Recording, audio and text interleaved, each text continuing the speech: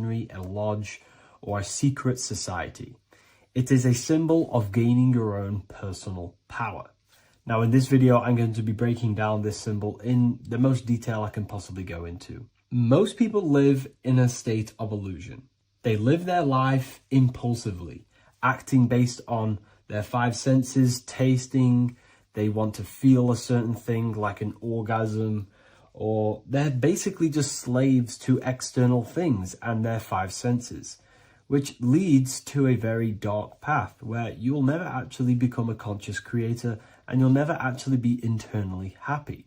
The Freemasonic square and compass reveals some deep wisdom about this. Now let me break this down. If you want to gain your personal power, listen up. The Freemasonic square and compass is a compass which is used to create circles. Now, if you notice something about the circle, they have no beginning, no end. You can't tell where it begins and ends. It's eternal, which means this represents consciousness. Now, if you don't know what consciousness is, if you close your eyes, you have an internal world. You have thoughts, emotion, visualization. This is all consciousness, spiritual.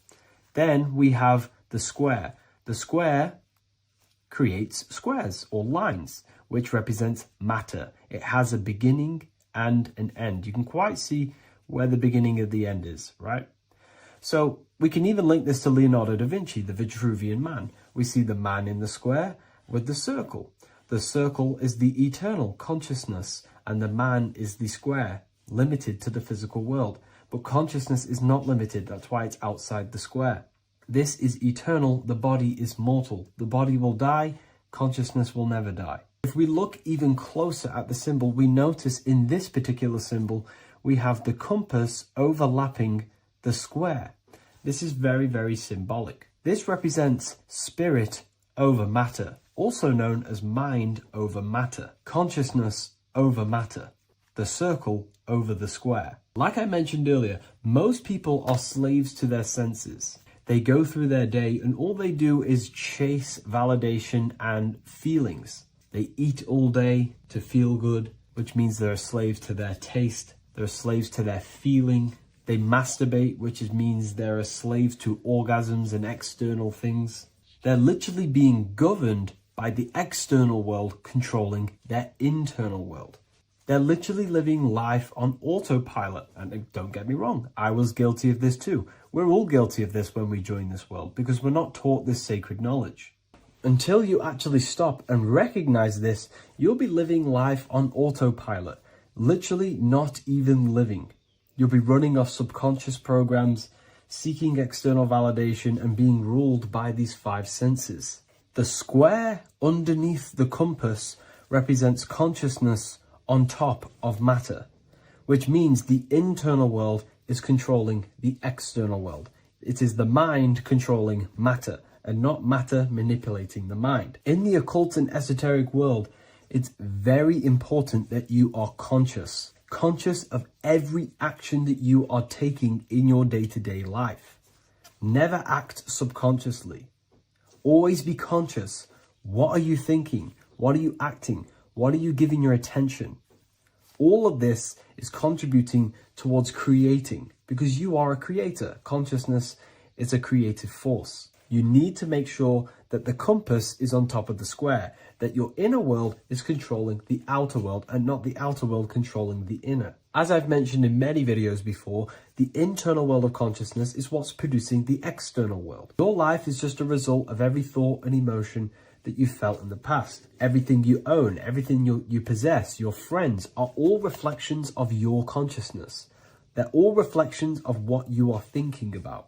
When you change your thinking, your external world starts to rearrange itself. On a basic level, this symbol represents the combination of spirit and matter. You are a spiritual being and a material being. You are heaven, the sky, and earth, the ground. You are heaven and earth, spirit and matter infused into one. You are a bridge between the divine and the earthly worlds. And you can bring down these higher realms of consciousness, thought, imagination, and emotions into a physical, tangible reality. To do this consciously, we need to make sure the external world is not manipulating the inner world. Because if your internal world is being controlled by external circumstances, for example, you have a circumstance happen in your reality, an emotion triggers inside of you, and that emotion is a command to create more of that. And the thoughts that you think are creating more of that negativity. So it's a constant cycle of negative manifestation if you let the external world control your internal world of consciousness. So we need to make sure the compass is on top of the square, that the internal world are commands and not reactions to create your external reality. And not only just to create, but to actually enjoy life. If we let the external world bother our internal world, this means that we have some sort of mental or emotional attachment to the external world. We need to detach from the external world. Why do I say that? Because it's temporary. It's an illusion. We are going to die one day, and none of this will matter. You need to understand that everything in this world is temporary. You have to be okay with losing things, losing family, losing things in this world, because it's guaranteed to be temporary. We need to make sure the internal world is order and not chaos, commands and not reactions. Now, at the back of the Book of Wisdom, Volume 2, the book that I've wrote here, I go over the different meanings of the different arrangements of the square and compass. Sometimes we see the square overlapping the compass, which is the opposite of what we've just broken down. Or sometimes we see one leg of the compass on top of the square and one leg of the square on top of the compass. These are all highly symbolic. When we see the square overlapping the compass, this pretty much represents the beginning of the Freemasons' journey, when their internal world is being controlled by the external. They have a lot of spiritual growth and a lot of learning and inner work to do. Now, when we see half and half, one leg of the square on top and one leg of the compass on top, this represents the Masons' gradual emergence from the material realm into the spiritual. This interplay of symbols reflects the process of gaining greater light and knowledge as the Masons ascend from material concerns towards spiritual enlightenment. And of course, we've just broken down what this means. This represents spirit over matter. They're not chasing external physical things anymore. They're actually chasing and gaining validation and happiness from spiritual growth, more knowledge and deeper understanding of consciousness and themselves. Most people chase external material things, which actually don't make you happy in the long run. You could be given £1 million today. In a week's time, you would be back to the same original state of consciousness and actually chasing more and more millions of pounds. It's because nothing physical in this tangible world will ever satisfy your internal world of consciousness. So through spiritual growth, we can actually become happy and seek higher understanding, higher consciousness, which actually satisfies us eternally. So when we see the compass on top of the square, it symbolizes the triumph of spirit over matter. This arrangement not only signifies the mastery of spirit over the material realm, but also represents the resurrection, ascent, and dominion of spiritual principles over all earthly conditions. It's all about gaining personal power and spiritual growth. It's all about spiritual evolution, going from matter to spirit. The external world controlling the internal world to the internal world ruling over the external world, where the mind becomes a powerful tool to actually create and command reality. The mind cannot create and command reality if it's being governed and tossed all over the place by external circumstances and thoughts. Here's a quick tip on how to know if your mind is controlling you. If your phone notification goes off and you're working on something and you instantly go to reach and pick up the phone as soon as the notification goes off, that is an indication that your mind is controlling you and you are not controlling it. The mind is the direction of consciousness, it directs the flow of your attention, your energy, your consciousness. So to practice to gain mind over matter is simply just meditation, allowing the mind to sit still and focus on one thing for long periods of time. And over time, this will gain mastery over your attention and your mind. If you are on your spiritual path, this should be your goal, your internal world becoming the master. The mind becoming a vessel for you and not a vessel controlling you. It needs to become a command center and not a reaction. Please like, share this with a friend, and subscribe to the channel if you're new. Leave a link in the description for the Book of Wisdom Volume 2.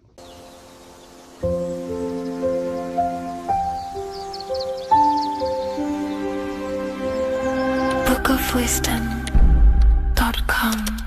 Visit today.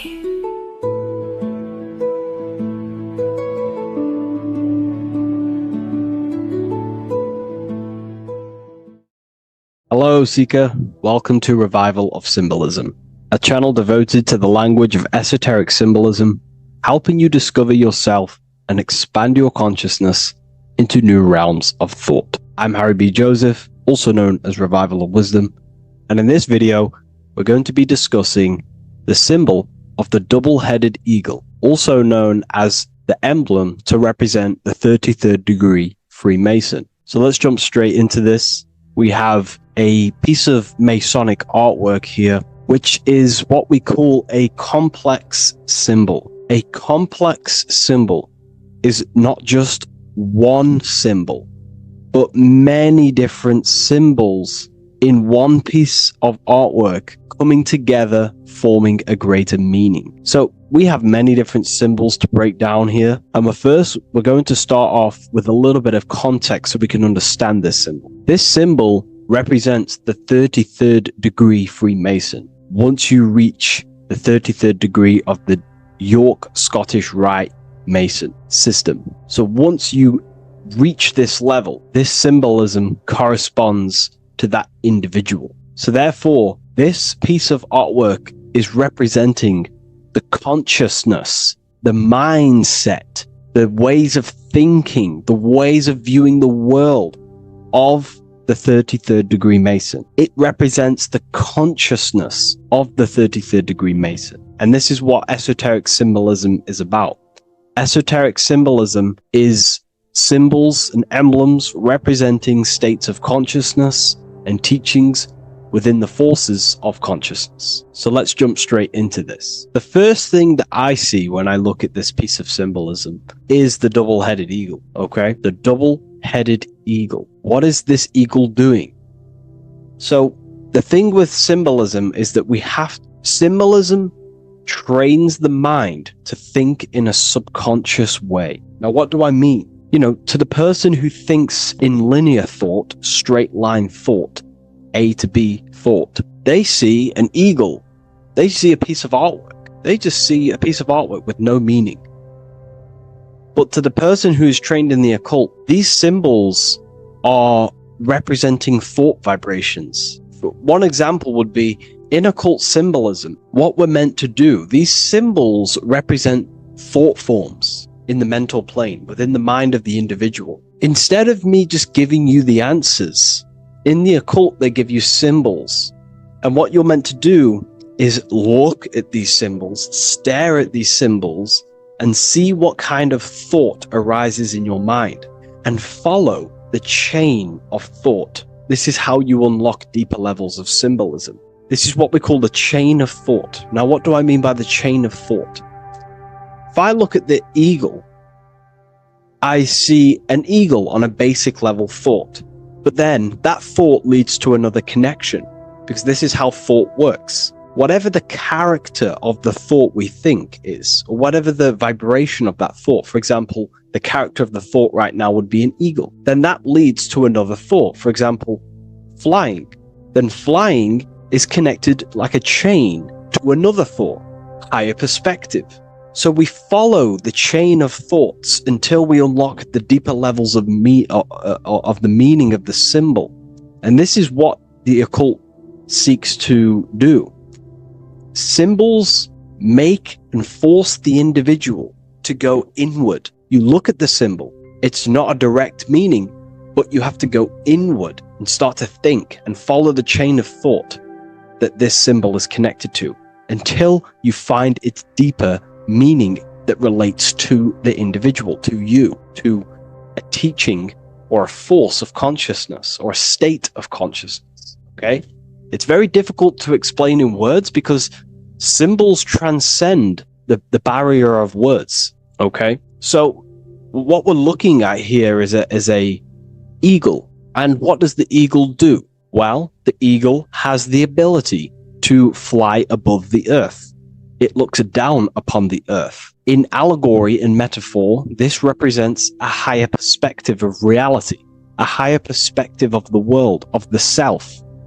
So this is representing the consciousness of the 33rd degree Mason. They have a higher perspective of themselves. Why? Because they studied the mysteries. They studied the Kabbalah. They understand consciousness. They understand the human psyche. They understand the origins of consciousness, the forces of consciousness. They understand how the material world is created through the forces of consciousness. So the eagle represents higher perspective because it can fly above the earth. And here you have the earth, this circle here, this sphere. So it's flying above, symbolizing a higher perspective of reality, a higher perspective of the physical world, the physical body, and the self. Because ultimately this is what it's about. Freemasonry is about, of course, self-mastery, building a better self. That's what the craft is, but it's ultimately trying to figure out the mysteries of consciousness itself and the origins of reality. We gain this insight through Kabbalah, the study of the Kabbalah tree. So let's not get off track here.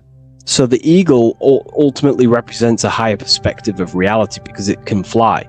On a deeper level, it also represents the astral body, because the astral body can fly above the material plane. It has no connection, no limitation to the physical plane. It does have a connection to the physical plane because all of the dimensions, the mental, the astral, the etheric, the physical, are all interwoven to each other. However, it also represents the activation of the light body, hence why we see this light rays around it. But that's a bit too deep for now. Let's go a little bit deeper into about the basics of this symbol. If you look at this eagle here, this eagle's looking backwards, and this eagle's looking forward. So this is forward and backwards. This is symbolizing time. So we have an eagle looking into the past and an eagle looking into the future. This is called the mastery of time. This is how you master time. You have a crown in the middle of these two heads. A crown. A crown is something worn by royalty, and royalty has a lot of power. So this is symbolizing personal power and mastery. How do you gain your personal power and mastery over time, over the past and future? Well, it's very simple. In order to master time and master your future and master your past, you have to look at the forces in your past that have led you to this very moment. Here we have a triangle which represents the number 3. Remember, in this middle, which is the present. So you have to look into the past to see what thought, emotion, action, the number 3, the 3 expressions of consciousness. Consciousness expresses itself through thinking, feeling, and acting. That's how consciousness manifests itself in 3 different ways. You have to look into your past to see what thought, emotion, and action has led you to this very point in your life in the present moment. And what you can do now, which is your power, the present moment is your power, you can ultimately change your thought, emotions, and actions now to create a better future. You observe the past to see what thought, emotions, and actions created your present moment. You notice the mistakes and you change the now through thought, emotion, and action to generate a better future. This is how you master time. Now, keep in mind, this is always in the mind of a 33rd degree Mason. Someone who is highly, mastered, they keep this in mind. Just like they keep in mind what thoughts they are paying attention to. 33rd degree Mason has a lot of self-mastery power, and they hold conscious thought. Most people think unconsciously and without power. A 33rd degree Mason is trained, their mind is trained. Therefore, their mind thinks powerfully. They do not think randomly because they understand thoughts are the seeds to physical creation. All physical creation is a crystallization of thought. So ultimately, this double-headed eagle representing left and right, and the crown in the middle represents mastery over time. That's how you master time. Again, here we have the eagle standing on top, of a sword. The sword is, this, of course, on a basic level, the sword represents power. Because if I hold a sword to you, I hold the power over you, because you will more likely fear. But if we go even deeper, the sword cuts through the air. When you swing it, it moves through the air. Therefore, it's a symbol of the air. Because you can't really make a symbol of the air, because air is invisible. So the sword is a symbol of the air. And the air is one of the 4 physical elements in alchemy. We have water, symbolizing emotion. We have fire, representing the spirit. We have earth, symbolizing the physical body. Then we have air, symbolizing the mental body. The mental body. So the mental body is symbolized by this sword. A sword has to be continually sharpened. If you don't sharpen the sword over a long period of time after using it, it will become dull and it won't be very effective. This is an allegory symbolizing the human mind, because the human mind is like a sword. If you do not sharpen your mind, you will lose control of your mind.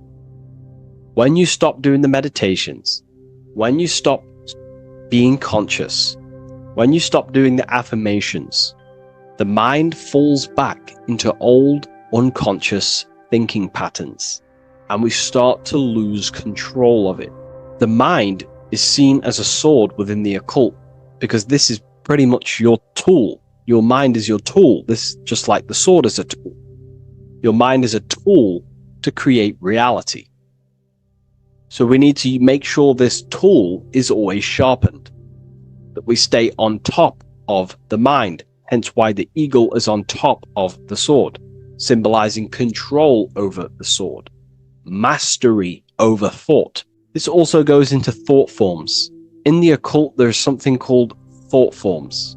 Thought forms are basically taught to the individual and understood by the individual, who understands that the mind is not just in the brain. The mind is a part of a mental field. All around you, there is not just a field of energy. There's also a field of mind surrounding you. It's a mental universe. And this field of mind is what we call the mental plane. The field of mind is where all of the possible thoughts in the universe infinitely express itself.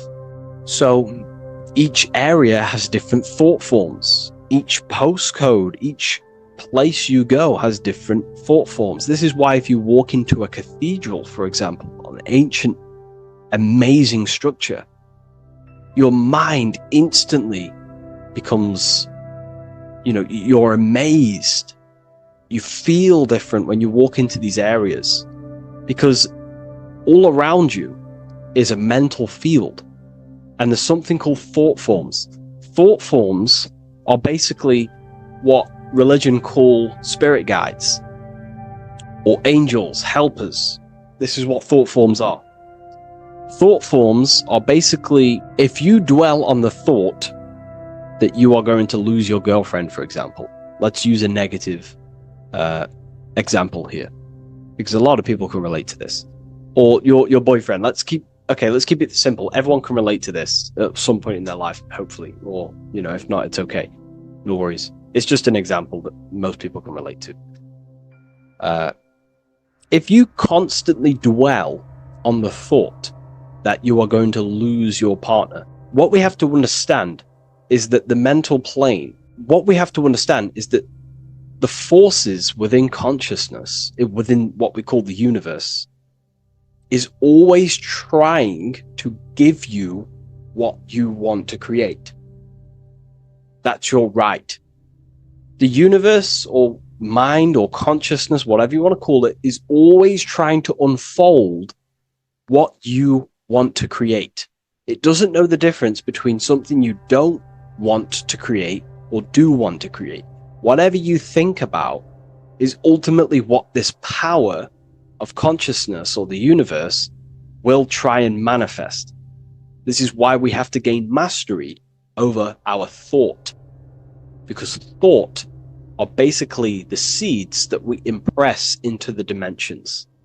So we have a mental dimension, we have a higher, middle, lower subplanes of the mental dimension or the mental plane. Then that's just thought. The mental plane is just thought. Below the mental plane, thought takes the body of imagination, which is what we call the astral plane. And the astral plane also has higher, middle, and lower subplanes. Then we have the etheric plane. The etheric plane is basically an energetic copy of the physical plane. So you have an etheric brain, you have an etheric body. It's just basically an energetic, exact copy of everything that is physical. So if we think something within our mental body and we dwell on that thought, the more attention you give, the more you feel that anxiety about losing your partner, you're literally forcing energy and direction and attention into this thought idea, which manifests itself within your own aura. Your aura is basically, it's not just your electromagnetic field. Your aura has many different levels. It has a physical level, it has an etheric level, an astral level, and a mental level, like layer. So it has a layer for each one of these bodies. If you dwell on this thought and you keep giving attention, power, you start to imagine this because you're worrying about it. You literally create a elemental or energetic substance that clouds your aura. And this is what people have been called demons, people call spirit guides, whatever you want to call it. This is what it is. It's a thought form. But this is not something that's come after you. This is something that the individual has created. And wherever they go, this cloud of thought forms that they've manifested literally clouds their aura. You can see it within the astral plane and the mental plane. You can see how it's affecting them.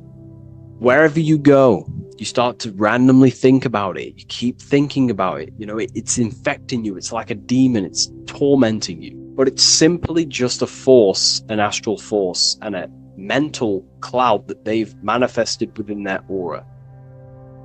Thought forms. The 33rd degree Mason has very powerful thought forms. And this is, you know, if you're a Mason yourself, and you're not aware of this, this is why it's great to be around a 33rd degree Mason within your lodge, because they have very powerful thought forms, and you being in the present of them, you're also taking on his thought forms, and they can assist you. We're all affecting each other through thought transference through the mental field or the mental plane. Okay. Now I'm not going to go too deep into that because, you know, people can use that knowledge for really bad. But ultimately it represents thought forms also, symbolized by these clouds. Clouds are a symbol of thought forms, because they manifest themselves as basically like a cloud form energy within the aura of an individual. So this represents the mastery over the intellectual side of consciousness, of thought, sharpening the mind, gaining mastery. Then we have 33 in a triangle. A triangle in alchemy symbolizes, well, the upwards triangle, the upright facing triangle symbolizes the element of fire. The downright facing triangle represents the element of water. So an upright triangle represents fire. Fire is very transformative. If you place, I don't know, a pencil into fire, the fire will burn it down into its raw material. And this is ultimately what this triangle represents. It represents the consciousness of the 33rd degree Mason, who has basically transformed themselves from ego consciousness, only dwelling within the limits of their ego, their old belief systems of thinking they were the body, only reacting to five sense thinking, linear thinking, low base consciousness, not knowing right from wrong. It's basically transforming themselves. They have burnt themselves down to their raw soul form, and they understand that they are a soul, and they've experienced this, by casting off all the attachments to consciousness. This is why there is the number 33 within this triangle, because 33 is the age that Jesus dies. It's also the number of the Kabbalah tree, because the Kabbalah tree has 10 Sephiroths, 22 pathways, and one hidden sphere called Dot, which all adds up to 33. And the Kabbalistic tree of life, just to give you a bit of context, basically is a blueprint of how God manifested the world, and you are an expression of God. So it's also representing how your soul fell into matter, how consciousness creates matter. And it's also a diagram of how reality is not fixed, but it's ever unfolding creation through these forces of consciousness. So the Kabbalah teaches a way back to source consciousness if you go from the bottom of the tree to the top. And in order to go to source consciousness, you have to die symbolically. It's the death of the self, the death of the ego, the death of the old self, the old belief systems that you had. That has to die. The old person has to die to give room to be spiritually reborn, so you can actually figure out who you actually are. Your ego has to die. Now, that's not saying ego death, but you have to basically give away all of your old belief systems to then be spiritually reborn. That's why Jesus dies at 33 and is resurrected. Ice melts from ice into water at 33rd degree. So it's symbolic of transforming. And again, the upright triangle is the fire element, symbolizing burning things to its base raw material. 33, which is again death and resurrection. So it's all about burning the old self and being spiritually reborn again. This is the teachings of Hermeticism, Christianity. It's in everything. You'll see this symbolism or this story of death and resurrection absolutely everywhere in the ancient myths, because it's all talking about the same thing. You have to symbolically die. You have to kill off the old self to be spiritually reborn, to be initiated into a mystery school. So the 33rd degree Masons basically saying, well, they have resurrected. They have resurrected the connection to their soul, because as we grow older in this life, we lose connection with our true authentic self as the ego develops as we get older. And if we don't stop developing the ego, we never actually connect with who we truly are, which is a divine, immortal, formless being who has the infinite power of creation. This is what you actually are. Okay, so it's also symbolizing the union of opposites, hence why we have a double-headed eagle here. It has opposites. Obviously, this is massive within the occult. You see this everywhere, union of opposites. Okay, so union of opposites goes from, basic teachings to the most advanced teachings that most minds are not ready for. Union of opposites is on a basic level, is union of the mind and the heart, going from mind consciousness, which is basically ego, the lower self. That's not to say the mind isn't powerful, but that is the house of the lower self. The ego. It's the house of the ego. So we have to learn how to use the mind for what its proper use. The mind's proper use is for the soul to create. However, we're not taught this in school, so we've basically developed a false personality within our minds, and our minds have become a vessel for a false identity. So what we need to do is integrate the heart, which is the soul self, the true self, with the true powers of the mind. And the mind is basically a powerhouse of creation, infinite possibility. And that's the mind's true usage is for creation, not a false identity. So it's about integrating the mind and heart. It's also symbolizing a balanced mind, and we do this by aligning the left and right hemispheres of the brain, which help you perceive reality for what it truly is. Because the two double-headed eagles, they're joined together, so it's union of opposites. So it's about reintegrating the female and male aspects of self, such as the left and right hemispheres of the brain, the mind and the heart, all working as one system. When we align the left and right brain, we see reality for what it truly is. Now, what do I mean? 90% of people I'm not putting anyone down. If this, if you relate with this, it's fine. We're all here to work on ourselves. I'm not putting anyone down. People with a left hemisphere dominated view on reality see things as a very logical. They see reality logically, basically. Now, what do I mean? They see things as this is science, that's mathematics, that's religion, that's metaphysics. They're all separate and divided because that's what the left hemisphere does. The left hemisphere basically dissects everything down. The way the brain works is truly magical. The right hemisphere of the brain allows us to basically see a bigger perception on reality. It sees the bigger picture. The bigger picture, for example, the woods. It sees the woods as a whole unified woods.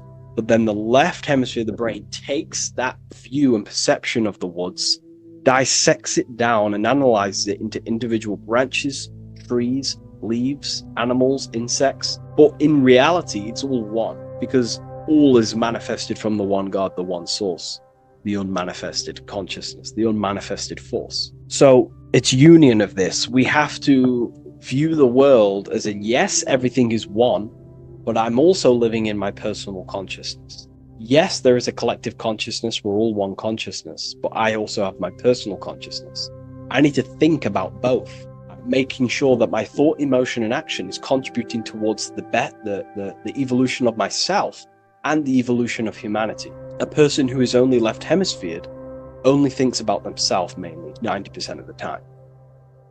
They only, they're trapped in ego, and the individual can't see pattern recognition, really. Pattern recognition is more the right hemisphere because it sees the whole. So it's about aligning the brain hemisphere so we can actually see reality for what it is, so we can, without distortion or illusion, and be neutral. Okay, we have light rays. Light rays are very symbolic within the occult, especially Freemasonry. Light rays are symbolic of force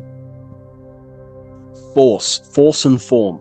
These are the two dualities within the occult: force and form. The internal world is force, external world is form.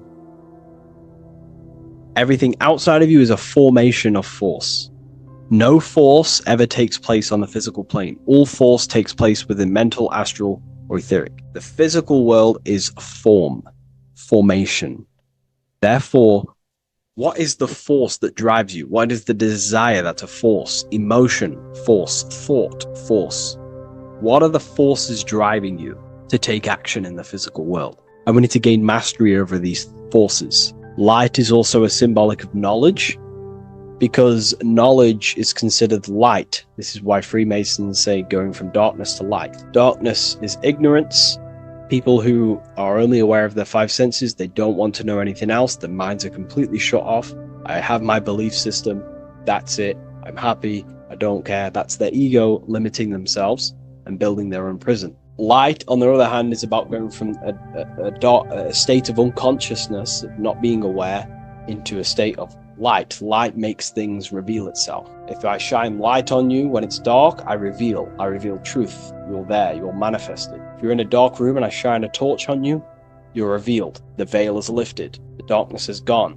So this is symbolic of light revealing higher truths to yourself as you walk the path of self-realization and gnosis. So light is symbolic of this also. They have high amounts of intelligence, a 33rd degree Mason. They have a lot of light. They have a lot of knowledge. They've researched a lot of things. They're intelligent in many different areas of life, within speech, within grammar, the way they portray thought, their mastery, their level of mastery, their understanding of themselves is very advanced. They also know a lot about physiology, about the brain, about the body, life, consciousness, astrology. They know a lot. They have a lot of light. 33rd degree Mason. Me, myself, I'm not a part of Freemasonry, and if I ever do become a part of Freemasonry or any order, I will openly share it to all of you. This information has come from following the chains of thought through self-study and self-realization, and studying Freemasonry from an external view. You can gain a lot of insight just by studying symbolism itself. Masonry is about being a builder. That's what the word Mason is. Mason is about building. The word Mason means builder, and it's about building the self. We're all building either our prison of our soul, or we're building our freedom of our soul. Every single one of you. Every time you reject something that you are, if you reject if you did something wrong and you reject you being wrong, someone tells you you are wrong, but you reject that, or they try to give you a piece of information and you reject it, you're building your mind's prison, stone by stone. But the person who has an open mind to all things is freeing their mind, freeing their soul. So we're all builders of our soul, and we're all builders of reality also. And we're all building Earth. This is the building project is Earth. We're all contributing towards it through our thoughts, emotions, and actions. These are our God-gifted powers: thought, emotion, action. These are our rights to operate in the world. These are your buttons to control the character in the game. So I hope this information has given you a lot of insight about this symbol. Please leave.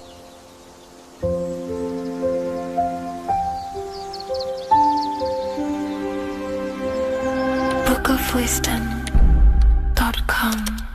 Visit today.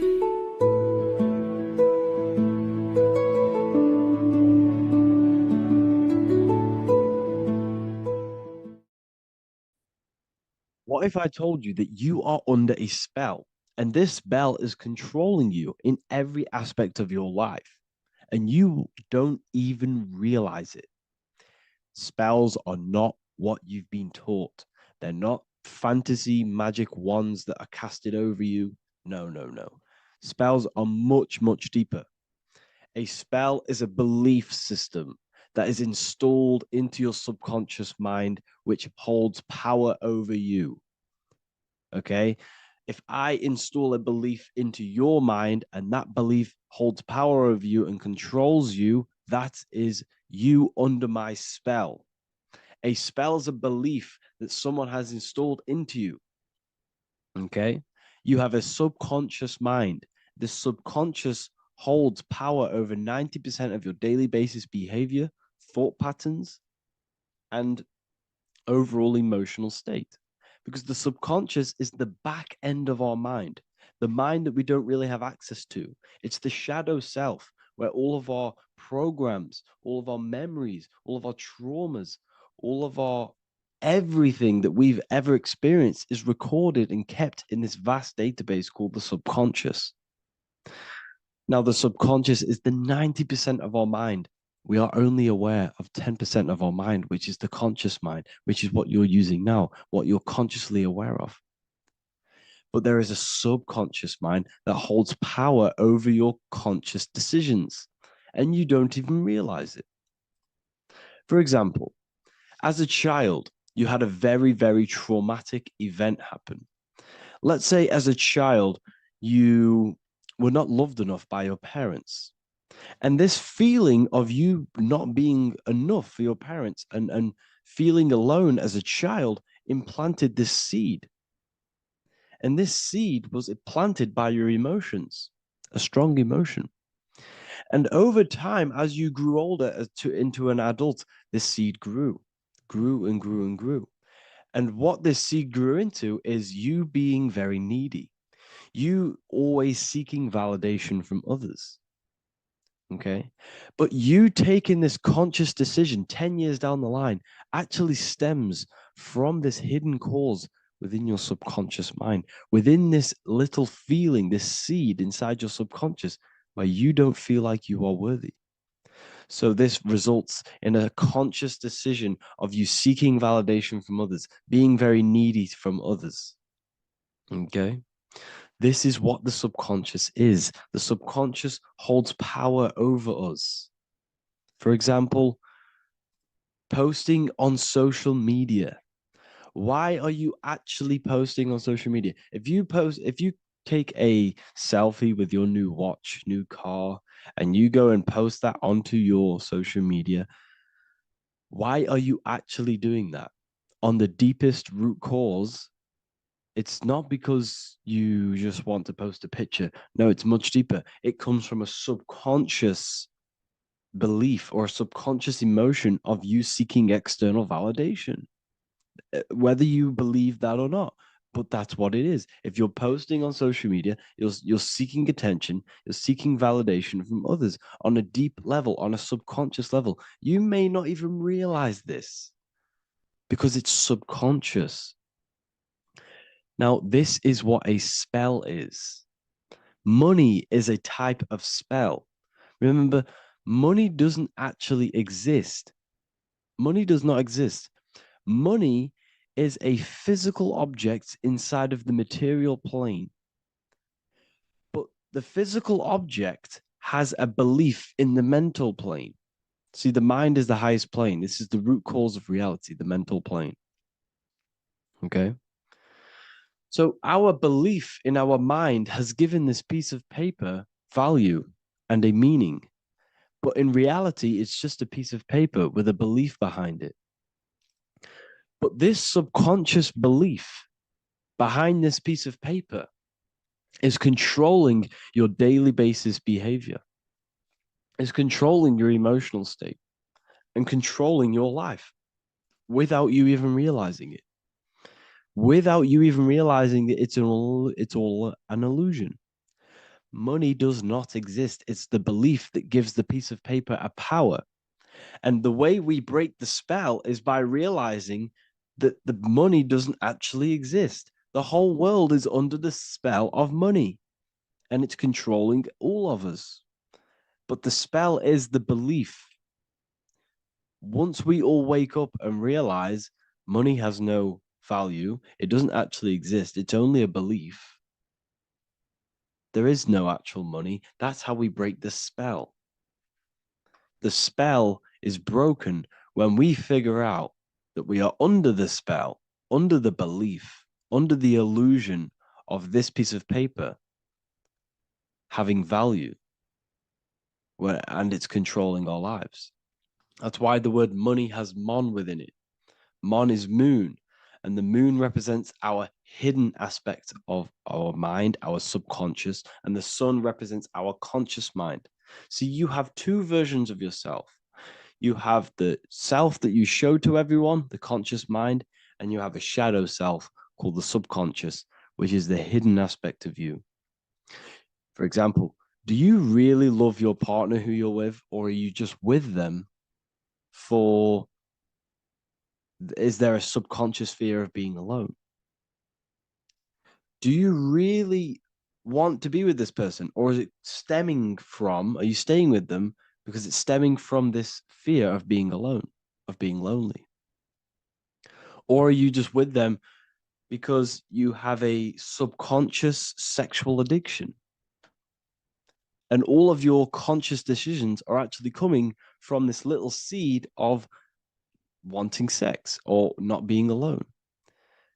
You have two versions of yourself, the conscious mind and the subconscious, the shadow self and the self that you show to everyone else. Okay? And the subconscious is what's holding power over you. When you drive your car, you don't consciously have to think about changing gear. You've done it that many times. It's on autopilot. That's the subconscious doing it. You can be walking down the street. Your conscious mind can be thinking about what you're going to cook for tea later, but your subconscious mind is controlling your body and walking your body. You don't have to think about moving the body. You just do it because you've done it that many times. It's a program. It's a belief in the subconscious that's giving this movement power. You see, the subconscious holds a lot of power over you. Our beliefs hold power over our daily basis behaviors and actions. Okay, like I said, posting on social media, this is seeking external validation. There's a subconscious stem, there's a subconscious urge bringing this desire into conscious reality. So we must break the spell of our emotions controlling us, our traumas from a child controlling us. For example, another example of this, let's say you were in a car crash years ago, and this car crash led you to having a very traumatic event, very traumatic emotion you felt in that car crash. You felt a lot of pain. That was impressed into your subconscious. And even to this day, you're probably scared of going into trains, going onto cars, going inside of vehicles. And you might not even be aware that it's actually stemming from this event that happened 10 years ago. That's the spell. That's the spell that's holding power over you.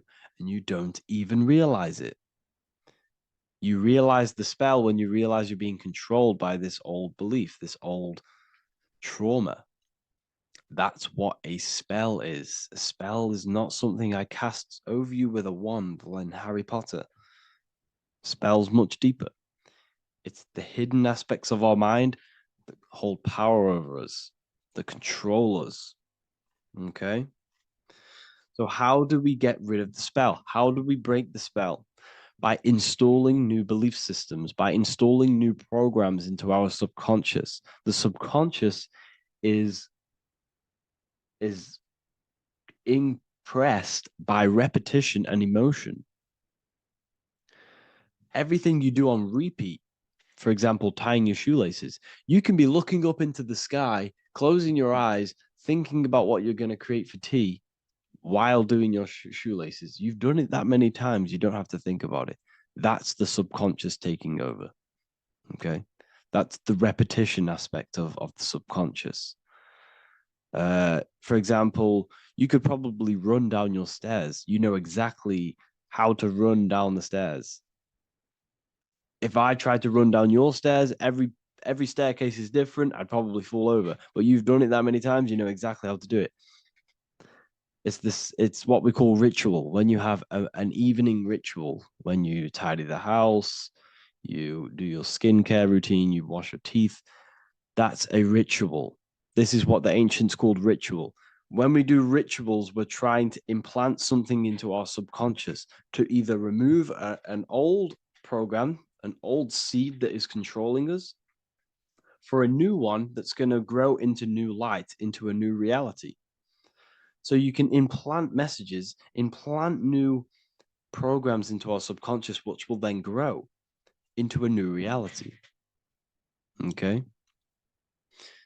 Because if I tell you something over and over and over again every single day, for example, if I say, you do what I say every single day I repeat this statement into your ears, about a month or 2 months in, you're going to start to believe in that statement and you're going to start to be under my spell.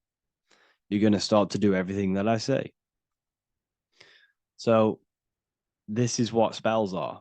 Spells are subconscious beliefs that hold power over you and you don't even realize it. So we need to remove these old programs we have that are controlling us for new programs. And we do that through ritual, affirmation, and imagination. Repetition and emotion is key to impressing the subconscious.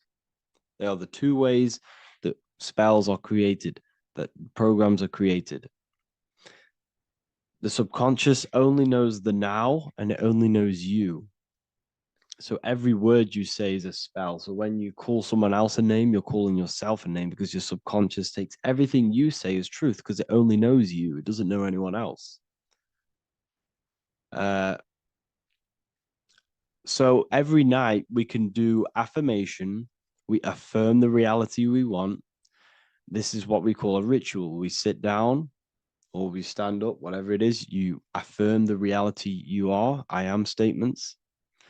And then you imagine that reality. And you do this over and over again, every day, twice a day, 3 times a day, however many times. And this will cause repetition.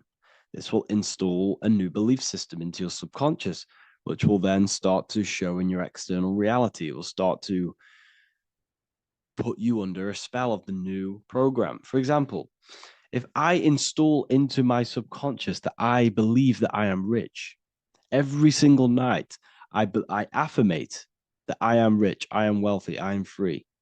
And then I do a ritual. I start to imagine this reality. Every single night, I do these two things on repetition, and I start to feel the reality and imagine the reality. Over time, I'm going to start to believe that I am rich, that I am free, and I am wealthy without having the physical reality. And what this will do is that it'll implant a message deep within your subconscious mind. It will plant the seed of this belief. And this belief over time will grow into 90% of my thoughts, 90% of my actions, 90% of my words. My words, my thinking will change due to this new belief. I may not even realize it, but I'm looking for more opportunities to make money. I'm speaking to more people because of this belief that I've installed. This belief has triggered new ways of thinking. My mind, my conscious mind is now only operating to fulfill this belief. And my conscious mind might not even be aware of it. You won't even realize that you're manifesting this belief of being rich. And that's how it happens. You implant the belief within your subconscious. You implant the spell into your subconscious, which will then gain control over you. So we need to make sure we're removing the negative spells, the negative programs that are controlling us for new regenerated ones, for new ones that are going to create new realities, a better life. Okay? You don't want negative traumas, negative seeds controlling you and growing into your life. If you don't cut them off, they will continue to grow and grow and grow. Your anxiety will get bigger and bigger and bigger. Your depression will get bigger and bigger and bigger. But it's all actually stemming from one belief system or one trauma. Okay? So this is important. Everything in this physical plane is an effect of the higher planes, it's a shadow of the mind. Everything we think, all physical objects began as a thought, then an imagination, then energy, then a physical reality. So we must change the mental plane. We must plant seeds into our mind to change down into our physical material life. It's about manipulating this higher plane so we can create change and effect in the physical external material plane. That's what magic is. This is what spellcasting is. This is all what it is. It's not fantasy. This is the manipulation of the higher planes of consciousness, which your mind has access to. You have access to these higher planes. Okay. This is exactly what I teach in my university. I teach different rituals. I teach specific rituals to get rid of certain things, certain belief systems. I teach all different rituals, all different ways for you to create your own reality and live the best reality you want. We also have all of these different courses. We have activating the inner eye. This will teach you exactly how to lucid dream and activate your inner vision of imagination. We have the sexual alchemy course. This will give you the power of transmuting your sexual energy into creativity. We have electromagnetism studies. We have esoteric exchange, an exclusive live call that we do every single week. And I connect with all of the students. They can ask me questions, can speak with me one-on-one inside of these live calls. We have the real numerology section. We have the health section. We have a lecture section. Look at all of these lectures we have on occultism, symbolism. All of these lectures are designed to gain you power, to give your personal power back to you, to make you realize things about you. We have a meditation section. We have a library section where you can download all of our library, all of our books, different books on occultism, symbolism, Freemasonry, astral projection. And of course, we have the Manifestation Mastery course, which teaches you exactly how to create reality so you can live that desired reality that you want. This is the last chance to lock in the price of $55 a month. This is less than $2 a day. You can really level up your life. because the price is going to increase as the value of the university increases, because there's a new symbolism course coming out. And if you join now, you'll get this course for free, because obviously when this course releases, the price will go up. The symbolism course will teach you the language of esoteric and occult symbolism. I'll leave the links in the description. Make sure to leave a like, comment, subscribe to the channel if you want to see more content. Thank you all, people. Have an amazing day.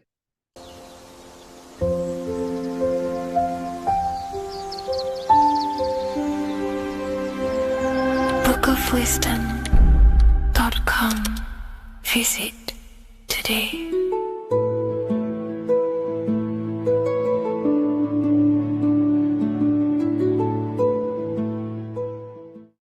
Welcome to Revival of Wisdom.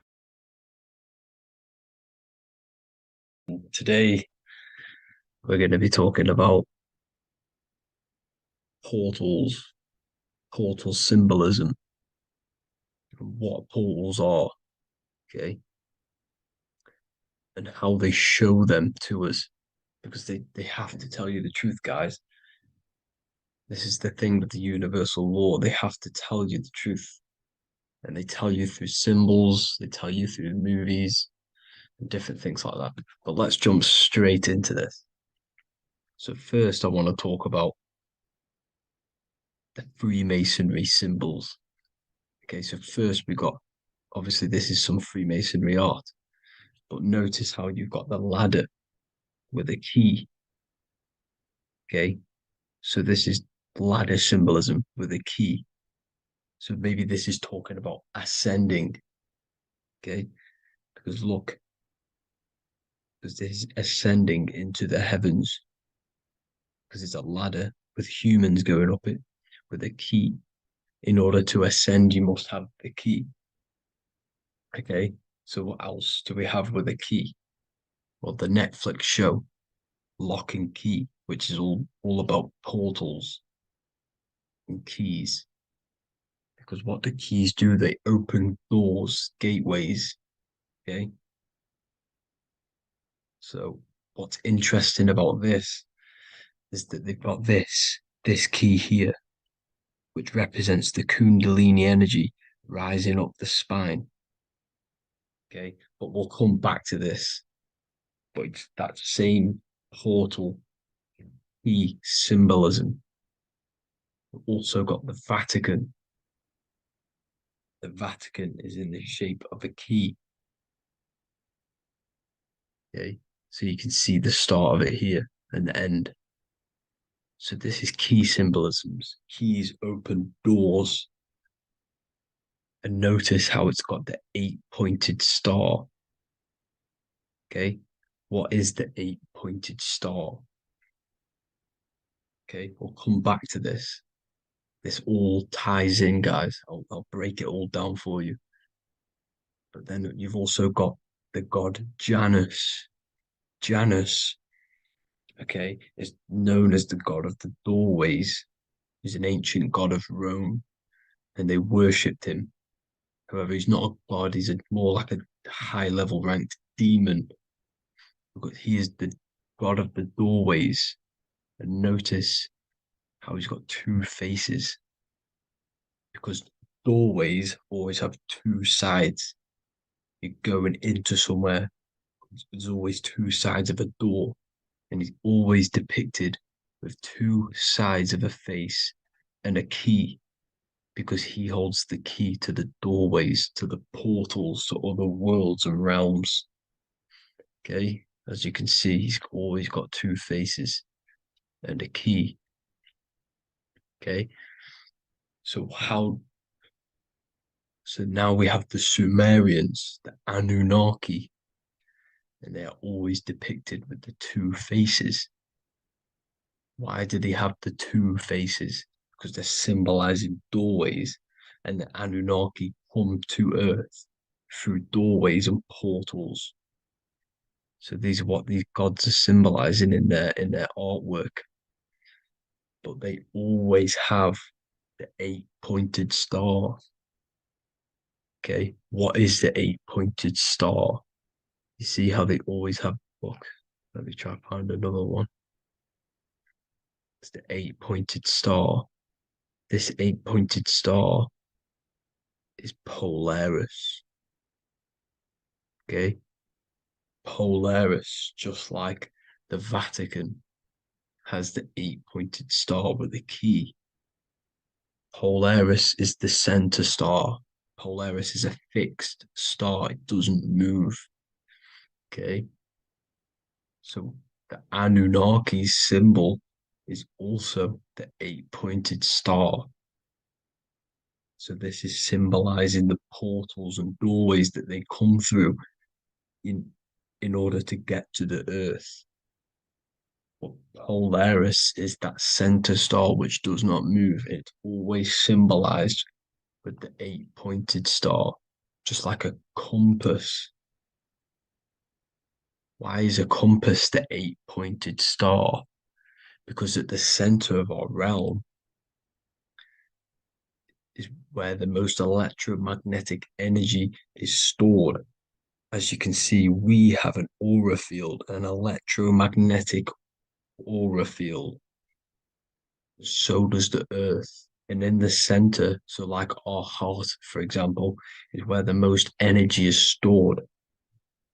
And like the center of the earth, this is why all compasses point to the center, because this is where the most electromagnetic energy is stored.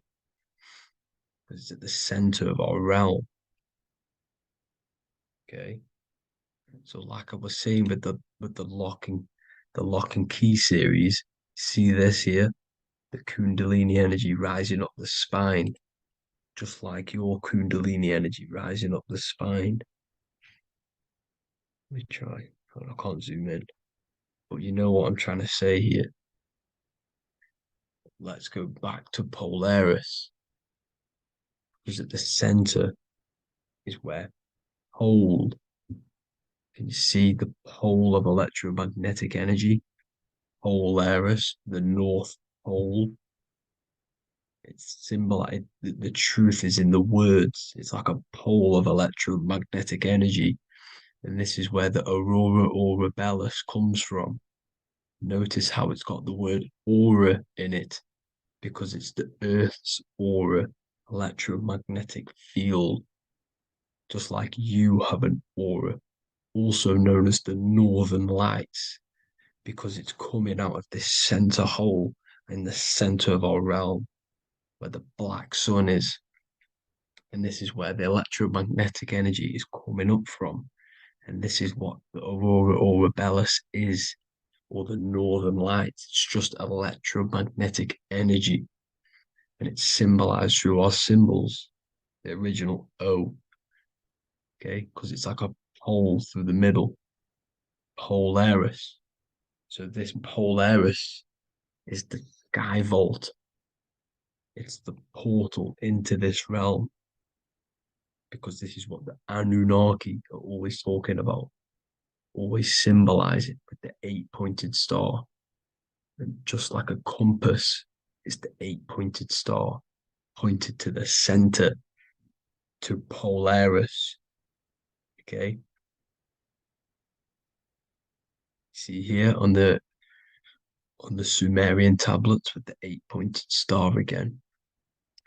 And how we know it's talking about portals with this 8-pointed star is because CERN 666 are opening up portals to the underworld, letting in demonic entities into this realm.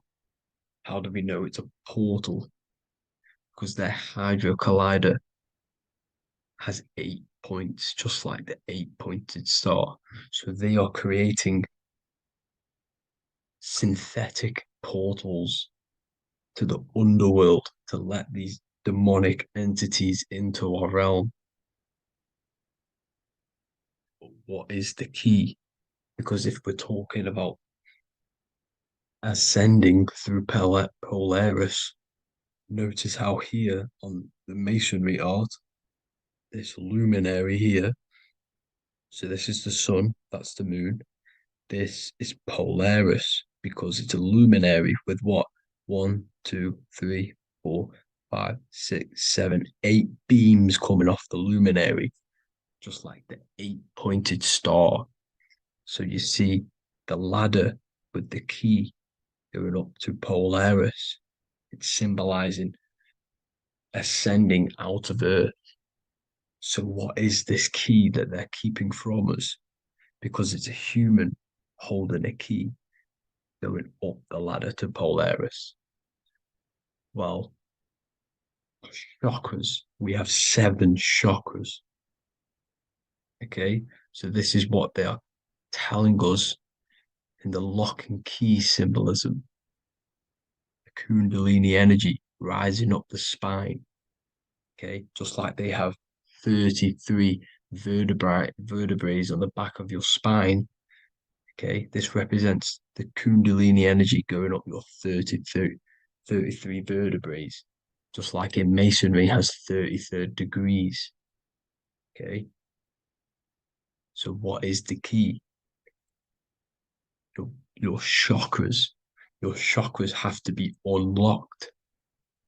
Okay, you have to unlock your chakras, and you can't unlock this one without going through this one. You have to go through them all. It's like a ladder, just like Jacob's ladder. You can't go from the bottom to the top. You have to unlock each one. Okay, just like you have 7 chakras, you have 7 layers of your aura. Okay, you have to unlock your chakras to the highest point in order to reach Christ consciousness. And this is the key that they're talking about. They're symbolizing the organic portal within each and every one of us to ascend out of this realm. Okay, so this is the key that they're talking about, and they're holding back this knowledge to keep us trapped in this 3D realm. Okay, so like I was saying with the 33 vertebrae and the Kundalini energy coming up the spine, 33 vertebrae, you can see this sort of symbolism going up to the light, because it's the light. You see here, your crown chakra turns on and becomes enlightened, just like the Illuminati symbol. Can you see it? But also Jesus also died at 33. So this is symbolizing, okay, they're symbolizing the death of the ego, the body. So once you open up your chakras and reach Christ consciousness, which is your 33rd vertebrae, once your Kundalini energy goes up your 33rd vertebrae, your body technically, not physically, but spiritually dies, because you then become formless. You reach Christ consciousness. So then you can travel other worlds. Okay. This is what they're talking about with Vatican, 8-pointed star, and the key. Janus with the key. The Sumerians with the 8-pointed star. Anunnaki, the 8-pointed star. Polaris, 8-pointed star. So Polaris is the way out of this realm, which is at the center. Pole, North Pole. Okay, so the key is that they're hiding from us is the knowledge to unlock our chakras. Okay, and without this knowledge that they keep from us is trapping our souls in this reality to keep reincarnating. Okay, well, thank you all for tuning in. I'm going to leave you all there. Make sure to leave a like and a comment in the comment section. Let me know some topics to talk about so I can break it down for you. God bless you all.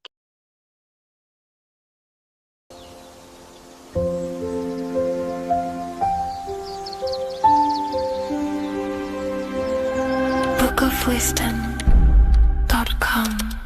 Visit today.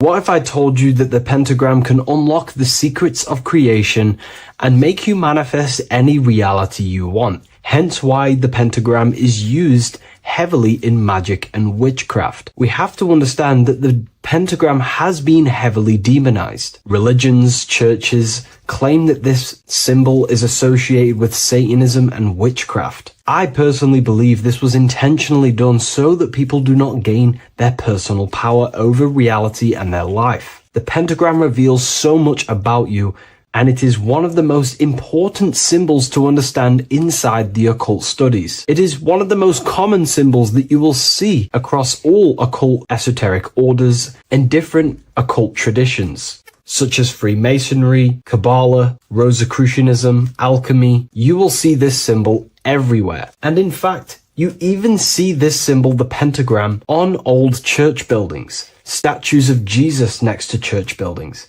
You will see this symbol used by Christianity itself, which is very contradicting about the church. But I'm not here to tell you to think anything. You can simply take this information with a pinch of salt and see if it benefits you. The pentagram used by the early Christians was said to symbolize the 5 wounds of Jesus on the cross. But this goes much deeper in an esoteric explanation. The pentagram ultimately represents the 5 elements of creation. All creation falls within these 5 elements.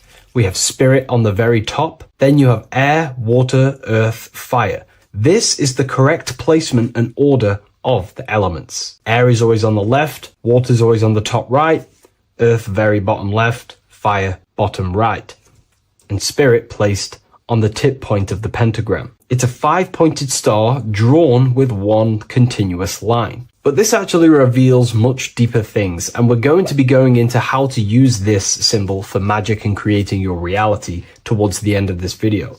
But now we're going to give you a basic understanding of the pentagram. It's showing you the 4 physical elements symbolized as triangles and spirit symbolized as a circle. The 4 physical elements are made out of the base element, spirit, or what the ancients call ether. Ether is the underlying base of all physical matter. This is the substance that animates physical matter with life force. All physical matter has its origin in the etheric substance, or spirit, what we want to call it. It is simply the life force that animates the physical thing. However, if we go deeper onto this symbol, it also represents something personal to the individual who wears this symbol. If you wear this symbol, you're basically saying you're putting your divine nature over your material nature. Your divine self is in control of your material self. You put your spiritual needs before your physical desires and needs. Hence why the spirit is on top, looking down over the 4 physical elements. The circle is continuous, one line, eternal, no beginning, no end. The triangle has beginning and end and points. You can see the beginning and the end when you draw it. On a deeper level, this is pretty much showing the process that symbolizes the structure of the macrocosm, the universe itself, showing how the invisible spiritual planes condense and crystallize into the visible physical world, spirit turning into physical reality. But if you wear this symbol, you're basically saying, I put my divine nature over my material nature, showing that your spiritual nature rules over your earthly existence. You put your spiritual needs first. If you see this inverted, it is now the opposite, placing spirit on the bottom, basically saying, I desire the physical things over the spiritual. But what exactly is your spiritual nature?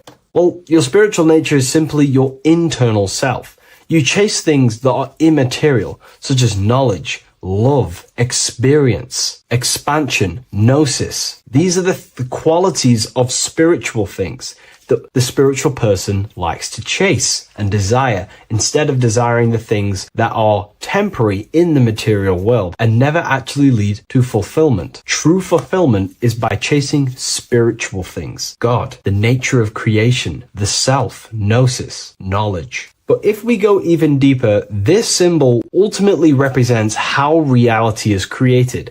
Hence why this symbol is heavily used in Kabbalistic magic and so-called witchcraft. We are all magicians. Each one of us are creating reality. There are just certain ways you can actually create reality by becoming conscious of them. By becoming conscious of the elements and the qualities of the self that actually create your experience in your life in the present moment. If we look at the pentagram, we see that when you draw a pentagram, it is one continuous line. It is one expressed in 5. The order of the elements are very important. Spirit at the bottom, fire at the bottom right, and so on and so on. Because this is showing you the descent of the spiritual into the material, the invisible crystallizing into a material reality. As you can see when you start to draw the pentagram, you see spirit at the very top. You're descending down to fire. Fire is the closest element to spirit. Hence why in magic and witchcraft,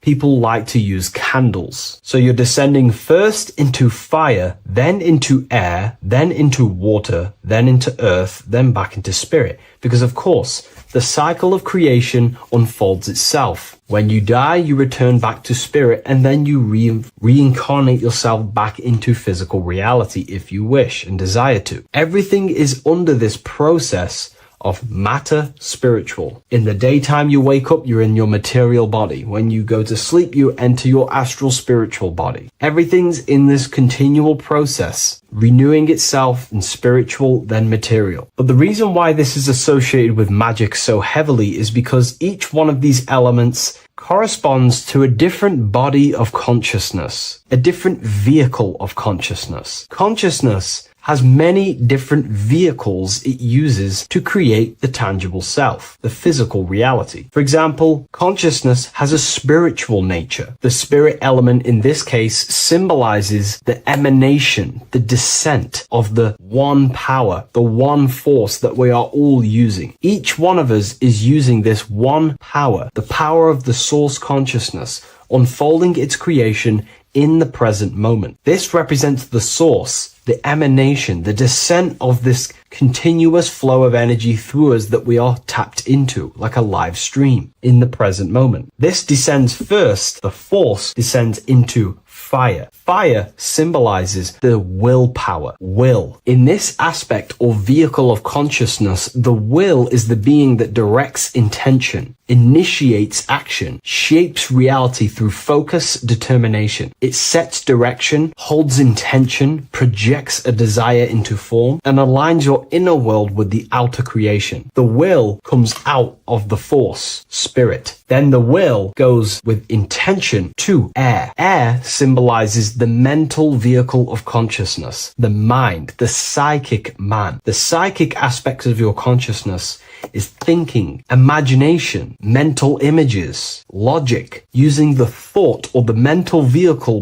body of consciousness. Then that thought has an emotion, which is then water. So it goes from the force to the will to the intellect to the water, the emotional body of consciousness. The emotional vehicle of consciousness amplifies the thought into an emotional desire that you want to take action on. No one takes random actions, and if we do, we say we're very bored and we don't care. The water is the energy, the emotion you have to fulfill something. And that emotion then descends into earth, which is the physical body to take the physical action in the present moment, to fulfill that desire, to fulfill that will, that thought, that desire. And that is how reality is created all the time. Now, there is much more that you can go into with the pentagram, because true magic is about changing consciousness at will, not casting random spells. It's the ability to change the direction of consciousness using the power of the will to direct these forces to create change in the internal world so it can project outwardly in the external world. Because consciousness creates the external reality. What happens within us, we see change outside of us. So true magic is about manipulating the forces and the vehicles of consciousness that exist within our own mind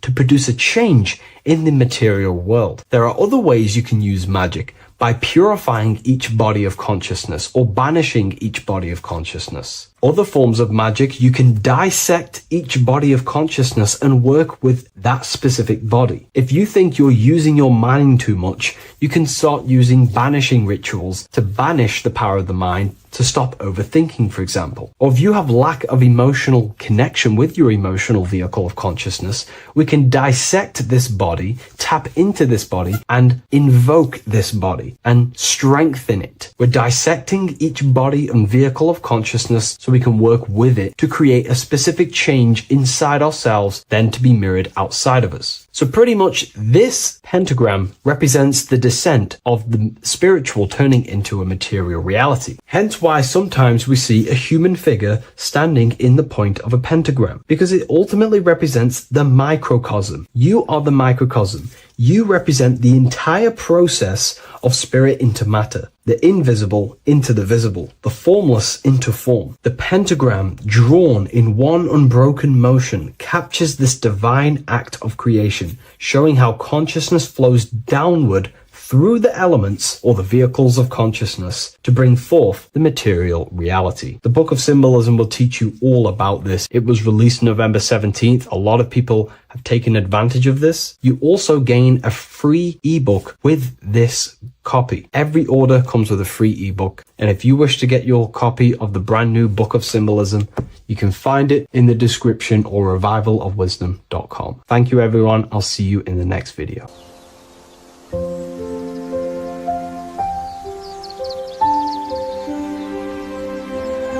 bookofwisdom.com. Visit today.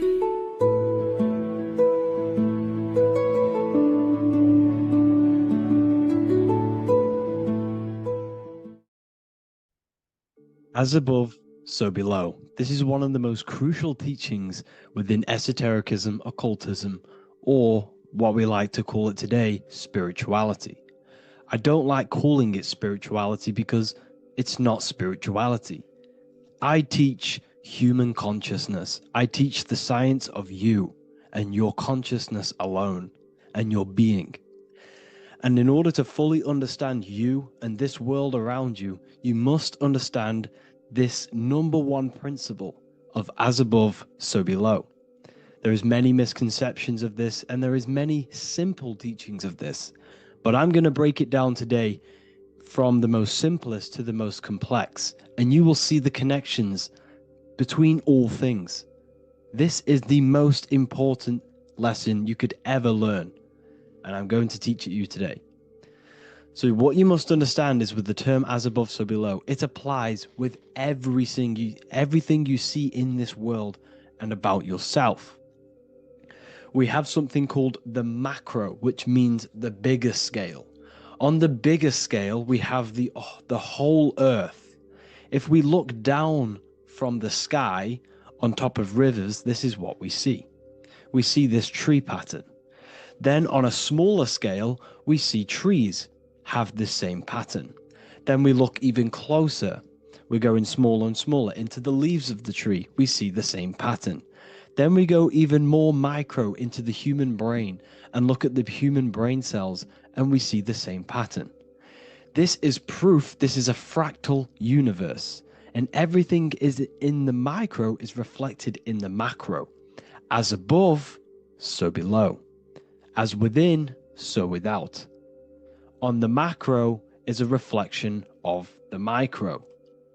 So now that you understand this, we can go a bit further. A yearly cycle of spring, summer, fall, winter is a macro. A micro is a daily cycle.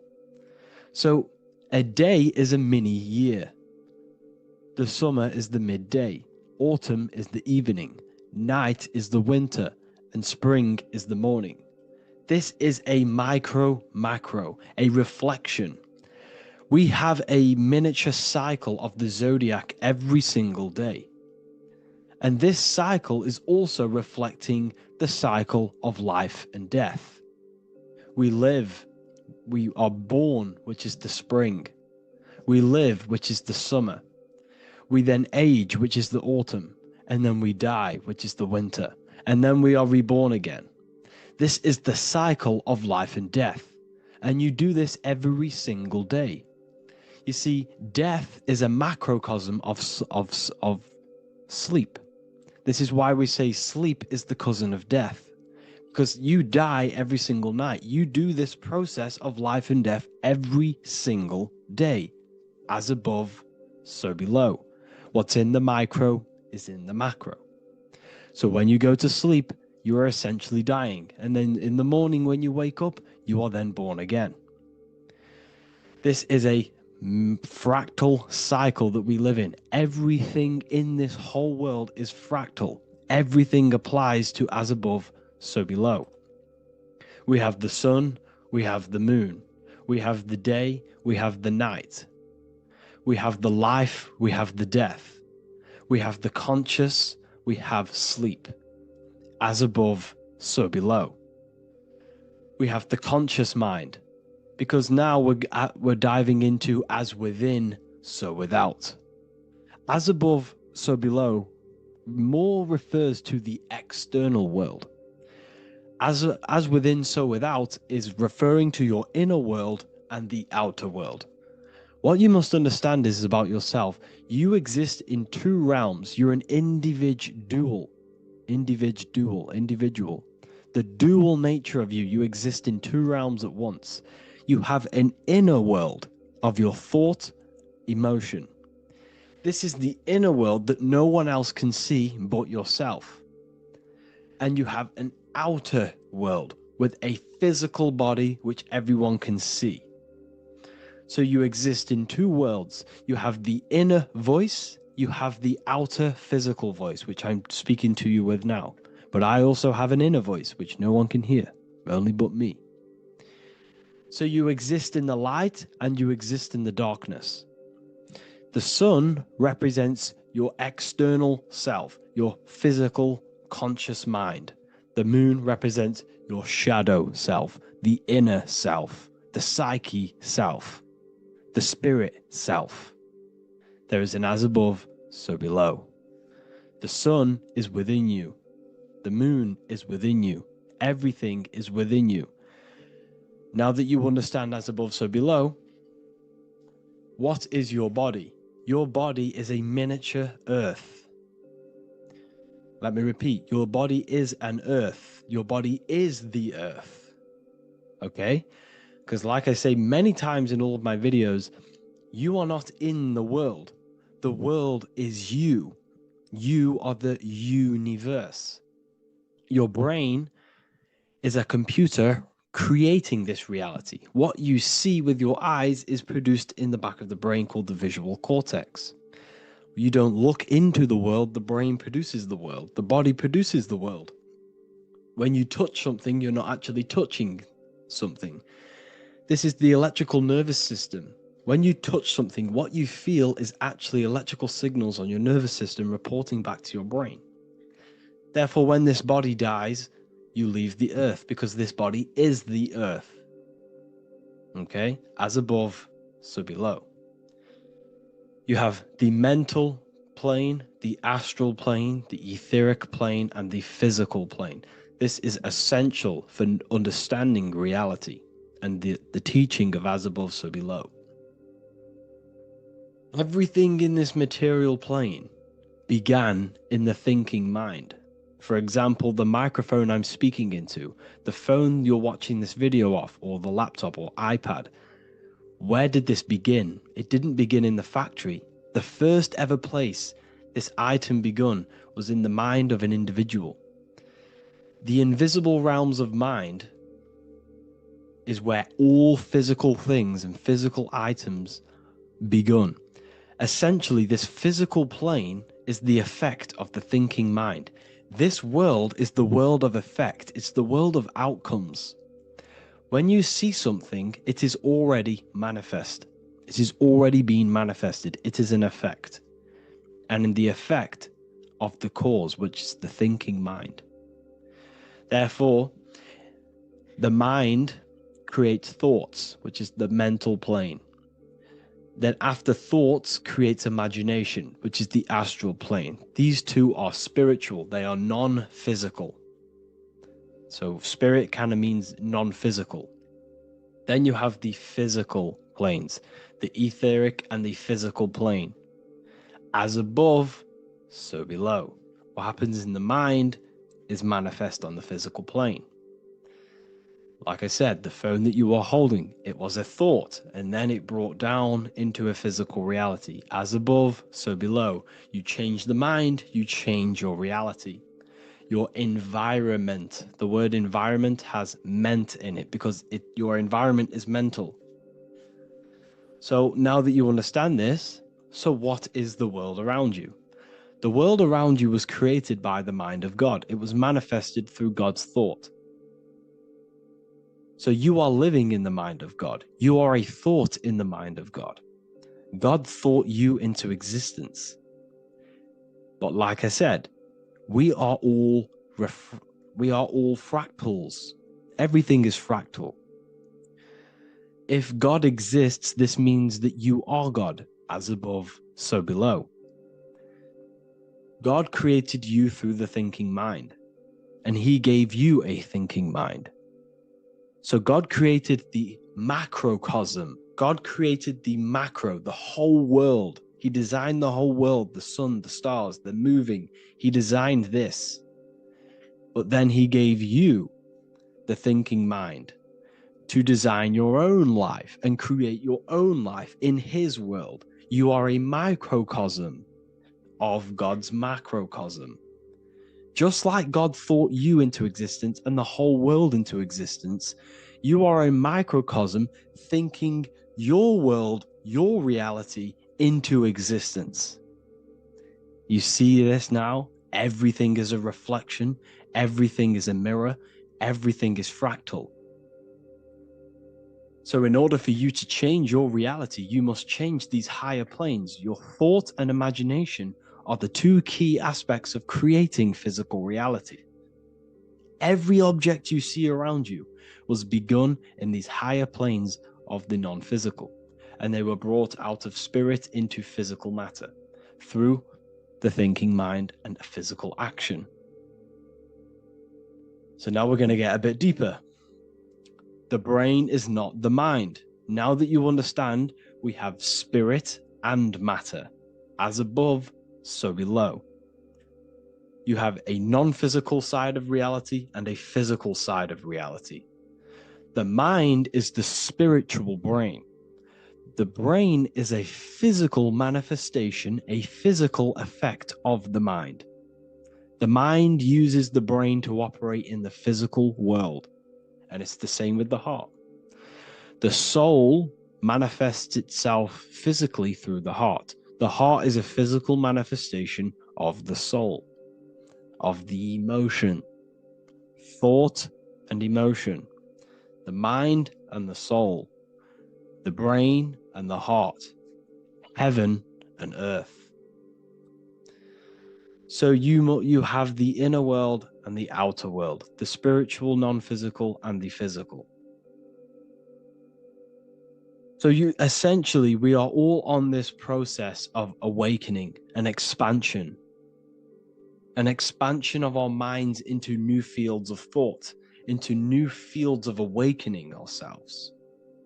Because essentially we are born into this world, but you are born many, many times. You can be born physically and you can be born spiritually. Like I said, everything is fractal. So just like when the baby finds out that there is a world outside of its mother, what does the baby do?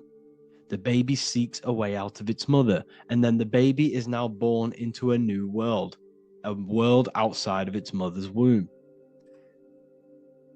It's the same with you and your spiritual process. As your mind becomes aware that there are other realities beyond your physical body, it then seeks a way out. And this is why you are probably watching my YouTube, because you are now on the path. Something within you has guided you to this path of knowledge, truth, enlightenment, and expanding your consciousness. And it is your soul who brought you here. Your soul speaks through emotion, like guidance.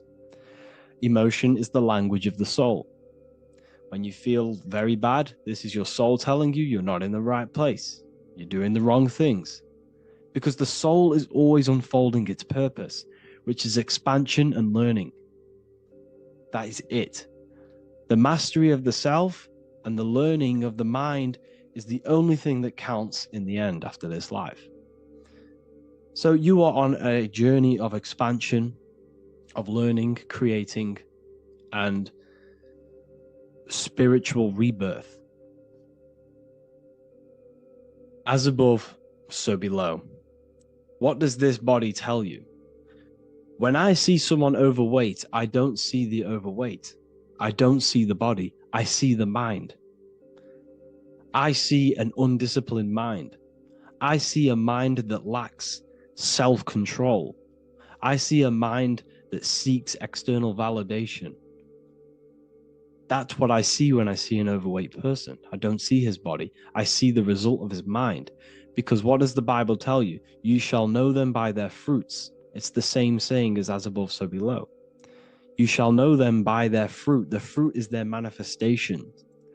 Your body is a direct correlation and manifestation of your mind. Your inner world projects your outer world. As within, so without. As above, so below. Now, what do you see when you see this man's body? I see discipline. I see strength. Mental strength, not physical strength. I see mental resilience of pain. Because all of this man's mental energy has been manifested physically within his muscle.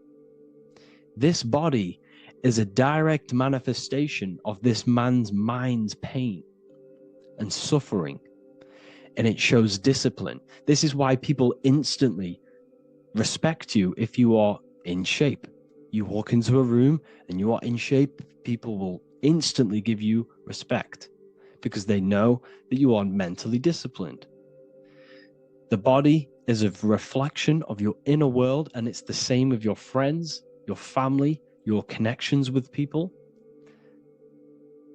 If you think about yourself very negatively all the time, and you don't have a good connection with yourself, you don't have a connection with your true self, this will manifest into every single relationship you have in your life. If you don't have a good relationship with your inner self, you don't have a good relationship with the people and the friends around you. Because as within, so without. If you think negative about yourself, you will only pick up the negative in other people. If I think very highly of myself and I think very happy and good things about myself, I will then see the good things in other people. Because it's as above, so below. As the inner world is, so is the outer world. It's the same with your life circumstances. Your life is a direct correlation of every thought you thought in the past. If you possess millions of pounds, millions of dollars, this is because you have thought this into physical reality. You live the life you are deserved. You live the life that you manifest through your thought. If you live a very poor life, this is a reflection of your mind. This is a reflection of what you have thought into physical existence. Because like I said, everything begins in the mind. As above, so below. And this is even present within the body. So where is the head? The head is at the very top of the body. And where does all manifestation begin? In the mind. That's where the mind is, in the head. And then the thoughts we think travel down the body into the heart, which is the emotion. Every thought we think is in the emotion. Every thought we think creates an emotion. This emotion then drives the action. Where does the action come from? The feet, because the feet move our body. We move with our feet to take action. Our hands. You see, so the body is even a micro reflection. I can't even say it. Reflection of the order of manifestation. This blew my mind when I figured this out. You see, the head, the thoughts begin here. This is the beginning of all manifestation. Then it comes down to the heart. This is the emotion. Then you take the action. The thought and emotion then sparks the action, which is taken with the hands and the feet. And where's the lowest point on the body? The feet, and that's touching the physical earth. So the head is where the thought is, the non-physical, and the lowest point on the body, which is touching the physical earth. So the head represents spirit, the feet represent matter, spirit and matter. Your room, if I walk into your room and I see a messy room, I don't see the room, I see a messy mind. The room is a reflection of the mind. If you have a messy room, this is your mind. It's an externalization of your unsorted mind, undisciplined mind. So like I said, we are all God, and we must find the God self within us. And I teach all of this inside the Book of Wisdom, Volume 2. This is not just a book, this is a revolution. This is the beginning of a new age with this book. If you have read it, I congratulate you. You should feel very proud of yourself if you have an open mind. You should feel proud of yourself for watching these videos, because not many people have an open mind. Remember this, people. You are special if you're watching these videos. You have the mind. You have the ability to see through the illusion. And I take my hat off to you. You want to take this to the next step? Read the book. Or if you want to take it to the serious levels, join the university. The university, you gain access to every piece of my material that I've ever done. All of my books, all of my lectures that are hidden from YouTube, that are hidden from everywhere else. The lectures that give you real power. And if you feel alone on this journey, we have a conscious community where you can connect with like-minded individuals, because I've been there. I've been there when you feel lonely, because you feel like no one else is thinking the way you are feeling. You can't talk to people about these things because people just think you're crazy. That's why I put together this, so we can connect, so we can unite, so you can connect with people, so you don't feel crazy about thinking about this stuff, learning about this stuff. And if you truly want to level up your life, people, and take your studies serious, this is for you. We do live calls, we do lectures. There's a whole library filled with books you can read. It's the perfect place for the truth seeker. I thank you all for joining. Please leave a like, a comment, a subscribe. Let me know any future videos you want me to make in the comments. Thank you all. Have an amazing day.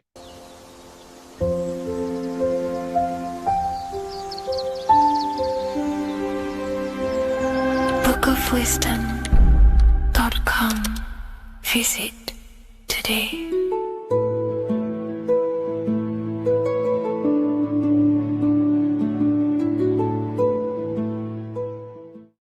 What if I told you that the seasons don't just change the external world, they also change your internal world? They have a psychological and a spiritual effect on your consciousness. If you're new to esotericism, you may not really understand this. But if you have some deep understanding of as above, so below, you already know this. But today we're going to be explaining it in great detail. So tune in, take a pen and paper, maybe make some notes. So we have 4 seasons. The sun is the main source of life on the earth, and it changes the circumstances on the earth in 4 different ways. Of course, we have spring, summer, winter, and autumn. These are the 4 states of the earth due to the sun's cycle. Not only do they take place on the earth, they also take place on you, your body, your mind, your spirit, your consciousness. They change things internally and externally. The first thing we need to understand is that we have a dual nature. We have a mind, and in that mind, we have an internal self. That's what we call the spiritual self.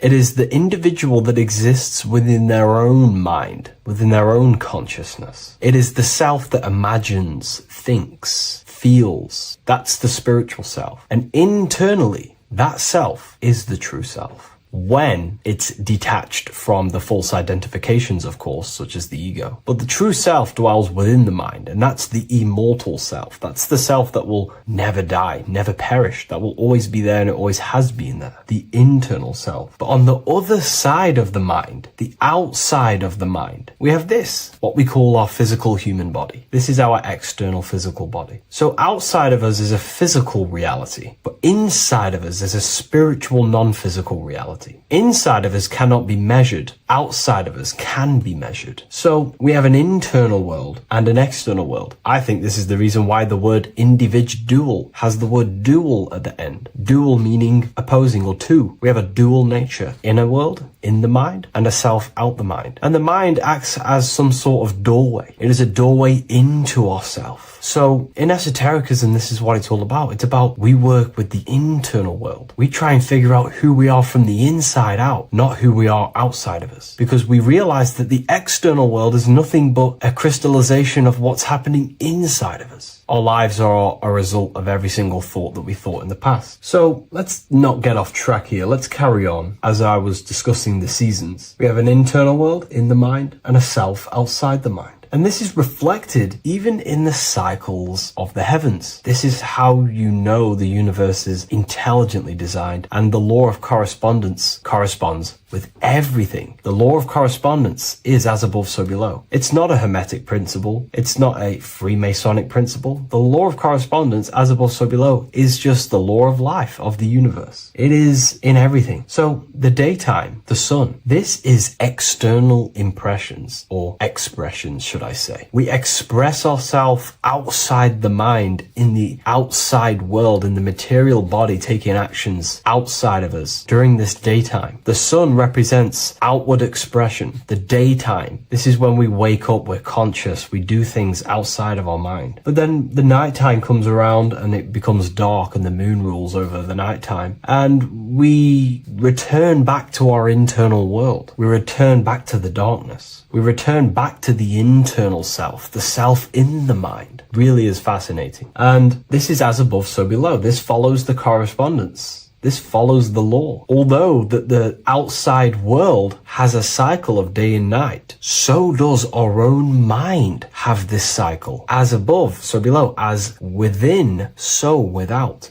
What's happening outside of us is also happening inside of us. The mind is also going in a cycle. Because in the daytime, the mind wakes up and we express things externally. But when the sun goes away and the electromagnetic rays of the sun are not very strong, our brainwave decreases, our body activity decreases, it slows down, and we return to the internal self. The body switches off and we return to the internal self in the mind. We enter in the doorway of the mind and return to the internal, the spiritual self. And when the body is less active, this is when we are more connected to the internal world, our spiritual true self. So as above, so below corresponds with the day and night, the sun and the moon. The moon represents our internal world, the world inside our mind, the self inside the mind. And the sun represents the external self in the external world. So not only are these cycles happening in nature, the darkness outside of us when the sun goes away is the same darkness that we go within ourselves when we go to sleep. It's the same cycle. Our bodies are in the cycle of the external world also, as above, so below. But then we can even take this even further. This fractals down even further. If we look at the cycle of the yearly cycle of the sun, which is what we call the 12 zodiac signs, we notice that these 4 seasons also take place in every single cycle of the day. So a yearly cycle can be seen as a big version of a daily cycle, or a daily cycle can be seen as a smaller version of a yearly cycle. For example, we look at Aries, which is spring. This is when the sun springs everything back to life in the spring. This is when the crops start to spring up and start to grow again. But we could see that at 6 a.m. in the morning, when the sun rises and just cracks over the horizon and starts to bring light into our day. Aries is associated with the morning time also as spring. Morning time is a smaller version of spring. Then we look at the summertime. The summertime is midday, when the sun is at the top of the middle of the sky. This is when the sun is most powerful, most radiant in our day. This could be seen as the summertime. Then when the sun starts to set, this is associated with autumn. Autumn time is the sunset. Then the winter time is associated with the nighttime, the midnight, when everything's very dark. So a daily cycle is basically a smaller version of a yearly cycle. And just how I explained how the cycle of the sun outside of us also happens inside of us with our consciousness falling asleep when the sun goes away, is also happening to us on a yearly cycle also. So the daytime is associated with the summer and the nighttime is associated with the winter. The winter is like the inhale. The summer is like the exhale. It's the breath of the universe, just like how we breathe in and out of our lungs. Everything takes this rhythm and polarity, okay? So winter is associated with the self and the world inside of ourselves, inside of our mind, the spiritual self, the internal. Because the winter is when the sun's rays, electromagnetic rays, are not very powerful. And this decreases brainwave activity, making us more connected to our internal world, inside the mind. But the summer's the complete opposite. The summer is when the sun is very, very powerful.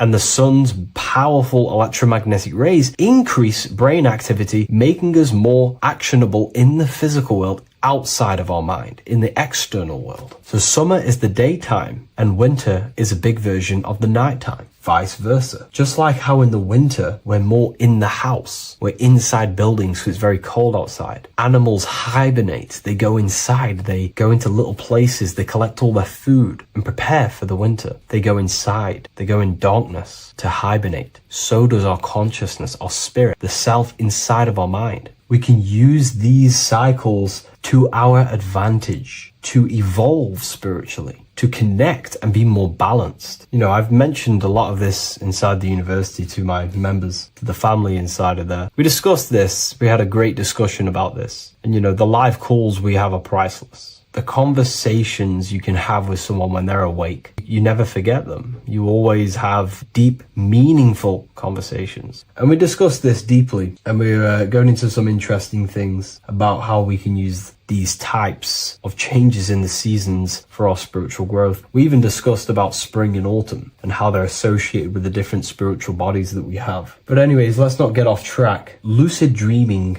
dreaming itself, and astral projections, I find are more easily accessible during the winter and the night times. Like I said, because the brain activity is decreased due to the sun being not powerful, we are more reconnected with the self inside the mind, the spiritual self, the immortal self. Wintertime is a great time to work on yourself, to start to gaining discipline, to meditating, to really working on the subconscious. Because spiritual work is harder than any physical labor. You really got to dig deep within yourself and be honest and true with yourselves. I think this is the reason why, you know, a lot of people convert to spirituality from religion. They come into spirituality and then they go back to religion because they realize spirituality is it's difficult. You have to be honest with yourself. You have to really face the traumas, the negative aspects of yourself, the dark side of yourself, and bring it to light and transform it. And that sort of work is a lot more difficult to do than any physical labor. So the winter time is the time that we go inside ourselves. We reflect a lot more. We need to work on ourselves, on our mind, on our negative habits, on our dark traits, on our things that we have been pushing away and not controlling. The winter time is that time we can really start to connect with the internal self, work on our imagination,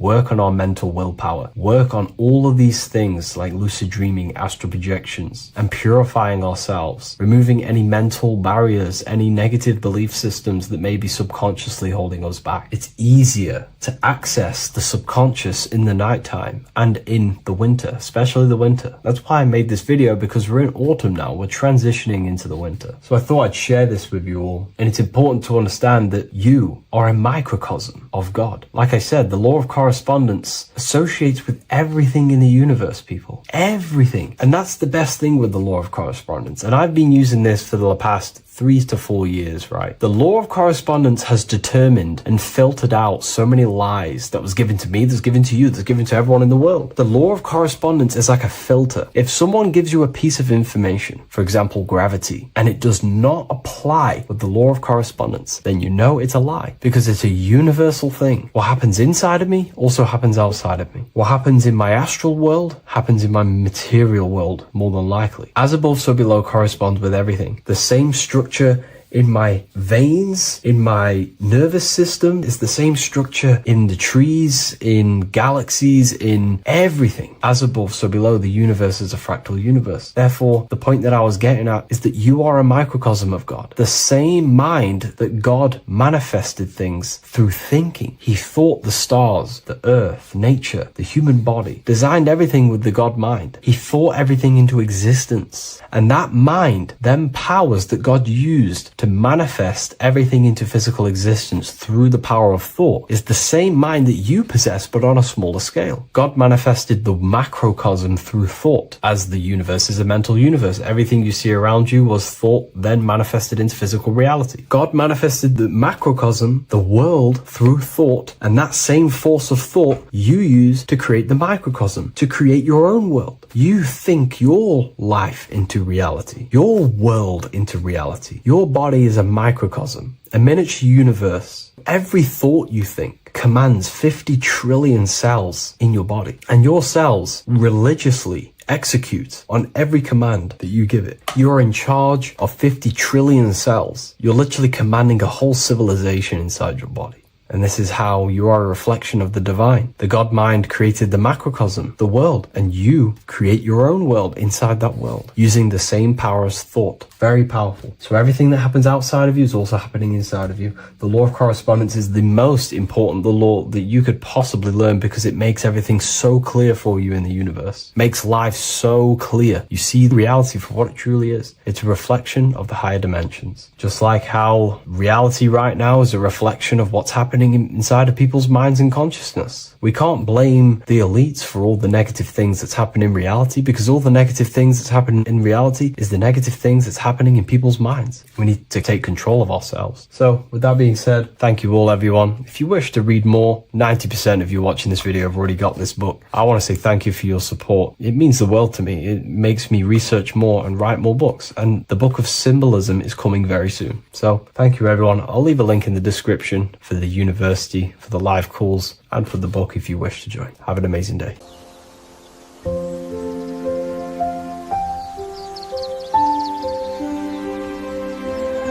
bookofwisdom.com. Visit today.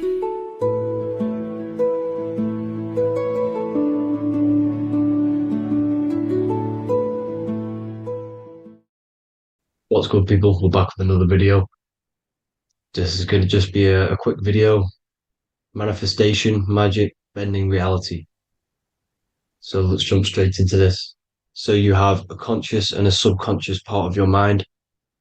The conscious is what you're conscious of, what you're actually doing, where you can choose or not. However, the subconscious is the part of your brain which is automatic. So all of the systems in your body, like the digestive system, your heartbeat, these are automatically being ran, and you do not have to tell these systems to do anything. You do not have to consciously tell your heart to beat. It's automatically doing it, and this is what the subconscious mind is controlling. It's like the dark aspect of your brain or your mind. It is the way bigger aspect of your mind. Okay, it controls all the systems in your body. Okay, and this is where all of your programs are. So when you're in it from your childhood, what you've learned in school, all of these things are being kept in your subconscious, maybe traumas and stuff like that. So the subconscious is the female aspect, and the conscious is the male aspect, because the male is all about action and doing, and the female is more about creation, creativity, intuition. So you have a right and a left hemisphere of your brain, and these are obviously male and female. The right side of your brain is your female. It's to do with creativity, imagination, intuition, insight. Okay. And this is one of the most important sides of the brain. This side of the brain is the most attacked by the elites, whatever you want to call them. This side is one of the most important, because obviously your intuition is a massive part of reality. And if you don't have intuition, then you lose track of the things around you. You can't consciously feel if things are wrong or right. They don't want you to have intuition or creativity or imagination. They want you in the they want you in the left side of your brain, which is just reasoning, logic, and basic things. So they just want you to tell you what you want, tell you what to learn, and then that's it. They don't want you thinking for yourself, which is the right side of the brain. So whatever the conscious side of your mind impresses the subconscious side of your mind. So if you do affirmations, for example, if you consciously do affirmations every day, you're reprogramming your subconscious mind. You're impressing a vibration and a word into your subconscious mind, and therefore it will reprogram it. So the male and female aspect are symbolized by the Star of David as well. The male being the upside triangle, the female being the downside, connected all in one, because we both have male and female energy. So every thoughts are electric, which is the male aspect, emotions are magnetic, which is the female. Each thought creates a wave of vibration in all directions. So think of it like a water drop in a pool, but it going out in every single direction. It's not just flat. And these thoughts have a certain frequency, well, has a certain vibration. That vibration has a certain frequency. And this affects your aura. Every thought, every emotion directly impacts your aura and the strength of your aura. So if you're angry all the time, your aura in the astral plane will look red. However, if you're happy, it'll be more like blue and green. So it's very important. Your electromagnetic field is created out of your emotions and thoughts, and that affects reality because you're 60% water, and frequency and vibration create certain patterns and has a certain effect on water. We'll get into that after this slide. So each thought that people are thinking around you, you are actually subconsciously picking up these thoughts because it's emitting this vibration in all directions. So this is why you can pick up thoughts of other people on the odd occasion. However, when you're more in tune with your intuition, your right side of your brain, you can start to pick up on vibrations, thoughts, and other people's auras. You can pick up on the energy once your third eye is open, and you know whether you should be in that environment or not. This is what we call an atmosphere when we go into a room and you can feel the tension if someone's been arguing, for example. This is the atmosphere, this is the vibrations, these are people's auras emitting these certain frequencies and vibrations. Okay, so our aura is contained of multiple layers. Obviously, we have the physical body. This is the electromagnetic layer. However, you have the different planes of existence, the spirit, mental, astral, etheric, and then physical. The physical is the lowest plane of existence. And the physical plane is a product of all of the planes above. So the mental impresses on the astral impresses into the etheric, and then the etheric creates the physical object. So the mind is the root cause of reality. The mind is the cause of everything. Your consciousness is pure cause. There's no effect. Everything you see in this reality is the effect. Everything that you experience is the effect, because the root cause was the mind. The decisions you made you experience that certain experience. And that decision was created on the mental plane. And this is just pure thoughts. And thoughts are things. If it exists in your mind, it is a thing. It's a certain frequency. So if you have a certain level of thoughts, if you're thinking positive, for example, you're going to have a strong aura, you're going to have a higher vibration, and that attracts like. Like attracts like when it comes to thoughts and vibrations and electromagnetism. So if you're thinking positive all the time, speaking positive, doing positive, you're then creating a higher vibration, and that's going to attract people on that similar frequency to you. Everything is electromagnetism, frequency, and vibration. Everything. You see, so this is why, for example, if I put my hand to a TV screen, if my finger was the same vibration as the TV screen, it would go straight through it. However, the particles in my hand and the particles on the TV screen are two separate vibrations, and this is what causes the friction to stop and not my finger to go straight through it. So, like I said, when you don't feel the vibe of someone, when you don't feel right, you don't really get along with someone, this is a vibration. Your vibrations are not matching, they're not similar, they're two complete different vibrations, and they're not aligning properly. So, music has a massive part on this. Music is a massive, massive tool for the elites because music is frequency. And in 1975, the musical instrument are all tuned to 440 hertz. So Spotify, Apple Music, most of the music on YouTube is all set to 440 hertz. And 440 hertz is not divisible by 3, 6, or 9. And when you can't divide a frequency by 3, 6, or 9, it's not a natural frequency. As you can see here, this is 432 hertz. This makes a nice geometric pattern. However, 440 hertz is a distorted pattern.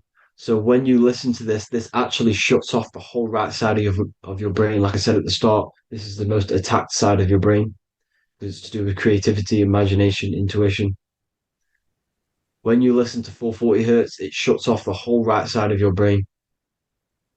And obviously shutting off all of these forms of your brain.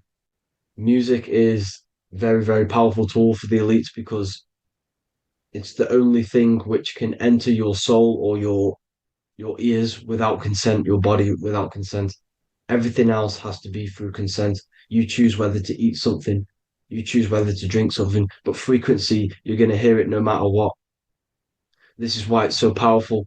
And music influences the body in many different ways. It's the most powerful imitator of everything. It directly affects all listeners.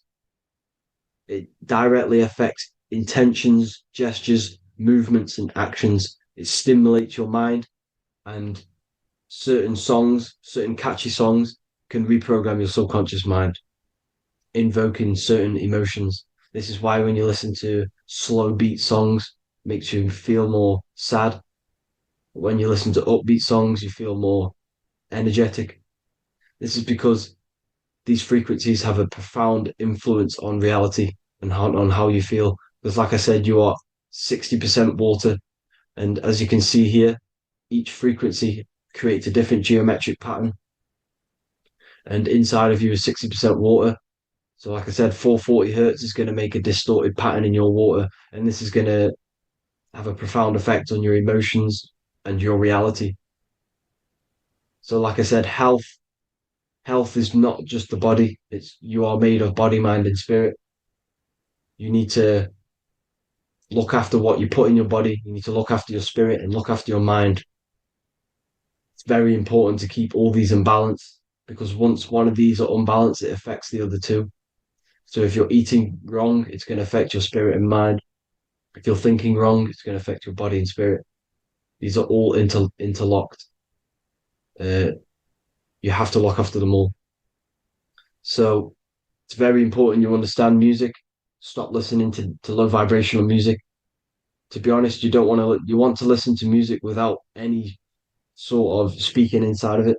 You just want pure uh, frequencies, which are the solfeggio scale, like one of these, for example, 432, 528 hertz. These are all good frequencies. It's called the solfeggio scale.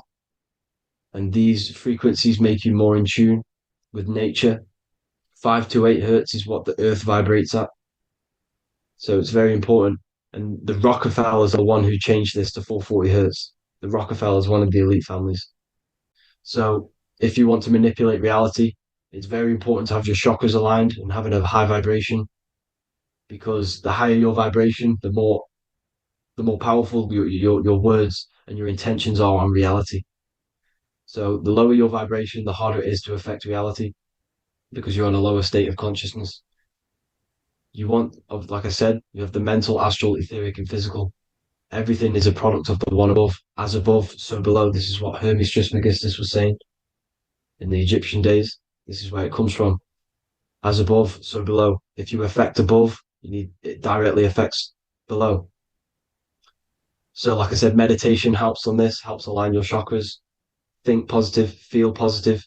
Like I said, your feelings are magnetic, your thoughts are electric. So once you combine these two together, you're then creating an electromagnetic frequency, and that will have profound effect on reality. So the law of cause and effect, every law, so the law of cause and effect, every effect has the root cause. Like I said, your mind is the root cause of everything. Every decision you make is having a different effect on reality. Everything happens for a reason due to the root cause, which is your mind. You choose everything that happens in your life. Okay. So it's very important you understand this and you constantly make the right decisions, the good decisions to have good effects on your reality. You have to be very conscious of this law because nothing escapes this law. This is the law of all consciousness. So think about it. Imagine a massive ball of consciousness. However, off this ball are different sparks, and each one of these sparks are in each and everyone's body. This spark is governed by these laws, the law of cause and effect, the law of correspondence, the seven hermetic principles. It's very important you understand this because this mass ball of consciousness is what is obeying these laws. And everyone has this spark of consciousness inside their third eye. And like I said, everyone is the same consciousness. This is why if you do bad unto someone else, that will directly affect your reality. So if you hurt someone, it's going to come back to you in one way or another because you are that same consciousness. This is like a mirror reality. As within, so without. Whatever you feel on the inside, you're gonna see that on the outside. You're gonna experience that reality, whatever you've impressed. So there's different ways to bend reality to your will. This is kind of a sort of magic.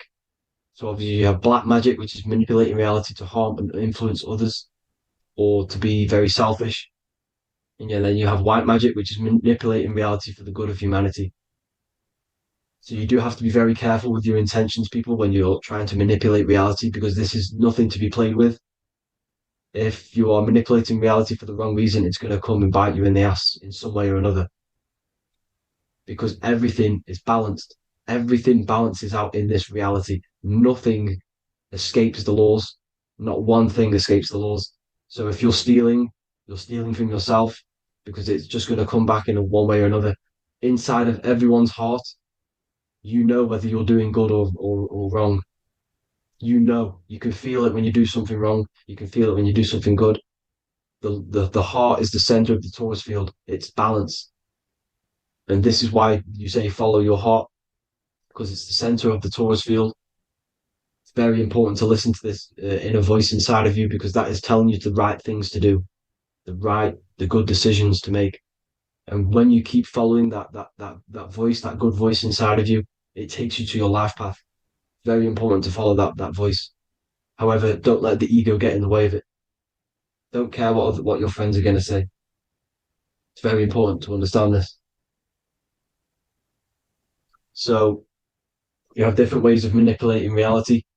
You have sigil magic. This is where you create your own sigil or symbol.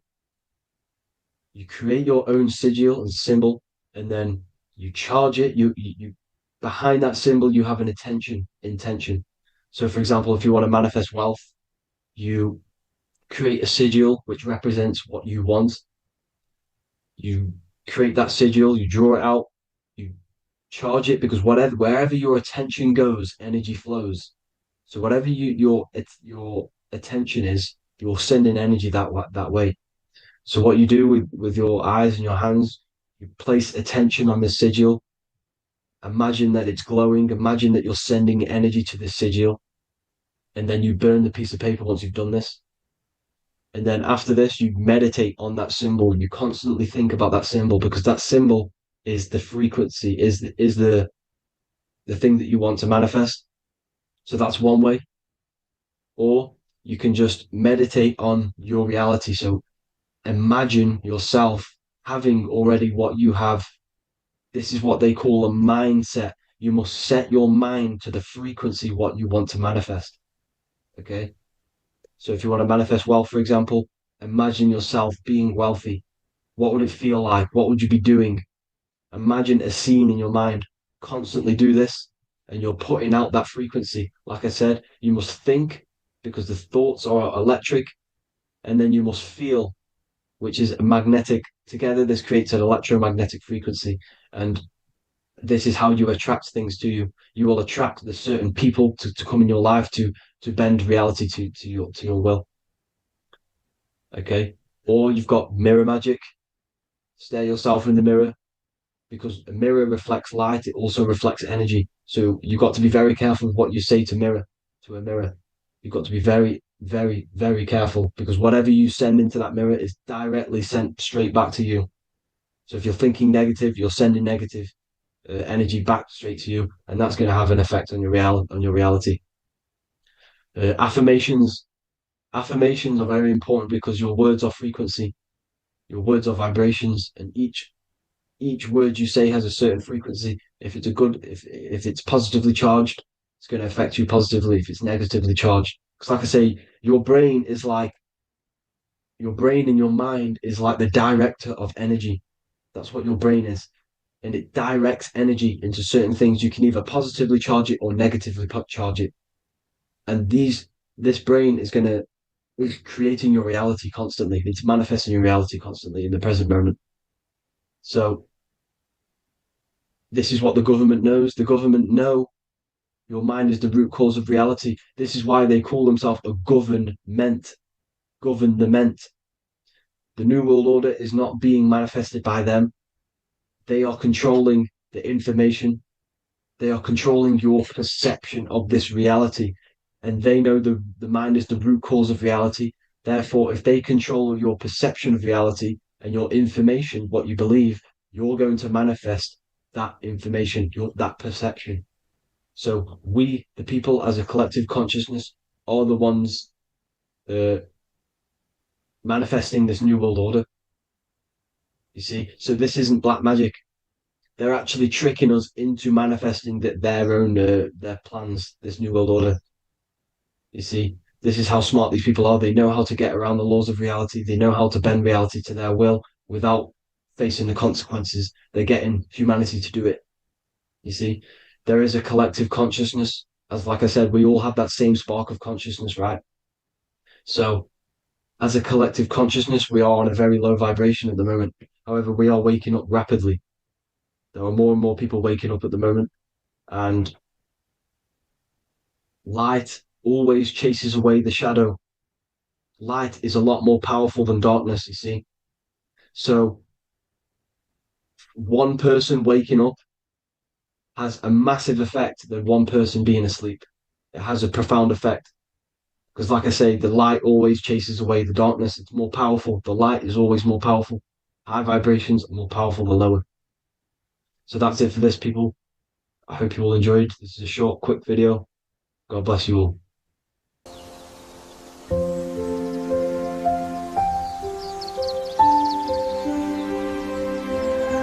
bookofwisdom.com. Visit today.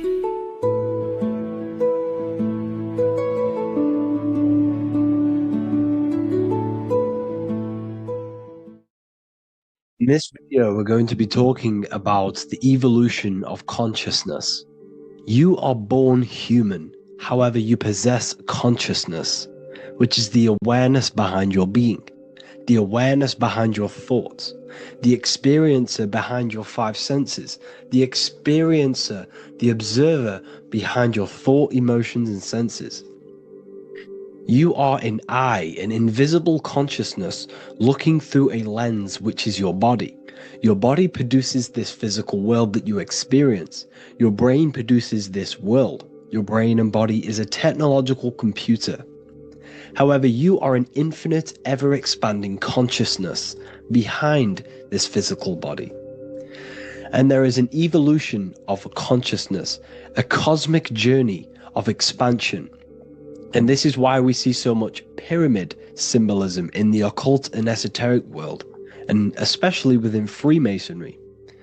Because the pyramid represents climbing, an evolution, a raising state of consciousness, a journey.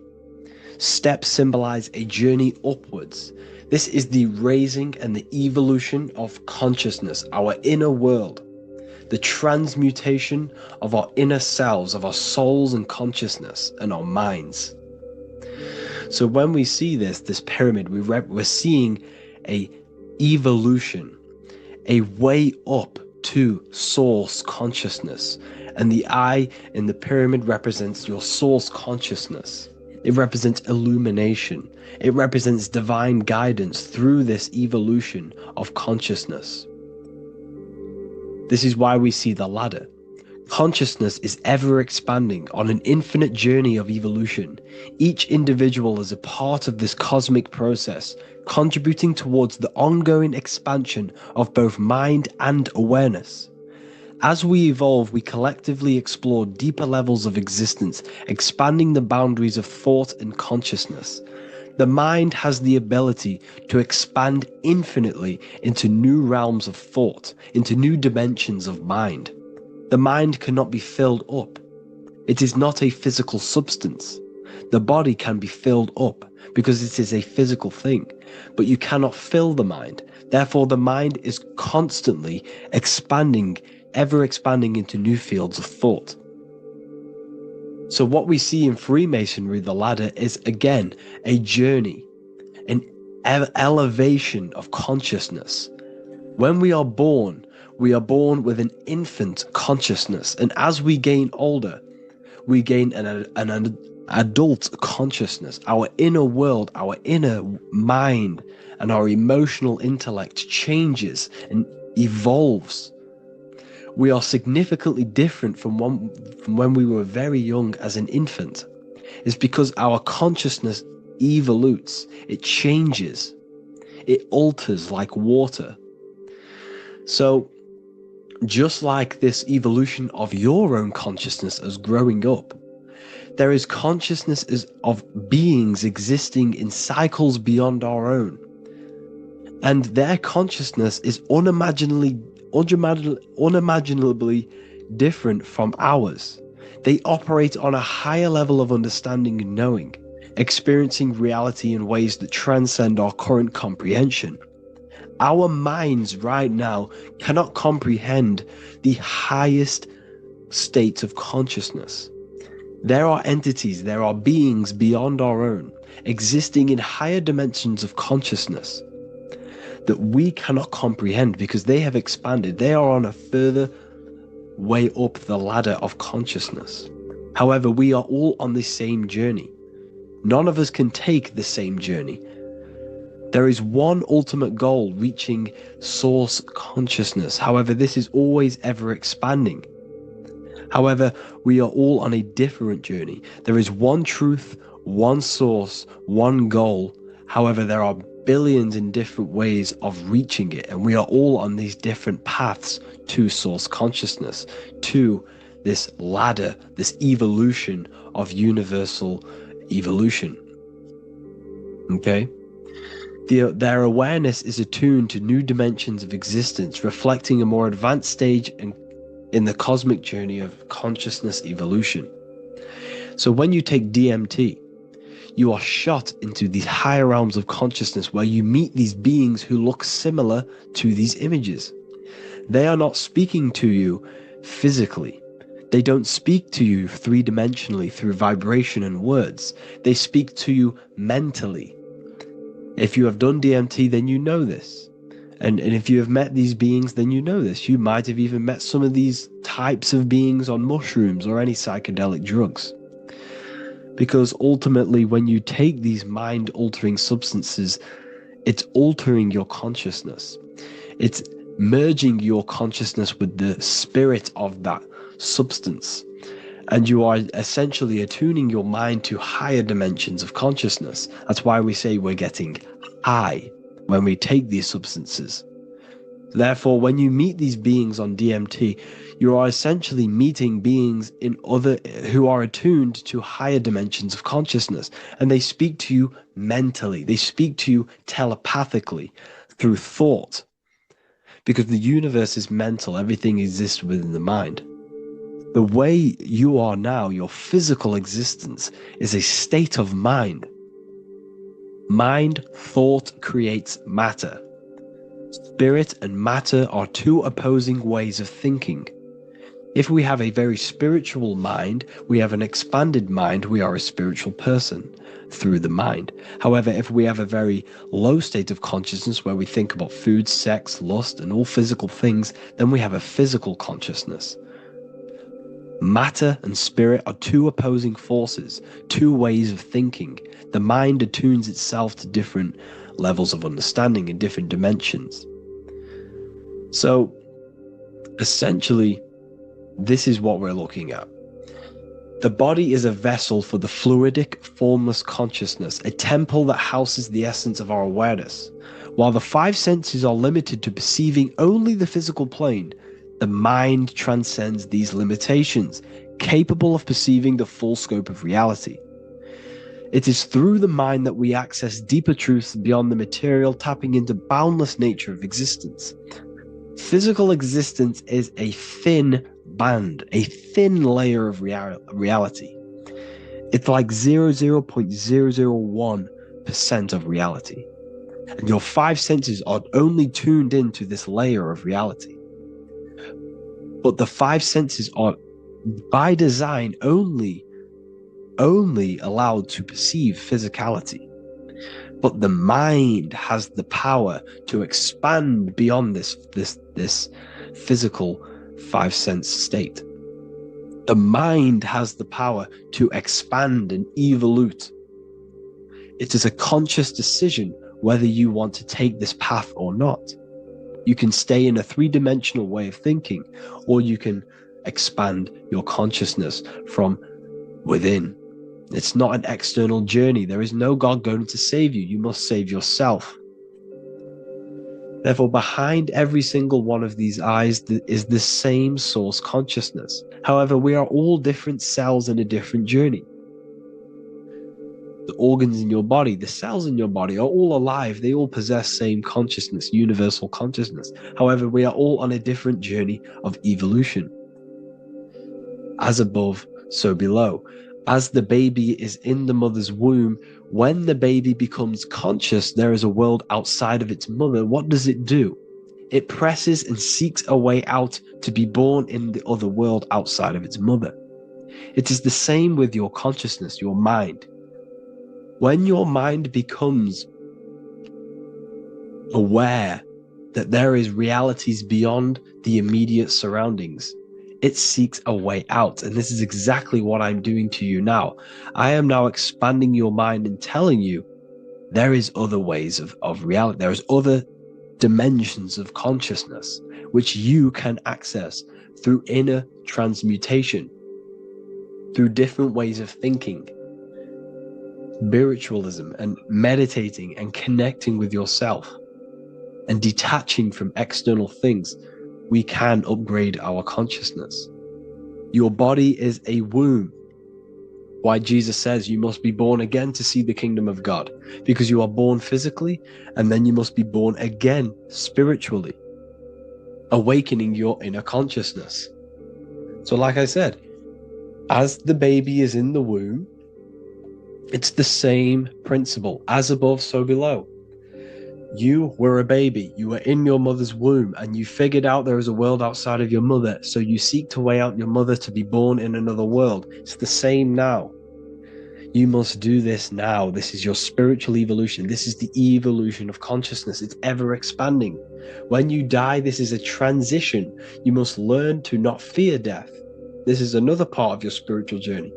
You must master death. Therefore, like I said before, the mind has limitless capacity to expand into new realms of thought, continuously exploring uncharted ideas and concepts without boundaries. The mind can ever expand. It can never be filled. It can never ever know everything. There is infinite fields of knowledge, infinite fields of thought. Your current state is just one stage on an infinite pathway. You won't remain human forever. The human experience is a crucial phase where we learn to balance polarities, master the fundamental laws of the cosmos. It is a period of growth and transformation, preparing us for the next stages in our cosmic evolution. The goal is to strive for perfection, yet the true perfection is unattainable. It's like a tunnel, and there is a light at the end of the tunnel. And as you walk through this tunnel, the light is ever moving backwards. You should forever seek to meet that light, but you will never meet that light because consciousness is ever expanding. You should strive for perfection, yet knowing that perfection is forever unattainable. The journey is endless, with each step revealing deeper layers of understanding and experience. The pursuit of growth and expansion is itself the essence of our evolution. You can find all of this knowledge in the amazing book that I have read for years. I have read this book, The Emerald Tablets of Thoth, the Atlantean, by M. Dorial, translated by M. Dorial. I'm telling you now, this book, now that I've told you this, you have some context on the book. The whole book is about evolution of consciousness. He's talking about higher dimensions beings. He's talking about how you can transcend this physical plane. It is truly the most amazing book you will probably read. One of the best spiritual texts you'll see. It's hard to understand, so you must read it over and over again. And the more your mind progresses, like for me, I read this every couple months. And the more I learn about consciousness, the more I expand my own consciousness. And every time I read this book, I pick out something new that just completely blows my mind. Because you can only understand this book to your level of consciousness, to your level of understanding. So now that I've told you all this information, go and read this book and it will absolutely blow your mind. And so will the Book of Wisdom Volume 2, which is now available. I released it the other day. I'm just going to read a page out now. This page is called Spirit and Matter. The Earth is not merely a dense, lifeless rock drifting through space. It possesses spirit, a living essence that animates its form. But what do we mean by spirit? Spirit in esoteric terms refers to the energy, the life force, animating the principles infused in matter.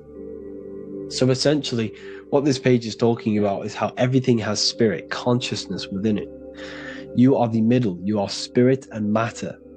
You have the ability to expand your mind to the God self and raise above our animal instinct, our material self, and know the divine and expand. Animals cannot do this. Animals are not self-aware. Humans possess self-awareness. We can observe our consciousness. We can say, why do I exist? We can look in the mirror and know that we need growth. And this is what Anunnaki means. Anu means above. Anu was the supreme god of the sky, which is a metaphor. He represents spirit above, heaven. Anu came down to earth and married Ki, the goddess of the earth, which represents matter. It's a myth, it's an allegory. Anu married Ki and gave birth to the Anunnaki. Spirit came down and infused with matter and gave birth to the human, which is you. You are spirit infused in matter, Anu and Ki, Anunnaki. You are the Anunnaki. And this is just one of the teachings in my book. Honestly, this book is absolutely amazing. If you truly, truly want to expand your consciousness, give this book a read. And obviously, if you're inside the university, I give you this book for free. A paperback version. If you join the university, follow the steps inside of the general chat. You'll be able to download this book. Sorry, not download it. Order a paperback for free. All you have to do is pay for the shipping. You'll also gain amazing knowledge inside of my library, where your mind will just be overblown with the amount of esoteric books. There's over 45 rare occult books, plus you get a PDF of the Volume 1 and Human Health Guide. You get reoccurring updates where I expand on symbolism, occultism, where you will just feel absolutely amazing once you understand esotericism in yourself. You'll also learn how to create the dream reality that you want with the Manifestation Mastery course, where I teach you how your consciousness creates reality. You'll have a real lectures where I post lectures on symbolism, occultism, esotericism. There's a conscious community and live calls and Q&A where you can ask me questions and I'll answer your questions. I just want to say thank you to everyone who has joined the university. Thank you for even liking and watching this video. Any support I just appreciate every single one of you. Please, if you can, leave a comment and a like on this video and let me know any videos you want me to make in the future. And I will start uploading a lot more to the YouTube. So yeah, thank you all for tuning in today. Have an amazing day.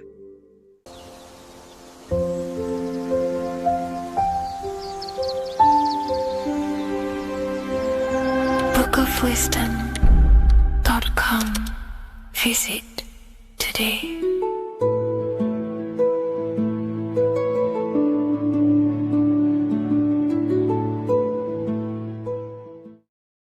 Welcome back everyone to another video.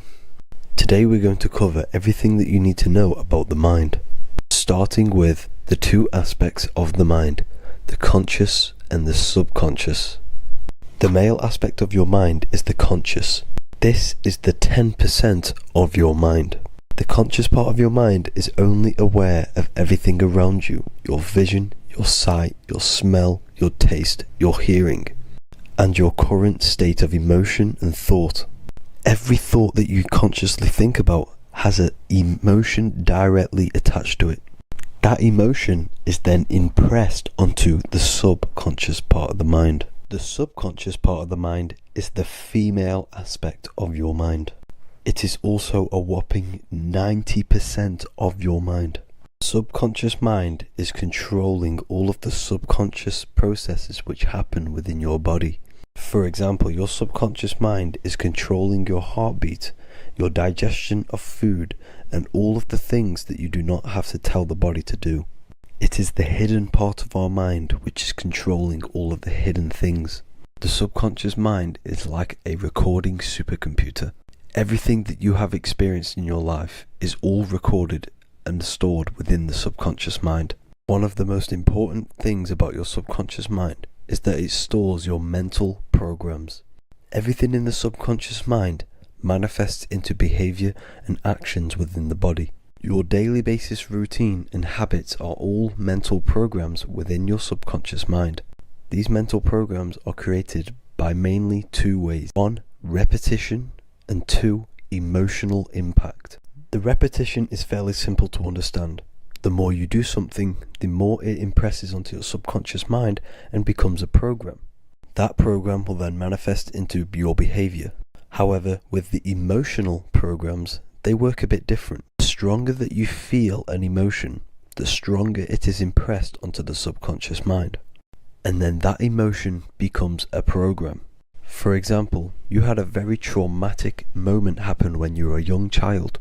The emotion that you felt was so strong in that moment that it impressed into your subconscious mind so hard that you can recall that moment like it was yesterday.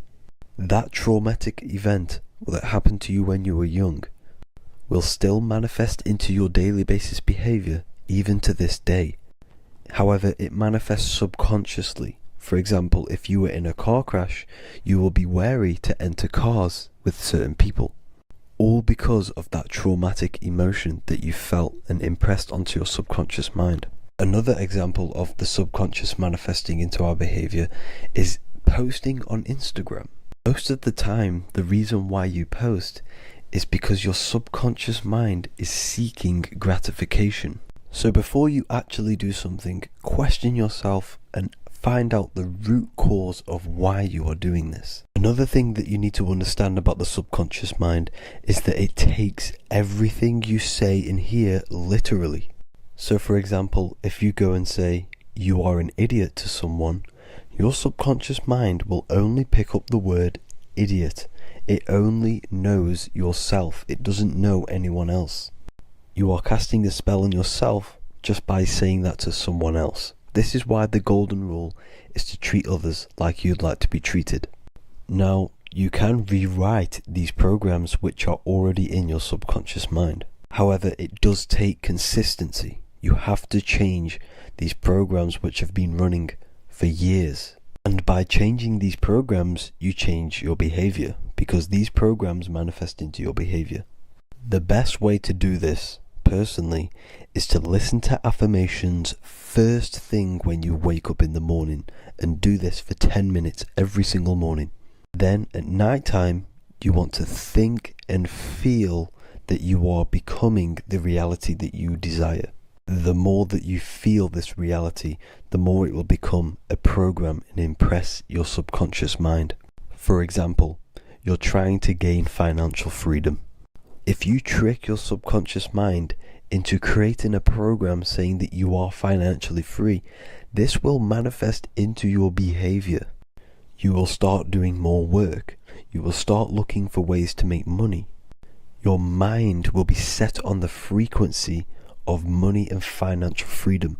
Therefore, you will receive thoughts based around this program. If you take enough action, your life will dramatically change because of this program that you created in the mind. This is why we call it a mindset, because your mind is a frequency tuner which sets its frequency onto different thoughts, because thoughts are frequency.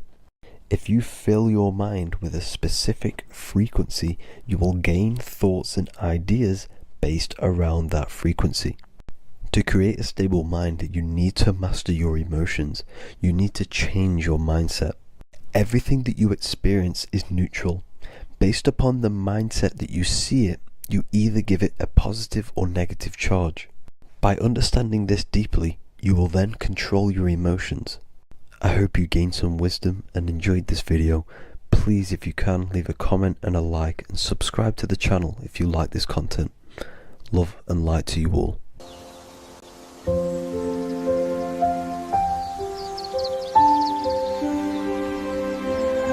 bookofwisdom.com. Visit today.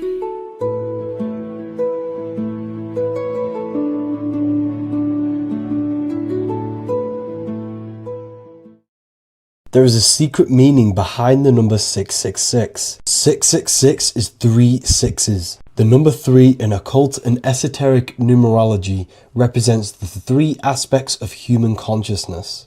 We see this symbolism in the all-seeing eye with the light and the triangle. The triangle is the number 3, the eye represents consciousness, observation, and the light represents the light of consciousness, because consciousness is pure light. The 3 aspects of our consciousness is thoughts, emotions, and actions. Every thought creates a feeling, and the feeling creates the action. All physical manifestation is driven from these 3 aspects of our consciousness. All physical manifestation comes from thought. Every object you see around you, this screen, the phone you're on, the laptop you're using, or the iPad, was a thought in the invisible realms of consciousness. Then it was brought into physicality through feeling and action. This is because man is made in the image and likeness of God. We are all mini creators. We are all extensions of God's creative consciousness. Therefore, the number 666 represents 3 sixes. 3 is thoughts, emotions, actions. The number 6 represents the cube, because cubes have 6 sides. This material world that we experience, everything has 6 sides. Everything's created by cubes. We can move forward, we can move backwards, we can move left, right, up and down. This is the cube that we are stuck in. Therefore, 666 represents our 3 aspects of our consciousness, thoughts, emotions, actions, all contributing towards our physical self, material world, material pleasures, completely cutting ourselves off from our spiritual, true, divine self, which means 666 is representing a state of consciousness. A state of consciousness where we only operate from a place of material needs and survival things. As humans, we possess a physical material body in the physical material external world, but we also possess an invisible inner world, which is what we call spirit. When we disconnect ourselves from our inner world, we become lost in this materialistic way of thinking and acting, which can lead to no life purpose, a feeling of emptiness and voidness in our hearts. Humans possess the ability to transcend our animal instinctual natures and turn to the divine mind, to the spiritual inner world. It is our inner world that is projecting our outer world. The outer world is just an effect of our inner state of consciousness. It's important as we go through this human life to not lose ourselves and look for our validations outside of ourselves. The external world is simply just a mirror, mirroring with mathematical precision what happens inside our consciousness. When we change our inner world, we produce effect in the outer world. To get back on track about this number, this represents when we are lost in our material self and we are completely cut off from our true divine self. The devil is always having goat horns, which represents a ground animal. This is the lower animal self of man. He's always red. The frequency of red is the lowest vibrational color, and it also represents the root chakra. This is all to do with survival mode and our physical needs and physical self. Red represents chaotic and intense emotions like hatred and anger. This is why the devil is always red, because it represents anger and an uncontrolled state of emotion and consciousness. You see, we've been taught in the church and all through religion indoctrinations that the devil is an external deity which influences humans. And in fact, this is nothing but a metaphorical story. The devil is a character which represents an aspect of the human mind, the lower aspect of the human mind, a facet of our own consciousness and psyche. The voice that we have in our head that tells us to do these negative things is not an external deity pushing us to do something bad. This is an aspect of our own mind. Jesus and Satan are just two characters which represent the two voices that we have in our own consciousness. In fact, the word devil was never present in the early Gospels. Instead, what was mentioned was a spirit of evil. A term spirit of evil was not meant to denote a specific deity or being, but rather any force of negativity, whether it manifests as a destructive thought, emotion, or action. The spirit of evil represents the darker sides of our mind, the part that leads us astray and brings forth negativity in our lives. The reason why they want you to believe in a devil is because they don't want you taking responsibility for your creations. They don't want you to realize that the external world is truly a mirror of your inner state of consciousness. Instead, when something bad happens in your life, you blame it on some external devil or Satan who tempted you. Everything is your creation in your life. When you realize this, you take full control and you begin to reshape your external world by changing your inner state of consciousness.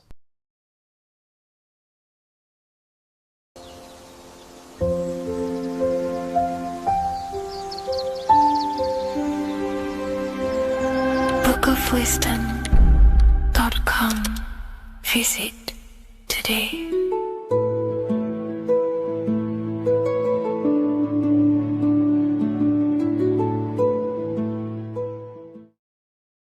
What is good, people? We're back with another video, and today we're talking about the chakras. Let's jump straight into this because I know there's been a lot of requests for this video. So let's jump straight into this. So you have 7 chakras, right? 7 chakras, and these chakras are feeding off your electromagnetic field, known as your aura. This is both positive and a negative pole, male and female, right? This electromagnetic field is made out of electric and magnetism, and together they come as electromagnetic. Now, your chakras, the word chakra just means wheel, spinning wheel, because that's what they are. They're spinning wheels of energy. They do not exist on this physical plane. They exist on the etheric plane. Okay. Now, these energy centers are known to regulate your emotions, and each energy center controls the organs and cells in that particular area of the body. So, for example, your sacral chakra will control the cells and organs of your sexual reproduction area. Okay, the navel chakra or solar plexus will control the digestion in your body. Same with the heart, same with the throat, right? So they are like mini brains for each center of your body. They run along up the spine, but notice the crown chakra exists outside the body. It's just above the head. Now, this process of the chakras is obviously the 7 colors of the rainbow, starting from red, which is the lowest vibrational color, all the way to violet, which is the highest vibrational color. This, like I said, these energy centers are feeding off your electromagnetic field. So if these chakras are unbalanced, they are taking too much energy from your electromagnetic field, making it weaker. Now, this is the North Pole. As you all know, the Earth is flat, and we live inside of a giant torus field, and the North Pole is the Earth's heart chakra. And this is why the aurora borealis, or the northern lights, whatever you want to call them, that's why they are green, and they are being emitted from the center point of the Earth, because it's symbolizing the heart chakra, which is green, right? Now, you do work your way up to these. However, this is a torus field. You are a torus field. You have different layers of this torus field, right? And you need to balance all of these chakras, but you can't move up these chakras until you open the one below it. So it's like a stairway. You can't go to your solar plexus without going through your sacral. You see? So you have to work up these. However, you have to work up these and then live from the heart, because the heart is the center of the torus field. It's the balance between male and female poles, positive and negative poles. So you have to balance all of these chakras and then bring them all into one, which is the heart chakra. Now, they exist on the etheric plane. They exist on the etheric plane, and the etheric plane is a layer of the material plane. It's the one higher than the material plane. And then after the etheric plane, it melts into the astral plane. So they exist just between the physical and the astral aspect. Now, this is the yin and yang matter, which is the lowest root chakra, physical matter, and then to spirit, because high vibrational matter turns into spirit, low vibrational spirit turns into matter. So they're interchangeable. This is the yin and yang. Now, when you see ancient paintings with the halos, you see this is like a toroidal field coming out the top of his head, you see, with a halo. This was symbolizing in the old days, in the ancient days, that they've aligned their chakra, they've reached Christ consciousness, which is God consciousness, right? Now, this electromagnetic field is the apple that we bit out of in the Bible, because you see that apple is a torus field. So they were metaphorically or personifying the torus field. That's what the Bible is. It's a massive personification. It's all metaphors. You have to read it properly. It's got a greater meaning behind it. Now, when we bit from the apple, we ate from the tree of knowledge, which is good and evil. Our lower mind took over, so we materialized to feed our physical bodies. We materialized through Saturn. That's what Saturn does. Now, if you don't understand that, go and watch the video previous to this one called Occult Secrets of Saturn. And that will show you how Saturn is the materializer. Now, this is one of the secrets behind the Masonic compass, electric and magnetic, male and female, duality, positive and negative. Now, like I said, they teach you about the torus field, about a magnet in school, but they don't teach you about your electromagnetic field. Everything alive has a torus field. It is the building block of this creation. Absolutely everything has a torus field. There's not one thing without it. And as you can see here at the center of the apple, that's where the seed is. That's where the life is. The reproduction of that organism. As you see, this is where the most electromagnetic energy is stored, in the center, because this is where the two duality, this is where the field meets, at the very center. This is why the seed is at the very center. Now, your spine is a elongation of the brain. The brain is heaven, and the bottom of the spine is hell. So this is Saturn, which is the root chakra. The 7 planets are associated with each chakra. Moon equals mind. Okay. Now Saturn is physical matter, as I've just explained. This is the lowest vibrational color. And they want you trapped down here, which is your hell state, your animal nature, your physical nature. They want you to identify as the physical body. They don't want you to reach these higher states of consciousness. Okay? Now, in the brain, you have 12 convolutions. Now, this is what they were symbolizing in the Bible with the 12 disciples. And obviously in the Bible, it says the upper room where Jesus met with his disciples. This is heaven, the brain, the higher states of consciousness. Now, this is your North Pole. This is Jacob's ladder. Okay. This is why you have 33 levels of Freemasonry, because it's symbolizing the 33 vertebrae, which are these little things here on the back of your spine. Because once the Kundalini energy from the bottom of your spine rises to the top, this is when you get enlightenment and opens your third eye. Spiritual enlightenment. As you can see here, this is Jacob's ladder. This is the Kundalini symbol, right? And they're even showing you this in the medical symbol. They're putting it in your face. The serpents are wrapped around the spine. Now, the serpents symbolize how the energy moves around the spine, because it's a torus field, you see? At the center of the torus field, it wraps around the center pole. It wraps around it, and this is how the energy moves up. So they're symbolizing it with the serpents. Okay? Now, every religion has a sacred river. For the Egyptians, it's the River Nile. For Christianity, it's the Jordan River, right? This river is the canal, the energy canal at the center of your spine, all the way leading to heaven, to the Holy Land.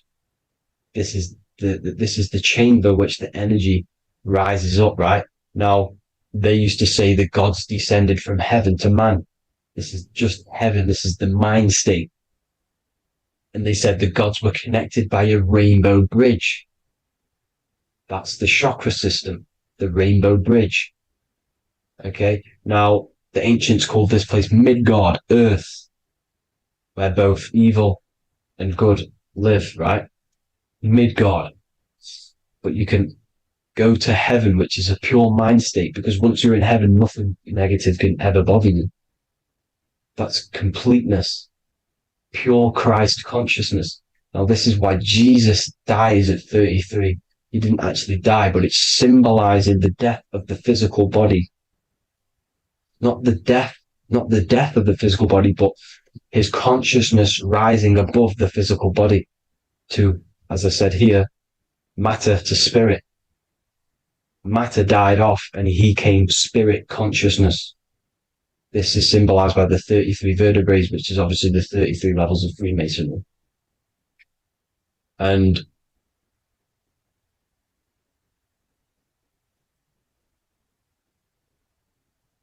now the pineal gland, which is at the very top of this Jacob's ladder, or the River Jordan, the canal, your 33 vertebrae on your spine. This is where the pineal gland sits, right? At the very top, at the center of your brain.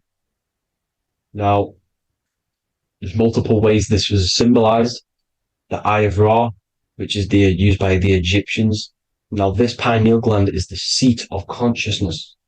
This is where your consciousness is stored, right? And the ancient Sumerians used the pine cone, hence why it's got the word pineal gland, the seat of the soul consciousness. it produces DMT, dimethyltryptamine, which is known as the spirit molecule. And the pineal gland is wrapped in microcrystals, and we all know crystals transfer frequency and energy. Now, radios use crystals. A radio is a frequency transmitter, turning a frequency into a frequency that we can hear with our ears, right? Because all the radios are actually playing right now in your ears. However, our ears can't pick it up, so the radio transmits it into a frequency that we can hear using crystals. So this is the power of crystals, and this is what our third eye is wrapped in, crystals. Now, this third eye is not actually your third eye, it's your first eye. When you're being materialized in your mother's womb, this is the first gland that is produced, and everything's built around it, because it is the consciousness. It is your consciousness. Your consciousness never dies, ever. It's an eternal essence. It lives forever. You never actually die. Only the mortal body dies. Now that's what we call life. Life is abided by time, and time is change. And change is what we call life, because everything's constantly moving and transforming into different things, right? Now let's not get off track. The pine cone is obviously, this is in the Vatican here. The pine cone is symbolized as the pineal gland, pine. And this is the opened pine cone. The opened pine cone means, or symbolizes, the awakened man, the awakened third eye. But the ones here, which the Sumerian gods are holding, these are shut pine cones, symbolizing the unawakened man. But let's not get confused, people. These gods were not gods. They are human beings just like you. They reached Christ consciousness. They are nothing more special than you. They just had the ability to reach Christ consciousness. And obviously their knowledge was far more intelligent than ours, far more advanced than ours. They knew the truth about this reality to the depths. Now, the ancient Hindus had a goddess called Kundalini, which is said that she descended by the means of a ladder or a cord from heaven, which is symbolizing the spinal cord. Now, this is what hickory hickory dock, the mouse went up the clock and came back down. This is all these stories, like Santa as well. Santa comes up and then down the chimney. This is symbolizing the Christ oil. There's an oil which is produced in your pineal gland, right? And this oil travels down the spine. And once it's down on the spine, you must have to raise your consciousness, just like I said, but the chakras. You have to raise your consciousness, raise your vibration to heat up this oil and turn it into a gas. And it travels back up the spine through like the serpents up the spine, and this awakens the third eye once it's coming back up the spine and hits the pineal gland.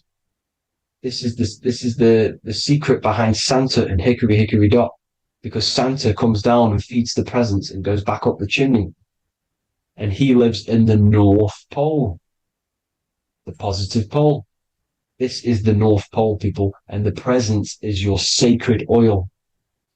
This oil, your physical body is the furnace. It's the spiritual furnace, which you have to heat up this oil by raising your frequency and turning it into a gas to rise up this chamber, the River Jordan, to your third eye, right? Now, this is an alchemical process. Your body is the alchemical furnace. It says in the Bible, if therefore thine eye be single, thy whole body shall be filled with light. I shouldn't have cut that out, but that's what it says. The light of the body is thine eye. If therefore thine eye be single, thy eye shall be filled, their body shall be filled with light. This is symbolizing the pineal gland, enlightening the body, the spiritual body, filled with light. Now, As I said, they want you kept down here, which is the root chakra, which is your animal nature, which is obviously mind, matter over mind. This is the symbol of Saturn, right? As you say, we're built of body, mind, and spirit, the Holy Trinity. That is the sun, moon, and earth. The sun's your soul, solar. Moon is your mind. Earth, which is the cross, which is your physical body, the 5 elements, right? So body, mind, and spirit. So the Saturn symbol is actually made out of the cross on top, which is the earth, and the moon on the bottom, which is symbolizing matter over mind, because earth is physical matter. You don't want to be matter over mind. You need to be mind over matter. See, they want you identifying as your physical body. They don't want you to realize you're an eternal consciousness. You're an eternal essence of consciousness which never dies. They want you trapped in your animal nature. And this is why the Baphomet has a goat head, because it's symbolizing your animal nature, which is evil. Not evil, but you're more likely to do evil things, right? Which brings bad karma. That's your animal side. This is why the Baphomet has an animal goat head. As you can see here, he's got the Kundalini energy here. So when you see the inverted cross, the cross is your body, as you can see here. The inverted cross means your chakras downwards, down here. Your head's down here. Your mind is down here. But your mind needs to be up here, which is the upwards cross, which is Christ consciousness. And as we all know, 7 colors of the rainbow, 7 planets, 7 chakras. Red light is low frequency and long range. This is why Saturn is the slowest moving celestial body. And it's the lowest chakra, because it's low frequency, long range. The moon being the crown chakra, which is high frequency. This is why the moon moves around the quickest. The moon is your crown chakra, which moon and mind. See, so there are multiple ways of your chakras becoming blocked. Now, each chakra has a specific intelligence. It has a specific thing that it's doing for the body, right? Now, this can be overused. It can be abused. For example, masturbation. That keeps you down here in your sacral chakra, because you're abusing the energy center. You're abusing your sexual energy, which is then becoming unbalanced. So this is how energy, this is why these centers are pulling more energy out your electromagnetic field, because these centers are wheels. The chakras just mean spinning wheel of energy. So when you're abusing these certain centers, you're pulling energy out of your electromagnetic field, which is making your field weaker, which is making your frequency lower, which makes you prone to diseases, prone to lower negative energy, right? So you need to align these chakras. You need to unbalance them. And as you can see here, you can screenshot these to see how they're blocked. I'm not going to go over each one because it'll take me forever, but have a little read yourself. This is why they're blocked. Now, the ancients used to say Aum when they meditated. Now, these are the 7 vowels. There's not 5 vowels, there's actually 7. Now, when they say Aum, they're aligning all their chakras by saying this when meditating. This is where the Aum originated from. Now, emotion is energy in motion. So if you're feeling a certain way, that's the energy you've put in motion. It's a reflection. We live in a mirror reality. Everything's mirrored. Everything's mirrored. As within, so without, as above, so below. Everything's a reflection of some sort. So whatever you're feeling, you're doing something wrong. It's telling you you're doing something wrong from the root cause, because your energies are the effect. You're feeling the effect of something you've caused. The law of cause and effect. Nothing escapes it. Now, the Jehovah's Witness believe that exactly 144,000 faithful Christians go to heaven or be resurrected, right? This is not true. This is symbolic.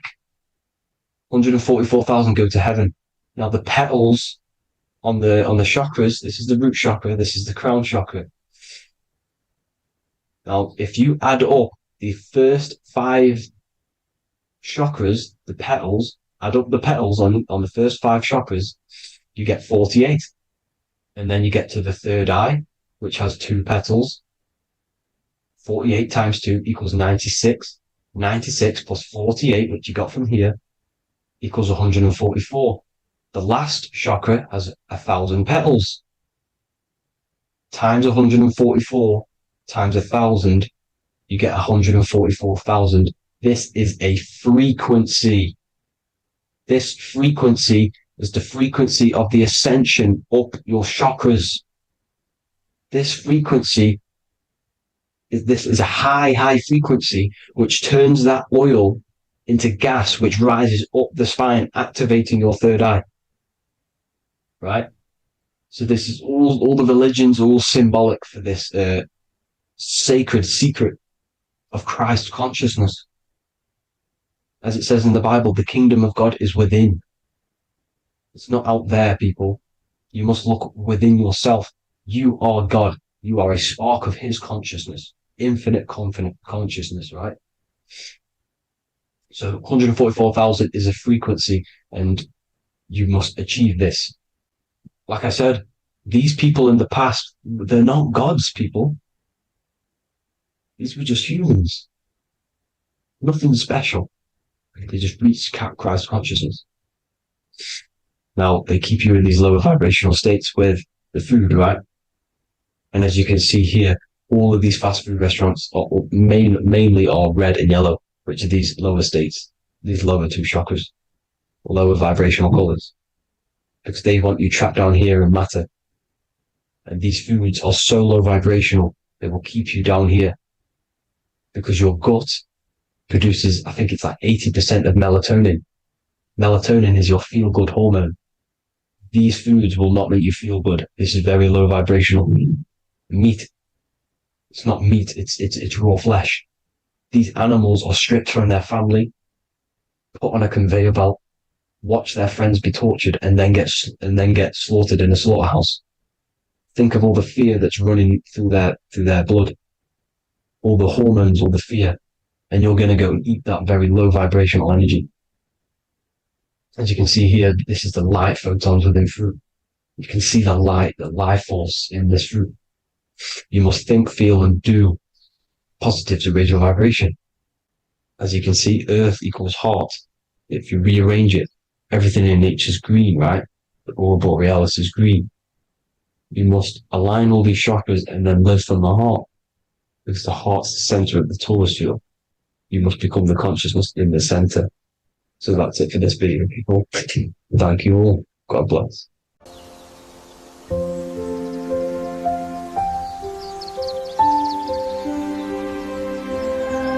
bookofwisdom.com.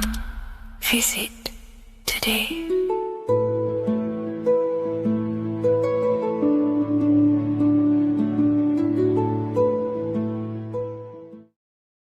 What is good, people? It's Revival of Wisdom. I hope you're all doing well. And this video is how to raise your holy oil or your kundalini. Let's get straight into this. So this is a monthly cycle. Every month, when the moon is in your zodiac sign, this oil is released. Now, the moon is in control of monthly cycles. For women, it's the menstrual cycle, and as well, this holy oil cycle. The moon changes sign every 2.5 days and passes through the zodiac signs in 27 days. So the moon tells the day, the sun tells the time, the stars tell the month. This reality is a massive clock, if you like to say. It's a cycle. Okay? The moon controls the night, emotions, water, fluids, and the mind. Okay? So this oil is produced in the claustrum. It's produced in the claustrum, which is here, right? This is where you get Santa Claus from. Now, the claustrum is at the center of the brain, and it is next to the pineal gland and the pituitary gland. Once it starts in the claustrum, This is the holy present. This is the present that Santa gives to us, Santa Claus. And it goes to the pituitary gland and the pineal gland. And what's connected to the pituitary gland and the pineal gland is the Ida and the Pingala. The Pingala is the pineal gland's nerve, which is the honey, which is the positive charge, electric. And the pituitary is the Ida nerve, which is the magnetic charge. This is the milk, the land flowing with milk and honey. This is the brain, the heaven, heaven, okay? And it travels down the spine using these two nerves, these electromagnetic charge. And this is what the ancients symbolized with the two serpents wrapped around the spinal cord, the Ida and the Pingala. And this travels down to the sacrum or the solar plexus. Okay. So once it's here, okay, the spine is an elongation of the brain. So the spine is pretty much the brain. It's an extension of it. And it's kind of a microcosm of how we descended from heaven to physical reality, to physical matter, which is our consciousness has done. Our consciousness has descended from heaven into physical matter. And this is a microcosm of it. Okay. So once we're in the sacrum bone, this holy oil, like I've just explained, this holy oil starts in the Santa claustrum, goes down the chimney to the sacrum. This is the sacrum, the solar plexus, and drops the present off at the sacrum. Now, once we're at the sacrum, we need to raise our vibration to take this oil back up the spine. Okay. And the River Jordan symbolizes this in the Bible. King Herod wants to kill Jesus in Nazareth, which is here, this is the River Jordan, is Nazareth. He goes to be born in Bethlehem and then goes back up to Nazareth to Joseph and Mary. Joseph and Mary, the pineal gland and the pituitary gland. The Bible is huge symbolism. It's all metaphors for this sacred process which goes on inside of your body. You are the Temple of Solomon. You are the Holy Land. The Holy Land is your brain. Once this oil is at the sacrum, you need to raise your vibration in order to take it back up. Once this oil has gone back up to the pineal gland, it activates the crystals which are wrapped around your pineal gland. Your pineal gland is this tiny little beam here. This is the claustrum. This is the pineal gland. And it's wrapped in crystals.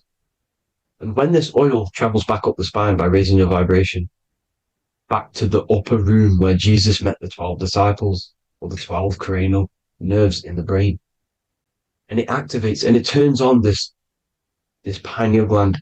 And once it's turned on, it illuminates all the cells and the nerves in your brain and turns them all on and activates the higher God man, the God consciousness, Christ consciousness.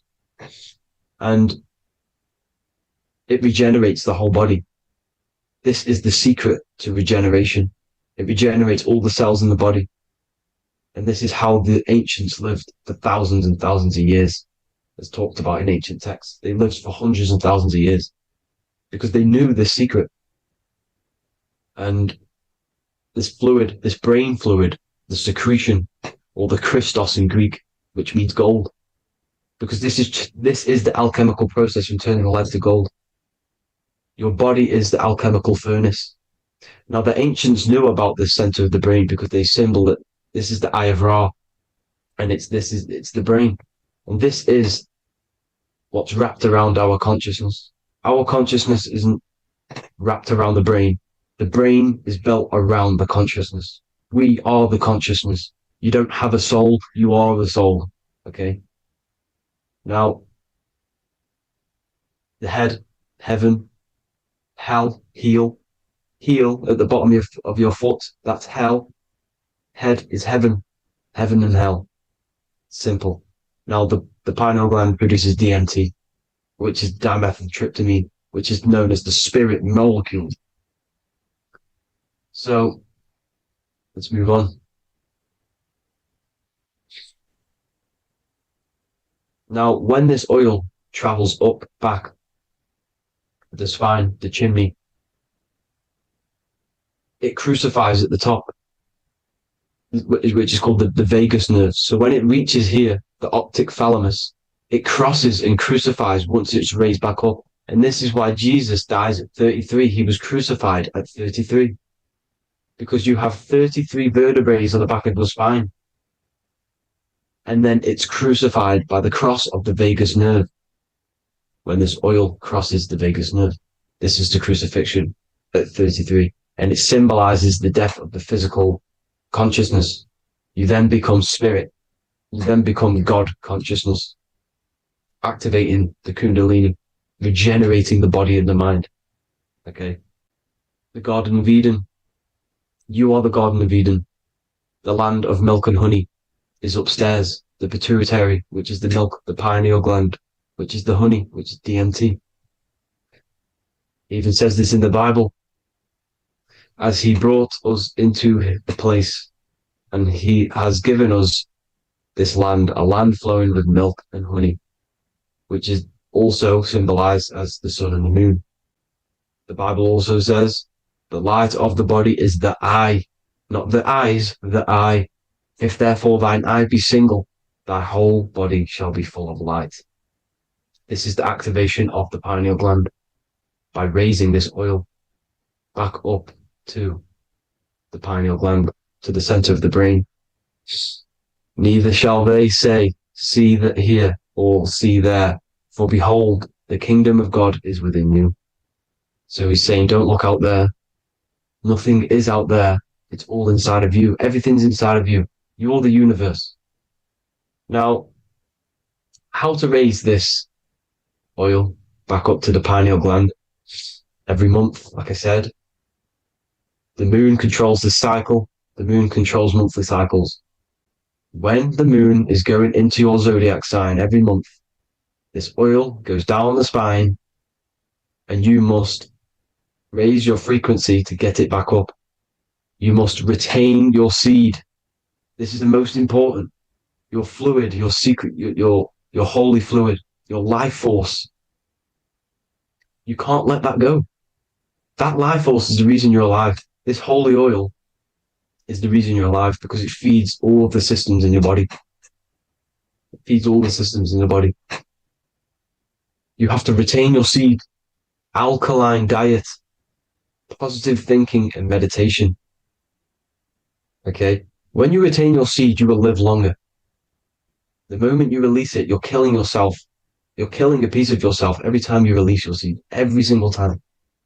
You're killing a part of yourself. Okay? Now, this could be why this could be the illumination, the single eye on the Illuminati's symbol, the Freemasonic symbol, the illuminated eye, the triangle, which could symbolize the body, mind, and spirit, but the eye illuminated. Now, in the Bible, it talks about the two trees, the tree of knowledge and the tree of life. The tree of knowledge is the tree of good and evil, which is the most important system in your body, which is the nervous system. The nervous system, the most important. The tree of good and evil. And the tree of life, which is the cardiovascular system. Now, this oil, when it's released every month, feeds these two systems, and these two systems feed everything. Now, it's important you understand that. Okay? The ancients knew all of this knowledge. The Bible's telling you this knowledge. But it's in a metaphorical way. You have to understand the context behind it so you can read it properly. Now, eating of the tree of life, which is when it talks about in the Bible, eating from the tree of life is actually symbolizing a bad diet, ejaculation. Because you're eating from these two systems. You're killing yourself with a bad diet. You're killing yourself with an ejaculation. Okay? So, That's important to understand. Now, this is Jacob's ladder in the Freemasons. Jacob's ladder, which is the spinal cord, it's the stairway to heaven. And this is Jack and the Beanstalk when he goes up the beanstalk and finds the golden egg in the grey clouds. The grey clouds symbolize the grey matter in your brain. Now, the Garden of Eden talks about the 4 different rivers in Garden of Eden. As we see here, the North Pole map, the ancient North Pole map, because the center of the earth is the center of the torus field. Everything's the torus field. Atoms are torus fields. Everything's torus fields. You are the universe. Everything is within you. The North Pole is your spinal cord. This is why they say Santa Claustrum comes from the North Pole. This is the North Pole. And the Santa Claustrum is the center of your brain.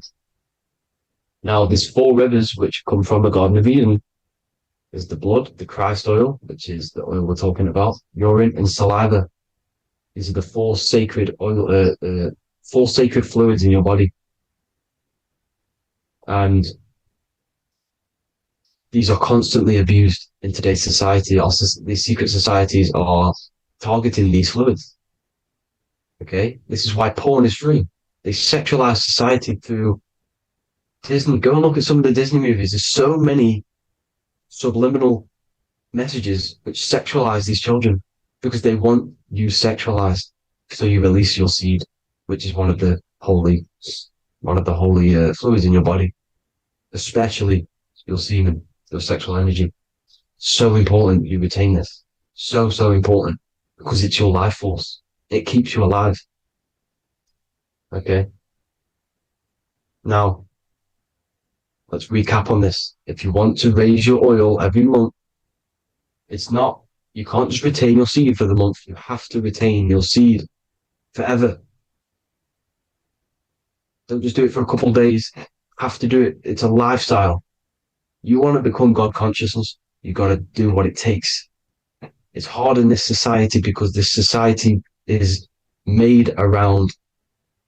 it's designed to kill you pretty much. It's designed to keep you in these lower states of consciousness with all the bad food, the chemicals in the food, the chemicals in the water, the sexualized TV programs, sexualized adverts, sexualized TikTok and apps, videos, subliminally stimulating you because that is your weakness, sex. It's your weakness. Now, you have to retain your seed, meditation, and an alkaline diet. Why alkaline? Because acidic is low vibrational. This is the color spectrum. And what's the highest vibrational color? Violet. It's the lowest, red. You have to have an alkaline body in order to raise this oil. When you drink, when you have a bad diet, when you drink alcohol, when you smoke, this destroys the oil. It destroys the oil in your sacrum and it can't be raised again, can't be raised up. This is why it's so important. Without that oil, you don't live. That oil makes you live. It feeds everything in your body. It's crazy how we're not taught this. It's insane. But that is how you raise the oil, people. I hope you all gain some knowledge out of this video. And I hope this assists you on your journey, your spiritual journey. And please like and share this video. We need this knowledge out to the public to wake up humanity. Thank you all, people. God bless.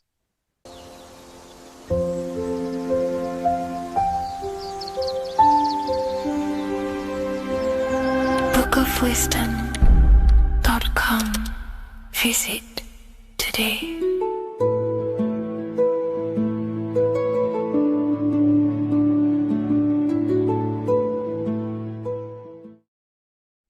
Today's topic is the binary code behind the universe. You will learn the fundamentals of the binary code, deeper understanding of reality, which will give you more of a connection to the universe, evidence supporting the existence of this code, and how to use the binary code to shape your reality. Now, this is an important one. We have 0 and 1.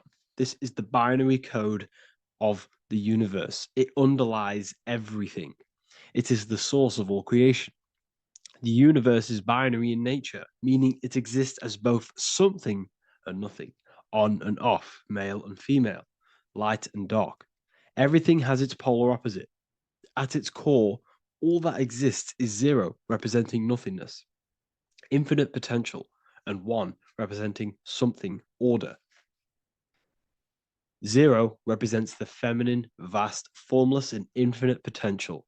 It is the space from which all things emerge, the womb of creation, the receptive and expansive force. One represents the masculine, structure, form, and order. It is the active principle, the initiator, the force that defines and shapes reality. Together, they create the fundamental duality that underlines existence, the balance between chaos and order, the void and creation, yin and yang. We see this in the masculine and feminine bodies. This is deeply encoded into the fabric of reality. And once you see this, you will never unsee this. So please leave a like on this video if you love my content and you love the wisdom that I share with the world. So we see this with the masculine genital areas. Remember, this is the genital area. This is all to do with creation. These are the generative principles, the generative organs in the body that allow creation to continually outfold into new life. The genital areas are all to do with the code.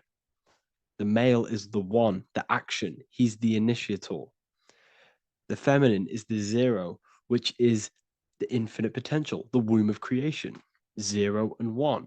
This is why we have 10 numbers. 0 and 1. Masculine and feminine. We even see this in the bodies. The feminine body is made out of curves, which is 0, curves. And the masculine body is made out of lines. So please leave a like and comment if you love this. And if you have any lecture ideas, feel free and I can make a lecture on any suggestions that you have. So look at the word masculine. Masculine, line. Line is just one line, which represents order. 1.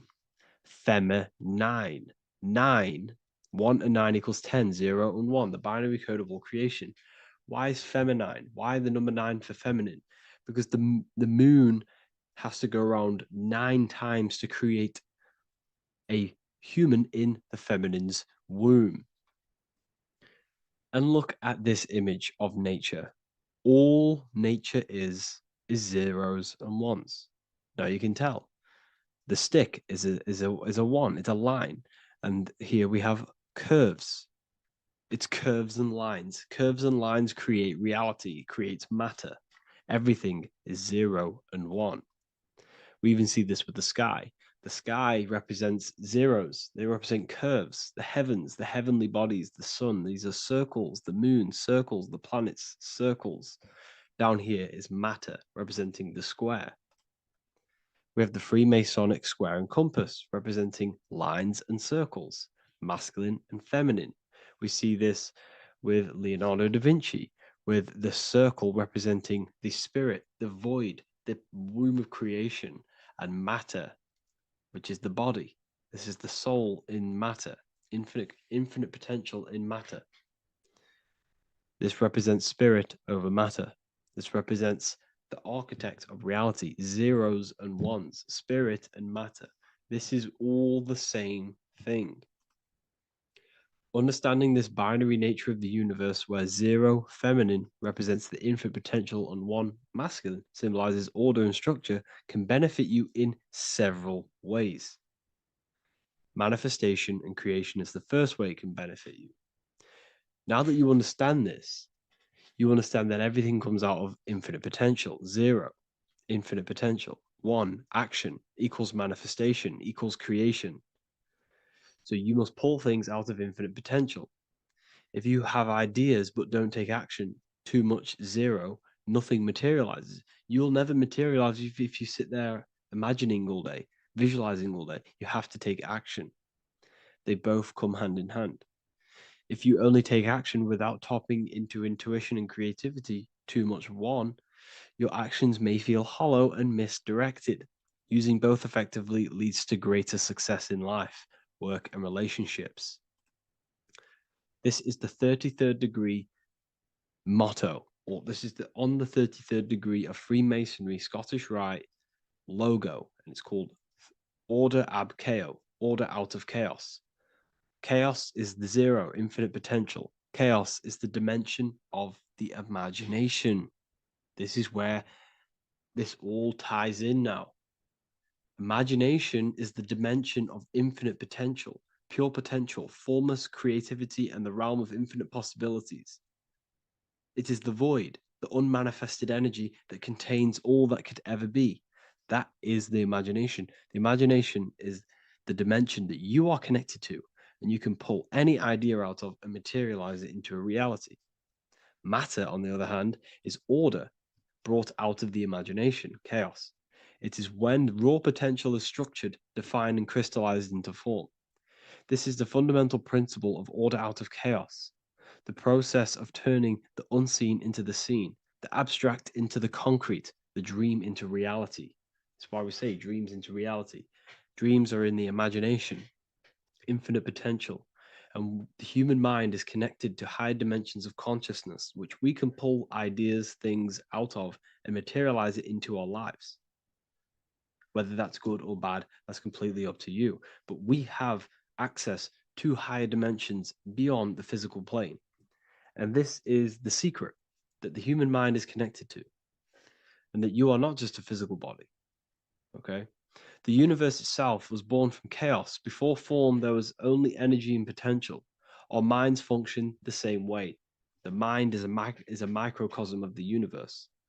Our thoughts exist in an infinite field of possibility, but they only become real when we take action and give them form. If your inner world is filled with chaotic thoughts and impulsive emotions and negativity, then creating order within is essential for balance, clarity, and growth. What do I mean? Order out of chaos, 0 and 1. All creation comes out of infinite potential. The mind, the imagination, is the infinite potential. The material world is the order. It's the effect. Therefore, if your material world has chaos, if your room is messy, if your body is out of shape, if you do not look after yourself, everything in the physical world is just a reflection of what's going inside of you, what's going on inside of you. So if you have a messy room in a messy house, this reflects as a messy mind, a chaotic mind, and we must create order in our mind. So this applies to all realms of your life. This applies with your mind, it applies with your emotions, it applies with your manifestation, it applies with the physical world, with the masculine, feminine. 0 and 1 is heaven and earth. It's everything. It's duality. It's on and off. It's everything. So it applies to all realms of your life. Okay. So in order for this to benefit our lives, we must, one, have awareness and observe the chaos. Step back and observe your thoughts and emotions without reacting to them. Recognize that you are not your thoughts. You are the observer of them. You are the soul. You are in between them. You are the midpoint between the left and the right, the 0 and the 1. You are the soul. Journaling or meditation can help you identify patterns and negativity and impulsivity. So it's important that we recognize these patterns. We recognize the chaos within us and we transmute it. 2, implement structure, mental discipline, mindful practices, meditation, breath work, and slowing down your reactions. Cognitive reframing, replace destructive thoughts with constructive ones. This is so important. For every negative thought that you place attention to, place your attention onto 5 more positive. Never think about something that you don't want to manifest, because whatever you're placing attention on inside that mental field of consciousness, you're giving attention to it, which then can manifest into your action, and that will materialize into your world. Routine and ritual. Create daily habits that anchor you. Morning routines, exercise, or creative outlets bring stability. We must master the inner world of thought and emotion. We must bring chaos into order. In order to create anything in your life, you're turning chaos into order, order out of chaos. You're turning 0 into 1. This is the binary code. All things underlie it, 0 and 1. So it's so important that we master our minds, we master our emotions, we master our inner world so we can produce effect in the outer world. We cannot create consciously and effectively if we have chaotic thoughts and impulsive emotions. So I hope this has made more clarity to you so you can implement this into your life. I know I haven't given you much strategic things to implement into your life, but now that you have a better understanding of how this world is pulled out of infinite potential, you can use that. Everything in your life is pulled out of your imagination. Every text you send, everything you think of, oh, I'm going to do this later, that is your imagination thinking about the future. So you just have to do this on a mass scale to create something big in your reality. So I hope this gives you a better understanding of how the universe works and has benefited your life.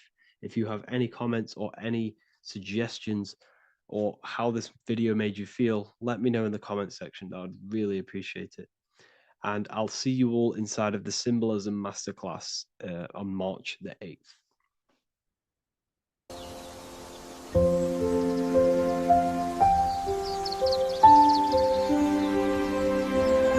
bookofwisdom.com.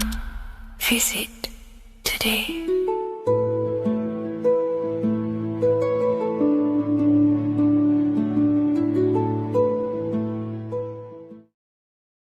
What is up, people? How are we all doing?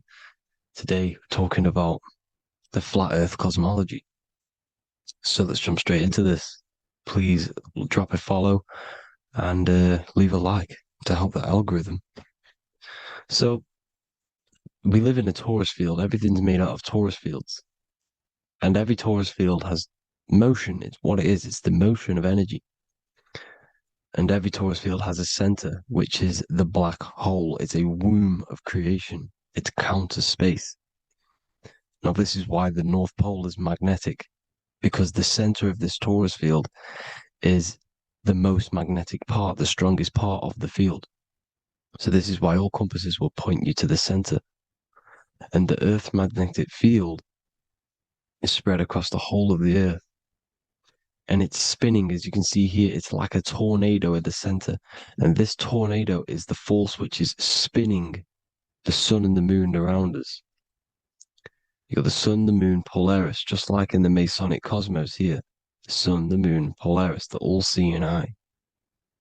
Now we'll get into Polaris a bit later, but the sun is the magnetic force. Sorry, is the electric force, because every field is electromagnetic. Now, the sun is electric. It's positively charged. It's gonna give you energy. It's feeding energy. The moon is more magnetic energy, which is taking your energy away from you. And this is why you become sleepy when the moon comes out, because it's taking away your energy. So these two forces is the balance. It's the yin and yang. It's the balance. Everything in this creation is balanced, because the torus field is the Earth is the plane of inertia, the 0 point within the field, because physical matter is a result of two opposing forces equalized on the plane of inertia. And that is where matter crystallizes into physical results. And this physical plane is the plane of inertia, planet Earth. And at the center of this plane is the black hole, the womb of creation. And outside of this black hole gives birth to light. So the torus field is constantly rotating, going into counter space, the black hole, and then out of counter space gives birth to the white hole, white light. You see? So it's going around, black hole, birth again, black hole, birth again. And it just keeps going around. It's an infinite cycle of energy. And this is where the infinity sign comes from. This is the motion, this is the force which is creating everything to spin inside of this circle. Okay? And it's making the stars spin. It's making the sun and moon spin around us, around this center point. Now here you see Horus and Set. Horus and Set putting their feet inside of this dome. This is the royal arch, the arch of the dome above us, which is like you see in the Masonic cosmos, the royal arch of Freemasonry. This is the dome above us, the firmament that the Bible talks about. You see, they're putting their feet in because Set symbolizes the moon and Horus is the sun. Horizon, Horus. Horus is rising, the sun. So they're both putting their feet around the center magnetic pole, which is the pole, North Pole. And above the North Pole, you have Polaris, the pole of electromagnetic energy. You see? And this is how we get the sun and the seasons. Because the sun, for us, when it becomes summer, it's on the Tropic of Cancer. Then it spirals outwards, going out and out and out, then goes to the Tropic of Capricorn. That's winter for us. Then it comes back in and creates summer again. So it's constantly spiraling around this center magnetic North Pole. You see? So this roof above our heads is the firmament, and this is what they've taken off of us. They haven't physically taken it, but mentally they have taken this away from you. It's a female energy, and this is what the Egyptians called Nut, the sky god Nut. And this is the womb. We are inside God's creation, God's womb. And the woman's womb, when she has a baby, is a microcosm of this, because everything inside of this creation is macro. It's a reflection of the bigger things, as above, so below. So the dome above our heads is the dome we are in when we are a baby. And you can see the sacred geometry of it is the exact same. It's the dome. And when we are inside of the womb, the woman, the sacred maker, which is the M, the Masonic M, this is the Gmail symbol. The Masonic M is maker, mason, matter, male. She delivers the male, you see. She delivers the male because it's the maker, the female, the magnetic. The woman is magnetic in nature. The male is electric in nature. So when we are in this womb, the female, we are being fed by the center umbilical cord, by the center of the mother's stomach. We're connected to the center of the woman's stomach, just like we are when we are in the earth. The center is where the aurora borealis is being emitted from, the electromagnetic aurora borealis, the northern lights. This is our spiritual umbilical cord, connecting us to counter space, connecting us to the realms beyond this world. Because at the center of every Taurus field is counter space. And at the center of the earth is our spiritual umbilical cord. And this is the earth's belly button, as you see. As above, so below. We had a physical umbilical cord. We have a spiritual umbilical cord. And this gets cut when we die, when we're cut away from the physical reality. You see, here's the ancient Egyptian tablet showing this female. You can see the hair, it's a female above us, because the female energy is nurturing, helping, looking after. And that's exactly what the dome is. It's protecting us. It's the Ark of the Covenant, the Ark covering us, you see? And this is what they've taken away from us. By you believing in space, it completely destroys the idea of this being a sacred creation. They've taken the roof off your head, whether if you believe in space, you believe that there's chaos, there's planets, there's asteroids that could kill us at any moment. But this isn't true. They've made you fear your own creation that you're inside of. They've made you fear what's above you. You see, and it's to hide the power of astrology, the power of the lights in the firmament, which are constantly flowing through the ether. These powers which are above us are sending rays down to the earth, which are influencing our psychology and how we behave. And this is what astrology is. It affects human consciousness. It interacts with our consciousness. And there's a different energy every day because the planets are in different houses, different alignments. And this is, we'll go into this a bit deeper later on. So the world tree, this magnetic North Pole, the pole of electromagnetic energy, was symbolized as a tree, the great tree at the center of the earth. You see? And this tree is symbolized everywhere. You can see here how the center person, this Egyptian person, is holding up the sky. This is the North Pole, the hyperboloid, at the center of every torus field.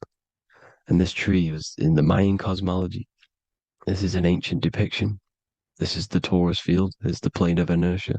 Here's the center tree. Here's the tree in the center, the magnetic North Pole, the woman holding the stars. Here's the Hindu with the two birds symbolizing the sun and the moon revolving around this center tree. The Mayan tree, his Horus and Set around the North Pole. They all knew this flat earth cosmology. They knew these secrets. It's so sacred you understand the creation that you're inside of. Because if you don't, you'll be led astray. You don't know where you are. You're lost. You see? And here's the Masonic art with the rays of the stars coming down with the tree in the center. So it was personified as a tree.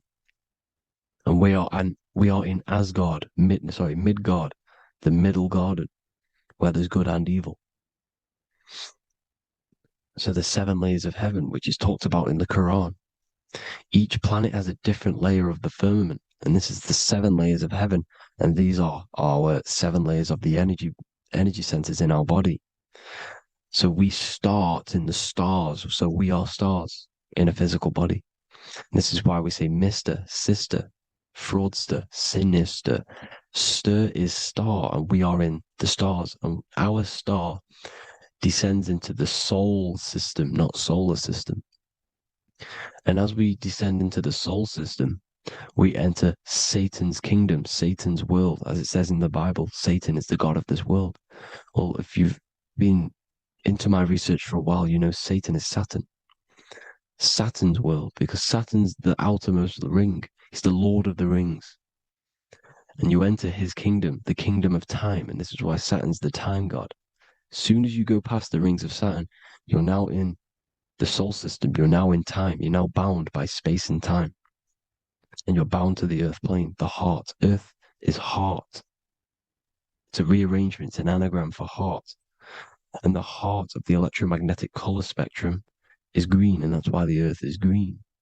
And above green is blue, and this is why the sky is blue. In order to go to heaven on the macro scale, you have to go through the blue sky, through the 7 layers of heaven. In order to reach heaven in your body, whilst you're here, you have to go through the blue chakra to your head, which is heaven. It's micro, macro. Everything is micro, macro inside of this creation. It's an ancient, I think this is a French image, piece of art from the ancient French, with obviously the 7 layers of heaven, which they all depict. And notice how it's like a dome. We'll go into this dome symbolization, the Royal Arch of Masonry, which is next. But these 7 layers of heaven give us the 7 metals, the 7 days of the week, the 7 diatonic tones, the 7 chakras, the 7 everything. It's God's favorite number. And this is why the Masons use the G inside of the compass, because the G is the 7th letter, and God starts with G. You see? So it's 7. God is 7. Here's another depiction of the heart, the soul system, the 7 layers of heaven. La Fermete. You see, La Firmament, with the stars on the outermost layer. Here are the 7 planets: Jupiter, Mars, La Sophie, the sun, La Luna, the moon. So Saturn. So we are in the heart of this soul system. In order to ascend, we need to ascend up our chakra system, reach 144,000 hertz, God consciousness, the God man. You have to unfold God man, master of the mind, mastery of the mind. So what are the stars? The stars make everything unique. The stars are constantly rotating around the center, magnetic North Pole, the tornado at the center, which is stirring everything. It's stirring the ether. The center is the ether, and the 4 elements are born out of this ether. There's 5 elements: ether, spirit, water, air, and earth. The ether gives birth to the 4 other physical elements, which the whole of creation are made out of. about them four elements. Four is the number of stability. You know, a chair, a table has four legs. It's stable thing. It's a foundation, and these four elements are the foundation of this creation. You see, and this magnetic North Pole is stirring this, and the four vibrational states of the ether are the four elements. Now let me get back to the stars. I just wanted to give you that. The stars are being stirred around this center point, center. It's stirring everything, and they're always in different alignments. Every millisecond, they're moving in different placements of the stars. And the planets are called the seven wanderers because they're not fixed. The stars are fixed, but the planets are called the seven wanderers, the seven layers of heaven, because they move faster and slower than each other. Each planet is slower and faster, has a different rate of speed it's moving. So these alignments are mixing in with the energies of the different 12 constellations. And this is why you have a unique characteristic. You have a unique look, a unique energy, a unique personality. This is because when you were born and you took your first breath, that energy which was in the ether, because the ether is all around you, and energy travels through the ether. The energy that the stars were casting down and the energy that the planets was mixing in with the 12 constellations was in the ether. So when you came out of the womb and your first breath, because breath is spirit, okay? So that first breath you took, that is the energy that is imprinted within your DNA, your soul. And you reflect that energy, you emit that energy. That's the energy that is with you forever until you die, till this physical body dies off. And that's what the stars are. The stars are giving a unique energy, characteristic, personality to every living thing. Every dog, every cat, every animal has a unique personality because it was born at a different time and place in the sky.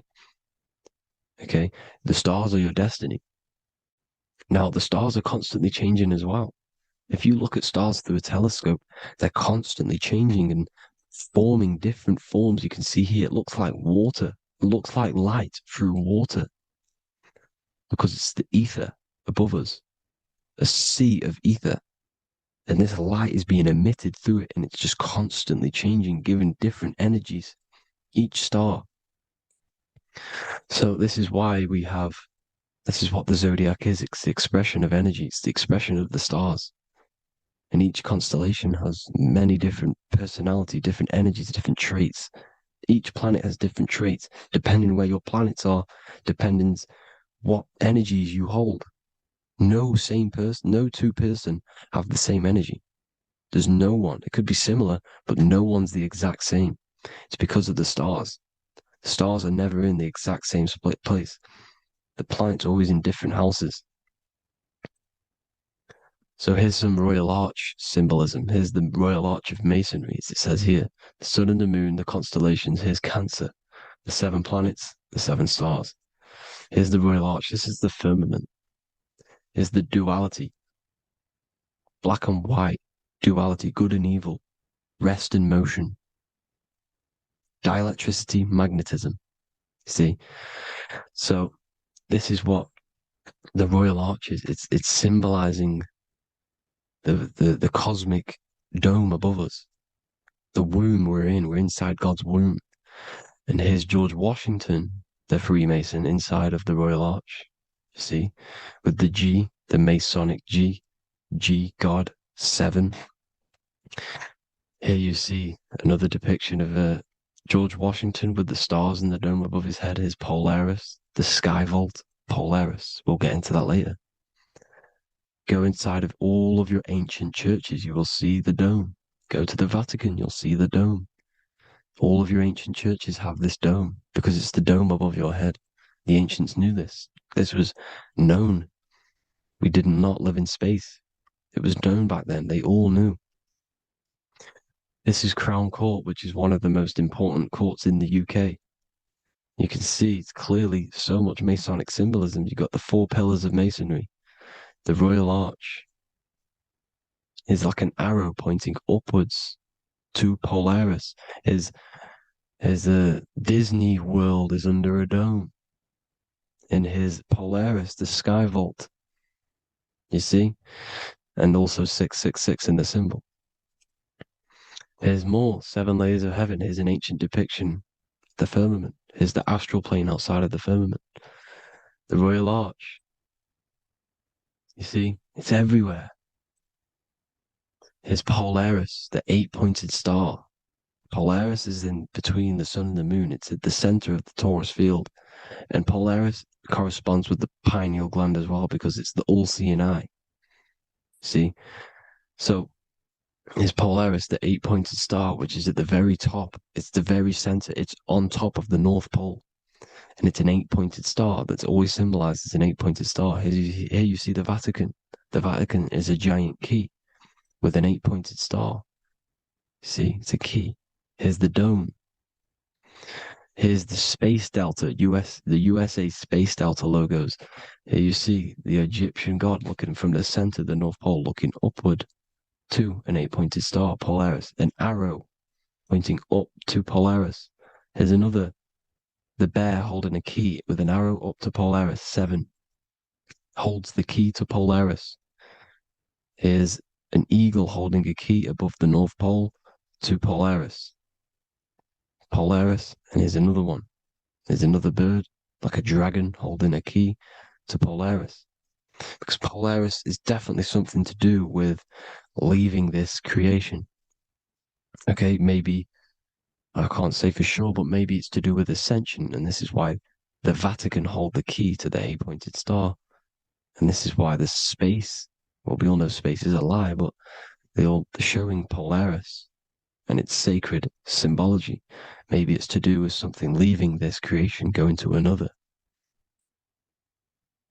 Here's some North Pole symbolism. As above, so below.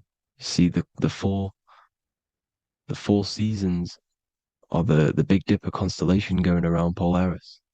This is Polaris, this is the Big Dipper constellation, and this is the swastika. This image gives us the swastika, because all the symbols we use are created in nature. They're created somehow in nature. This is how we get them. As above, so below. This is the map of the North Pole with the 4 rivers, looking like the Big Dipper constellation. It's the Masonic, here's the ancient cosmology with the 4, you see the 4 islands, Mayan cosmology, 4 islands. This is the alchemical symbol for Earth, 4 sections. The windows, because the center of the North Pole is a window to another dimension. The 4 lucky 4-leaf clover, which is supposed to be lucky. It's truth in plain sight. And here's Hitler looking at 2 flat Earth maps. So this swastika has been used for thousands of years, thousands and thousands of years. And it's symbolic for the most sacred land on this plane, the North Pole. Shambhala. Do some research on Shambhala, people. It's a it's a Hindu mythology about the sacred lands at the center of the earth. And it's known to be full of enlightened beings. And it's all symbolized at the center. You can see their paintings of Shambhala. It's all at the center, the North Pole. And it's known to be the most godly place ever, because it takes you to a portal to the higher places. And maybe this is something to do with Polaris, connecting you to this sacred land at the very center. But anyways, people, thank you all for tapping in. Hope you all learned something. Have an amazing day. Please follow, subscribe, like, all the links in the description for the courses, the PDF. Please have an amazing day. God bless.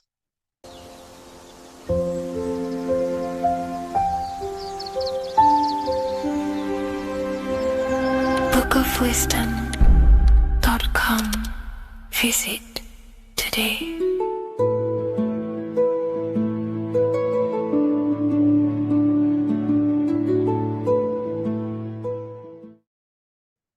Left and right hemisphere, and what are they doing? How does it contribute towards your perception in this world? And this is what we're going to be talking about in today's video. We're going to be breaking down the 2 hemispheres of the brain and how they function in your life. So first, we have the left hemisphere.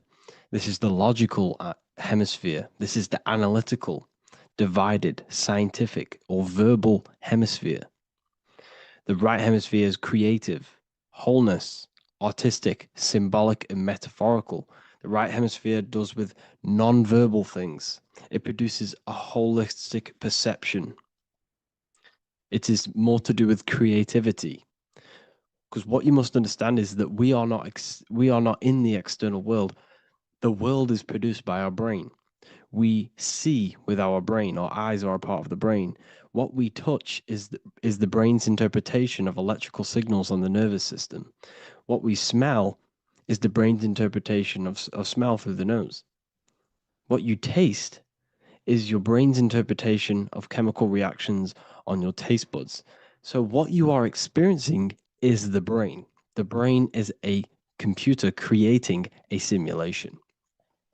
And you have two hemispheres which breaks down this reality. So essentially the brain is the perception creator. It creates perception. So if the brain is creating this, who is the one experiencing the brain? Well, that is you, the consciousness, the mind, the all-seeing eye. You are the all-seeing eye experiencing the brain, the observer behind the brain, behind reality, behind the emotions. So if you're walking through a woods, this left brain sees individual trees. The right brain sees the whole woods. It sees the biome. It sees the bigger picture. So when you are walking through this woods, the right brain picks up a holistic perception of reality. It creates the woods as one unified woods. The left brain's job is to break this down and analyze it so that we can see individual things. And this is also necessary for humans to have the ability to break things down and manipulate things in this world. So without this left hemisphere, we could not manipulate things and break things down. So this right hemisphere is important because it sees the whole woods. It sees humanity as one unified consciousness. However, the left hemisphere sees individual egos. So the left hemisphere is the place of the ego because it only understands it sees the world very divided. Okay. So, for example, here's another example of the left and right hemisphere. If someone pulls out in front of you in traffic, your left brain's going to start going crazy and analyzing them, calling them names. The right hemisphere, however, sees the bigger picture. Maybe he didn't see you. Maybe it's just a mistake. Maybe he's in a rush. You see how the two brains are very different. They do the same thing, but they function in different ways. The right hemisphere is feminine, the left hemisphere is masculine. So, like I said, this person pulls out in front of you, you start to think with the left. If you start to perceive that in the left brain, you're going to start analyzing them, you're going to start going crazy and calling them names because you're analyzing it. You're not seeing the bigger picture behind it. You're not seeing it from his perspective. So there is a crossover. So the left hemisphere of the brain controls the right side of the body, the right ear, the right eye. Everything to do with the right side of the body is connected to the left hemisphere, and the right hemisphere controls everything on the left side of the body, including your eyes, your arms, your legs. So everything is crossed over, and even your visual field is crossed over. So this is your visual field, as you can see here, and even the left side of your visual field goes to the right brain. There is a crossover.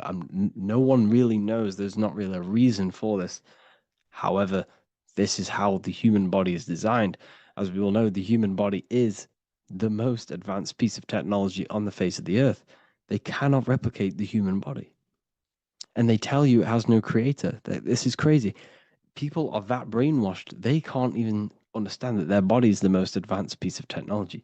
Your body is so advanced, the computers that you use are mimicked of the body. Everything they create is mimicking nature, but they don't show you how intelligent nature is because they don't want you to understand you're in an intelligent design.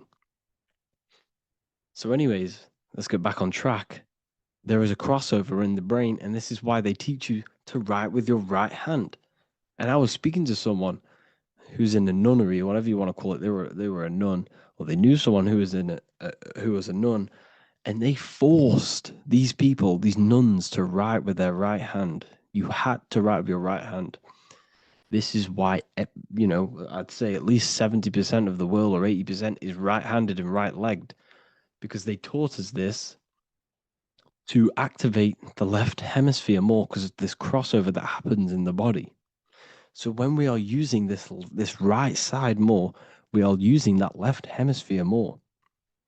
Why? Why are they doing this? Well, they also called it writing. Writing is a spell, to cast a spell on you, to use that right side of the body so that you use this left hemisphere, because they want you to see the world as a divided perception. They don't want you using the right hemisphere, using that left side of the body to activate the right hemisphere to see the bigger picture and see how everything is all one and everything is created. This left hemisphere domination keeps you from seeing the connections between everything, because that left hemisphere analyzes, it breaks things down. So when we are left hemisphere dominated by using the right side of the body, we are essentially seeing everything as divided. And this is why so many people will not understand my work, because my work connects dots and connects fields of knowledge, and makes you see the bigger picture. So people who are left hemisphere dominated will see my work and think this guy's crazy. But it's all about activating that right hemisphere. So they called it writing, because every word you say is molding your mind in some sort of way. The things you see is molding your mind. Everything you take in through the five senses is molding your mind. And language is a massive spell, especially the English language. They called it writing, so that you use that right side. It's a spell, because your subconscious mind picks up everything you say. And 90% of your daily basis behavior and thought patterns is produced by these subconscious programs within the subconscious mind. Essentially, your conscious mind is only the 10% of you. The conscious mind is just what you're aware of, what you're wearing, how you're feeling, what you're thinking. That's your conscious mind. The subconscious mind is controlling every system in your body. It's telling your heart to beat without you being conscious of it. So essentially, this is what they're programming. They're programming this system in the back of the mind, which is controlling everything through the words. And this is what spells are, because it's all about creating perception in the subconscious. So they want you to use that right side more. I truly believe the ancients, they were balanced. They used the left and the right side of the body. They didn't have a stronger side, because they understood this science of the body and how the body works. So this is actually called phonetics. It's not etymology. Etymology is the study of root words. Phonetics is the study of how words sound similar. The way words are spoken. So phonetics, phone, is why we call them a phone, because you speak into a phone. So this is write and writing, to use that right side to activate the left hemisphere more. So your hands are a manifestation of your brain. The left hand is the right brain, the right hand is the left brain. And as a child, we were always taught that when you place your hands together like this is the size of your brain, which is true, because your hands are a part of your brain. They're an extension of your brain. Every part of your body other than your brain is an extension of the brain. Everything's working and feeding back information to the brain, because you're experiencing the brain. So another trick that you can do, or another exercise, is looking in the mirror and closing one eye at a time. If you close your right eye, if you take your top off, for example, you'll analyze your body if you close your right eye, because you're using that left hemisphere. Sorry, other way around. If you look at yourself through your right eye, you'll use that left hemisphere, which will analyze yourself. You'll see individual body parts. If you close the right eye and use the left eye, you'll see your body as a whole. You won't really analyze it. This is how you can analyze yourself, using these two hemispheres. So this whole system is created to keep you thinking logically, and to restrict you from creating, and restrict you from understanding symbolism, allegories, metaphors, and teamwork. They want you stuck in a logical way of thinking and a logical way of seeing the world. This is why when you go to school, you are told exactly what to do. You're told to think this way and no other way.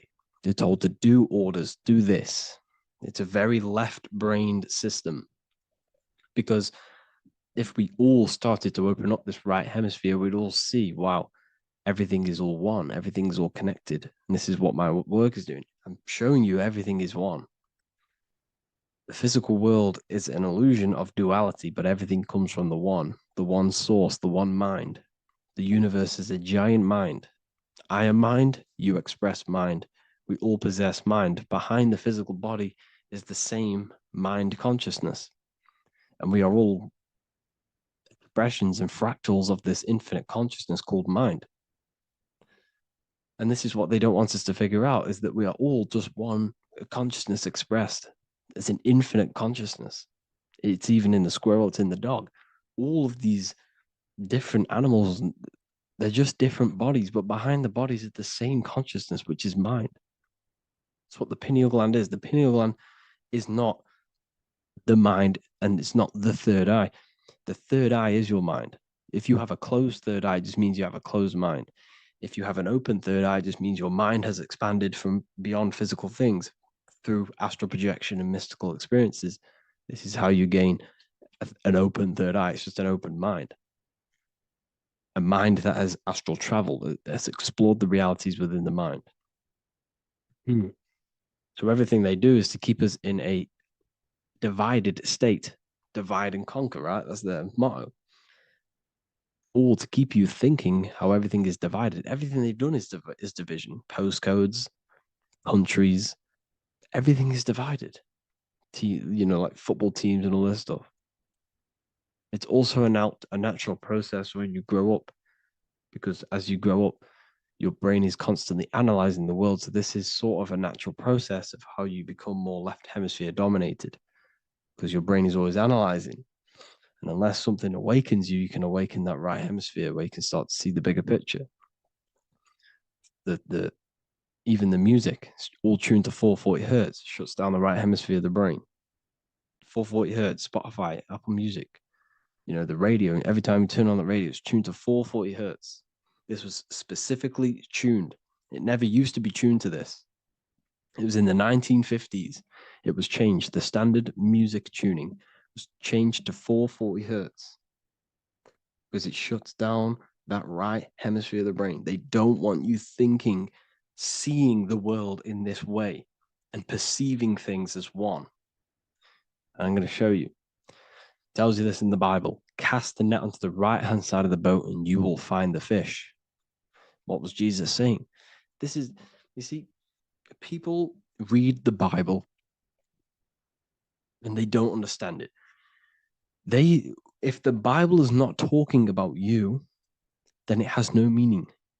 The Bible, everything you read in the Bible is about you and how it can better your life.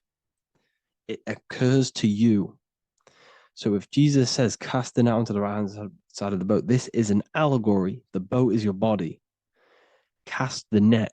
It's the awareness, the perception onto the right hemisphere of the brain, and you will find the fish. What's fish? What do fish do? They swim deep in the ocean. It represents the knowledge, deep knowledge. Cast the net onto the right-hand side of the boat and you will find fish. You will find the wisdom. You'll gain understanding when you cast that your awareness into that right hemisphere. You will see that I am you and you are me. We are all one consciousness. You will see everything. You'll see that the trees are the same patterns as the nerves in your body. You'll see everything is connected. Everything is a fractal of the one infinite consciousness. And how many fish did they catch? 153.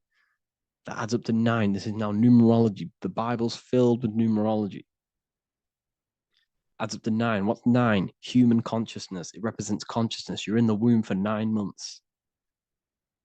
Feminine. It's all about consciousness. And in Revelation 14, and I looked and behold, the Lamb standing on Mount Zion. That's the spines, the mountain. With him, 144,000. 144 adds up to 9. It represents consciousness on top of the spine. You see? And he had his name the name of his father written on the forehead. What's the father? The higher mind, the higher consciousness within you. Where is that? In the forehead, the pineal gland. The pineal gland is the radio receiver for the higher consciousness. Because every body part of the body has consciousness. Your heart has consciousness. Your gut has consciousness. You are thinking with these different consciousnesses. You think with the gut. You think with your penis. You are thinking with all these consciousness. And it's about raising your consciousness to the higher consciousness, which is the father, the mind in the head.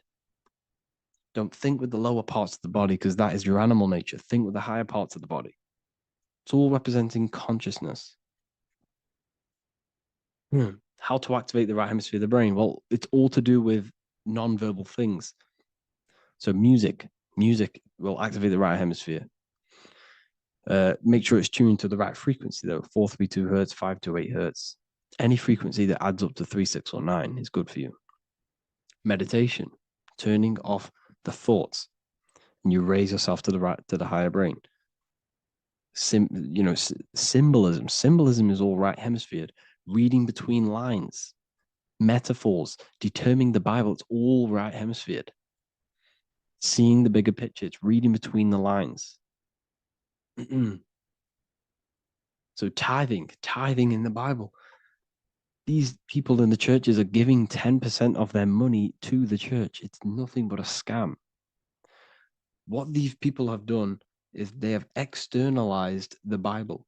They have taken the Bible and literalized it so that they can make a business out of it.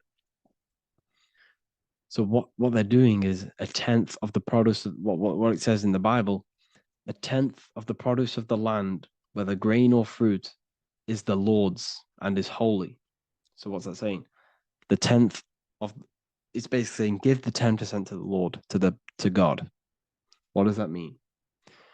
Well, what's the land and the fruit? This represents physical things, the physical things that you have. The tenth of the physical things that you have. What's that? That's your ego. All the physical things that you have is all to do with your ego. That's the lower self. The ego, what is the ego? It's the mind's perception of the physical self. You had no ego when you were a child. Okay, when you were a child, you had no ego. As you grew older, you created the ego. But the ego is the full self. It's the echo. Ego, echo. It's the echo of the full self. So it's saying, give the ego over. Take away the animal self. In that left hemisphere, that's all to do with the left hemisphere. That left hemisphere sees the ego. It sees individuality. It's divided. So it's saying, give that 10%. Give that 10% of you over to the right hemisphere. The 90%. The 90% of you is in that right hemisphere. The higher self. Now, I'm not saying the left hemisphere is bad. Okay, I'm not saying that at all. But it sees it sees things divided. It's like I said, the left, the hands are manifestations of the brain. So when these Christians are praying, they're putting their hands together. What are they doing? They're syncing the brain hemisphere is what you're doing, because everything's an extension of your brain. So if you put your hands together, you're putting the two hemispheres together. And what's happening when you place the hands together? All the electricity in the body is now running in a circuit. So once you connect these two hands, the electrical energy is now running in a circuit. And energy can move around the body quicker and more efficiently. So when you pray, when these people are praying, they don't realize that they're engaging in ancient forms of meditation, of balancing the two hemispheres. So now we're talking about balancing the hemispheres, not the right hemisphere. This is what Israel is. Look at the symbol for Israel, the up triangle and the downward triangle. What's that? The up triangle represents male. The downward triangle represents female. Okay? This is talking about the brains. Israel is Ra. Isis, which is female, the Egyptian god. Ra, El. El means God. Electricity. That's the force of the physical world. It's the force that runs this world, electricity. It's the force of God. El, consciousness. It means God. Is Ra L. Isis, Ra, and El. It's the two hemispheres of the brain, the Holy Land of Israel. It's the Holy Land, it's the brain. Once these two hemispheres are synced, this is how you unlock your consciousness. This is the easiest way of astral projecting. Hemisphering, I forgot the word for it. Hemisphere syncretization, something like that. It's about syncing the hemispheres.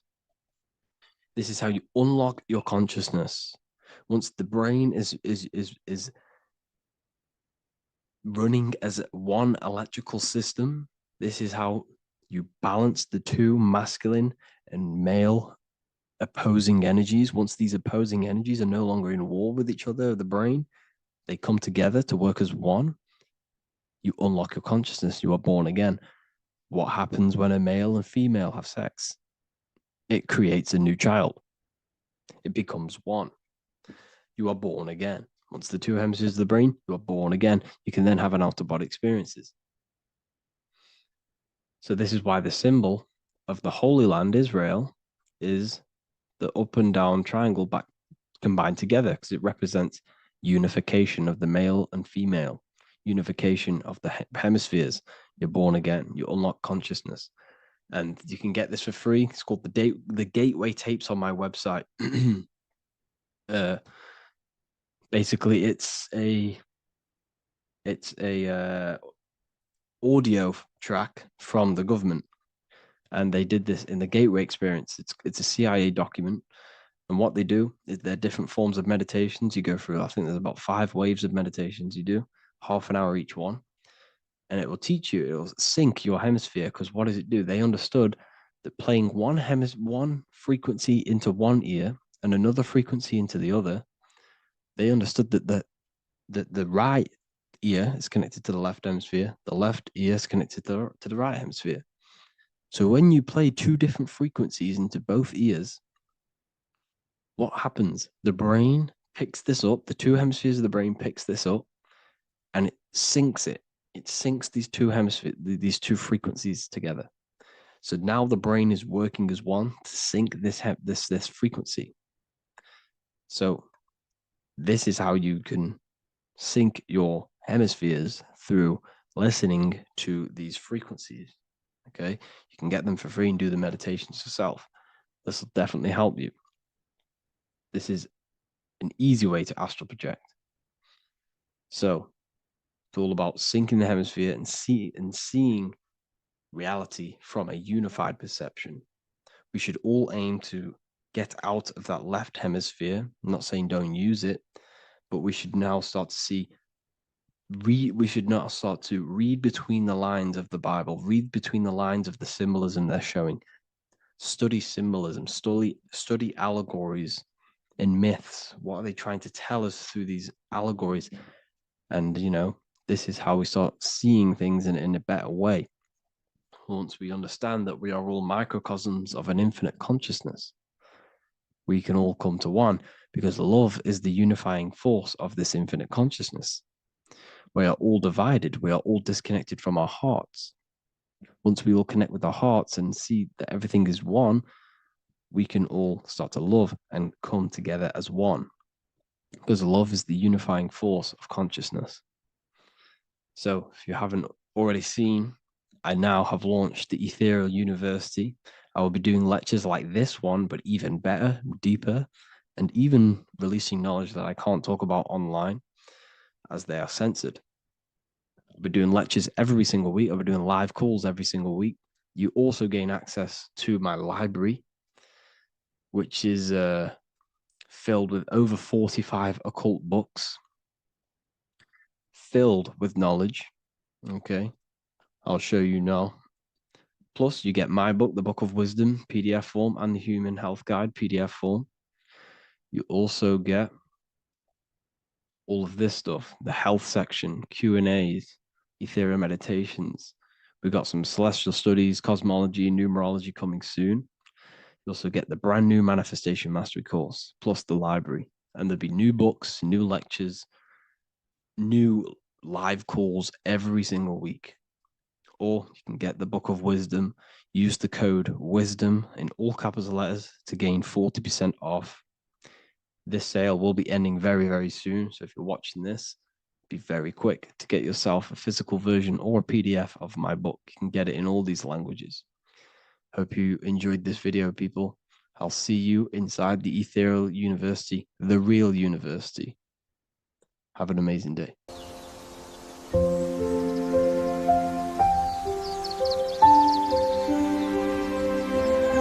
bookofwisdom.com. Visit today.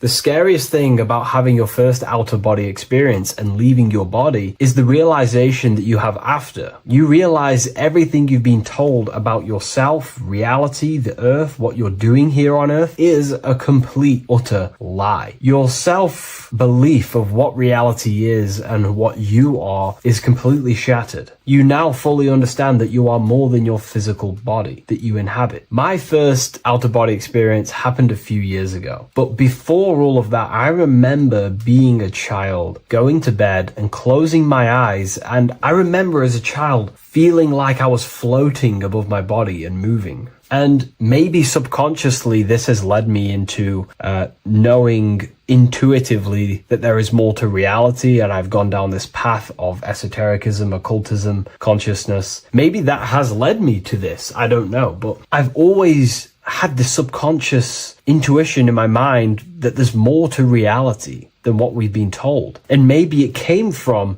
having these experiences as a child. And I'm pretty sure some people in the comments will also have that experience, feeling like you're floating when you close your eyes in bed as a child. I remember this very vividly. But a few years ago, I had my first out-of-body experience, and it completely shattered everything. And it confirmed to me that I am eternal, and there is so much more to the self, to consciousness. I then realized after my first out-of-body experience that our self is not just here in the physical dimension, it's existing in every dimension there is in the universe. However, our mind is focused primarily on this physical time space. When your mind is totally giving its attention and time to this particular time space, it locks in the mind or consciousness into that particular body of consciousness, such as the physical body, right? But for example, let's say you have a daydream and your full focus isn't in the present moment and your environment that you're in physically. Your mind kind of wanders off into a daydream, what we like to call it. That again is shifting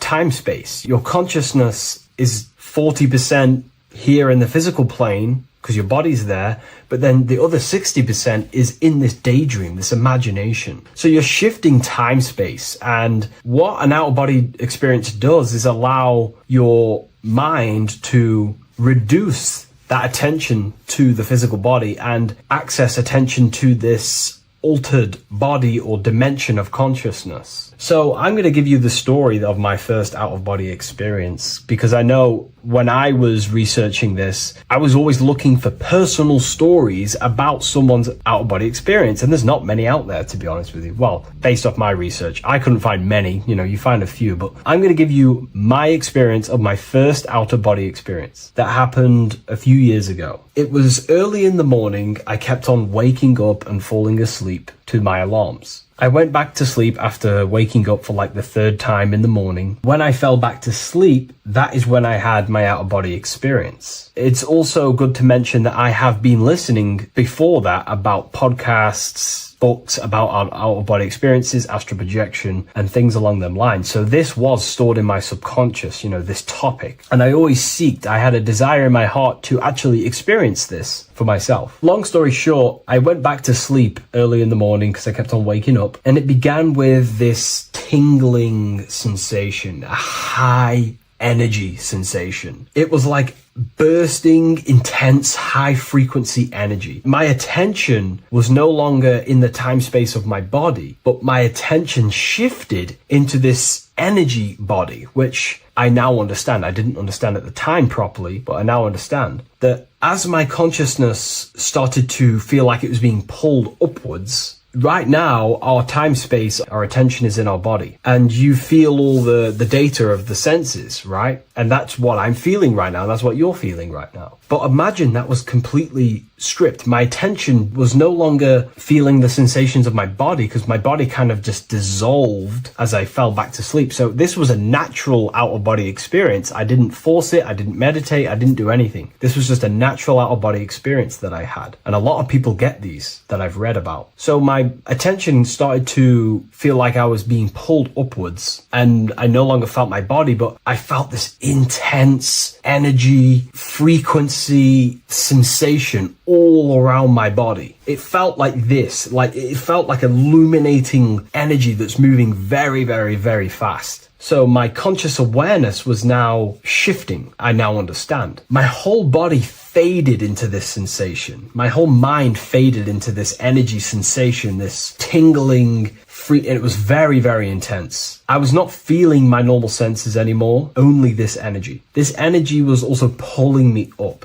The more I was lifted up, the more intense the frequency became. So think of it like just a frequency resonator, how it just goes up and down, up and down. But then imagine the frequency resonator just going higher and higher and higher frequencies, and it would just get more and more and more intense. The energy was moving faster. This tingling was faster and faster and faster as I was being pulled up. Part of my mind began to fear this. My arms and legs grew very tense. I started to tense up because at this moment in time of the experience, I was very vaguely conscious. I was half there, half not. And as I was being pulled up, my physical body started to tense. And this is again when I started to feel my body again. But then I remembered what I heard out of body experiences is that you have to submit to the process. If you try and force an out-of-body experience, it will never happen, because an out-of-body experience is not truly out of body. What we're trying to do is trying to find a needle in a haystack. If you're trying to find a needle in a haystack, you don't go rummaging through the haystack to find the needle. What you do is you burn the haystack and then the needle reveals itself. It's the same with an out-of-body experience. We dissolve the senses of the body, so the body falls asleep, but the mind stays awake. As soon as I let go of this fear and I let go of the tensations in my body,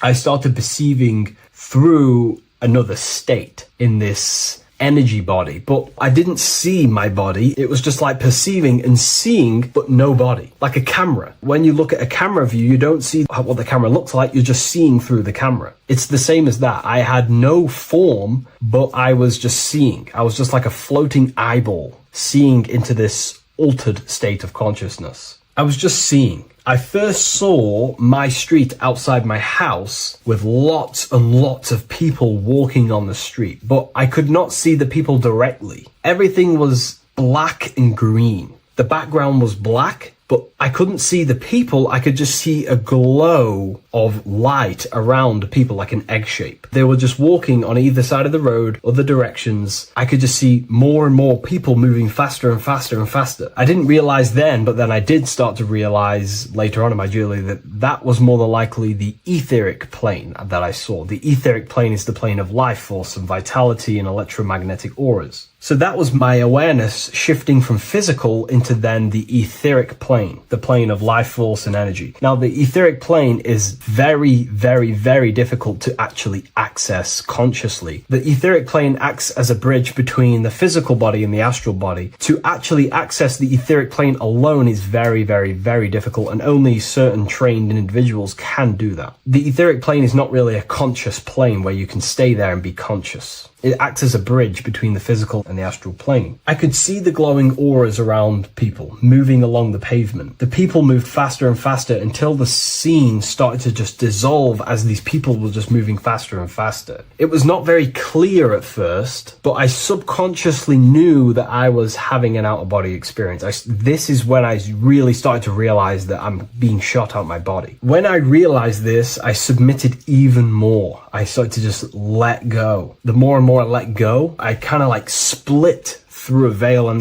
everything became super clear. Before, in the etheric plane that I think it was, the ethereal plane, things weren't very clear. I could only just see glowing auras. However, as I split through the veil of the etheric, this bridge, this place that I was going to, I then split and everything just came super, super clear. I was floating in the sky. I subconsciously knew that I was having an out-of-body experience when I realized this. As I was still being lifted upwards, I then split through the layer where everything just suddenly became super clear. But then I was awake, fully conscious, but I was not in my body. I was just like a camera in the sky. I had no body, no form. I could just see. When I entered this plane, there was some sort of voice guiding me through this whole process. It was a male voice, and it was basically guiding me where I was going. It was telling me what I can do here. This voice was pretty much saying, you can fly, you can think things into reality, you can do this, you can do that. While he was saying this voice, there was no being around me, but I felt a presence of another being. But this voice was just speaking to me mentally. Like, you can't hear it, but I just knew what it was saying. It was so weird to describe. It was like telepathy. You couldn't hear it, but I just knew what it was saying. But it was a male voice. It's so hard to describe. I still could not see any form of myself. I was not seeing my astral body or any shape. I was just perceiving a point of awareness like a floating eye, like I said earlier. While this voice spoke to me, I saw fractal patterns as he was saying, you can do this, you can do that. And while he said, you can fly, I remember just seeing this line like splitting and creating fractals. It was like this black line that was just splitting off into duality, creating fractals. But then my physical body just went through this line, split, and then split into fractals again. So strange, very difficult to explain because it's 4-dimensional. To explain it in physical language, it's very difficult to actually explain what was going on. So as he was saying what you can do, I was seeing these fractals dividing and then creating fractals. When he says you can think things into reality or something along them lines, my awareness just did a full 360 as if I did a backwards flip. I had no conscious control over this. That's something that you later develop as you keep having these out-of-body experiences. Your first out-of-body experience, you probably won't be able to control what's going on, but you will have an out-of-body experience if you seek them. I could see all around as I rotated. I looked all the way down and then back to my original angle and point of awareness. During that rotation, when I started to turn upwards to do the backflip, I looked up and it kind of looked like the sun in the sky. It was very dark and gloomy.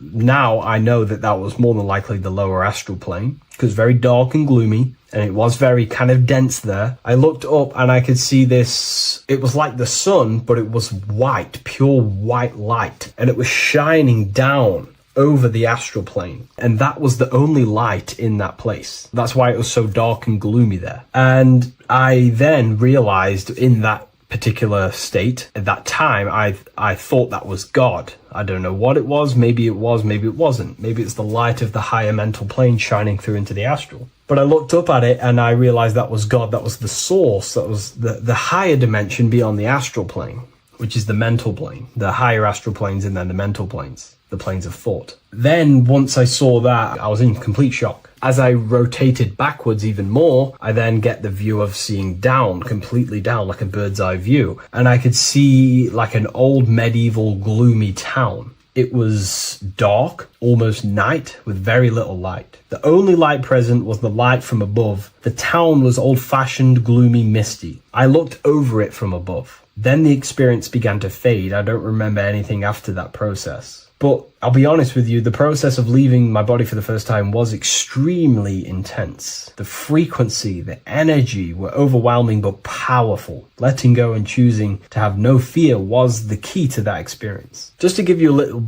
bit more wisdom on what I actually experienced now, what I realized what was happening, I now understand that the voice that I was hearing was not an external being guiding me. It was actually a higher aspect of myself, a part of my own consciousness that is not focused in the time space of the physical world. My physical mind is focused here in this timeline, but once I exited this timeline and focused elsewhere, the higher part of myself guided me towards that experience. This higher version of ourselves that we call the higher self is a higher dimensional being, but we're just unconscious of it. This being exists beyond our ordinary thinking mind. Our self exists everywhere in the universe, and we can unlock higher versions of ourselves as we progress on our journey of awakening and self-realization. Because let's say right now, only 10% of your awareness is actually in the physical plane. Science tells you that 90% of you is actually in your subconscious mind. 10% of your awareness is your conscious mind. So there's 90% of you that your conscious mind is not aware of. But our conscious mind becomes so addicted with the physical world and distracted with the physical world, it just gets totally locked in with the physical. And we never pay attention to the hidden aspects of ourselves, the unconscious aspects of ourselves. And that's why everyone in the esoteric and occult space talks about gnosis, seeking knowledge of self. Gnosis is not knowledge, it's knowledge of self obtained through direct experience. So gnosis is about rediscovering who you truly are. And another bit of wisdom that I could give you from this is that the observer is the same observer that is observing this video right now. You're watching this video, but who is the one seeing the screen? Who is the one seeing the screen of your reality, of what you call life? There is an inner witness consciousness within you who experiences and observes your thoughts, emotions, and actions, experiences and observes the screen you call reality. And that witness also witnesses your dreams. When you shift your awareness from your time space of this body into your dreams, that same witness is witnessing your dreams. So when you meditate, connecting with this witness aspect of our consciousness really does help to excel the process of having an out-of-body experience. Because a lot of people have out-of-body experiences, but they don't understand what's actually going on. They don't understand the nature of it. But it's all mental. You move mentally in that dimension. You create mentally in that dimension. The same that you do in this dimension, but just on a quicker scale, because things manifest in the astral plane instantly as soon as you think of it. Just like the screen in your mind, you think of something, you have a screen of an object in your imagination. That plane, it manifests instantly, but down here, it takes a longer time for things to manifest and condense. Once you understand that thought rules the universe, thought is the creative force of the universe, you start to understand, these different dimensions and these experiences that you have. But really connecting with that witness consciousness, that part of yourself that observes everything, really does help with excelling the process of having an out-of-body experience, or mystical experiences, or lucid dreams. Because connecting with that witness consciousness just makes you more conscious. Even in your physical life, staying conscious. Most people aren't conscious. They think, feel, and act unconsciously throughout their day, and they unknowingly create their reality. Connecting with that witness consciousness allows you to actually stay conscious over your thoughts, emotions, and actions, because they are giving birth to realities. That's pretty much my experience, my first out-of-body experience. What that did for me was make me so much more confident and powerful. Most of my fears just disappeared overnight. The fears of death, the fears of unknown, the fears of that I had of things shattered, disintegrated, because I understood that I am eternal. No one can use death against me to control me, because I know I am eternal. I now take riskier actions because I know I am eternal. I know that I will never truly disappear or die. So it really, really does help you, and it gives you a lot of internal power, because no one can make you scared of anything. You should not fear someone who can hurt you physically. You should fear someone who can corrupt your soul. That is the worst thing, who can corrupt your internal world, because that is what truly matters. So I hope this helps you understand out-of-body experiences. Hopefully this can help you move along in your journey. It's good to hear other stories, because this is exactly what I was seeking when I was researching this stuff. Maybe in the future I can share some more stories about my out-of-body experiences now I'm a bit more advanced. But yeah, please leave a like, comment, and subscribe on the video, and thank you all for watching.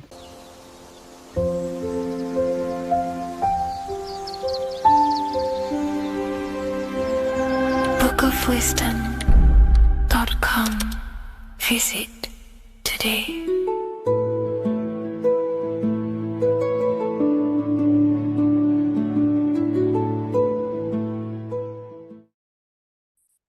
The Pope is supposedly opening 5 portals on Christmas Day.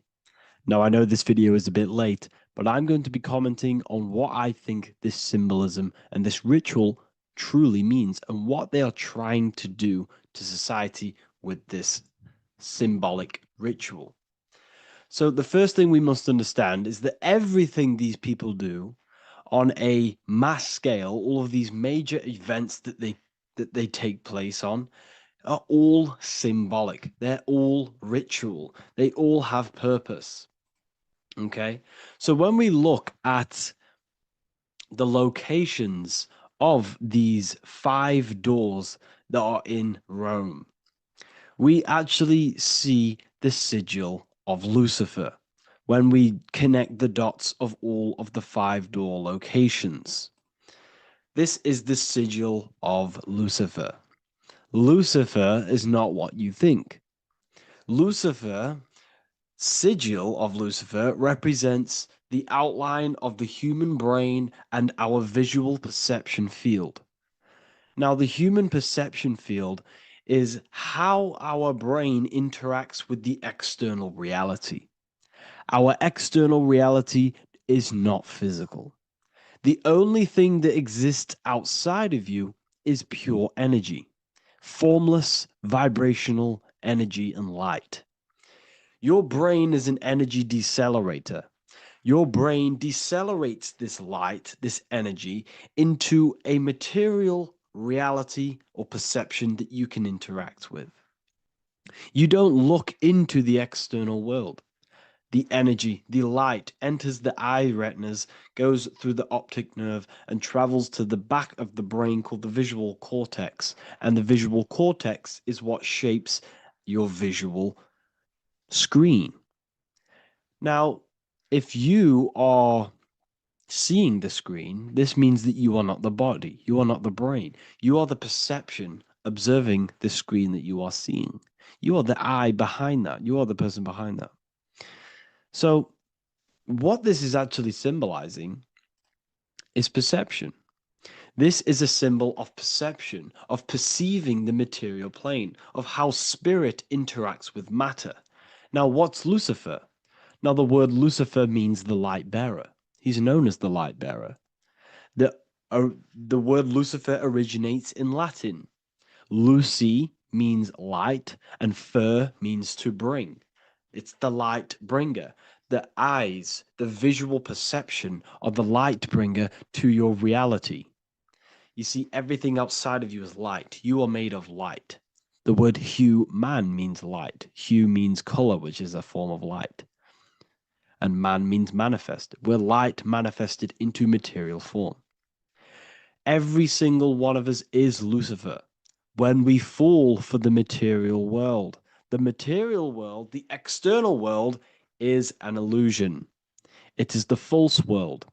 It can elude you. It can make you fall in love with the material things, material pleasures, lust, money, fame. These things make you fall. This is the fall of Lucifer. This is the mythological story. This is the symbolism behind Lucifer.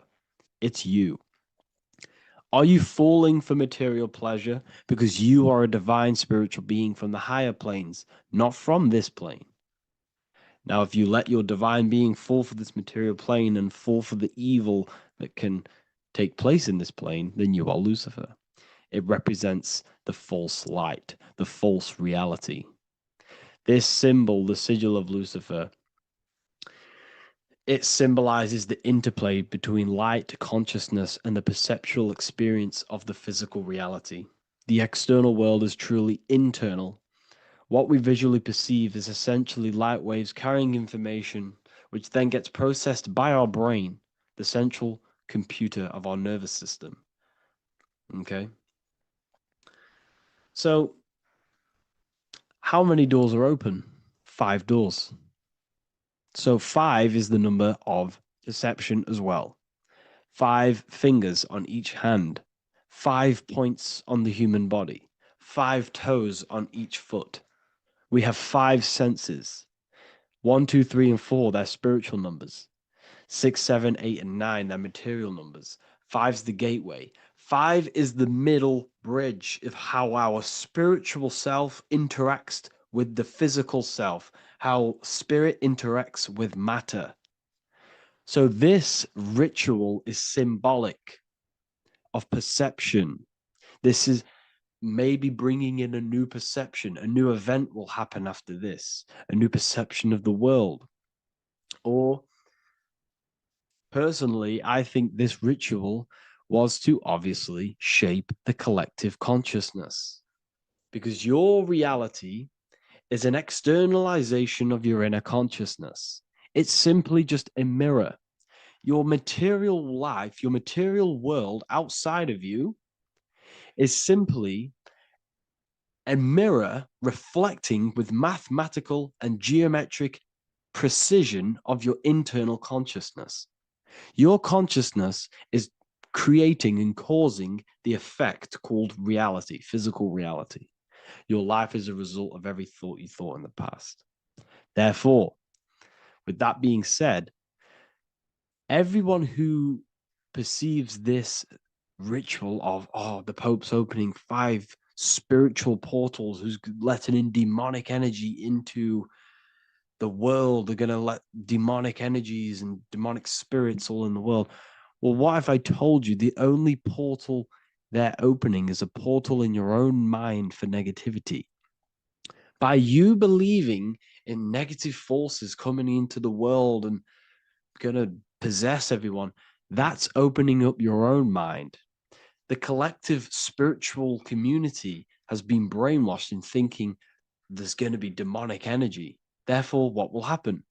There will be demonic energy. Not because the Pope opened up a portal to the demonic energy, it's because everyone opened up their own minds to the demonic energy. Therefore, we as a collective consciousness shape the external world on a macrocosm scale. For example, the microcosm is your personal life. Your personal life. You have created it through consciousness. Your belief system is just externalized in your world. But on a collective scale, we all believe in money, for example. And because we all believe in money and we believe that this piece of paper holds value in our minds, okay, in the mental plane, this has an effect on the physical plane by shaping the physical plane by being ruled by this belief on a macrocosm scale. Yes, I know that money doesn't exist. It's just a belief in my mind. But that doesn't have an effect because the collective consciousness believes that money has effect, has power. When it doesn't, it's just a piece of paper with a belief behind it. If the collective consciousness stopped believing in money, then the collective consciousness would have broke the spell and we would have no longer had a material plane ruled by money. You see, our beliefs is ruling and shaping our physical plane. This physical world outside of you is truly just an effect of the mind, an effect of our consciousness, our inner world. So I believe this ritual was done to change our perception, to make us think the Pope is bringing this spiritual energy and negative forces into the world. And it's just simply us creating the negativity in the world by believing in this, by thinking this. Remember, they have the power to send messages into millions of people's minds through media. And then messages are then believed, and that belief is shaping our world. What have I told you? That the New World Order is not manifested by the elite, it's manifested by you and us. We're all manifesting the New World Order. They can't manifest it. We can, because we are the ones believing it. We believe it. It is reality. It shapes our own prison. We're all shaping our own prison by believing in the prison, by believing in money. So this ritual was all to do with perception, creating a new perception, creating fear in our minds to, of course, distract us from what's really going on. This is all a ritual to implant messages in your own mind. So I hope you all understand this video, and I hope you all gain some insight, and I'll see you inside the university.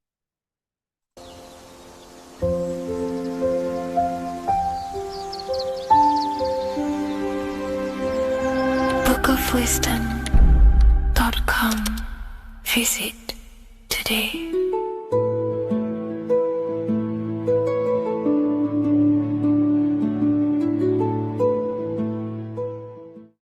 There is a massive mystery around the Freemasonic G, and in this video we're going to be discussing it. Some people call it geometry, God, Gnosis, Genesis, generation, but in fact it's all of these things, and all of these things relate back to one concept that links them all. And in this video, you will be discovering this secret force, which pretty much creates everything in your reality, in your life, and has done unconsciously, whether you are aware of it or not. The Freemasonic G is the 7th letter in the English alphabet. This is important because the number 7 has many mysteries inside the esoteric and occult traditions. Some people say the number 7 represents the 7 colors of light, the 7 major planets, or the 7 musical tones, 7 days of creation. The number 7 is a massive mystery. But what we have to understand is that in the context of Masonry, Freemasonry is all about building the self. Every day we wake up, we are either building our prison of our mind or freedom of our mind. Everything inside of esoteric Freemasonry is about building the self and reconstructing our consciousness, our inner dialogue, the inner voice. We're transforming the mind from low awareness to high awareness. This is why Freemasonry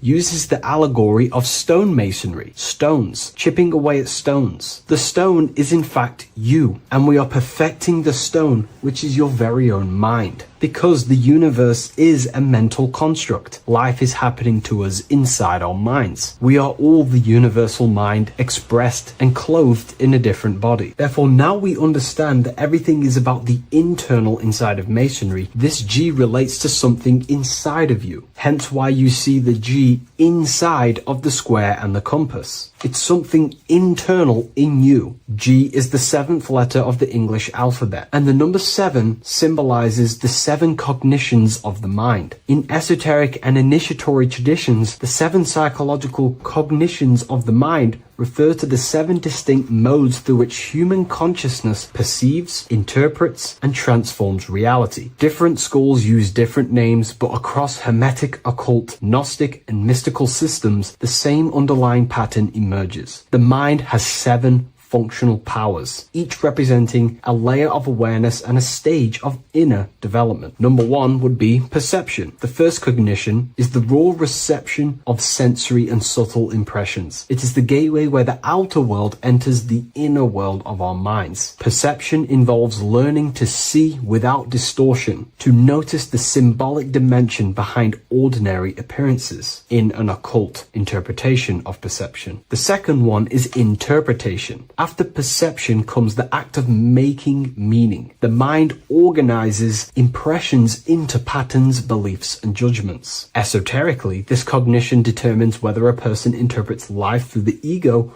or through the higher insight of their higher consciousness. The goal is to purify interpretations so that the intuition can speak through it, to clear our minds of the clutter, master it, and let our higher consciousness shine through it. Number 3 is the imagination. This is the creative faculty that produces images, symbols, and visions in the mind's eye. This is associated with the astral plane. We live in a mental universe of thought. Thought wraps itself inside of imagination. The thought alone has no true form, but then the thought wraps itself in a vehicle of consciousness, what we call imagination, and we give form to the thought. Imagination becomes active. Imagination becomes active imagination, the foundation for rituals, alchemy, meditation, and visionary insights inside of occult traditions. Working on your imagination is a key part on developing your consciousness, as it is literally the sight into the astral plane, your internal vision of the mind. The fourth cognition of the mind is emotion.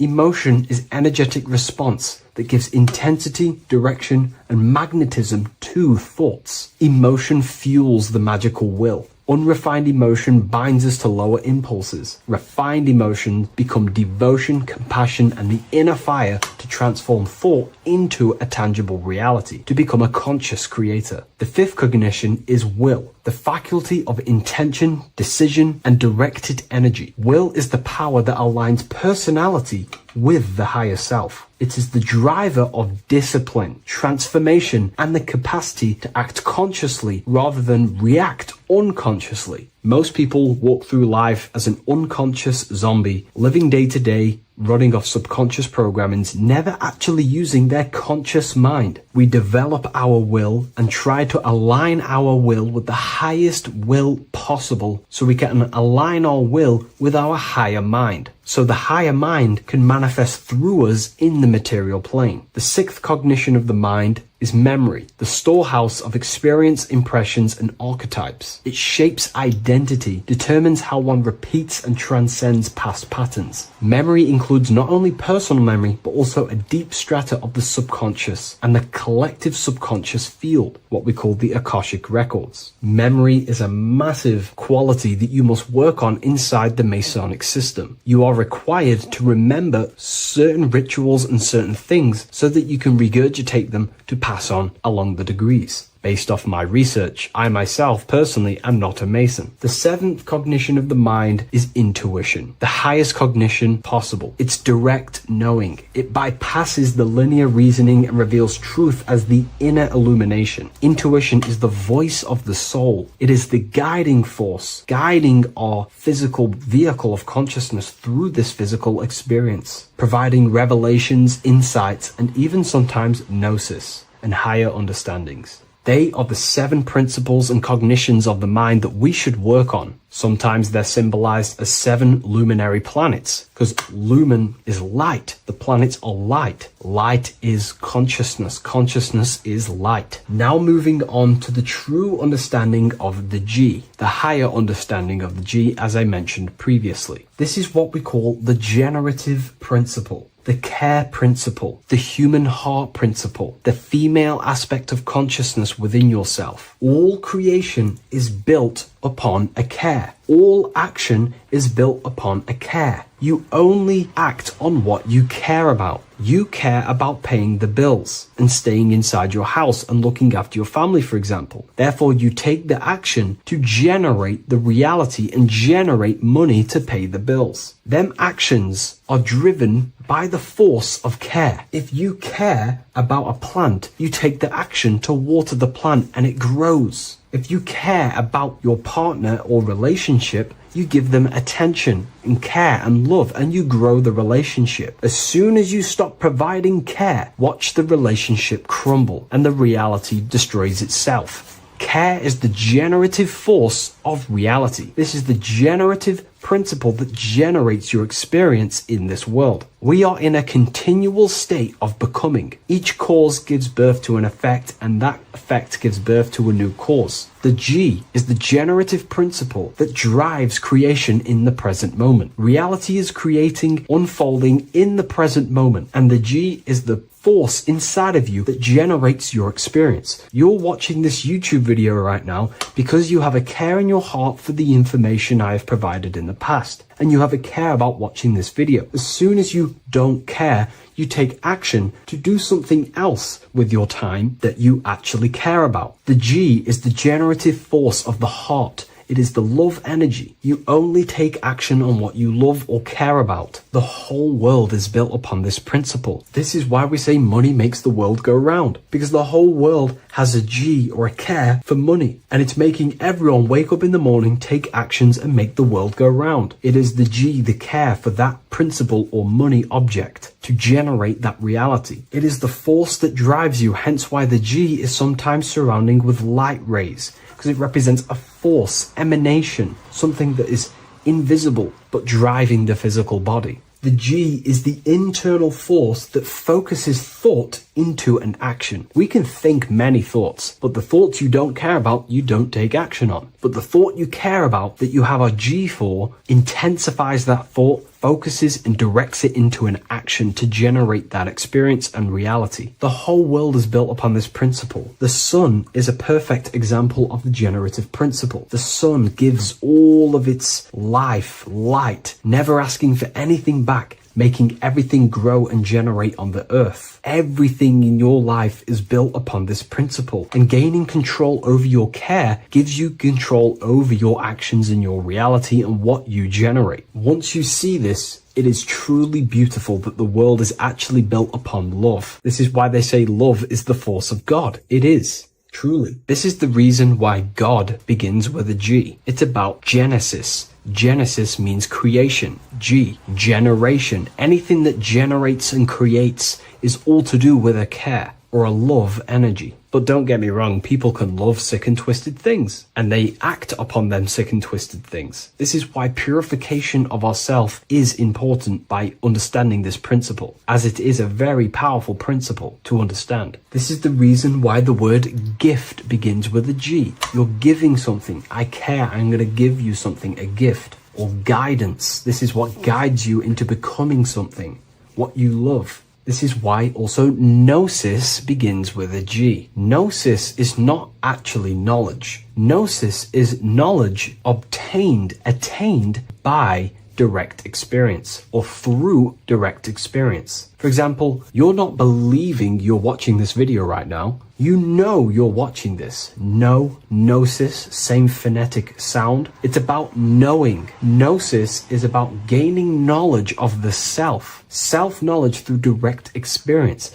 Instead of believing in God, I seek to know God through direct experience by altered states of consciousness, transcendent meditations, understanding human anatomy, understanding the laws that govern my mind, understanding creation. That is direct gnosis, knowing that God exists instead of believing he exists. By going within the self, questioning the self, and gaining a deeper relationship with the inner observer, you start to gain gnosis, self-knowledge through direct experience. And in order to gain gnosis, you have to care, because gnosis requires action. It requires you to meditate and go within yourself. It requires you to study yourself. It requires you to go within yourself. And in order to do that, you have to care. If you don't care about knowing yourself, you won't take the action to generate the gnosis. If we take a look at this piece of Freemasonic artwork, we can see a whole lot going on here. But if we focus down here with the temple with the letter G on, and when you walk through the temple, there is a pathway leading up a hill towards the light. The light reveals things. If something is in darkness, you can't see it, but the light reveals something. It's symbolizing truth, the light of gnosis, knowingness. And in order to walk this path, you have to go through the temple, which means entering in yourself. This is symbolic of the path. The Masonic path is about the self, reconstructing and learning about the self. In order to walk up that hill, it takes a lot of effort. It's not easy walking up a hill.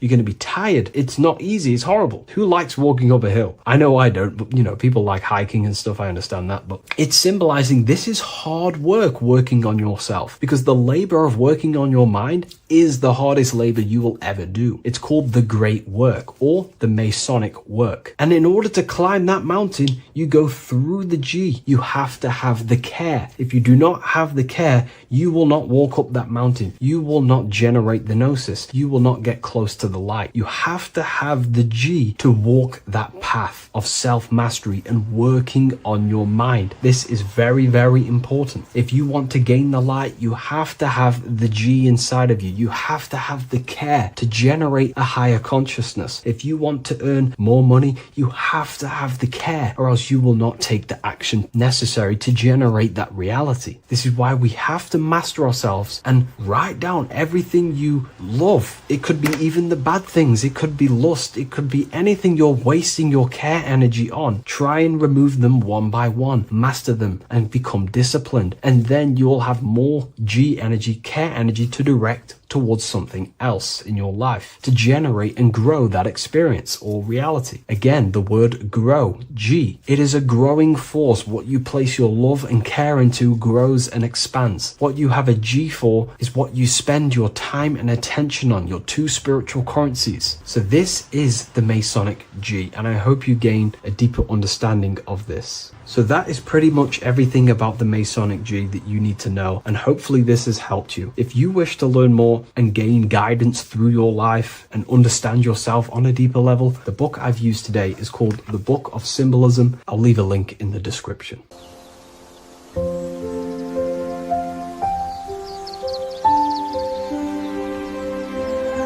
bookofwisdom.com.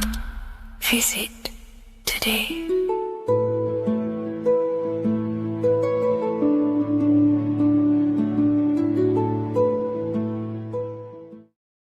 What if I told you that the pentagram can unlock the secrets of creation and make you manifest any reality you want? Hence why the pentagram is used heavily in magic and witchcraft. We have to understand that the pentagram has been heavily demonized. Religions, churches claim that this symbol is associated with Satanism and witchcraft. I personally believe this was intentionally done so that people do not gain their personal power over reality and their life. The pentagram reveals so much about you, and it is one of the most important symbols to understand inside the occult studies. It is one of the most common symbols that you will see across all occult esoteric orders and different occult traditions, such as Freemasonry, Kabbalah, Rosicrucianism, alchemy. You will see this symbol everywhere. And in fact, you even see this symbol, the pentagram, on old church buildings, statues of Jesus next to church buildings.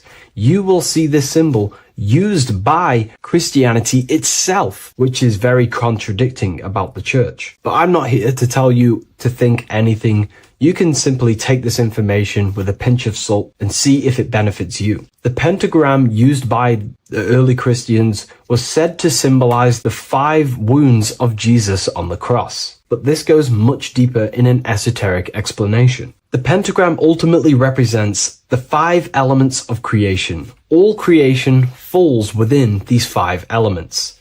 We have spirit on the very top, then you have air, water, earth, fire. This is the correct placement and order of the elements. Air is always on the left, water is always on the top right, earth very bottom left, fire bottom right, and spirit placed on the tip point of the pentagram. It's a 5-pointed star drawn with one continuous line. But this actually reveals much deeper things, and we're going to be going into how to use this symbol for magic and creating your reality towards the end of this video. But now we're going to give you a basic understanding of the pentagram. It's showing you the 4 physical elements symbolized as triangles and spirit symbolized as a circle. The 4 physical elements are made out of the base element, spirit, or what the ancients call ether. Ether is the underlying base of all physical matter. This is the substance that animates physical matter with life force.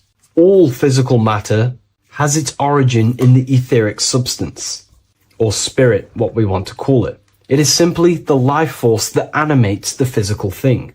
However, if we go deeper onto this symbol, it also represents something personal to the individual who wears this symbol. If you wear this symbol, you're basically saying you're putting your divine nature over your material nature. Your divine self is in control of your material self. You put your spiritual needs before your physical desires and needs. Hence why the spirit is on top, looking down over the 4 physical elements. The circle is continuous, one line, eternal, no beginning, no end. The triangle has beginning and end and points. You can see the beginning and the end when you draw it. On a deeper level, this is pretty much showing the process that symbolizes the structure of the macrocosm, the universe itself, showing how the invisible spiritual planes condense and crystallize into the visible physical world, spirit turning into physical reality. But if you wear this symbol, you're basically saying, I put my divine nature over my material nature, showing that your spiritual nature rules over your earthly existence. You put your spiritual needs first. If you see this inverted, it is now the opposite, placing spirit on the bottom, basically saying, I desire the physical things over the spiritual. But what exactly is your spiritual nature? Well, your spiritual nature is simply your internal self. You chase things that are immaterial, such as knowledge, love, experience, expansion, gnosis. These are the qualities of spiritual things that the spiritual person likes to chase and desire, instead of desiring the things that are temporary in the material world and never actually lead to fulfillment. True fulfillment is by chasing spiritual things. God, the nature of creation, the self, gnosis, knowledge. But if we go even deeper, this symbol ultimately represents how reality is created. Hence why this symbol is heavily used in Kabbalistic magic and so-called witchcraft. We are all magicians. Each one of us are creating reality. There are just certain ways you can actually create reality by becoming conscious of them. By becoming conscious of the elements and the qualities of the self that actually create your experience in your life in the present moment. If we look at the pentagram, we see that when you draw a pentagram, it is one continuous line. It is one expressed in 5. The order of the elements are very important. Spirit at the bottom, fire at the bottom right, and so on and so on. Because this is showing you the descent of the spiritual into the material, the invisible crystallizing into a material reality. As you can see, when you start to draw the pentagram, you see spirit at the very top. You're descending down to fire. Fire is the closest element to spirit. Hence why in magic and witchcraft, people like to use candles. So you're descending first into fire, then into air, then into water, then into earth, then back into spirit. Because of course, the cycle of creation unfolds itself. When you die, you return back to spirit, and then you reincarnate yourself back into physical reality if you wish and desire to. Everything is under this process of matter spiritual. In the daytime you wake up, you're in your material body. When you go to sleep, you enter your astral spiritual body. Everything's in this continual process, renewing itself in spiritual, then material. But the reason why this is associated with magic so heavily is because each one of these elements corresponds to a different body of consciousness, a different vehicle of consciousness. Consciousness has many different vehicles it uses to create the tangible self, the physical reality. For example, consciousness has a spiritual nature. The spirit element in this case symbolizes the emanation, the descent of the one power, the one force that we are all using. Each one of us is using this one power, the power of the source consciousness, unfolding its creation in the present moment. This represents the source, the emanation, the descent of this continuous flow of energy through us that we are tapped into, like a live stream in the present moment. This descends first, the force descends into fire. Fire symbolizes the willpower, will. In this aspect or vehicle of consciousness, the will is the being that directs intention, initiates action, shapes reality through focus, determination. It sets direction, holds intention, projects a desire into form, and aligns your inner world with the outer creation. The will comes out of the force, spirit. Then the will goes with intention to air. Air symbolizes the mental vehicle of consciousness, the mind, the psychic man. The psychic aspects of your consciousness is thinking, imagination, mental images, logic, using the thought or the mental vehicle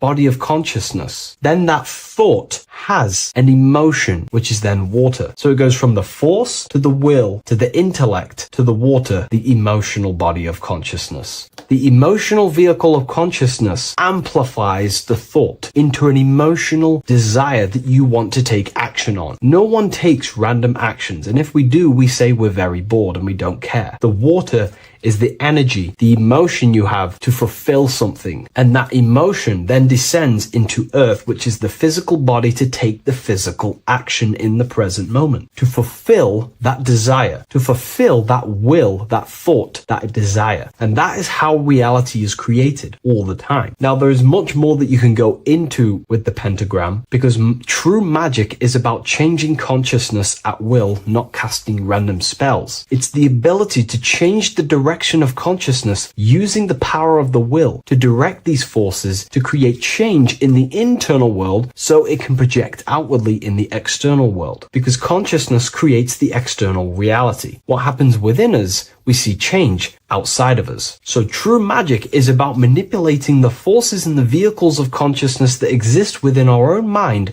to produce a change in the material world. There are other ways you can use magic, by purifying each body of consciousness or banishing each body of consciousness. Other forms of magic, you can dissect each body of consciousness and work with that specific body. If you think you're using your mind too much, you can start using banishing rituals to banish the power of the mind, to stop overthinking, for example. Or if you have lack of emotional connection with your emotional vehicle of consciousness, we can dissect this body, tap into this body, and invoke this body and strengthen it. We're dissecting each body and vehicle of consciousness so we can work with it to create a specific change inside ourselves, then to be mirrored outside of us. So pretty much this pentagram represents the descent of the spiritual turning into a material reality. Hence why sometimes we see a human figure standing in the point of a pentagram, because it ultimately represents the microcosm. You are the microcosm. You represent the entire process of spirit into matter, the invisible into the visible, the formless into form. The pentagram, drawn in one unbroken motion, captures this divine act of creation, showing how consciousness flows downward through the elements or the vehicles of consciousness to bring forth the material reality. The Book of Symbolism will teach you all about this. It was released November 17th. A lot of people have taken advantage of this. You also gain a free ebook with this copy. Every order comes with a free ebook. And if you wish to get your copy of the brand new Book of Symbolism, you can find it in the description or revivalofwisdom.com. Thank you, everyone. I'll see you in the next video.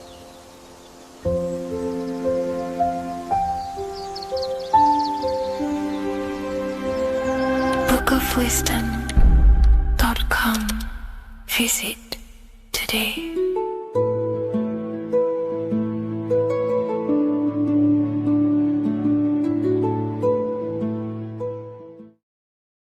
How are we doing, people? It's Revival of Wisdom.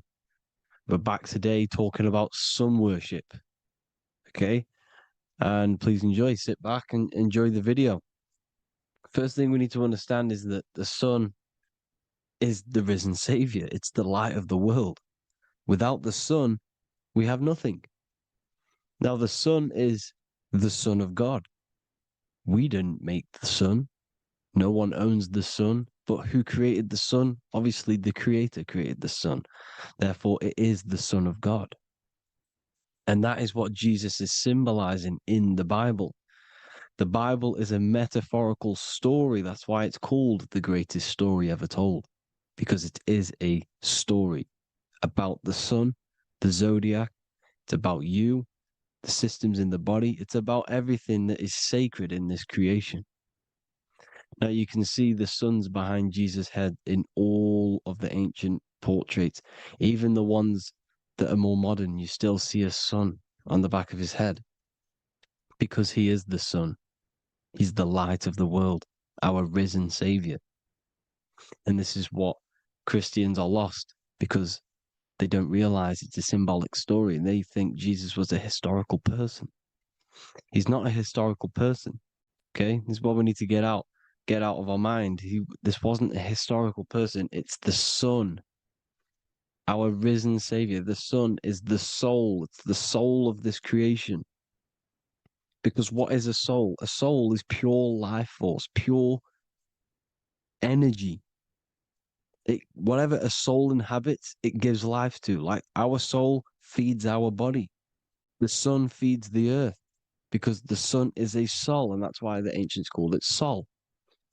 Because it's the soul, and it's in you, and it's the light of the world. It's the light of everything. It gives life to all things. Here's Jesus and his 12 disciples. The 12 disciples symbolize the 12 zodiac signs. Aries, it rules the head region because the 12 zodiac constellations rule specific regions of your body. Aries, the ram, you have a cerebrum in your head. This is Aries on the head of the table. His Gemini rules the arms and the lungs. The two twins, Gemini. He's holding up two hands for the two hands and arms. The twins. Cancer has a knife in his hand. It's not so clear, but he has a knife in his hand. Cancer is the crab. Crabs have claws. And he's pointing at Virgo's Adam's apple, saying there's no Adam's apple there. It's a woman. Who's the sixth sign? The sixth sign is Virgo, the Virgin, the only woman in the painting. Now, notice how there are 3 people in 4 groups for the 4 seasons and for the 3 months and 3 zodiac signs in each season: spring, summer, fall, winter. Matthew, Mark, Luke, and John with the suns on the back of their heads, because it's the 4 states of the sun. The 4 states of the sun. Now, 6th sign, Virgo, the Virgin, the only woman in the painting with no Adam's apple. Then we have the sun, Jesus, red and blue, red shift, blue shift. Electromagnetism. The ancients knew this. He's got one hand open, one hand down, because the sun gives and retrieves. The sun rises and it falls. It gives, then pulls away. That's what the sun does, and that's what he's doing. His arms are out, symbolizing the rays of the sun, casting down onto the earth, giving and then receiving. Libra, his 2 hands are equal, he's holding his arms out equally, because Libra is the 2 balanced scales. Libra is when the sun is balanced between the summer and the winter. It's being judged. The sun isn't balanced. That's what Libra is, the 2 scales. Capricorn is the goat. Goats have 2 horns, and you can see the 2 horns on his head here. See? So this is astrology. This what Leonardo da Vinci is depicting here. It's astrology. He knew the story of the Bible is all astrology. It's all based on astrology. The Son of God, the real sun. Now here are some Bible verses. I am the light of the world. Obviously, that's the sun. What other light is there that lights up the world? The moon can't do it. It's the sun, the one and only sun, our risen Savior. Because if the sun didn't rise, we'd all be dead. So it's our risen Savior. And it dies for our sins every night and then gets reborn every day. Now, Jesus calms the storm. Mark 4:35-41. The disciples are all on a boat and there's a heavy storm. But Jesus is asleep. The disciple says, Jesus is asleep. We need to awake him. They wake up Jesus, and Jesus got up and rebuked the wind and said to the waves, quiet, be still. Then the wind died down and it was completely calm. Well, when Jesus was asleep, this is the sun not being risen. It's not risen yet. Because in the night times, that's when the storms happen on the sea, in the ocean. And when they awake Jesus, Jesus rises because he's the sun. He rises and everything calms. Because when the sun comes, the storms go. You see? So it's the sun. It's all about the sun. Here's another, Luke 22:10. A disciple asked Jesus, when will we know it's the end times? And Jesus says, as you enter the city, a man carrying a jar of water will meet you. Follow him to the house that he enters. Well, this is clearly talking about astrology, the topic that Christians think is satanic, when they don't realize the whole thing's based on astrology. Because the end times is the end of Pisces, which is the 2 fish, which is the age we've just gone out of. And you can see all these ancient churches here with 2 fishes, because they knew it was the age of Pisces. There's an ancient artwork with the 2 fish, Pisces. And the end times, as it talks about in the Bible, and Christians think the world's going to end or something. But no, it's just the end of Pisces. As you enter the city, a man carrying a jar will meet you. Follow him to the house. The house is the zodiac sign that he enters. And the zodiac sign is Aquarius, because that's what it is, a man carrying the water. We know this is astrology because a woman, that is a woman's job in the ancient times. In the ancient times, the woman used to get the water. You would never see a man collecting water back then. That was the woman's job, whilst the man builds the houses, for example. You see, so we know it's talking about astrology because astrology is the man holding the bucket of water. It's the end of Pisces. Now we are in Aquarius. And of course, Luke 24:36, the risen Savior, the sun. Now, the sun is also born on the 25th of December, a virgin, just like Horus, Mithra, Buddha, Krishna, Hermes. and thousands of other gods, all born on the 25th of December. Well, it's because the sun moves 1 degree northward on the 25th of December. And on the 22nd to the 24th, it stays in the same degree because it's moving south.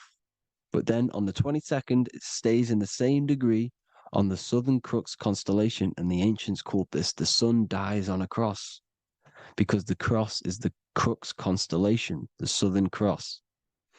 And it stays on that same degree for 3 days on the cross. The sun dies on a cross, and then on the 25th, moves 1 degree northward, bringing back the summer, the light, the warmth, the growth of crops. And this is the sun being reborn again, a virgin, because it's pure. And here's Mithra, another sun god before Jesus was around, before Christianity. It was Mithraism, and Mithra, Ra is Ra, the sun god, Egypt.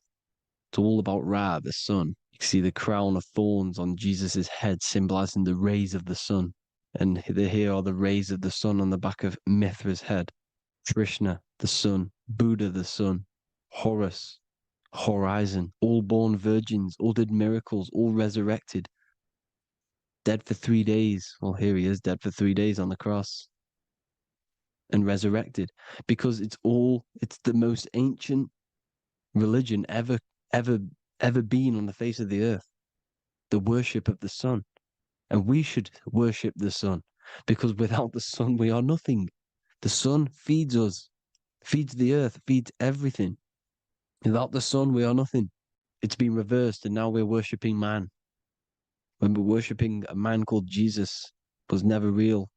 It's all about the sun, the most high, the most powerful, potent, celestial body in the sky, the orb that feeds us every day. It dies for our sins and rises every day. It's the sun.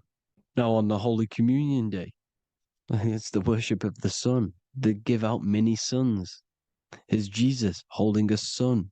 And they raise the sun on Sunday, because they go to worship their sun god on Sunday. Not Saturn Day, not Moon Day, Monday, but on Sunday when the sun is exalting. And they hold suns up above their heads because the sun rises. They're symbolizing the sun rising above their heads as Savior. It's the sun. It's the Holy Communion Day. And here's Jesus giving a piece of himself to the children. It's the sun, the light. Judas was known as a backbiter, a backstabber, because he stabbed Jesus in the back. He betrayed Jesus. Well, this is just another astrological story about the constellation Scorpio, because the Scorpio is the J, looks like a J. J for Judas, the scorpion, the backbiter. Scorpions backbite, they bite with their back. And what does Judas do? He betrays Jesus by kissing him to let the warriors know who they need to get. So he kisses Jesus, and Jesus gets stabbed in the back. Well, when you get stung or bit by a scorpion, they leave like a kiss. So Judas kisses him and gets betrayed. Well, this is because the sun, when it hits Libra, it's balanced. The sun is balanced because it comes through summer. Now the sun's starting to die. The sun's starting to die. It hits Libra. And then as soon as it hits the Scorpio, it gets betrayed, because now the sun has to fall to winter. And Saturn is there waiting to take over the darkness of the winter. So he gets stabbed in the back by Scorpio, Judas, the scorpion, the backstabber. You see, it's an astrological story. Here's Mary. Mary means marry, which means pure. The sun is pure. No one gave birth to the sun but the God. And it's born every day. It's born every day on every year. It's born pure. There was no controversy. There was no, activity for the sun to be born. It's pure. Now, the 7 metals come from the 7 planets. The sun gives you gold, and this is why the sun is golden. It looks gold. And this is why the banks are backed by gold, because gold is the most valuable metal, because it's the sun, the most valuable celestial orb in the sky, in the heavens. Well, here's Jesus, another ancient symbol of him being crucified on the cross with the big sun, the southern crux constellation. The sun dies on the cross constellation. And if you go to the old etymology dictionaries, you will see sun and son is the same word. They come from the same etymology roots. You can use them for no matter what, but they've been confused today. But if you go back to the old dictionaries of etymology, they are interchangeable. You can use them. Son, sun, sol, it's all the same thing. The 12 disciples, 12 brothers of Joseph, 12 tribes of Israel, 12 breastplates on the stones, because it's all the 12 astrological signs. They could have used any other number, but there's 12. Because 12 is the mind, which is God. 7 is the number of matter, which is man. 7 energy centers in the body. 12 cranial nerves in the brain, because it's the mind. 12 is the 12ness. The zodiac is literally the mind of God, the signs of God. Now here we see here, Job 38, 31 to 33. Can you lead forth a constellation in the season?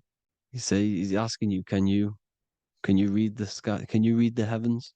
Canst thou bring forth the Mazzaroth in its season? Mazzaroth means 12 signs, the zodiac. Why did they translated every single Hebrew word in the Bible into English, but they decided to leave out Mazzaroth? Why? It's because if that said zodiac, Christians would have a different view on the Bible, but they leave that out. But Mazzaroth actually means the 12 signs, the zodiac, and the stars means sign. The word stars means sign because the stars are signs, things to come, which is off in Hebrew, which means sign, things to come. You see a sign on the road, it's something coming. But God is saying, no, what does he say? To qualify as a director, a judge of man's life on earth, one must be able to govern the heavenly bodies that rule the earth.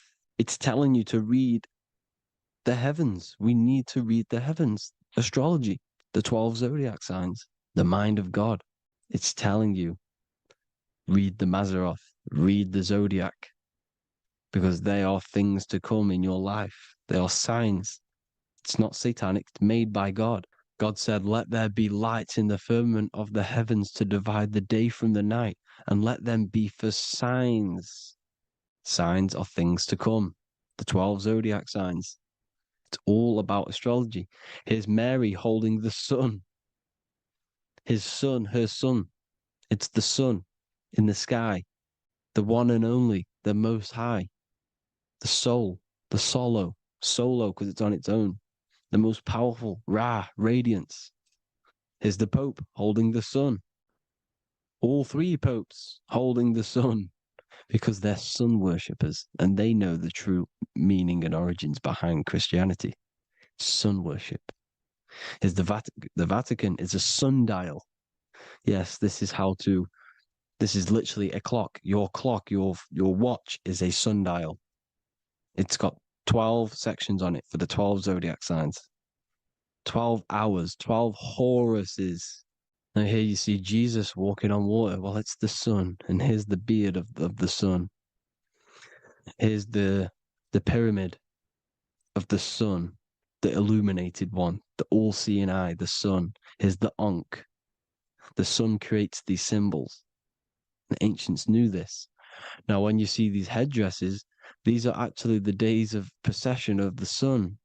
Aries, Cancer, Libra. It's all about the sun. Here's some more sun worship going back to Egypt. Ra, Horus, Osiris, and Set. Jesus and Satan is Horus and Set. The sun and Saturn.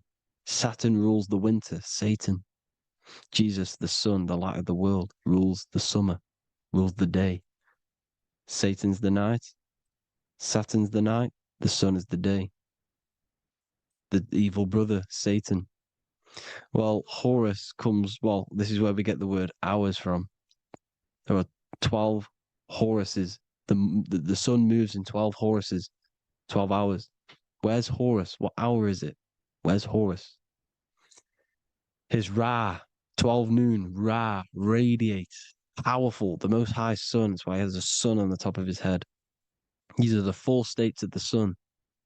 Set, sunset. This is why we say sunset, because the sun is setting. His sunset, his Horus, horizon, the Horus is rising, Ra radiating, and the sunset. Then midnight is Osiris. Here's another ancient symbol for the sun, the scarab. Ra, the sun, scarab. It's got the word Ra in it because it's the sun. And here's the sun on top of the scarab with the wings. Because scarabs roll dung up hills and then they'll let it fall down the hill to gain more matter. To gain more bigger, like a snowball effect. And this is, the ancients saw this as a process of the sun, because the sun climbs up the hill and then it falls. So they used the scarab to symbolize the process of the sun. The sun climbs and falls. Here's an ancient Egyptian cat cutting off the head of the serpent. Well, the cat is cutting off the head of the serpent, symbolizes the sun cutting off the nighttime. When the sun rises, it cuts off the nighttime. It cuts off the serpent. The serpents represent darkness or evil. Oh, there's some more symbology of the sun and the heavens, the arch, the royal arch, the firmament, the sun inside the firmament. These are all ancient churches, and they all depict the firmament with the sun inside. Is the ancient cosmology, you see, because it's all about the sun. Everything's about the sun, because the sun is our orb made for us to sustain life in this, inside of this creation, inside of this firmament, the royal arch of heaven. Here's the Freemasons depicting it. Here's the Masonic royal arch. But you can even see the zodiac signs. Here's Cancer, the checkered board. It's the royal arch of the firmament. Obviously, they don't want to tell you that. You live in space, apparently. Some more sun worship. Here's the beard of the sun on the water. They all have this long beard. And why do they say amen? Amen at the end of every prayer.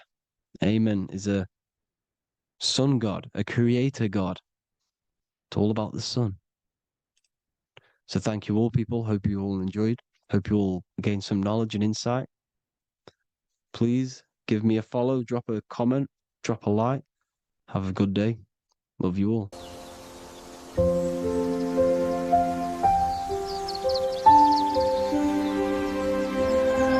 bookofwisdom.com. Visit today.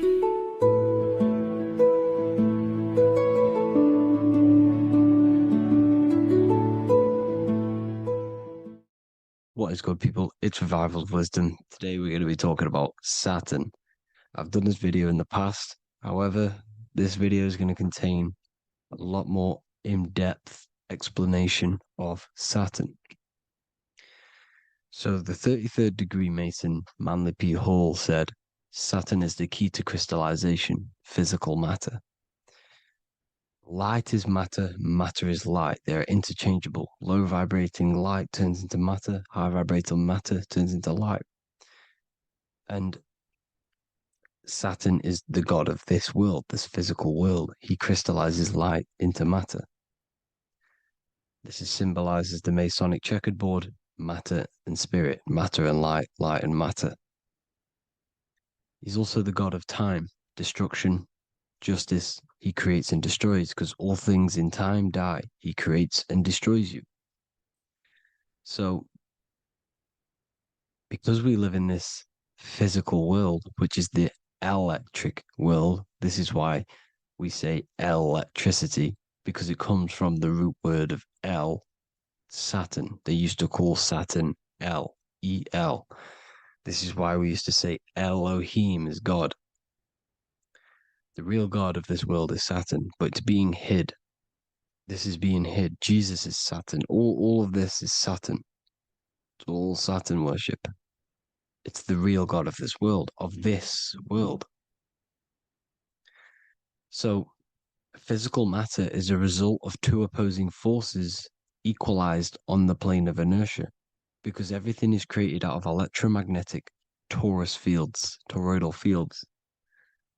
And these two poles equalize on the plane of inertia, which gives you planet Earth, plane of inertia. The plane of inertia is what Saturn is. It's the ring around the center of the plane of inertia. Thank you to Walter Russell saying, physical matter is a result of two opposing forces on the plane of inertia. This is what Walter Russell says, so please check out his work. He's got many books, many books on light and electromagnetism and stuff like that. So I advise you to check him out. So the torus field gives you the binary code 0 and 1, the female vagina and the male phallus. This is the code for this world. Saturn crystallizes physical matter. Now Saturn is the most outermost layer of the 7 layers of heaven, where it says in the Quran, it says, Allah, it is He who created the 7 layers of heaven. Saturn is the outermost layer. He's the top. He's the most high. So when we say the most high, we're referring to Saturn. He's the most high before the firmament, before the stars.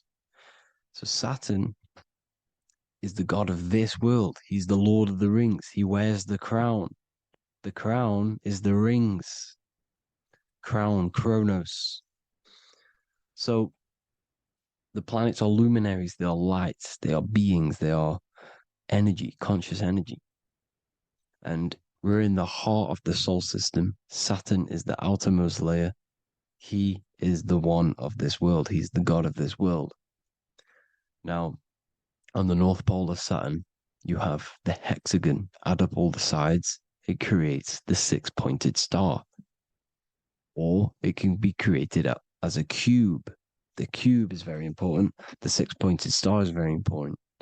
6 points, 6 triangles, 6 side, 6, 6, 6. Black cube adds up to 6 in gematria. Now, what did I say in the beginning? Saturn crystallizes the physical world. He creates physical things out of light. You are a light being. This is why we say human. Hue means the light spectrum. Hue, man, we are light manifested into physical forms. Human. And we are incarnated through Saturn. Satan, same thing.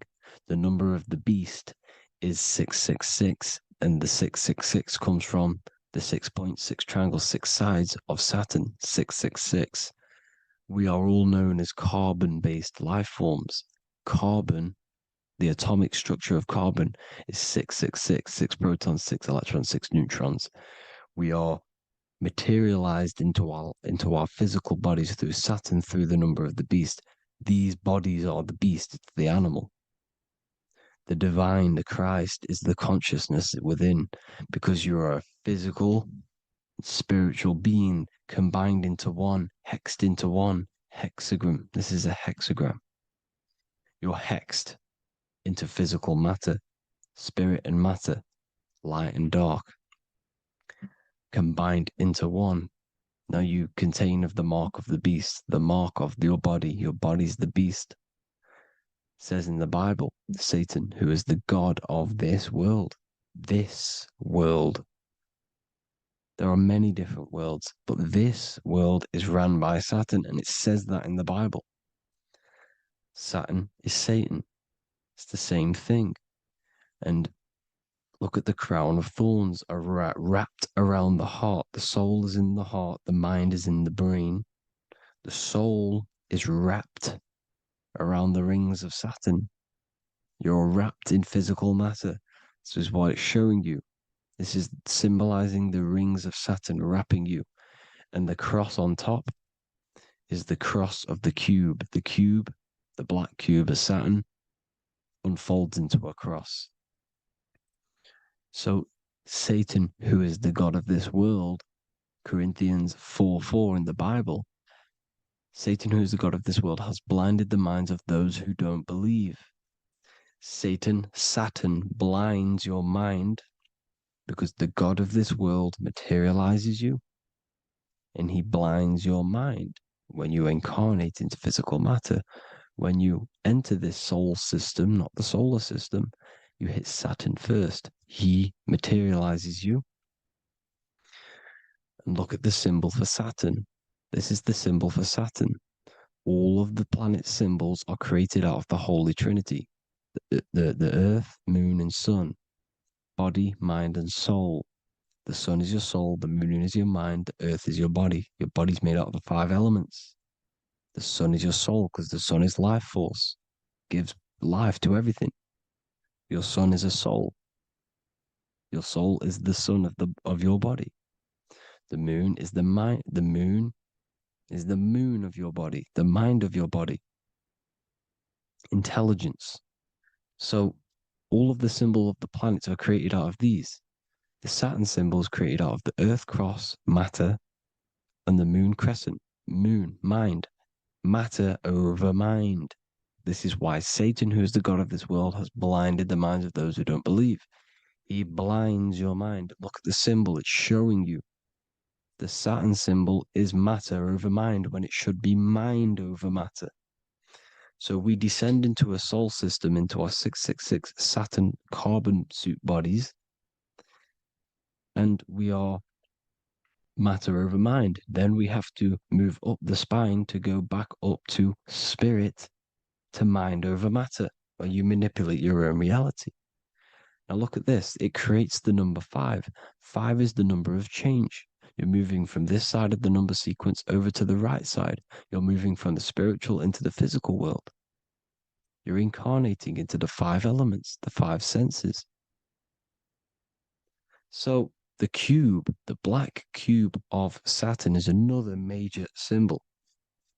Very important symbol.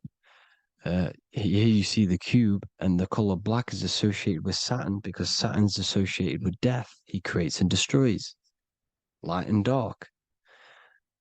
Death is associated with black, spirit, because you can't see spirit, which is blackness.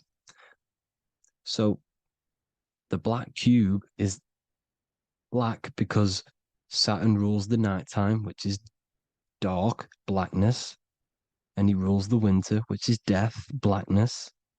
So Saturn is the black cube.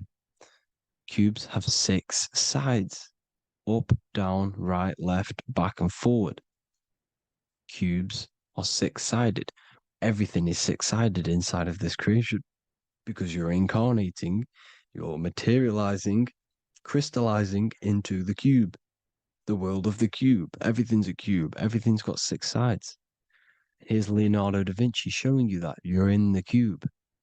Leonardo da Vinci did this famous painting.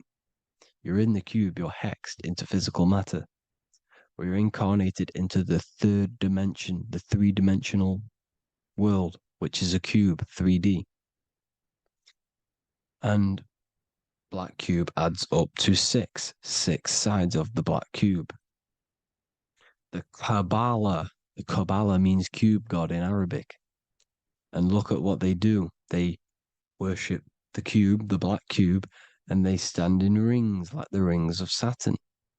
Australia, Denmark, Manhattan, Santana all have these black cubes. You go to New York, you will see the black cube there as well.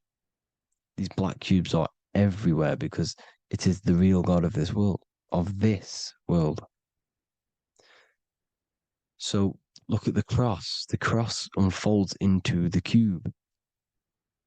Xbox, Nintendo GameCube, Sega Saturn, anything to do with a simulated gaming reality, they put Saturn in it because we're in the simulation of Saturn. This is a simulation. And this is why they reflect this through the Xbox, GameCube, Sega Saturn, anything to do with gaming, simulations, is all Saturn. Because we're in the cube of Saturn, the black cube. We're in the GameCube, the Xbox, the Sega Saturn. As above, so below. So they reflect it through the simulations that they create inside of this simulation. Cubes have 8 points for the 8 points of time and space. 8 is the number of time. Everything's cycling, infinity. So look at the cube. The cube is symbolized as in Judaism. The Judees have the black cube. They wrap themselves in a black band and they cover their eyes into blackness. The black cube, for the black cube of Saturn, they use the star of Saturn, and they worship their god on Saturn Day because it's all Saturn worship. And look how the Saturn god is wrapped around with these thorns or leaves, just like Jesus is wrapped around his heart. And Jesus on the cross is us on the cross. We are in the cross. We are in the cube. The cross is the cube. And the cross is even in the Saturn symbol. This is another symbol for Saturn. There's two symbols. You got this one, the one I've just broke down. And there's this one. This is the cross of Saturn, the cube god, the simulation, the game cube. Now, Chronos is another word for Saturn. Chronos means time. When you clock into work, you go to the Chronos machine. Well, I did anyway. And I tap my card on the Chronos because Chronos is time. Anything to do with time is Saturn. He creates and destroys. Look at the artwork of Saturn with the sand, the time. Look at this, how he's cutting off the baby's wings. He's crystallizing the spirit into matter. He's cutting off your wings. Satan, in the Bible, he falls from heaven into earth and he loses his wings. He becomes a serpent. You see that's it's all symbolic for us. We are the fallen angels, fallen angles of light. We're fallen angles of light. We are light beings. Now we're fallen into physical matter. Saturn's chopped off our wings. He's chopped off our spirit wings because when you astral project, you can fly. You will fly around. He's got the Reaper staff here, always depicted with the Reaper staff. Now look at the clock. Saturn Day is the 6th day, the number of the beast, 666. Look at the clock. 6 take away 12. 12 take away 6 equals 6. 7 take away 1 equals 6. 8 take away 2 equals 6. 60 seconds in a minute, 60 minutes in an hour, 24 hours in a day, 2 plus 4 equals 6. That's 666. Everything's 666 because it's time. Saturn. All goes to Saturn. He's the god of time. We're in time now.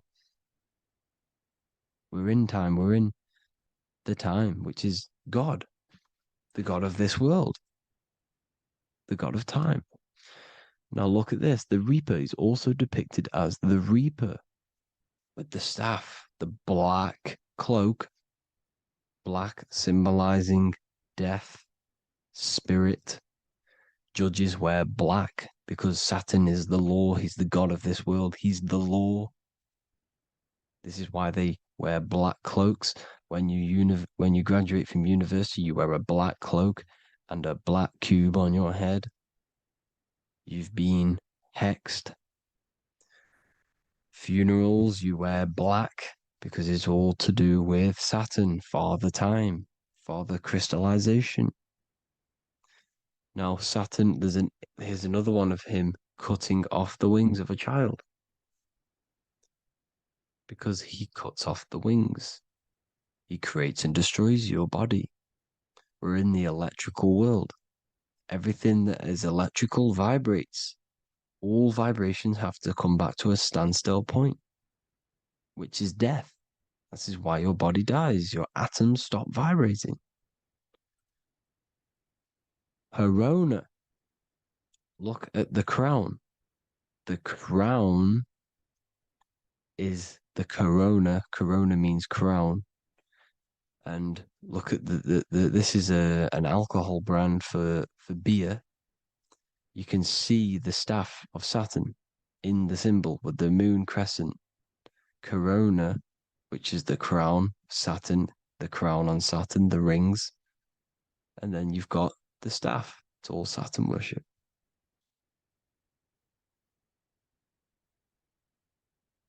Is the black cubes of 9/11. 2 black cubes. This was a ritual for Saturn. It's all ritualistic. And look at the Star of David, the Star of Saturn. It's not the Star of David. Creates IXXI, the sigil of Saturn. IXXI means 9/11 in Roman numerals. 9/11. It's all a ritual for Saturn, and they have the two black cubes of Saturn. Now look, XX, there's more symbolism of Saturn now. We're going deeper. XX is more symbolism for Saturn. The sigil of Saturn is XX, as above, so below. Same with the Star of David. You split it in the middle, as above, so below, as above, so below. XX, this is a Knights Templar Cross of Lorraine. XX, Knights Templar, High Order of Masonry. They all worship Saturn. Well, Saturn's the real god of this world. X Eon with the XX. XXL magazines, which is all to do with famous rappers and stuff like that. When you die, you put XX on the eyes because it's Saturn. He's the Reaper. Is Jesus with the XX crown with the thorns around his heart, around his soul, with the cube on the top, the cross cube. Le Lucifer with the XX Cross of Lorraine. Jay-Z with his alcohol brand, XX Cross of Lorraine. The X Factor with the rings of Saturn. All Saturn worship. The seal of Melchizedek is also Saturn. This is the cube. This symbolizes the cube with the 8 points for the 8 points of space and time.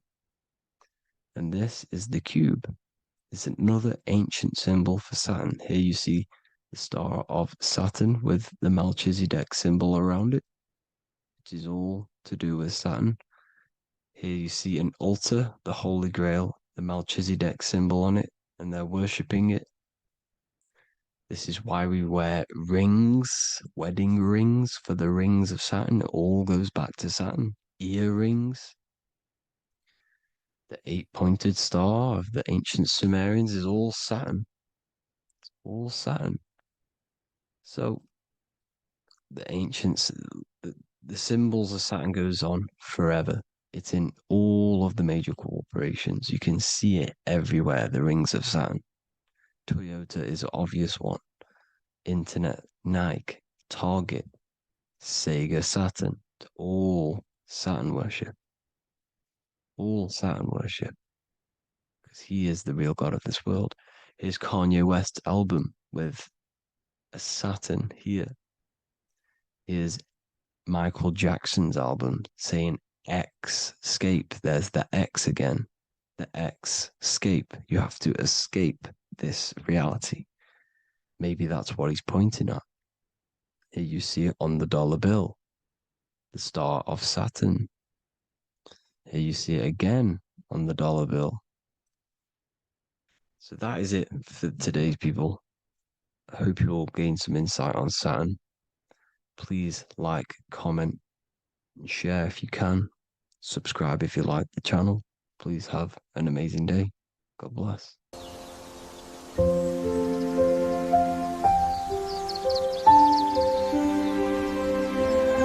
bookofwisdom.com.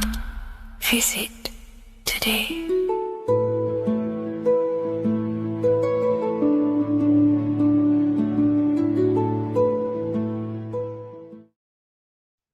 Hello everyone, today we're going to be discussing the esoteric and occult meaning behind the story inside of Genesis, the story of Adam and Eve. This is a widely known story, but not many people know the true esoteric meaning behind it, okay? So today we're going to be breaking this symbolism down. Before we get into this, please leave a like and a subscribe on the channel. I would greatly appreciate it. And please comment below any lectures or anything you wish to know, and I could maybe make it in the future. The first thing we must understand about the Bible is that it is an esoteric and occult book. It is written in allegory. It is written in such a way that we understand the book compared to our level of perception. Now, what do I mean? If a child read the Bible, they would gain a standard meaning and story behind it. They would gain a normal interpretation of the book, of being good, praise God, and be a good person. However, me, who have studied the occult and esoteric and symbolism for a very long time, when I read the Bible, I see a deeper meaning. I can read between the lines of the allegories, which means the Bible is written in such a genius way that it speaks to your level of intelligence. Depending on how advanced you are mentally and with knowledge, will depend on how you decipher this book and how the parables inside the book can speak to you in your personal life. Okay. So the Bible is the greatest psychological book ever written in history. This is why it's known as the greatest story ever told. It's a story. What we must understand with the Bible is that the Bible creates on the surface a logical way of thinking, which is what we call religion. We read the Bible and if we think logically and we take that book literally, then we gain a religion. But if we look beyond the surface, this is what we call esoteric, metaphorical, symbolic. You can read between the lines using our right hemisphere of the brain in deciphering this book and what it truly means to us and the evolution of our mind, body, and soul. What this book actually reveals between the lines is instructions and stories which teach you how to level up your consciousness, how you can sync the mind, body, and spirit and the soul all together so you can live like a god. This is what the esoteric is. It's the purification of consciousness. Now, when it comes to Adam and Eve, okay, what we must understand is that this is the beginning of creation. This represents the beginning of your life in an esoteric way. This is symbolic for the beginning of your incarnation into this physical world. Okay. And we have Adam, masculine, Eve representing feminine. These are the two masculine and feminine energies which create the whole material universe. Okay. And as we are born with a pure consciousness. We are born with pure consciousness. Well, now, what do I mean? As a baby, we have no knowledge. We are pure essence of the soul.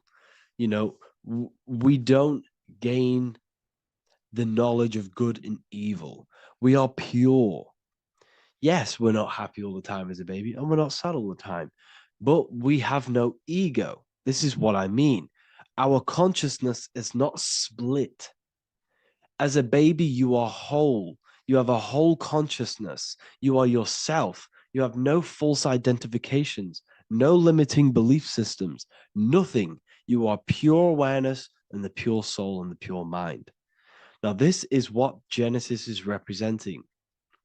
As we grow older, the more experiences we gain, the more thoughts we start to think, the more knowledge we gain of this world, the more impure our mind, our heart, our soul, our spirit becomes, the more impure our body becomes.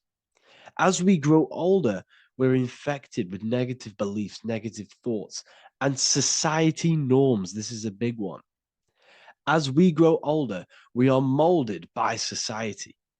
We shut off areas of ourself and we push them away so that we fit in with society. We all know this. We all did this in school. We pushed away parts of ourselves to act cool or to fit in, whatever it may be. Whatever type of person you were in school, we all went through this because society and culture is programmed. So as we grow older, our consciousness splits. We gain a persona, an ego, and we gain a shadow self, the subconscious. and we gain an ego. Now, the ego is what you show to people. It's that character that you show, that you put on to your culture, to your family, to your friends. This is a false identification. And we also gain a shadow self. The shadow self is gained through experience. This is the subconscious. Our ego is created through experience. And so is the subconscious and the shadow self. Okay. So as we gain age in this material body, we fall from the Garden of Eden. We gain the knowledge of good and evil. This is what the symbolism represents of us leaving the garden, us eating from the fruit. Now, the fruit represents the knowledge, it represents the insight, the experience, which splits our pure consciousness. Our soul splits. Okay? We lose connection with the divine. We lose connection with our pure self through material experiences. We may lose ourselves in material experiences. We may lose ourselves in lust and material gain, wealth, and all of these lovely things that the material world offers. We lose ourselves in this. Okay? And not only that, there's another symbolic thing that we're missing with being a child. There's another symbolic meaning behind this tree in this story of Adam and Eve. And this is sexual energy. Okay? As we are a baby, we have no ability to create another human life. We have no sexual urges. We have no desire for the material things as a baby. Nothing. As we grow older, our sexual energy cultivates around the age of, it's like 10, maybe earlier for some people or later for some people. This is what we call puberty, when our sexual energy activates. This is when the masculine and feminine energies are present within the body. And we are now given the ability to create human life. We're now given the ability to bring in a soul into the material world. Now, this is what we believe and know in the esoteric world. That is what sex is. You're bringing a soul from the astral into the physical. Okay? So as you grow older, you gain this ability to use the power of creation. You gain this force within you that allows you to open a portal in the astral and bring in a soul to the material. Now, this power can be misused. This power is very powerful and should not be misused. In occult and esoteric teachings, we teach and learn sexual transmutation, how we transmute sexual energy into different areas of our life so we can grow and create. Because sexual energy is creative energy. It creates a whole new human being. So if we retain it, we can transmute it into creativity. So this energy is kind of corrupting us as well. And now I'm not saying growing up is evil, all this thing is evil. This is a natural cycle that we must go through. The soul of us must go through this cycle so that we learn, so that we overcome it, so that we gain mastery over ourselves, so that we expand ourselves. I recommend you watch the Evolution of Consciousness lecture that I did on my YouTube. An amazing lecture. Talks about the evolution of consciousness and how we're on a never-ending cycle of life and death and expansion. So leaving the Garden of Eden is symbolic. You see, Eve represents emotion. She's feminine. Adam represents action. That's why he bit the apple. You see, Eve takes the apple and tempts Adam because she's the emotion. She's the sexual desire. And Adam eats it. He releases. He misuses the power of his creation. He misuses his consciousness because of material illusions and material desires. This is natural, okay? As we grow older in this life, our soul has to experience sin. We have to experience negativity. We have to experience evil, okay? And we have to misuse this power within us to learn about it so we can overcome it and gain control over it. Now, this is why the Bible says in Genesis 3:6, "For God doth know that in the day ye eat thereof, then your eyes shall be opened. Ye shall be as gods, knowing good and evil." This is very, very, very symbolic. We come into this world to experience a dualistic way of reality. We come into this world to challenge ourselves so the soul can grow, because the soul comes from pure love from God. But we come into this world so the soul may know what it's like to be evil. You see, we are like a seed. Our soul's like a seed. And when that seed grows, okay, and it's planted, them roots must grow to hell in order for the top of the tree and the roots to grow to heaven.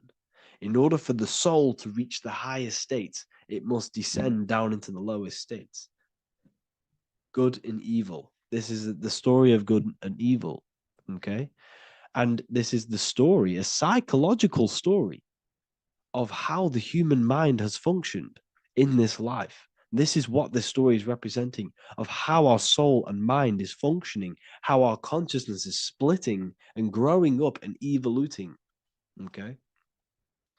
Like I said, snakes represent sexual energy. They represent, snake, when you've been snaked. This is why we say you've been snaked, because it represents a temptation of sexual energy. This is why the Kundalini is symbolized as a snake. This is the serpent within us that we can rise to activate dormant brain cells in our brain. Now that's called the Kundalini awakening. I'm not going to get into that into this video, but this is what it symbolizes: the tree and the knowledge of good and evil, because our body is the tree. Our central nervous system is the tree. The snake is our sexual urges and this false temptation that tempts us to interact with sin, the material world, okay, and go against our higher divine self. This is what it represents. Now, it's very, very symbolic. Not everyone is going to agree with this, but this is my interpretation of Genesis based on my research of occultism, symbolism, metaphors, and me studying the Bible. This is my interpretation, and I hope it resonates with you. It might not resonate with you, but this is what makes sense to me, and this is what has made sense to many other occult researchers who are in this space as well. Okay, so please leave a like, leave a comment, leave a subscribe. I'd greatly appreciate if you could, just give me some support on this channel. We're nearly at 100,000 subscribers, which is insane. I just want to say thank you all. And I will see you inside the university. If you join, I'll look forward to mentoring you, connecting with you on the live calls. There's a new symbolism course, which is going to be available very, very soon. And if you join the university, you also get a 30% discount on all of my products, astrology readings, one-on-one calls, all of my books. So I hope you gain some insight on this video, and I'll see you in the next video, and I'll see you inside the university. Have an amazing day.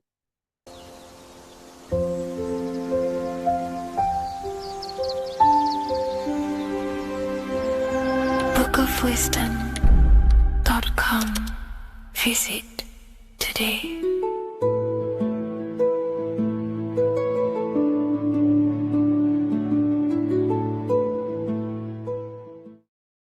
Hello and welcome to another video, people.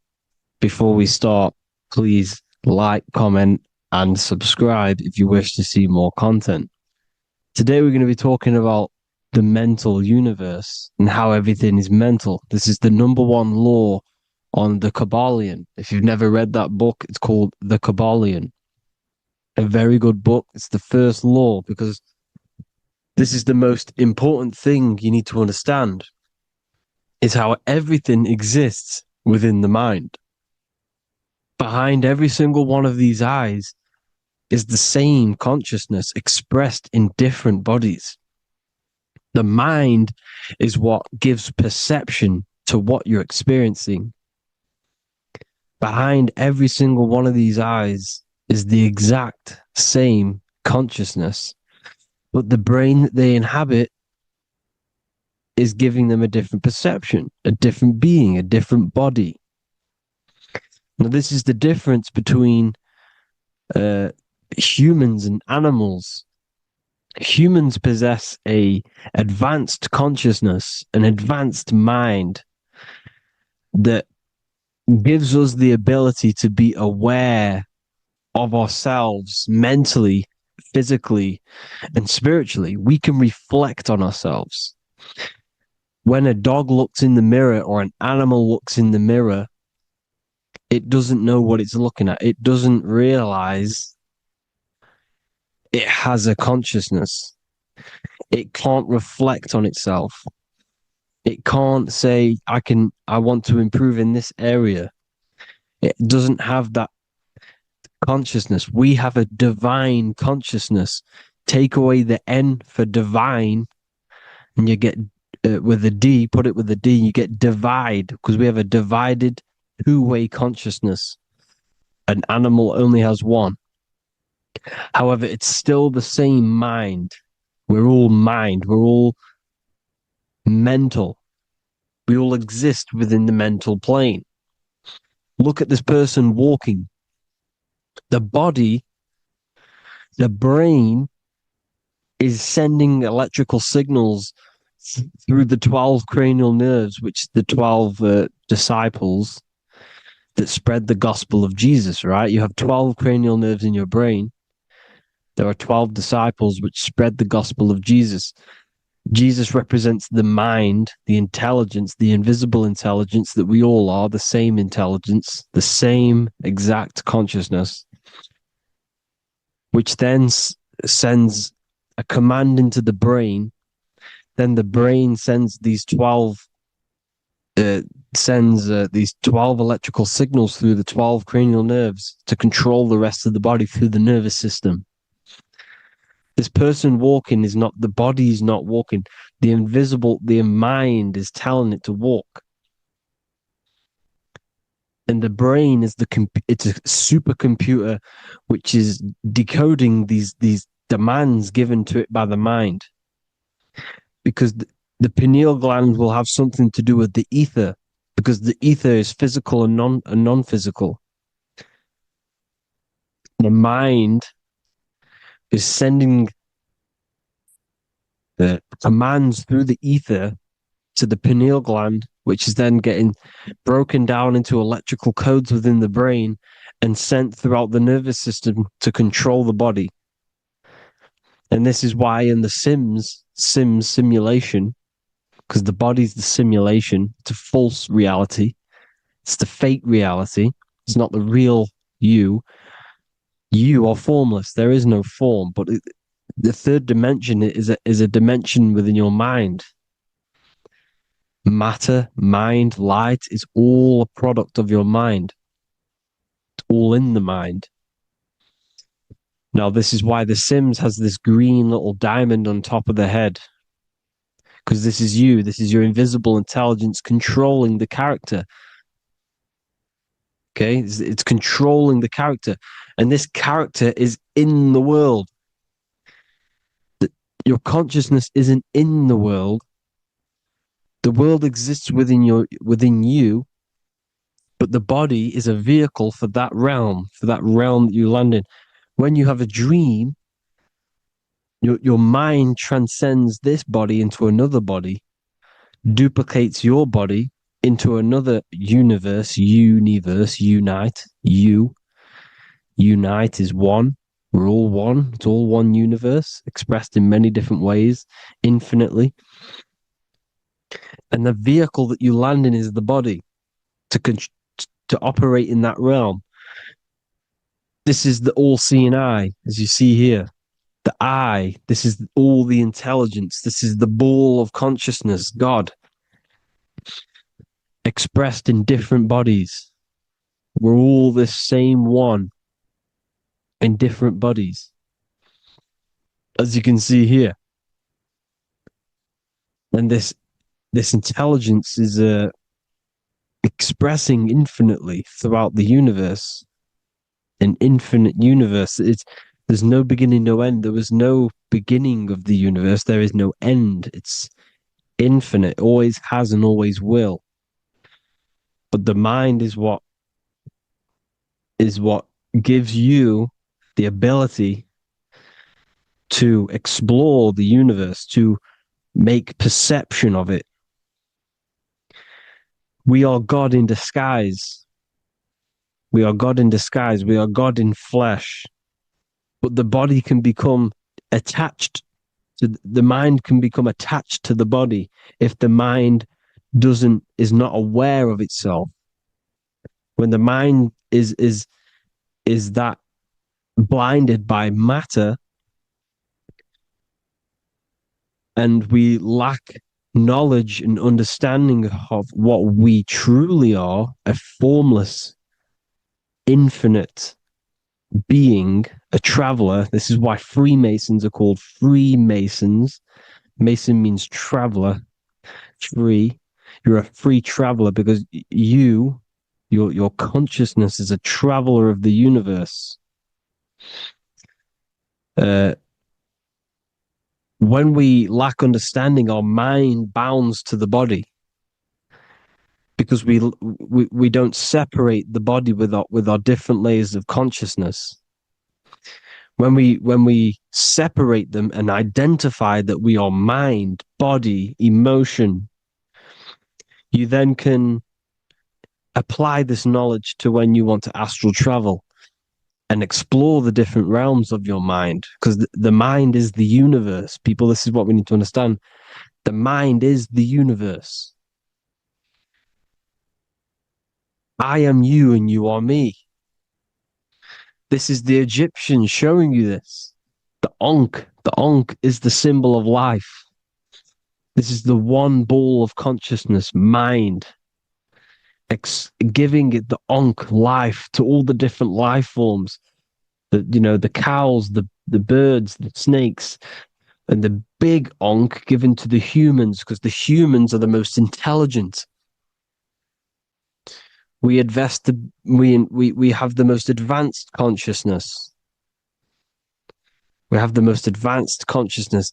This is why the one is giving a big Ankh to the humans here. Here you see again, this is not the sun. This is also showing Ankh giving out its life to all things infinitely.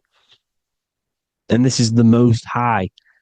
We are the Most High in disguise. When we strip off the body, we strip off the desires for the physical world, we strip off all of these fake identities that the mind gets attached to. That is God. The universe. You are the universe experiencing itself. I and I. The letter I and the number 1 is just one line. The letter I is the number 1. Because your I am, when you refer to yourself as I, every single one of you who's watching this video refers to yourself as I, which is the one. We are all the one. We are all intelligence. We are all invisible. We are all the one. 1 is the only number. 1, 2, 3. Everything goes up in ones because there is only one. Doesn't matter how far you go down the line with numbers, all of their numbers are created by 1 because there is only one. It's me and you are the exact same consciousness expressed in different bodies. Mind. Cause. There is only one cause. There is only one mind. There is only one being. But because we lack understanding of this,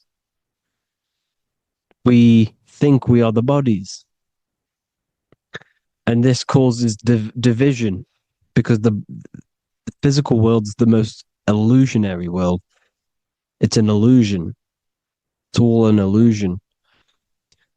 Now you see with the two, you look with the two eyes, but you see with the inner eye, the mind. Okay, the mind is the mental plane is a shared plane, and it gives perception to what you're looking at. The mind.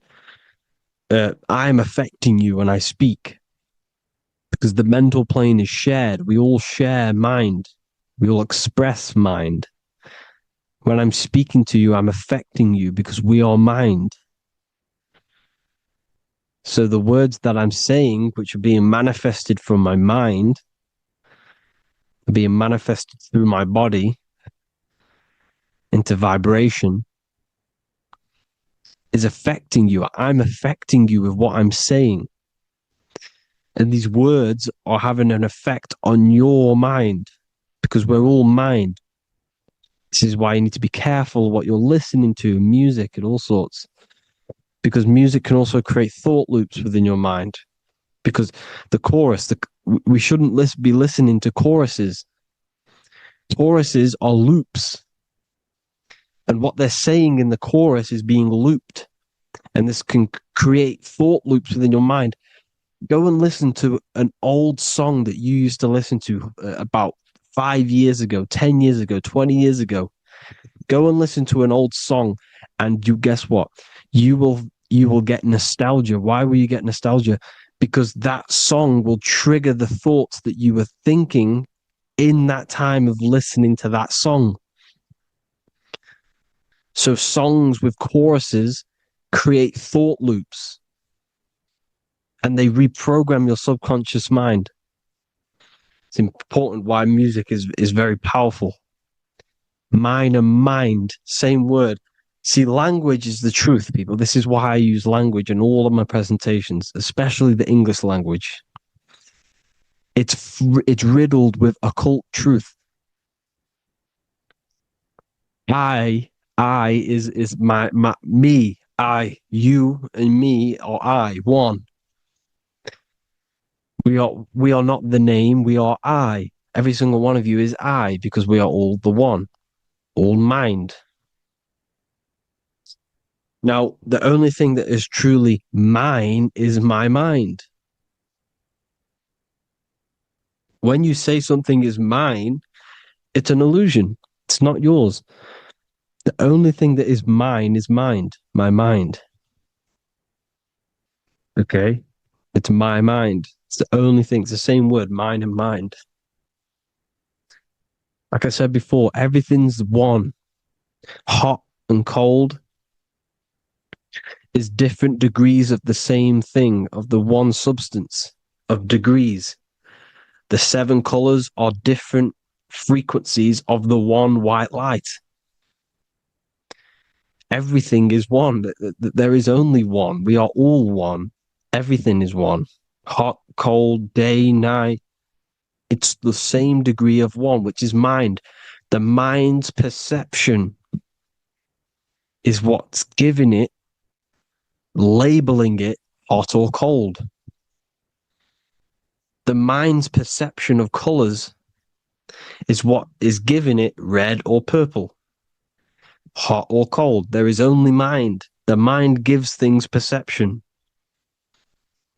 There is only one, that is mind. The conscious and the subconscious mind. The male and the female, these are married. The subconscious mind is your hidden part of the mind. Okay, it's hidden. You can access it through different meditations and Reiki teachings. And dreams are manifestations of your subconscious. This is how you know mind and matter are one, because your mind creates matter in dreams. Your subconscious manifests everything in a dream, in the astral realms. The conscious is what you're conscious of, what you're consciously thinking of. So me, I am conscious that I am speaking into this mic and creating this video. My subconscious mind is the hidden part of the mind, which is speaking to my heart, telling it to beat. It's telling my food to digest. It's regulating all my blood. It's doing everything in my body without me being conscious of it. Without me being conscious. The subconscious is the feminine. The conscious is the male. The Bible, of course. Proverbs 12:4. Helpful, not helpful, an excellent wife is the crown of her husband, but she who brings shame is like rottenness in his bones. In the same way, husbands should love their wives as their own bodies. He who loves his wife loves himself. You can take that physically, you can take that literally, or you can take it metaphysically. See, the Bible's written in such a way where you can take it as your level of realization. He who loves his wife loves himself. If you love your subconscious, if you love yourself, you speak good about yourself, because your subconscious takes everything literally. If you say, I hate you to someone, your subconscious does not know the difference between me and someone else. It only thinks me, me, me. Why? Because mind is the only thing that exists. You are mind, I am mind. If I say, I hate you, you're saying that to yourself. Your subconscious picks that up and says, I hate myself. And that's telling your subconscious that's what you want. Because your subconscious manifests 90% of your behavior. The programs within your subconscious. Tying your shoelace is a program. You don't need to be conscious of it. You can just do it because it's a program. It's deeply interwoven in the subconscious. Driving your car, texting on your phone. You don't have to think about what letter. You just do it because you know where the letters are. It's a program. Therefore, if you look after your subconscious, they are a married couple. It's your wife. Your subconscious is your wife. And it manifests 90% of your daily basis thought patterns, actions, behaviors, emotions, all the things that you all the trauma that you've experienced is stored within your subconscious, which is affecting you. So let's say you were in a car crash 10 years ago and you had a really traumatic event, you really hurt yourself, and you had a very, very, very strong emotion that you felt of pain. That will still affect you today. And why? Because it will manifest into your behavior. How? Well, you'll be cautious of what cars to go in and who. You'll be cautious because of that event that stored within your subconscious, because of that feeling you felt was so painful and so strong. It's still manifesting into your behavior today. For example, you won't go in certain cars, you won't go with certain drivers. The subconscious stores everything, all your memories, the programs, and everything. So if you trick your subconscious, that's how you manifest your life. If you trick the subconscious, you already have something. And therefore it will manifest into your life, into your behavior, thoughts, and actions. This is why the golden rule is to treat others like you want to be treated. Because I am you and you are me. We are all subconscious. We all have subconscious. Whatever I do to you, I do to me. Because my subconscious picks that up and thinks I'm speaking to me. Mind is very powerful. Whatever I do to you, I do to me. Treat others like you want to be treated. The golden rule. That is the only rule we need in this realm, in the universe. If everyone understood this rule and how the subconscious works and how karma works, we'd live in heaven on earth, the Garden of Eden, the Golden Age. As a man thinketh in his heart, so is he. Proverbs 23:7. Where your heart is, there will be your treasure. Your heart's the emotions. This is the storehouse of emotions. It is where you feel emotions. You have to let your emotions move through you, not become you. You can't let your emotions become you. Or except be like the sky and let them pass through you. Be like the clouds and the stars passing over. Let them pass through you. Do not let them become you. And this is how emotions can take over your mind. We are driven by, when a man is driven by emotions, he has no self to control. You must control the mind, because the mind can be corrupted. Because your thoughts are electrical in the brain. Your thoughts come from the mental plane. So how the mind works is that you place your attentions on something in the mind, and infinite information just flows in. Think about it. When you think of a certain topic, as soon as you think of that topic, information comes flying into your mind. Different ideas, ping, ping, ping. It's all connected. It's why we call it a mindset, because your mind sets itself to frequencies. And when we think of something, we tap into that frequency, and just the universe, the mind, the mental plane just flows in information based on that frequency and that thought. The universe is just information. All of the information out there, nothing is new. It's all there. You just have to tap into it. You can tap into these different thoughts, and it's all there. Everything already exists within the mental plane. You don't think anything. You receive thoughts. We all share the mental plane. We affect each other. I'm affecting you. Listening to me is affecting your mental plane, your mind. The physical plane is the lowest plane. It's the world of effect. Everything you see in the physical plane is the effect of mind. Like I said, the person walking is the effect of their mind telling the body to walk. The physical plane is the lowest dimension of your mind. Mother Earth, we are in a mother. We're in the womb still. The Earth is feminine. It looks after you. It provides you with food for free. It grows on trees with water. It's Mother Earth. It's the womb. The dome above your head is your mother's belly. Okay? Is your mother's belly. You're in the womb still. You're forever in the womb because your mind's constantly expanding.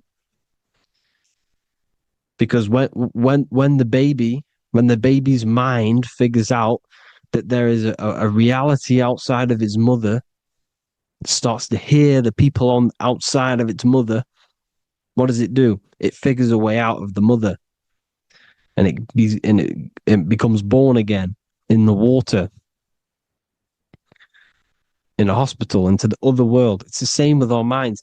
When our minds figure out there is other worlds beyond this physical, we explore them. The astral plane, for example. You figure a way out of the body. Because when you're the firmament, look at the word firmament, meant at the end. Firm is firm, something strong, something like a rock is firm. If your mind is firm like a rock, you will be stuck under the firmament.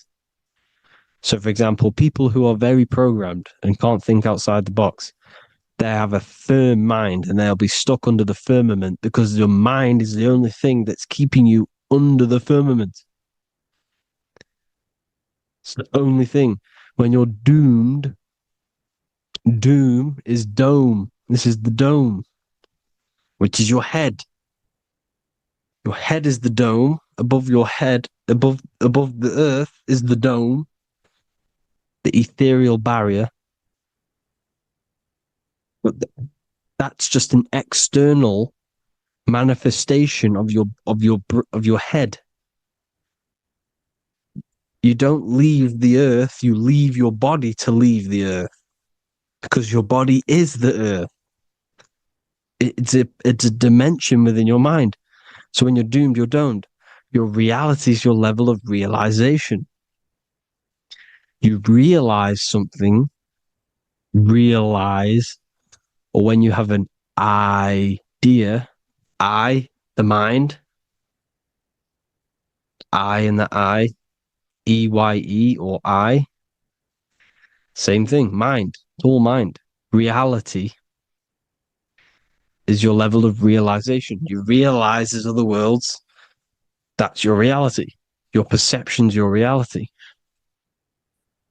Mind in Latin is mens.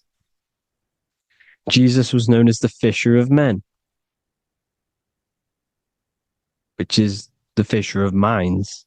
He was fishing minds worthy of knowing the higher truth, the deeper occult knowledge. Jesus figured out that we are all God. And he got killed for it, because in that age they were trying to suppress this information.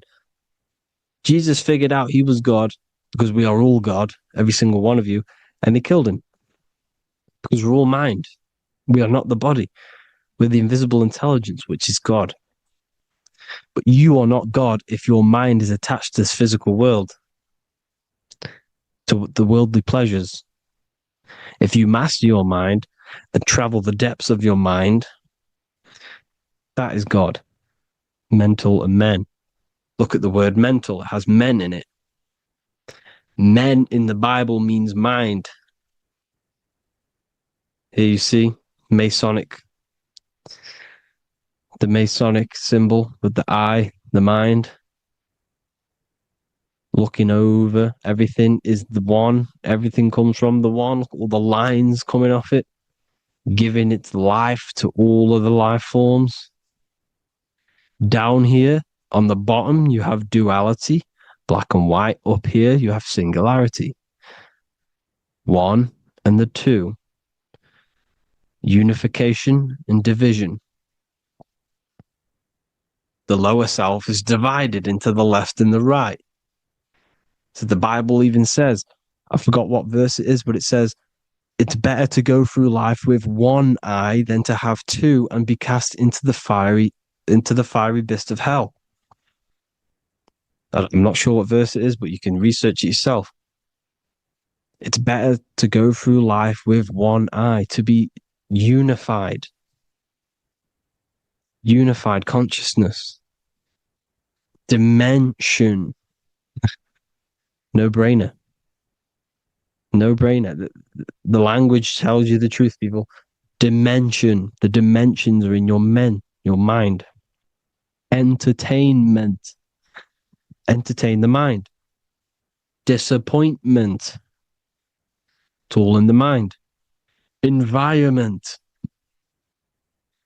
The environment that you are in is a product of your mind. Within, rearranged spells high twin. Within is your mind, and your external world is mirrored from the decisions you make in your mind. Advertisement, commitment, it's all mind. Everything is mind. Everything.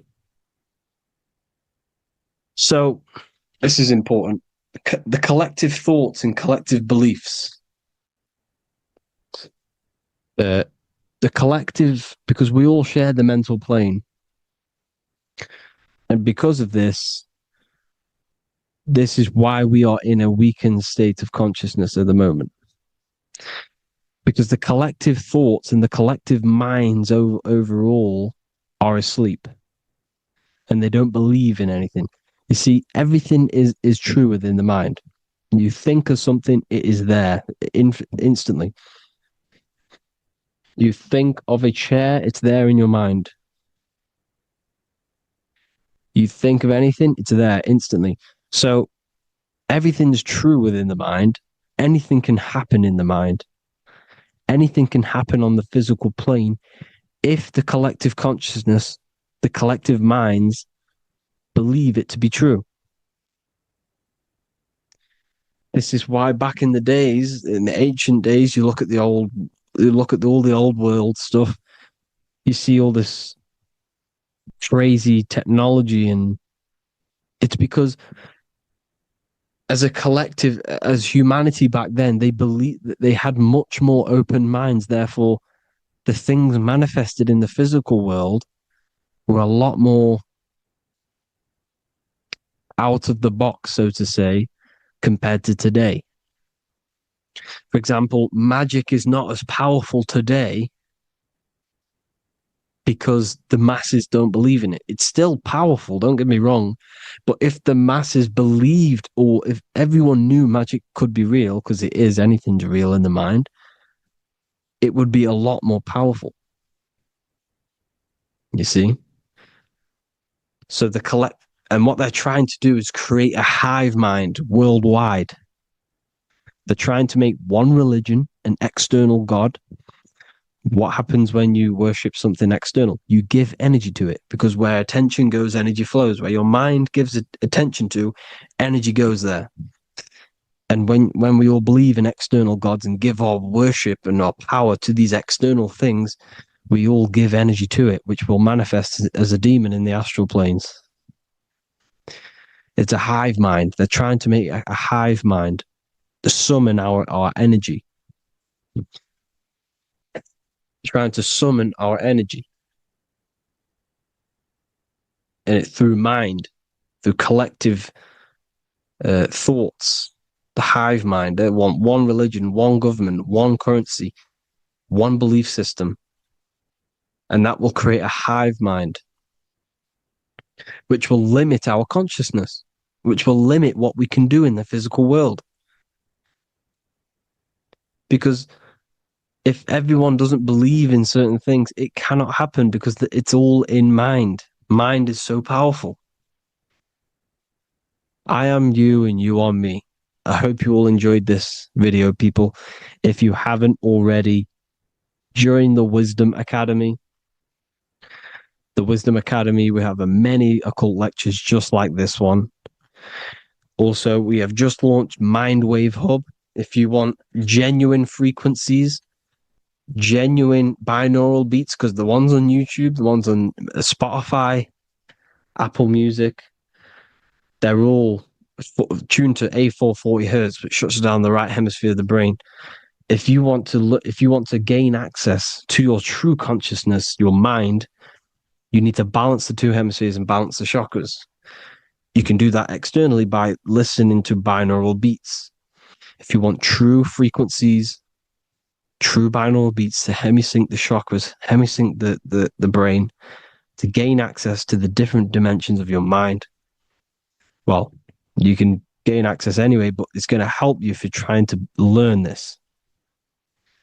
Join Mindwave Hub. The link will be in the description. Listen to the binaural beats, meditate to them, listen to when you go to sleep. They'll massively benefit you. Thank you all, people. Hope you had an amazing, lesson. Hope you learned a lot. And please subscribe. God bless you all.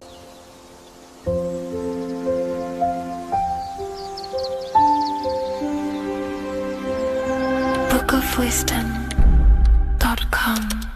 Visit today.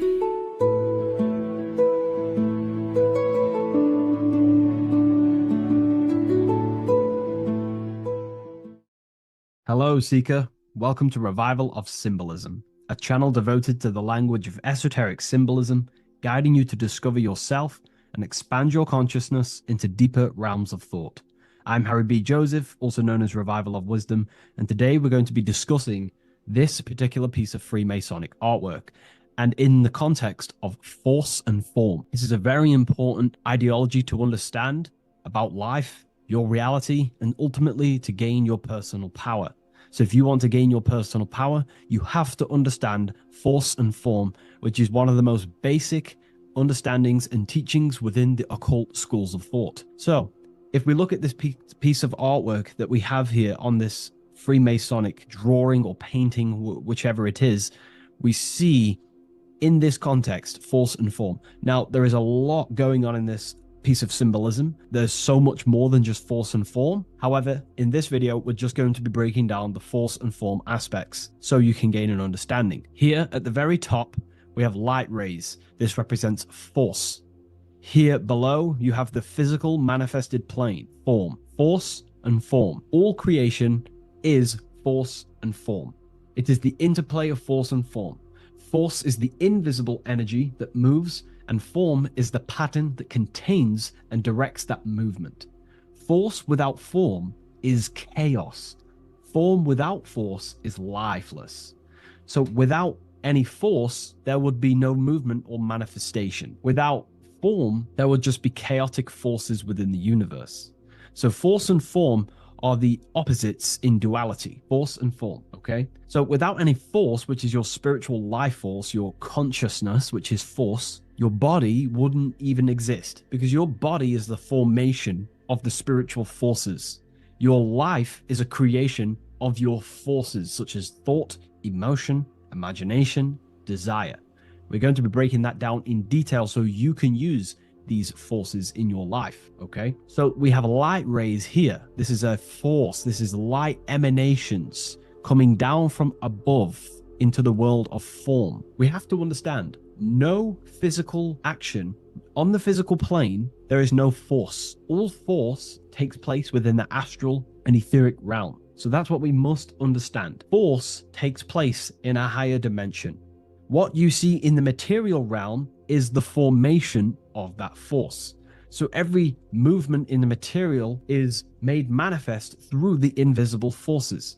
When you take an action, there is a reason why you are moving the body. And for me, for example, I've written the new book of symbolism, and it's out November 17th. The force that driven me to build that, to take the actions to build that, is a force, and that is an emotion or a desire. So that we all have a desire, which is the force that moves us. And that desire is not a chemical reaction within your nervous system. That desire is, in essence, a spiritual force that takes place within the astral plane. So we have the mental plane. Below you have the astral plane. Below that you have the etheric plane. And then below that you have the physical plane.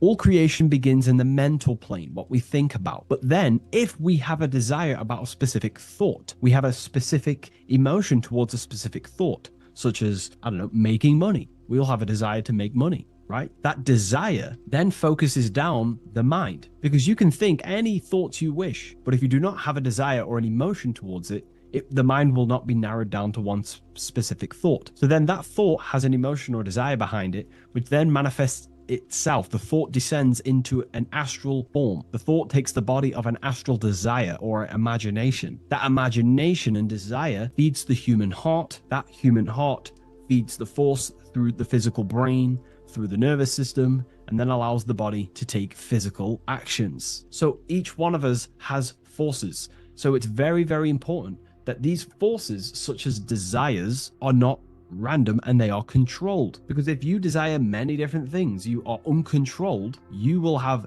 many issues in your life. You will have, if you have uncontrolled desires of lust, uncontrolled desires of vanity, uncontrolled desires of low pleasurable things of the flesh, your desire will not be controlled. Therefore, your force is scattered. So in order to gain self-mastery and to get what you want out of your reality, you have to control your desires, your force. So you have force and form. This is why down here you have people taking physical actions. You have, people running around taking action. And up here you have the forces.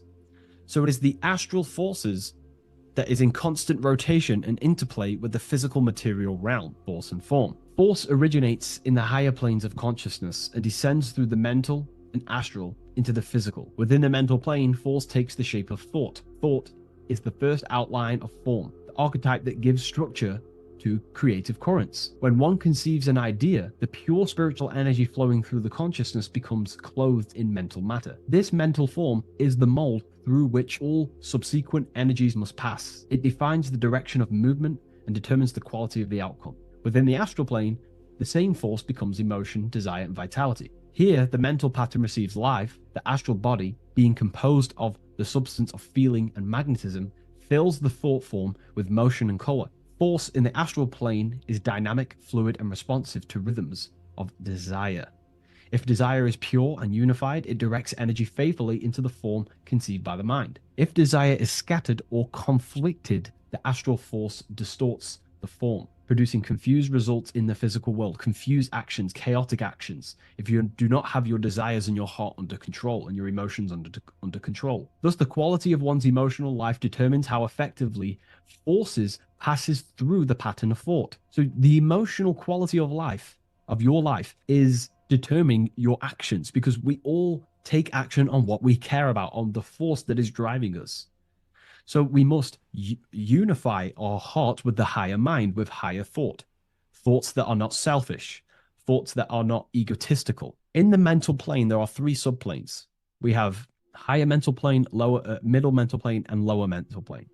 Higher mental plane is higher thought. This is what people call the higher mind. A lot of people say the higher mind, but they don't know truly what it is. You know, a lot of spiritual people will just throw these words around. The higher mind is simply the mind that exists within the higher mental plane where higher thoughts take place. Thoughts that are guided with love, that are guided with selfishness,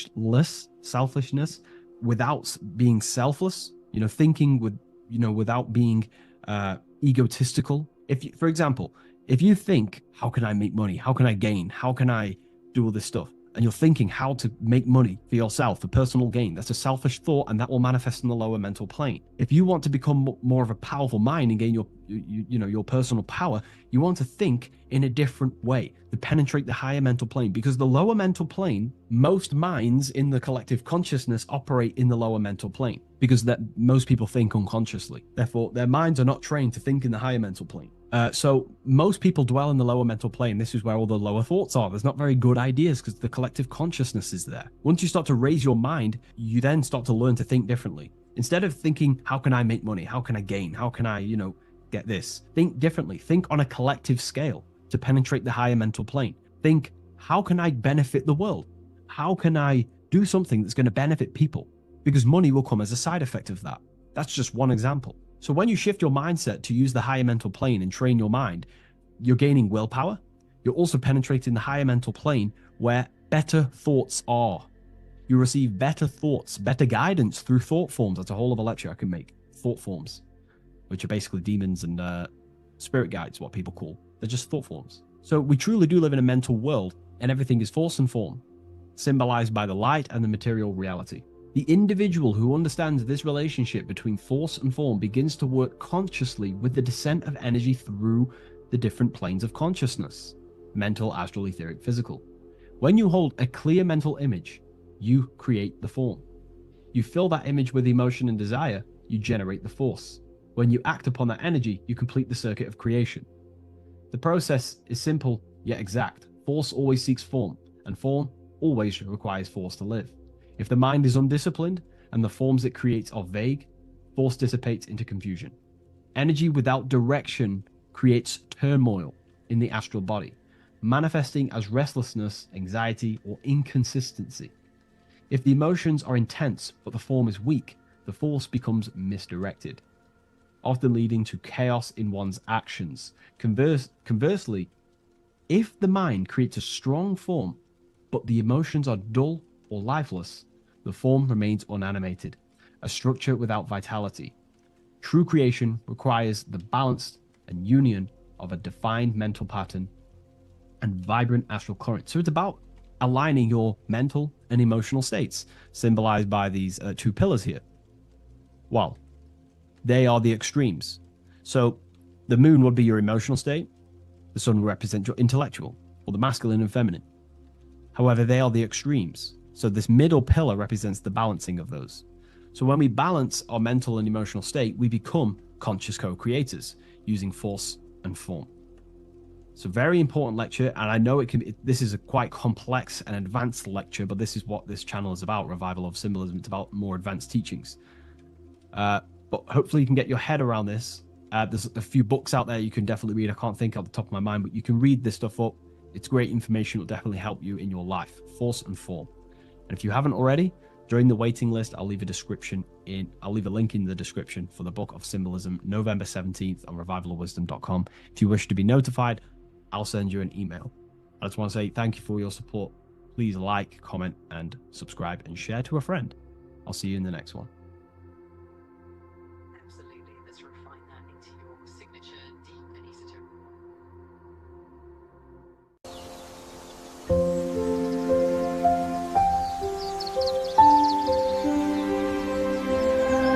bookofwisdom.com.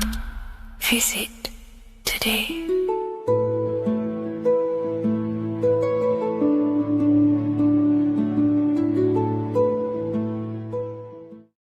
You're living in 4 planes of existence right now, but most people are only aware of one. And that's why they feel lost, disconnected, and stuck in cycles they can't explain.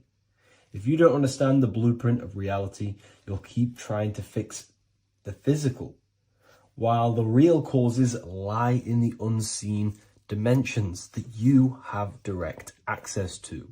You must understand it is that the universe only exists in the mind. Everything is a projection of consciousness. Therefore, consciousness produces everything.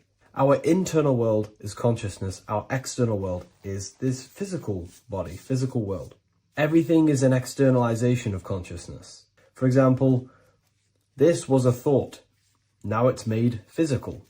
But before this was invented, it was existing in someone's mind, in consciousness, invisible.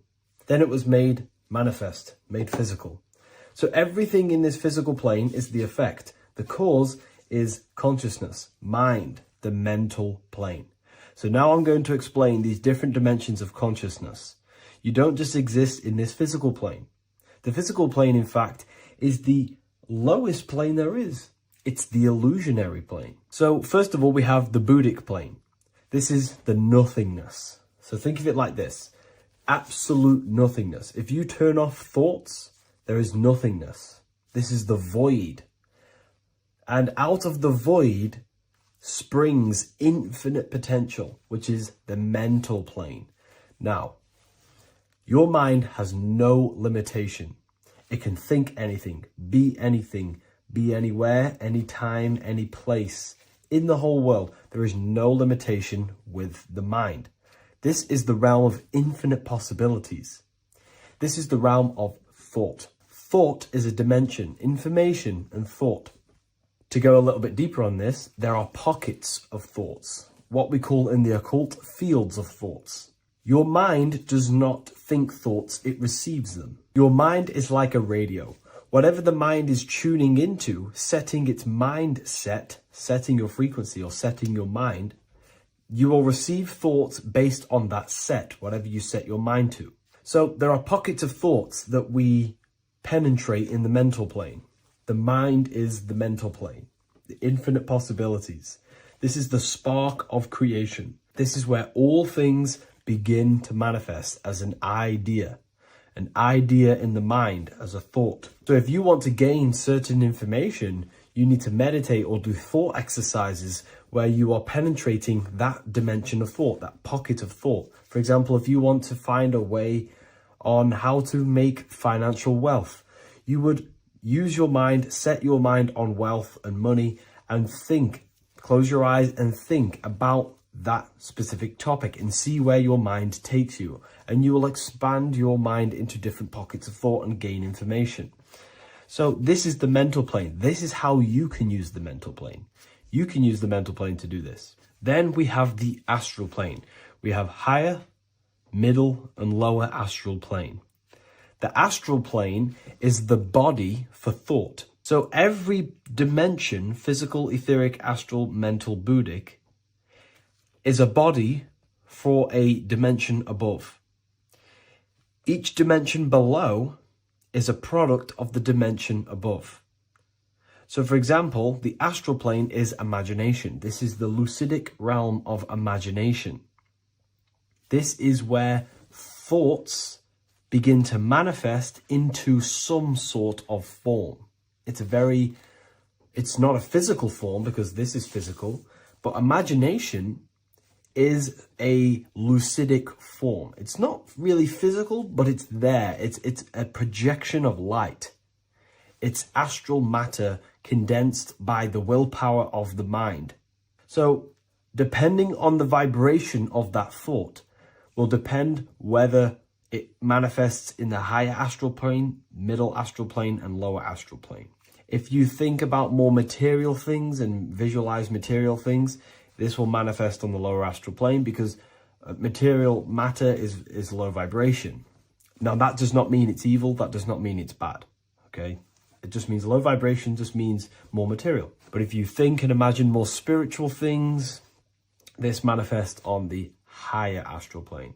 So the astral plane is the screen in your mind that allows you to vision an apple, that allows you to vision anything. It's that mental projection that's inside of your mind.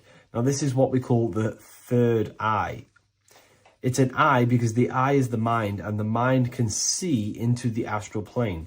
It perceives this spiritual world, this lucidic realm that we have access to. This is where also infinite potential takes place. This is the realm of spirits, demons, jinns, whatever you want to call them. Spiritual entities exist in this because this is where thought forms manifest into form. This is where thoughts create bodies. Think of it like this. The mental plane is a thought of a chair. The astral plane is the imagination of that chair and all of the different possible chairs that could possibly be. The etheric plane is the energy double of that chair.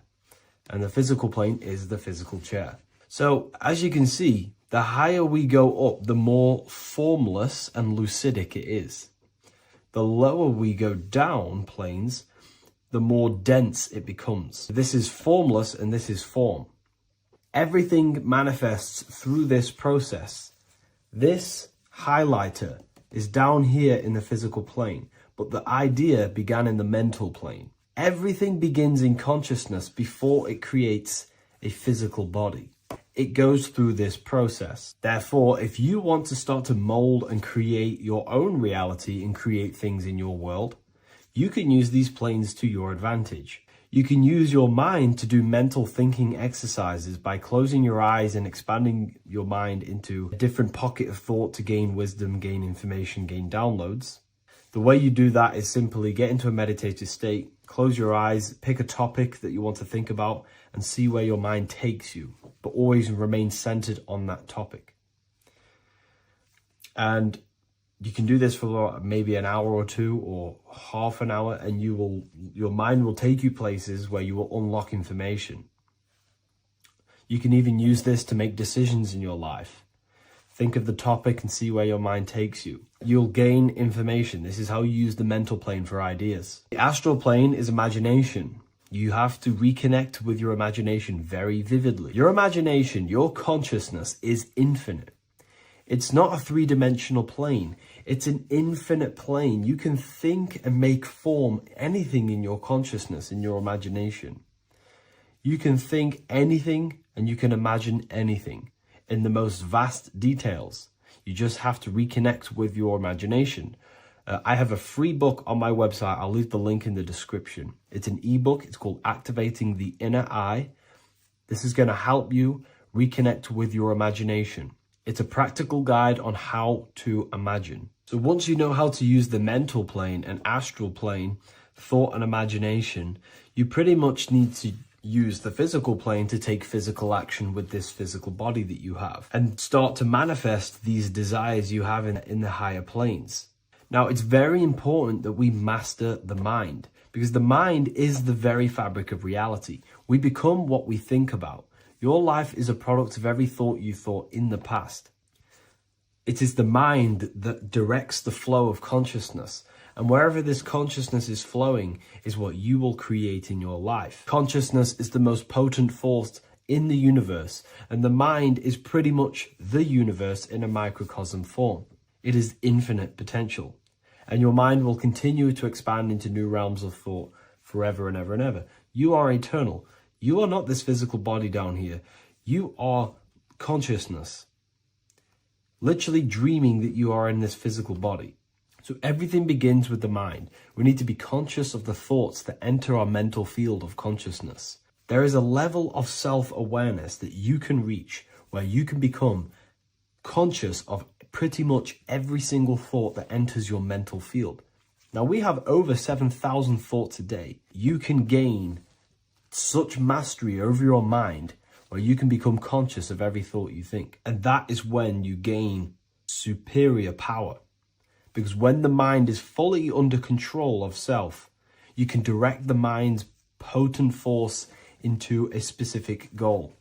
Most people's minds are dualistic. They want something, but their mind is thinking something else. They have limiting belief systems. They have the little voice that comes in and says, you can't do this, you're a failure.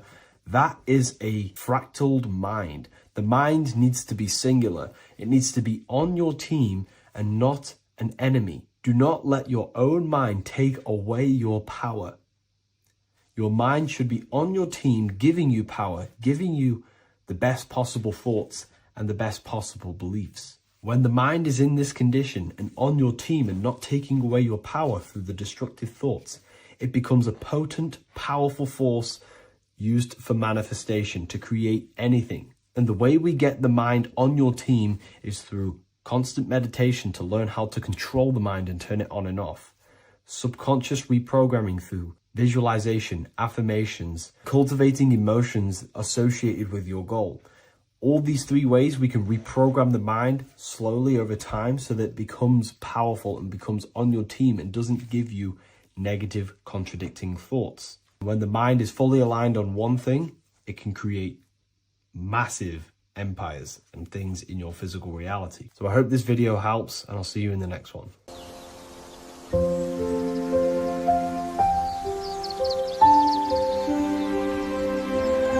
bookofwisdom.com. Visit today.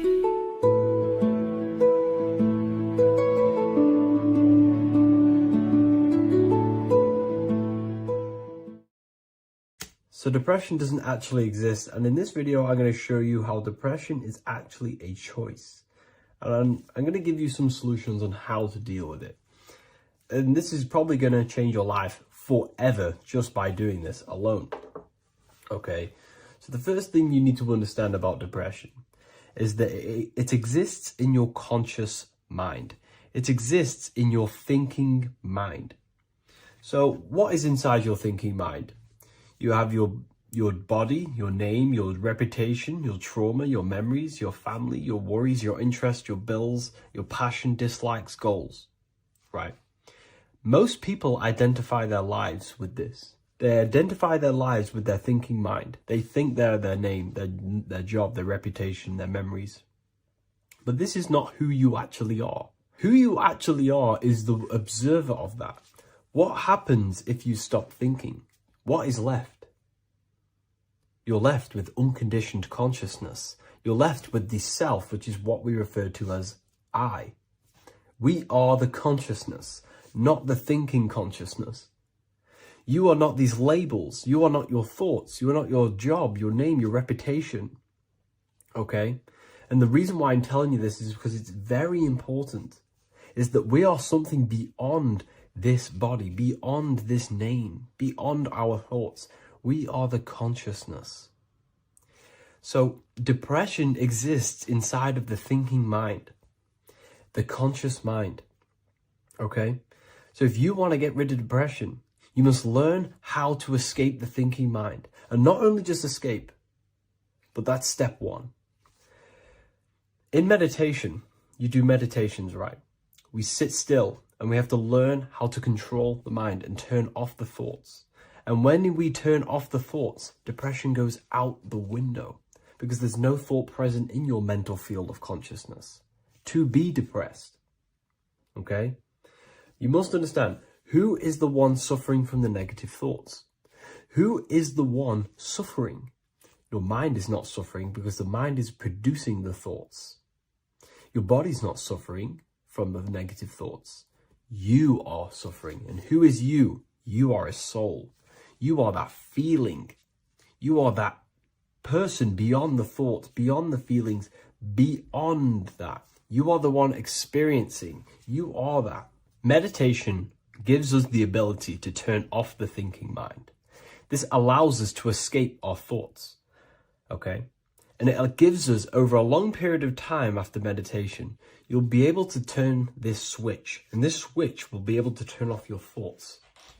And by doing this, we will be able to control our conscious mind directly by the hand.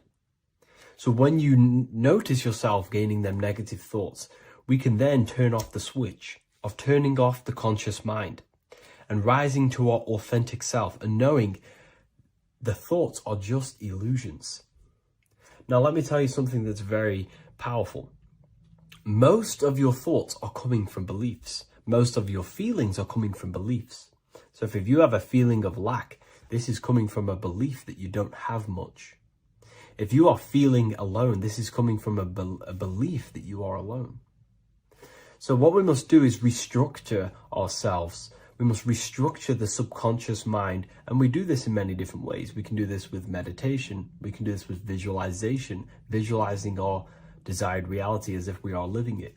We can do this with affirmation. Now, a lot of people think, oh, I'm trying to speak something into existence with affirmation. No, you're not using vibration to try and change reality with what a lot of these new age people will teach you. Vibration, your words will not have much an impact on reality. That's the truth. But what they do have an impact on is reprogramming and recrafting and refining your mind. If you repeat, I am wealthy all day long, your subconscious mind, that word will be lingering inside your subconscious, and you will start to mold that into your conscious. You'll start to be consciously thinking about this. Most of your thoughts are coming from your subconscious. So if you want to get rid of depression, you got to figure out the trigger. What are you depressed about? What are you feeling? What are the beliefs that are making you feeling and thinking this way? And that's what you must restructure. You must restructure your subconscious mind through visualization, meditation, and affirmation. You do these all the time. You do these every single day, and you will slowly, if not surely, restructure your subconscious mind. While by doing the practice of meditation, you'll gain the off switch as well. Sometimes depression comes from not living in your authentic self. You're not doing the things that your soul is telling you to do. We all know what we should be doing at all times. I don't care what you have on. We all know we should be doing something. We all know that we have there's a higher aspect of our mind that tells us, oh, we need to be doing this, but I'm actually sat here on my phone. Oh, I shouldn't be eating this, but I'm doing it anyway. There's always that higher voice. And that is the voice that has to be connected to. And when your body's not acting out the voice of the soul, then the soul becomes sadder, and suffers more and more and more.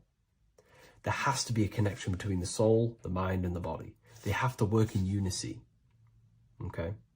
So I hope this video helps with depression, with whatever you're going through mentally.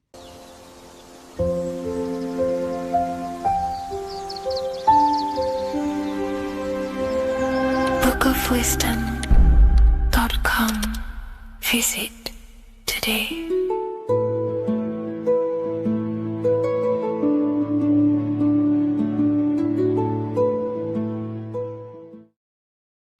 Hello, everyone, and welcome to another lecture inside Ethereal University. In this lecture, you will learn about the death process and how to prepare for it, and why that preparation is so important. So let's get straight into this. You must understand, as a spiritual creature that you are, you have a visible nature and an invisible nature. You never truly die. You are an eternal soul experiencing a temporary physical world. The inner world of thought and emotion is eternal, while the outer world of matter is mortal. Everything that is seen is mortal. Everything that is unseen by the eyes is immortal. When you die, your external physical world will be stripped away, leaving only your pure consciousness in its raw form, drifting within the astral plane. So here you see your physical external body and your internal world. And your internal world is your state of consciousness. It's your state of consciousness. Your thought and emotion is one overall state. Okay? So you must understand these planes. You have the physical body, the etheric double, an astral body, a mental body, and the Buddhic body. When you die, you leave the physical plane. Then you will more than likely leave the etheric plane because the ether acts as like a portal. Everything comes out of the ether and returns back to the ether. I can break that down in another video in electromagnetism. But electromagnetism is ether, energy coming in and out of the ether. You will, every single day you die, every single day. There's a cycle of life and death occurring all the time. Every single day, you go to sleep, you go back, your consciousness slips back through the ether. And then when you wake up, your consciousness comes back through the ether into the physical plane. Death is just a bigger macrocosm of the microcosm cycle of life and death. So you will return back to the astral, which is the realm of imagination, infinite possibilities. And this is where thought forms start to manifest. Okay. So depending on how advanced you actually are mentally and emotionally, will depend how long you stay in the astral. Now, what we must understand is that there is many different components to the astral. We have the higher astral, the middle astral, and the lower astral. These are all vibrational states. So if your mind and soul is operating in lust, lust, desire, hate, food, physical addiction, smoking addictions, then these are quite heavy. These are quite heavy attachments to your consciousness, and they're quite low level desire, which means they have a low vibration. You will manifest in the lower astral when you're stripped from your physical body. The lower astral is not inherently evil. However, there's just low vibrating things going on there. Low vibration does not mean evil. Okay. So just like bad doesn't mean evil. Okay. In the lower astral, you are going to see lower astral beings. You're going to see spirits, souls with low level desire. Okay. People who are attached to the physical plane, people that lust, people that do these things. Technically, this is hell, but you can escape it by escaping yourself. Now we're going to break all this down. I'll break all this down properly once you understand the full context. So depending on your level of desire, you will manifest in a corresponding layer of the astral plane. If your mind is still attached to the low physical desires, you will find yourself in the lower astral realms. But if you have few desires and have detached from the worldly attachments while you are encased in a body, then you will rise into a higher or middle astral plane, mainly the middle. Okay. The higher astral plane is very formless. So as I broke down here, this is, well, the physical plane is the lowest dimension. This is the most form, the most matter. It's quite heavy. The higher you go, the lighter it becomes. The more fluid, the more formless it becomes. So you see here, it says denser, down, and lucidic, up. So this is more lucidic in these higher realms. This is more dense in the lower realms. So this is why the ancient Egyptians were always talking about, I'll show you this. This is showing you death. So first of all, we have Anubis, which represents death. Here you have the heart, which represents the soul. And here you have a feather. And this is a scale. You see how this is a balanced scale? So what this is symbolizing, this represents death. This represents your heart, and this is a feather. So when you die, your heart must be as light as a feather, which means your emotions, your soul, should have no attachments to the world. It should be light. It should be detached. This is why the word light and light are the same. Light is in heavy and light is in very bright.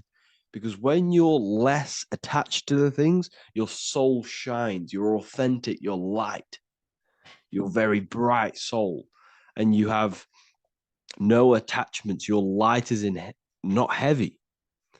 So you must detach from the worldly desires. We have to detach from the smoking, the food. This is why we should fast. Smoking, this is why we should detox.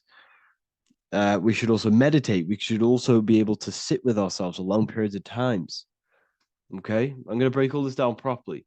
But that's why the Egyptians show you the symbolism here. Okay.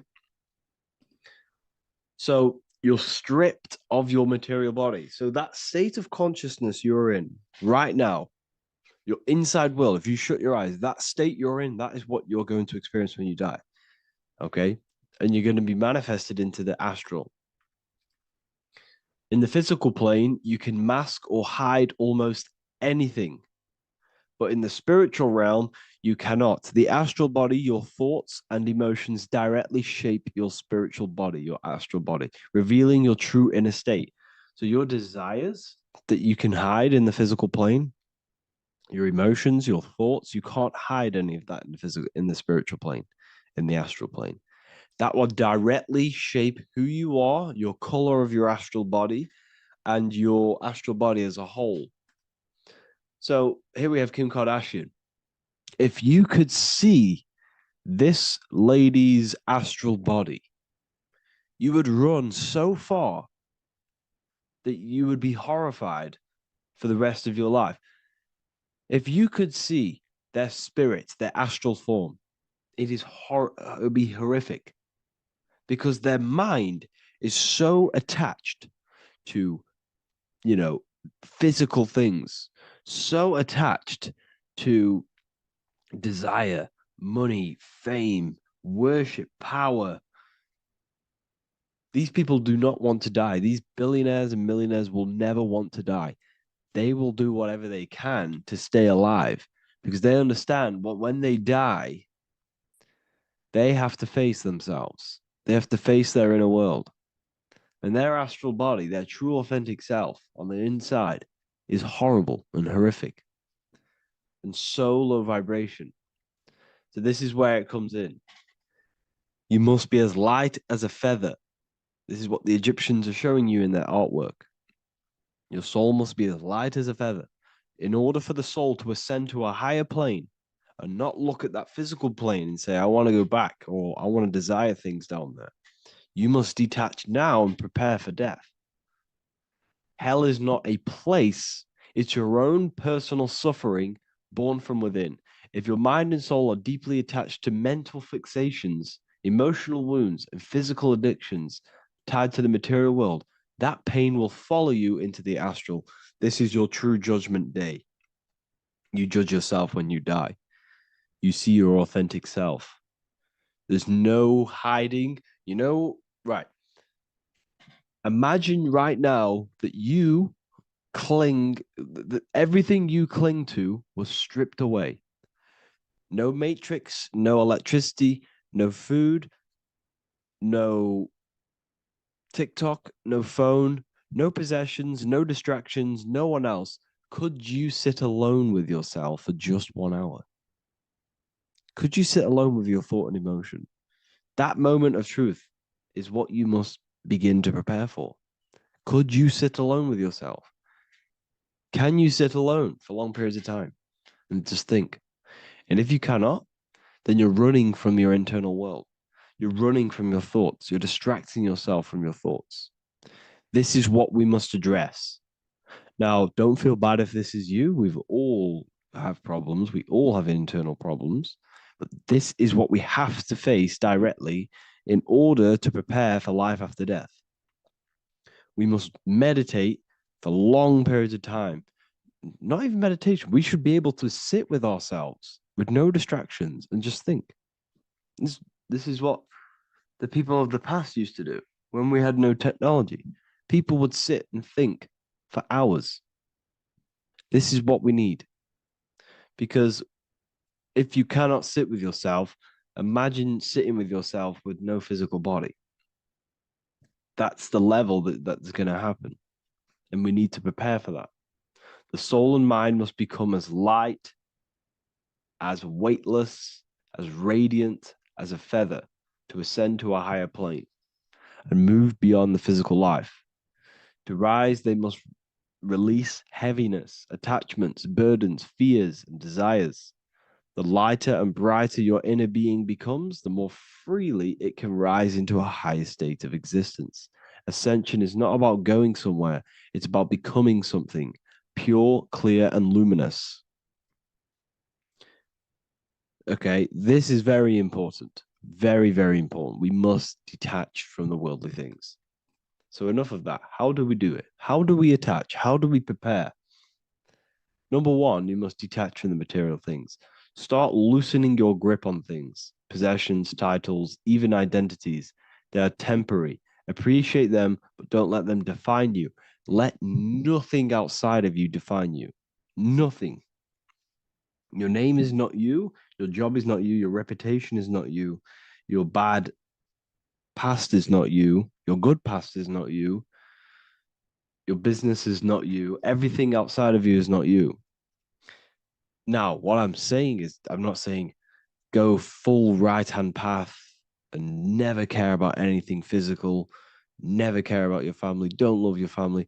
I'm not saying that. What I am saying, love these things, love these outside things, but do not become attached and do not let them define you.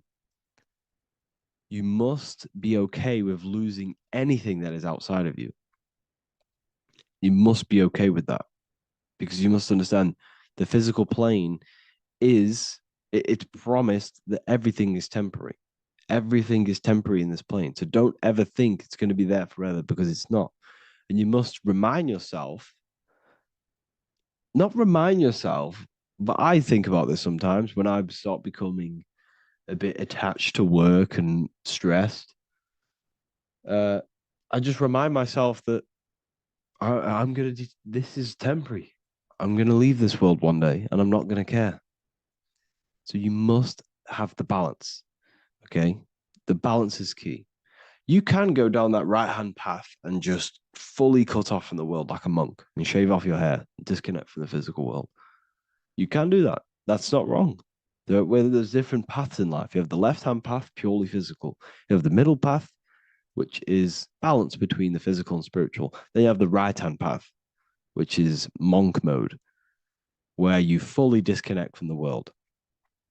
They shave their hair off to disconnect from the physicality. They meditate for long periods of time. This is what they're doing. They're preparing for death. Monks prepare for death. They understand this. They understand that you don't die. Your inner world is the true world. The inner world is the only world that exists. Everything outside of you is an extension of you. Number two, cleanse the mind. Watch your thoughts. Are they rooted in fear, anger, regret, or craving? Meditation, mindfulness, and inner reflection help purify the mind. The cleaner your thoughts, the lighter your spirit.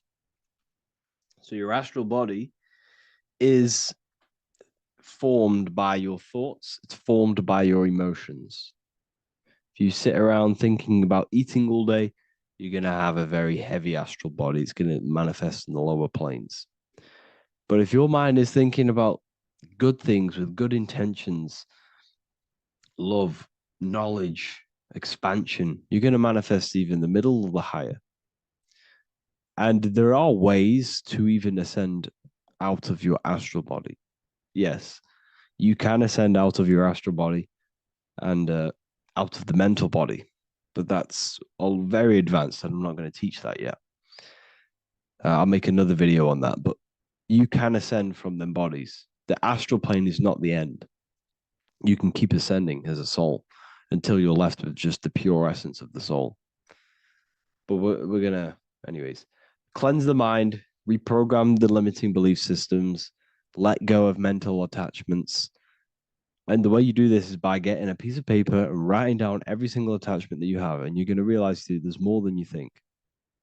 Okay. We have to detach from these. We have to. 4, practice presence. Can you sit in silence with yourself? The more at ease you are with your own inner being, the less you'll fear death. The afterlife is just an extension of your inner world. It's so important. This is so, so important. Can you sit with yourself? If you cannot sit with yourself, you have some inner work to do. You have some thoughts to address, some beliefs to address, and some feelings to address. Okay, so practice sitting in the present, meditation, or just literally sit there and try and be okay with yourself. And if you can't be okay with yourself, then there's something you need to address, whether it's a belief system, whether it's an emotional trauma, or something. This is what we must reshape, refine, and let go of. Live truthfully, speak and act from your soul, not from fear or ego. The more authentic you are, the more aligned you become with your true self, which carries beyond this life. The ego is your mind's perception of itself while being incarnated in this world. It's been shaped by your experiences, your thoughts, your beliefs, and your emotions. So your ego is basically this false thought form that you've created. It's a false layer of yourself that sits on top of your true authentic self. It's basically your physical character. When you were young, you had no ego. You were pure. You had a pure consciousness. But then as you grew older, your ego started to grow, and it still is growing because it was shaped by experiences, things you've gone through, things you said, things you believe, things you think. It's created by you, by your mind. And the ego is close to the word echo. The ego is the echo. It's an echo. It's a layer. It's a false identity. It's a false layer that sits on top of your soul. And if you don't get rid of that ego, if you don't know how, well, not get rid of it, but balance it. If you don't know how to rise above that ego and you die, it's that ego that's going to be pulling down when you die. It's that ego that's going to be your suffering. Okay. 7, connect with the divine, whether through prayer, meditation, tune into something greater than yourself. The connection is the soul's compass beyond this world. If you can meditate and rise above them clouds of thought, that's the soul, that's the observer. We must connect with that. Okay, this will definitely help with just allowing yourself to connect with your true self. Meditation's great because you can just fully detach from the world. And the more you meditate, the more you can prepare for death. A powerful way to cultivate detachment is through daily detachment meditation, done either at night or in the morning or the first breath upon waking. Or do this as many times as possible per day. Start by physically grounding yourself in the present moment. Say out loud, I am here right now, nothing else matters. Let that phrase draw your awareness into the now. Just keep saying it until you're present. Then begin to slowly list everything you identify yourself with, one by one. I am not your body. I am not my body. I am not my name. I am not my possessions. I'm not my house. I'm not my children. I'm not my everything. I am not my thoughts. Release each layer gently. Imagine, if you want to, if you have a good imagination, imagine placing these things into a big box. Placing your body, placing your name, placing your possessions, placing your house, your car, your thoughts, your beliefs into a box, and then shut that box. If you have a good imagination, do that. That can help. And you'll be left with yourself. And you're not even that. It goes even deeper. Eventually, you'll reach the mind itself. Detach from the language that the mind is even using. Now, that's very difficult. And not many people have ever thought about that, and they've ever even been there. Detach from the language that the mind is using. Think about that for a second. Your mind is not what you actually think. It goes very deeper. Your mind is not that little voice. It's that voice that the language is using. So even the language is a spell on your mind. Okay, it's an attachment. Eventually, you'll reach the mind itself, detached from the language it uses, the voice in your head, the need to define. What remains is something beyond thought and beyond words. I can't even describe what's left, because words, once the language is gone, it's purely metaphysical. All I can say it's pure awareness, and it's symbolized. This is why symbols are so amazing, because they can symbolize things that are beyond words. A flame, it's just a flame, and you won't be able to understand that until you've been there. It's just a flame. It's pure cause. Like, words can't describe it. You'd have to experience it. Connect with this essence daily. This is truly who you are. So this is a great way to detach. We can do these detachments every single day during meditation. This will definitely help over long periods of time. Of course, you're not going to be ready tomorrow for death, but just try and prepare for these things. This is the whole reason people used to meditate. It's the whole reason why people do these spiritual practices, because they understood that this plane is temporary and your soul moves on from this plane. And you'll never truly believe in the soul until you experience it. So I can show you these things, but you must go out and experience it. The soul is real, but you won't understand unless you cast off everything else. Okay. So I hope this video helps. It's a very deep video. I'm going to be making more of these stuff, of more self-mastery. And of course, we've made the self-mastery section now, so I'm going to start filling up this place with lectures. And I think it's a great time to start this, because a lot of people have been asking on how to master yourself, prepare to death. So hope this video helps. See you in the next one.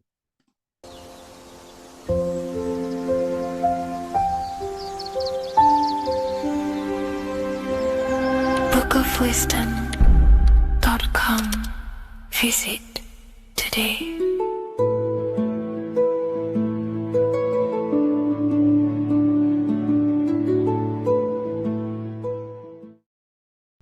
There's an ancient symbol hidden in plain sight, one that holds the key to transformation, power, and unlocking your true potential.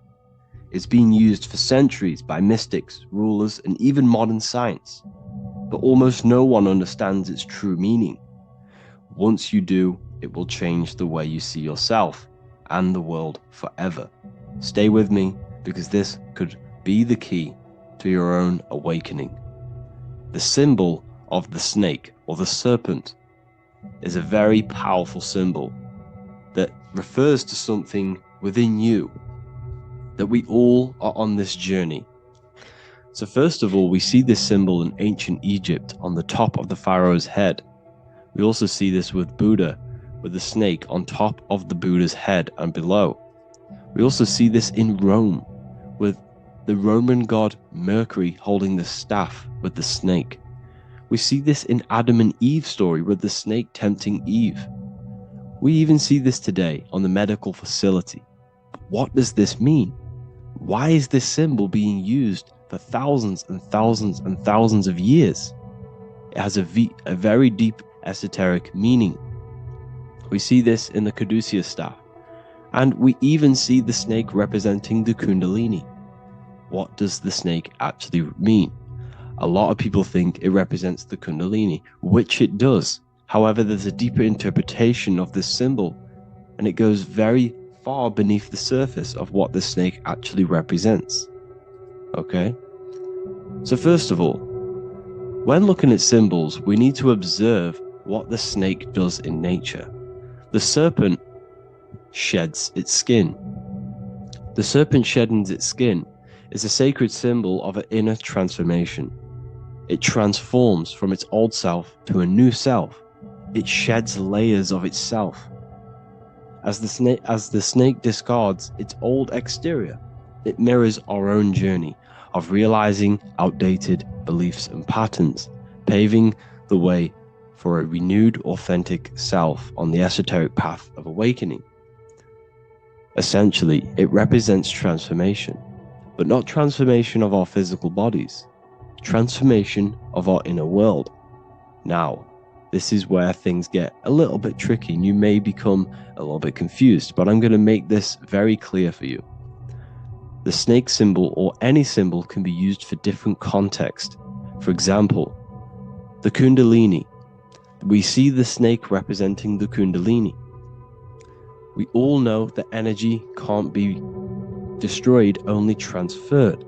Like I said, this is a transferring of energy. It's a changing, a transforming, shedding its skin. It represents transformation. Sexual energy is energy, and we can transform the sexual energy into a Kundalini awakening to activate dormant brain cells in our brain and to activate the human light body, which is the spirit. We can cultivate, save, and retain our sexual energy, transmute it up the spine to activate the brain. This is a symbol of transformation, of energy in this context. However, when we go to the emergency services, this does not mean the same thing as the Kundalini. The snake in this context represents transformation of health. When we are picked up by the emergency services, we are looking for a transformation. We are unwell and now we need to transform to well-being. This is why they use this symbol. It represents transformation, especially with the pole and the snake climbing. It's climbing, it's transforming from the bottom to the top, shedding its skin, shedding old layers, transformation. We see this in the Bible with the snake tempting Eve to eat the apple of the tree of knowledge of good and evil. Well, what does this mean?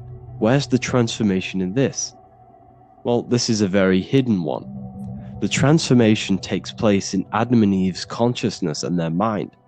They go from a pure, whole state of consciousness, from being tempted by the snake, and they eat it and they transform into knowing the good and evil, into the dualistic ways of thinking and the dualistic meaning of this world.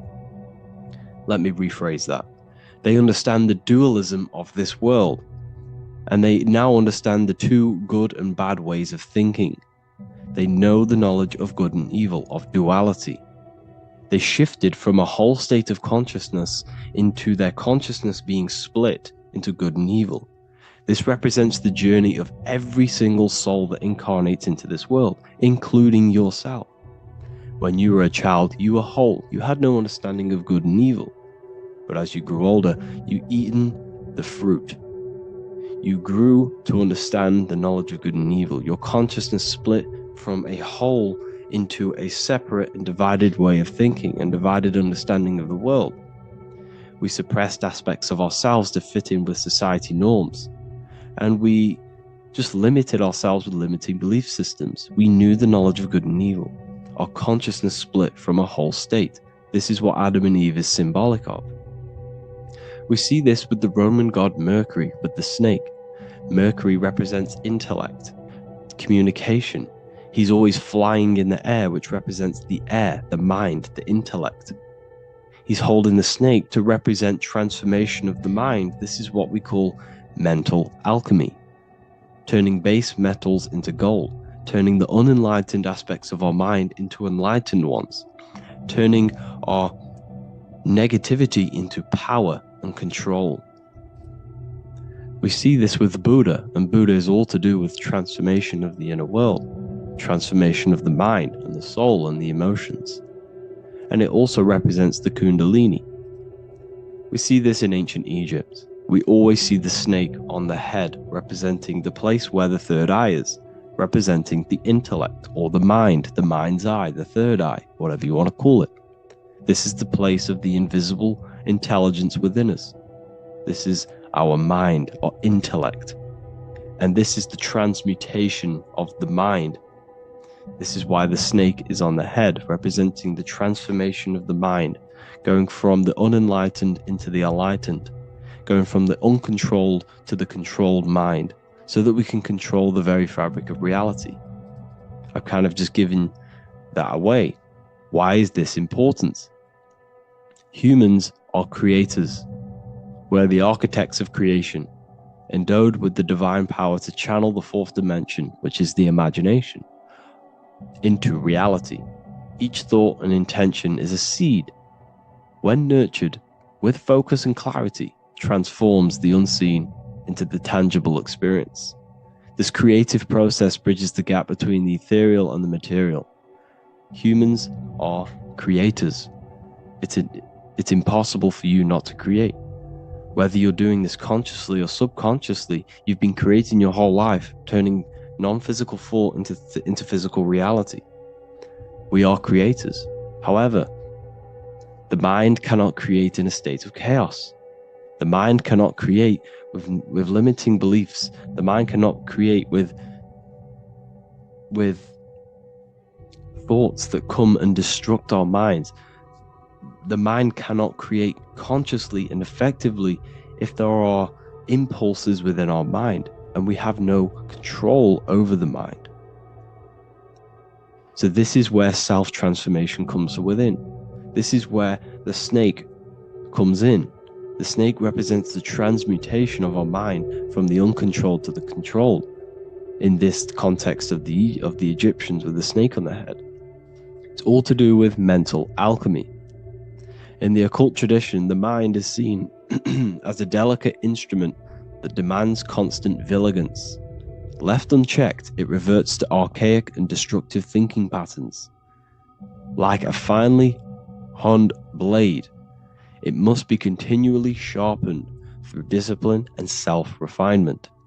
In this unending process of unveiling and mastery, we learn to shape reality, harnessing the power of our thoughts to manifest the highest potential. It's all to do with mental alchemy, and this is how the snake is connected to you. And what the snake represents to you, it represents the transmutation, the changing of ourselves, of our consciousness, so we can gain control in this 3D world. If we lack control, then we'll constantly be manifesting chaos. Now, there are 3 ways that we can transform our world, and we can slowly transform our mind. Now, this is not an overnight process. It takes periods of time of purification. And number 1 is affirmation. Let's say we have this dirty cup of water, and we have a tap of water.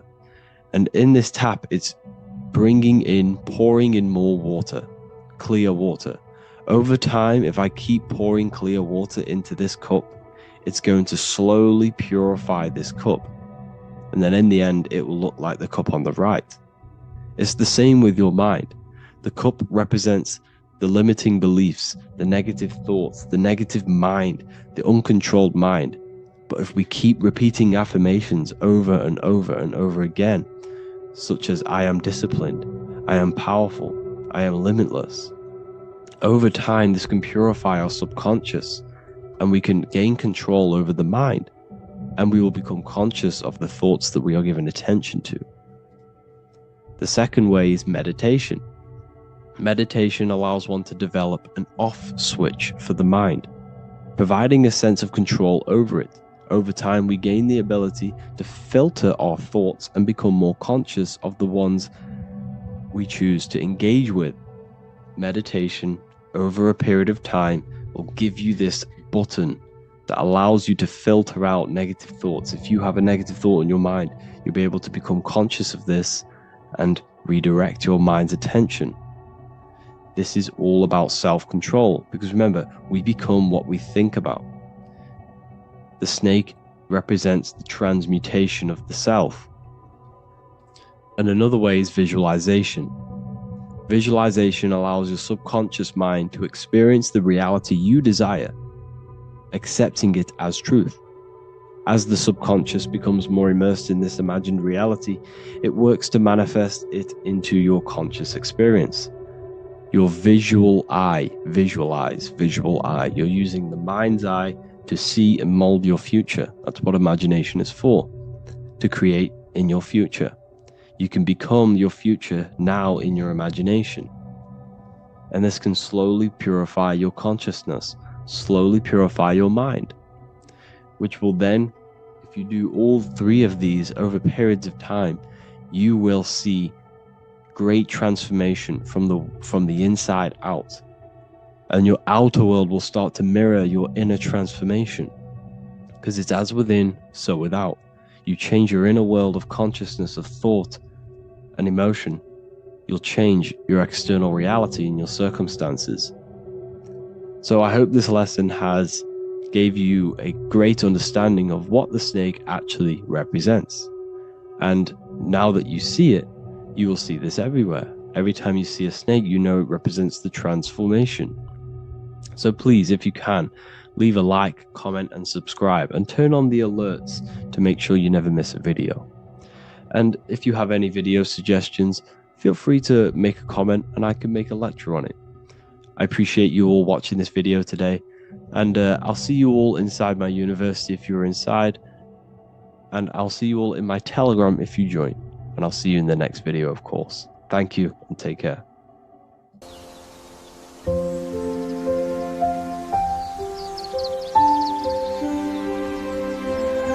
bookofwisdom.com. Visit today.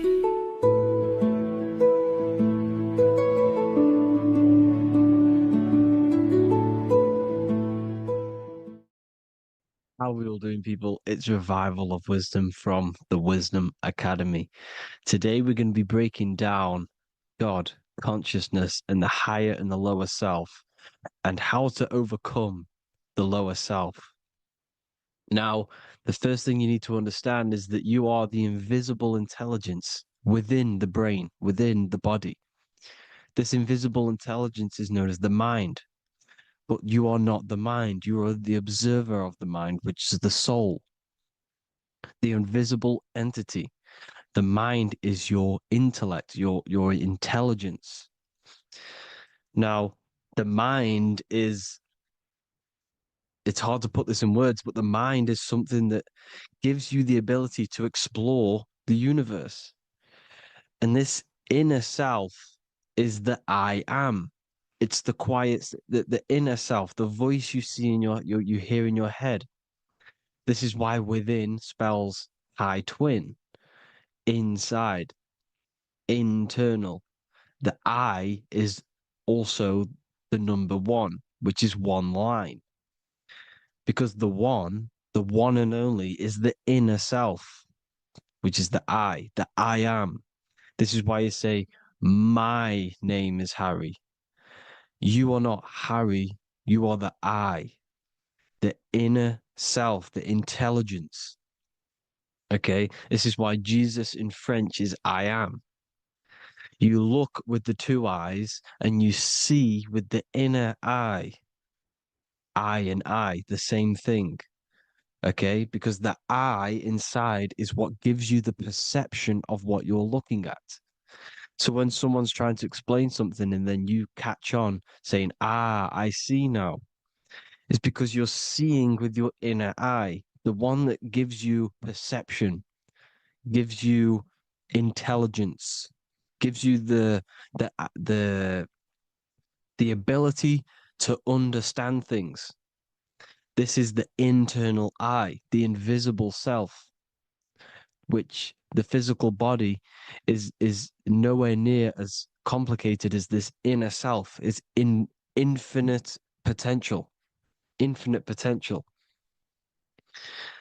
God, G-O-D, generator, operator, destroyer, soul, mind, and body. Brahma, Vishnu, Shiva, the Father, the Holy Spirit, and the Son. They're all, the reason why you see God is always a triad is because it represents yourself. Your invisible intelligence is God. Me and you are the same invisible intelligence. We are the invisible intelligence experiencing the program being ran by the central nervous system and the brain. I always say this in my videos, but I have to, in order for you to understand the things that I'm going to say later on in the video, you need to understand this concept, is that you are the consciousness experiencing the nervous system, the tree of knowledge of good and evil, which is you here. You would be in this invisible intelligence right here in the center of the brain. Now, this is why the ancient Christians show God is in the brain. This is the brain stem. This is the brain. This is also the brain stem and the brain. the brainstem and the brain. It's all depictions of the brain because the brain's the computer, the electromagnetic computer, which decodes the demands created by the invisible intelligence, the I, the inner self, you, your true self. The person moving, if you observe what someone moving, this is going to sound, but if you observe someone walking, it's not the body. The body is moving, but the thing telling it to move is the invisible intelligence.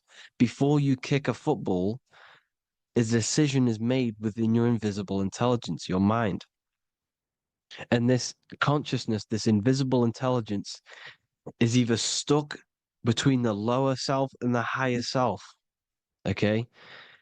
When the invisible intelligence, meaning the true self, identifies itself with the physical body, it will trap its mind within physicality. This consciousness that we have is either operating in the lower self or the higher self. It's either feeding the material body or it's feeding the spirit. Okay? But because we are physical and spiritual, we need to be even. We don't want to be meditating all day long because we do have a physical body as well whilst we are here. We are playing a game in physical matter. Okay? Now, the reason that you incarnated here is to learn a lesson because the mind can manifest anything it wants within the astral planes, within the world of imagination. It can manifest anything it likes, but it incarnates into matter, into this game, so we can understand labor, because anything in matter, you have to labor to manifest. But in the astral, you can manifest at the click of a finger. You come here to learn the knowledge of good and evil.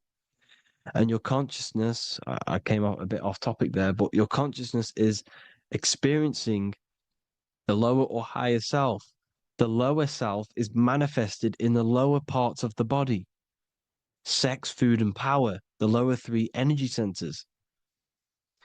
These centers are like mini brains. You are literally thinking with these centers.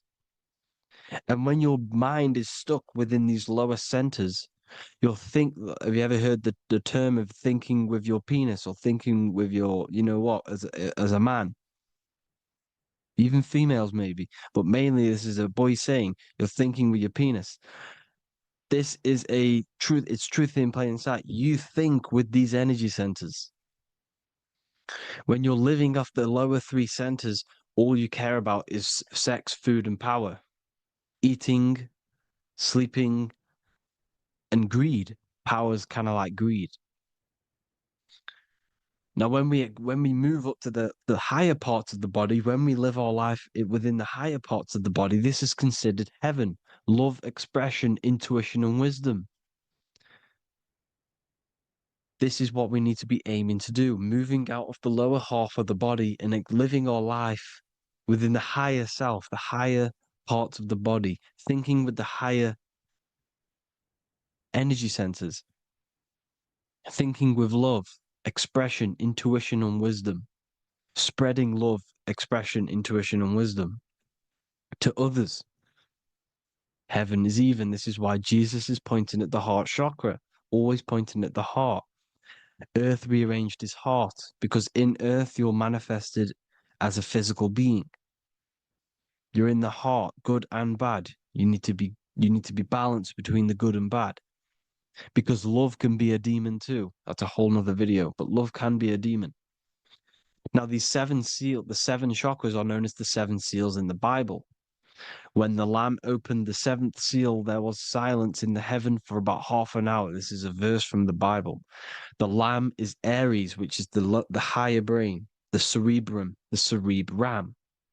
Ram, Aries. Because when the Ram opens the seven seals, you enter the kingdom of heaven. Because these chakras seal your invisible intelligence. They seal your true self. You are behind these seven seals, your true invisible self, your true consciousness. Because behind these seven seals, you do not think about anything materialistic. Your intelligence is not material. It's not physical. It's not from the physical world. It does not desire the physical world. The body is the beast. The body's the animal, the lower self, which can corrupt our intelligence.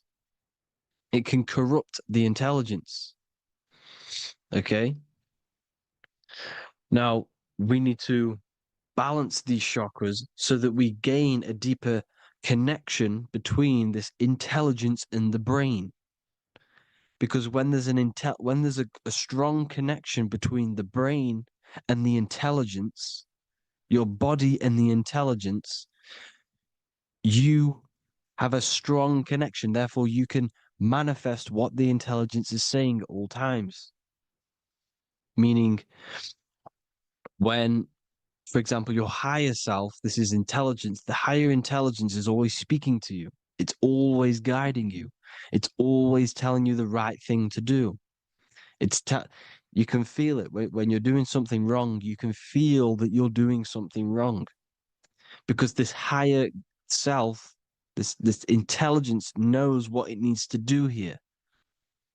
And when there's no connection between the body and our intelligence, our true self, when we strip away, when you close your eyes for long periods of time, you will figure out you are this invisible, infinite, creative being.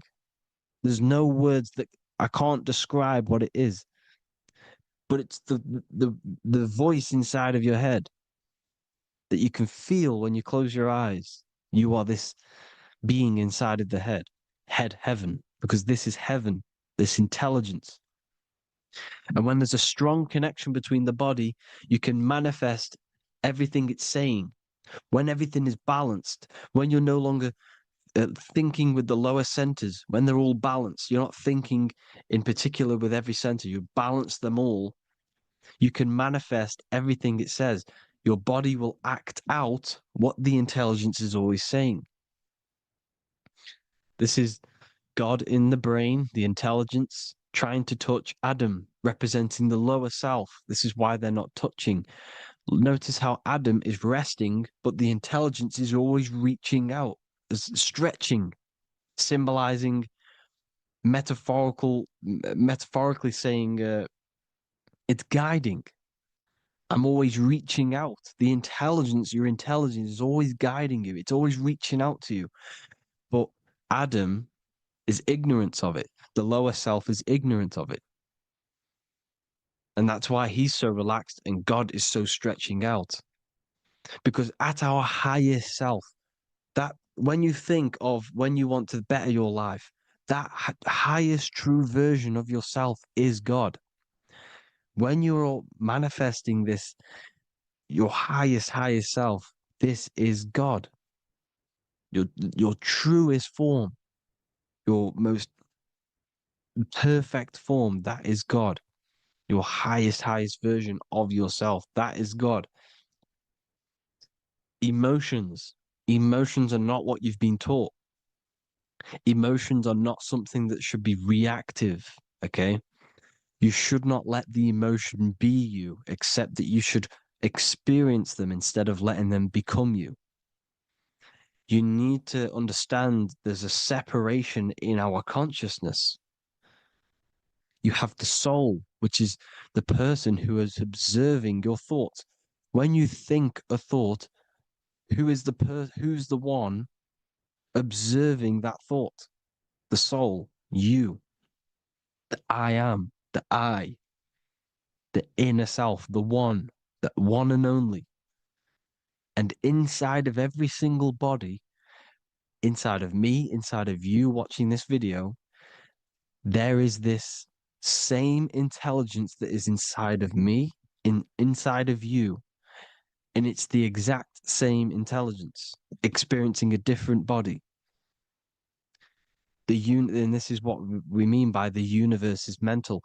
We all are all sharing the same ball of consciousness in a different body. The animals, the fish, the cells, all expressing this one consciousness. Me and you are the same. This is why the golden rule is treat others like others should be treated, because I am you and you are me in a different body. Now, going back, you need to identify that there's different levels of consciousness: soul, mind, emotion, and body. Okay? Your emotions are on a separate layer than the body, the mind, and the soul. So when you identify there's a difference between all of these, you do not let them become you. You do not let your mind rule you, because your mind can be corrupted. Your soul is the one that is pure good, pure love, but your mind can be corrupted. Okay? Your emotions can be corrupted. The body can be corrupted, but the soul can never be corrupted, only layered on top. You can only throw piles of programs within the subconscious, layering the soul down, but deep, deep down inside of every single one of you, there is a loving being. Because love comes from the heart. Love is the universal emotion, expression. Now, your thoughts can become bondage, your emotions can become bondage. Now, what do I mean by bondage?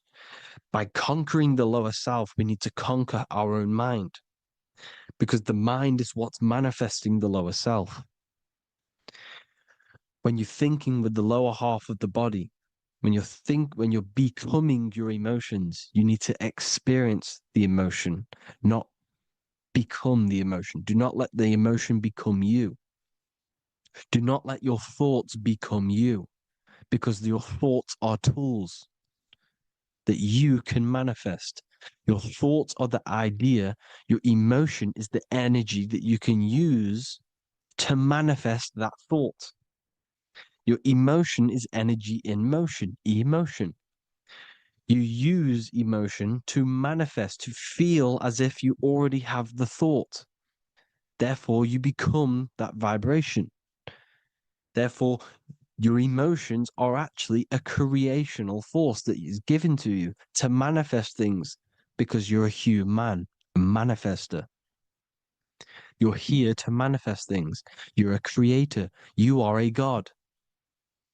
Your inner self, your intelligence, your I am, the one and only inside of you, the inner self, the quiet one, the one that's deep down, the invisible intelligence, is it's creating things all the time. All the time. Speak no evil, see no evil, hear no evil. This is the astronauts, they're Freemasons, but they understand this, because thinking, seeing, and hearing can corrupt your mind. And when you have a corrupted mind, you'll have a corrupted subconscious. The subconscious will manifest into the body, because 90% of your behavior comes from the subconscious mind. So you got to speak, see, and hear no evil. A sin, what is a sin? To overcome our lower self, to overcome our lower self, the 7 deadly sins are not something that goes against an external God. A sin is something that goes against your inner guide, your inner conscience, the inner self that is always speaking to you. It's always telling you the right thing to do. A sin is something that goes against this inner guide. And this is why you can feel something where you can feel you're doing something wrong, because the inner guide is speaking constantly. And when you commit these 7 deadly sins, which are 7 internal states which keep your invisible intelligence bound to your physical body. Because evil, right? Evil love bondage. This is why they stay in this realm and they control this realm, because they love the bondage of the body. They like matter. They want to stay in matter for eternal life. They don't want to ascend back into the heavenly realms where you do not have a physical body. You can explore the universe within the astral planes. They stay bounded to the body, bounded to the 3D construct of the physical world. They have greed, lust, envy, gluttony, wrath, sloth, pride. They want all of this. And if you want that, that's okay. But deep, deep down, you don't want that because your soul is always telling you the right thing to do. Your soul knows what to do to get out of here. It needs to detach from the external world, detach from all of these 7 internal states which bound you to your lower self, your lower centers. That's what a sin is. You know, you have a left and right brain. The left brain is always analytic. The right brain is metaphorical. So the right brain is producing a holistic view of reality. Now, what do I mean? And not view, perception. When you see, because your eyes are parts of the brain, so when you look at something and you look, that image is produced in the back of the brain in the visual cortex. And then the right brain produces a perception, a holistic, it breaks down what you're seeing into a holistic image, a holistic perception. So, for example, if you're in a woods, the right brain sees the whole woods as one big woods. The left brain is breaking that perception down into individual trees, branches, and leaves. So the left brain's to do with duality, the right brain's to do with wholeness, unified.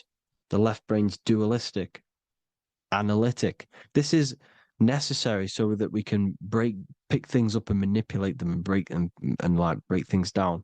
We need the left brain, we need the right brain. I'm not saying any of them's bad, but the left brain, sinister in Latin, means left. Because when you're left-brained, you see everything in dualistic. You see everything is dual, when everything's actually one. We need to be focusing and strengthening our right hemisphere. I'm not saying sit in the right hemisphere all the time, but we need to be strengthening our right hemisphere. And this is why left is sin and right is right. Because when you focus on the right hemisphere, you see the holistic perception of creation. The right hemisphere sees humanity as one unified consciousness. The left hemisphere sees everyone as individual persons and egos. Because the left hemisphere is dualistic. And this is why the Bible says, cast the net onto the right side of the ship and ye shall find. John 21:6. What does that mean? Cast your energy, cast your perception into the right hemisphere of the brain, and ye shall find unified consciousness. You shall find your higher self, the one and only. If then you have been raised with Christ, seek the things that are above, where Christ is seated at the right hand of God. Wow. Powerful. What does this mean? Seek the things that are above, where the Christ is seated at the right hand of God. God is your consciousness, your invisible intelligence between the 2 hemispheres. The right hand of God is the right hemisphere. Seek the things that are above the heart. Love, intuition, expression, and wisdom. Seek the things that are above the heart, the higher self, the higher part of the body. Because when you seek the things of love, expression, intuition, and wisdom, you create a strong aura.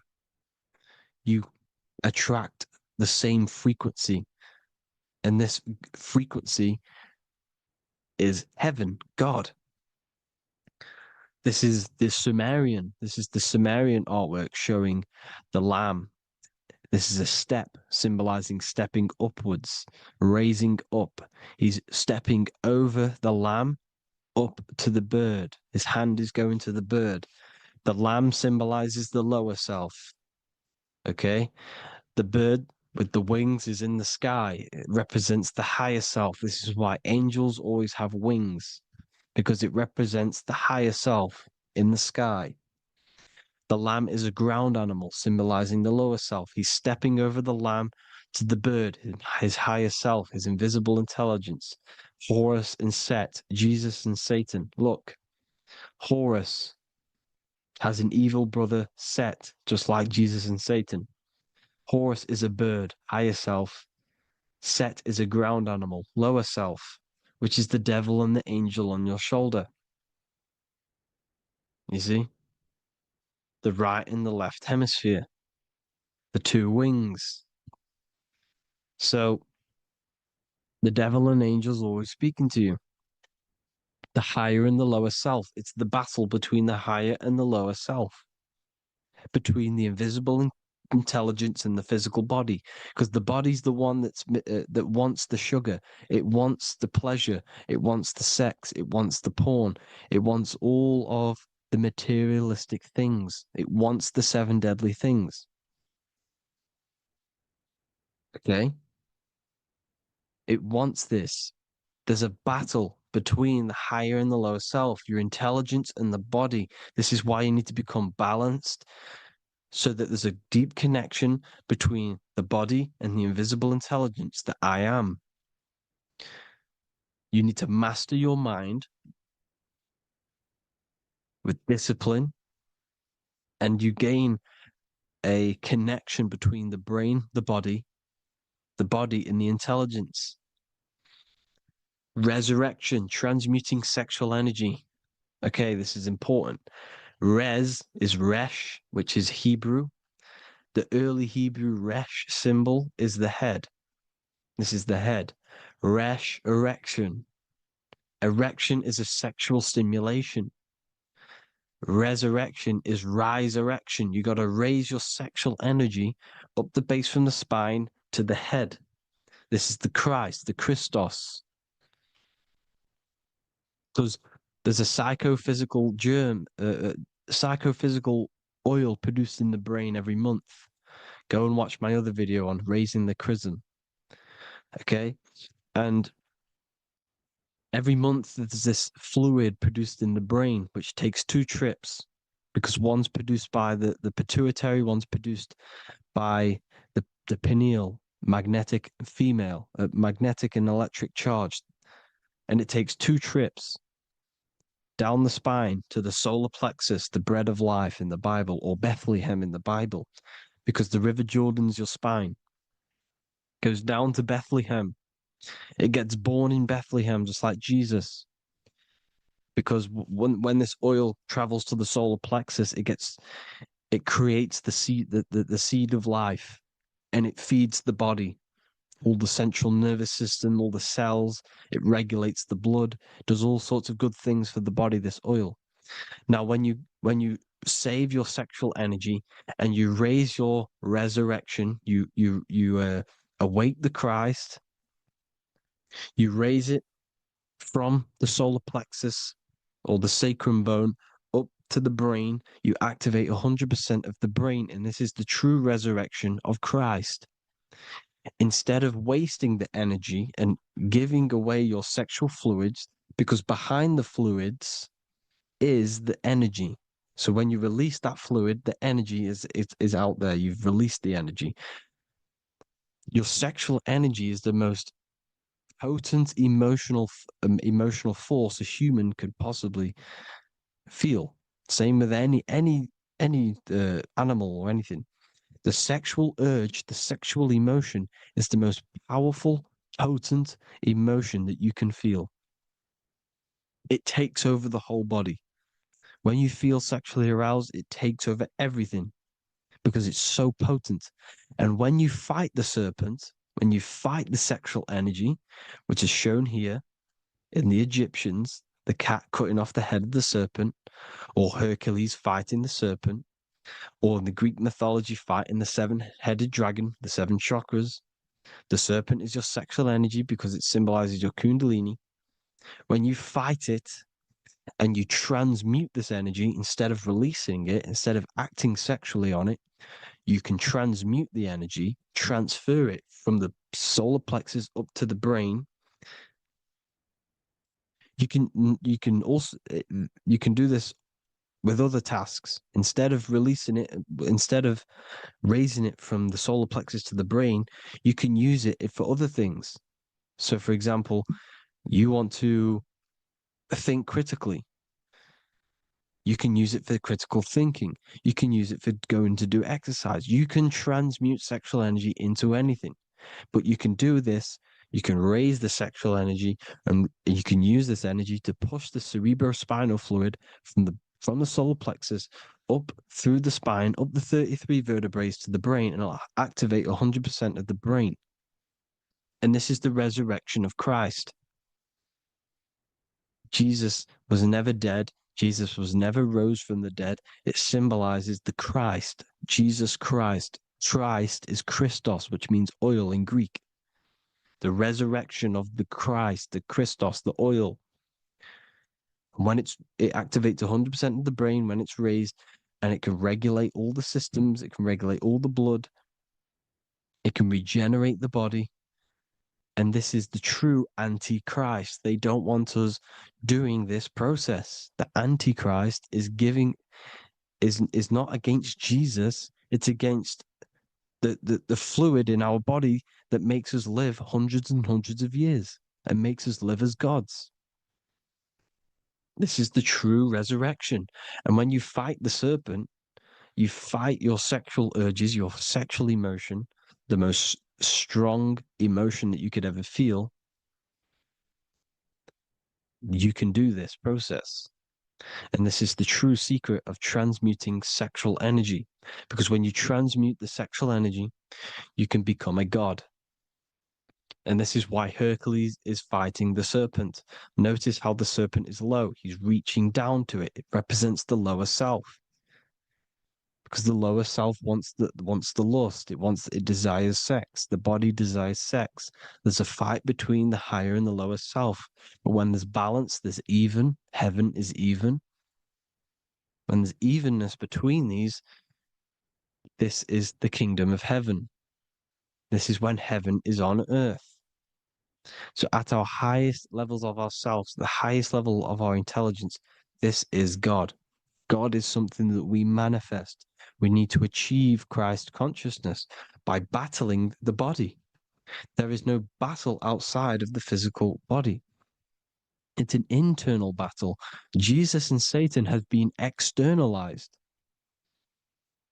Nothing exists outside of you, because I explained in the beginning how you are the consciousness experiencing the central nervous system. Therefore, there is nothing outside of you. It's all internal. Jesus and Satan have been externalized. Why? Because it's business. The church is a business. It's all a business. They've created these figures to be historical when they're not historical. The Bible's not historical. It's all externalized. It's called exoteric, when the truth is esoteric, internal teachings. So anyways, people, balance the chakras, balance the two hemispheres of the brain, balance the conscious and the subconscious. Balance is perfect, the yin and yang. You are spiritual and physical. You live in day and night. You need to be balanced. Oneness. Seek oneness. And this is the true kingdom of heaven. And when we all realize that we are all the same intelligence, the same consciousness expressed in different bodies, when we all realize this, we all realize we're all one. Doesn't matter what race you are. It doesn't matter what race you are, where you're from, your nationality, because none of you are actually from here. None of you are from the physical world. You're manipulating the physical world through the physical body. You are the I am. We all have a soul. Every single one of you has a soul. We all have souls. The reason why they say some people don't have souls is because they're trying to suppress your mind. They don't want you to know that you have a mind. That sounds crazy, I know. But a lot of people haven't realized that they have an infinite intelligence called a mind. And behind that mind, if you can observe your thoughts, the person who is observing the thoughts, you have a soul. Everyone has a soul. Don't listen to all these people saying some people don't have a soul, some people do. We all have a soul. Every single one of us. So anyway, you need to break the lower nature of yourself.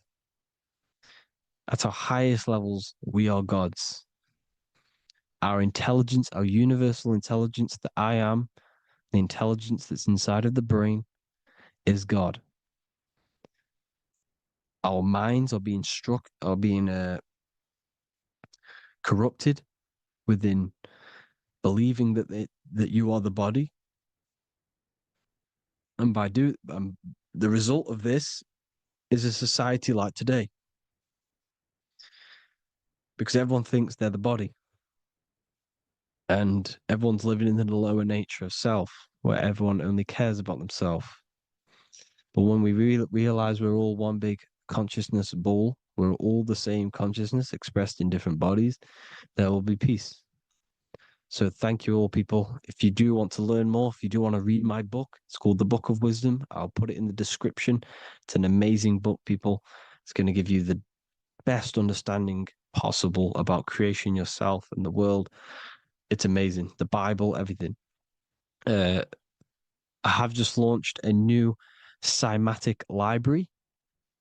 A friend of mine has just added this to the website. He creates beats, and he creates the purest beats. So they are actually the frequency that it tells you. Most of the stuff on YouTube and Spotify and Apple Music it says it's a certain frequency, but we know these major platforms are all playing with the frequencies of the app. So if you want a real binaural beats, solfeggio scale frequencies to meditate on or listen to throughout the day, join the Occult Library. You can get a 2-day free trial.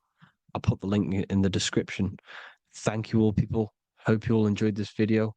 God bless you all.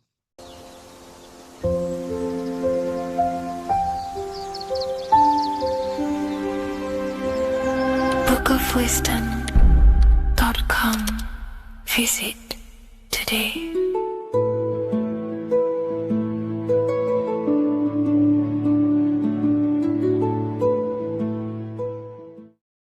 Welcome to Revival of Wisdom. Welcome people, we're back with another video. In this video we're talking about how Jesus Christ and Christianity is all sun worship. The Holy Bible of Christianity is not meant to be taken literal for history. It is a story and has lots of metaphors. Starting with the symbol of the cross of Jesus. This cross originates from this ancient cross of the sun. This symbol has been used for thousands of years, way before Jesus was a thing, in Europe, America, Asia, and all around the world. In fact, this symbol is still being used by Christians today, not knowing it represents the sun.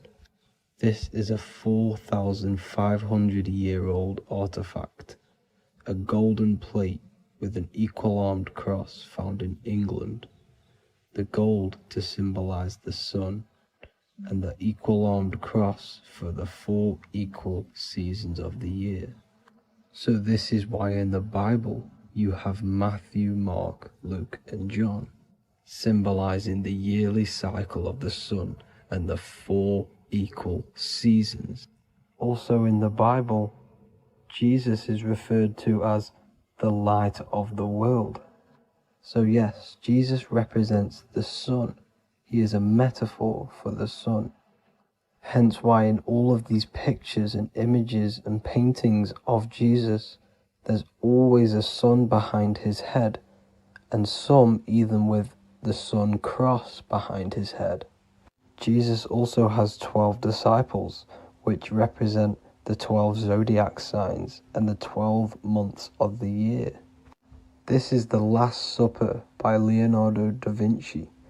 As you can see, the sun, being Jesus, is in the center, because the sun is in the center of the zodiac signs. There are 4 groups which symbolize the 4 equal seasons. Each group contains 3 people symbolizing the 3 months and the 3 zodiac signs in that season. There is only one female in the painting, which is Virgin Mary, who symbolizes Virgo, the astrological sign. So yes, Jesus symbolizes the sun with his 12 zodiac signs and 4 gospels for the 4 seasons of the year. However, there is another phenomenon. The 25th of December is known as the birth of Jesus Christ, which is known as Christmas today. So Jesus symbolizing the sun and is born on December 25th. This is the day the sun moves 1 degree northward, bringing back the warmth, the growth of crops, the life and light back to the northern hemisphere. Everything is springing back to life, as we call it, spring. So it is said that the sun is born again on the 25th of December, and Jesus is known as the risen Saviour, because the sun is our risen Saviour, because it gives life to the whole of this realm, the warmth, the crops, and without the sun rising in the morning, we'd all die in about 2 weeks. And we all know how Jesus died on a cross. The sun also dies on a cross in the southern hemisphere. It dies on the Southern Crux constellation. And on December the 22nd, 23rd, and 24th, the sun remains in the same position. So the sun dies for 3 days and it is born again on December 25th. When it moves 1 degree northward. And this is when the sun is born again, or resurrected, just like Jesus. Constellation Virgo is prominent in the spring sky in the northern hemisphere. So therefore, the sun is born a virgin, Virgo. And as you see in this image, you see Virgin Mary holding the sun. Us as humans do not own the sun, so therefore God owns the sun. So yes, the sun is the Son of God, and this is what Jesus is symbolizing. And just how Jesus sacrifices himself for humanity, that's what the sun does. The sun gives out all of its energy so we can live. There are many other Bible verses which represent Jesus as the sun. Now in Matthew 8:23-27, his disciples are in a boat and there is a massive storm. Jesus is asleep, meaning the sun has not arose. And the disciples say, "Save us, Lord, we are perishing." Quote, "Then he rose and rebuked the winds and the sea, and there was a great calm." End quote. Now this is a metaphor for the sun rising and calming the storm, because in the ocean, when the sun is down, that's when there are great storms. The worship of celestial bodies go back thousands of years, and it's called astrotheology, and it can pretty much be traced back to all ancient civilizations. Now going back to the ancient Egyptians, the god Horus, the god of war, and he symbolized the sun in the morning. Ancients used to say that he walked over the sky in 12 steps. Yes, this could symbolize the 12 zodiac signs. It also symbolizes the 12 hours of daylight. So we have 12 hours of Horus, but now they've rearranged the word to hours. Horus and hours. And when the sun rises, Horus rises, we say horizon, which is Horus is rising. That's the etymology of horizon. Another Egyptian god called Amun-Ra was known as the god of all creation. He was the first god of them all. Amun was also a sun god. Therefore, after every Christian's prayer, they say Amen, sending their prayer through the sun to God. So this all goes back to the worshipping of the sun. Sun worship was around way before the Romans. However, in the Roman times, their sun god was called Mithra. Mithraism was the main religion before Christianity came into play. Mithra was the son of God. He died on a cross, and he was dead for 3 days and resurrected, just like Jesus. So the Catholic Church was not made in heaven, it was made by the Roman Empire. They mixed all the sun religions of Judaism, Mithraism, and other Arabic religions, and combined it into one, so Caesar, the Roman emperor, could gain his own religion. So yes, Christianity was a political move to gain more control over the masses, because it was a worldwide government at this point in time. So here is a Sumerian helmet with the rising sun symbol. And then the Romans also used this rising sun symbol on their armor. So sun worship has been going on for thousands of years, and it still goes on today. However, with all the programming and the low IQs, today we do not get the full interpretation of the Bible and these stories from the past. And Christians and other religions are all brainwashed to not question their religion and not realize their true origins and where they come from. I do advise you all to do your own research and come to your own conclusions. However, I'm just pointing out the facts and connecting dots for you all to see. That's it for this video, guys and girls. Thank you all for tapping in. God bless.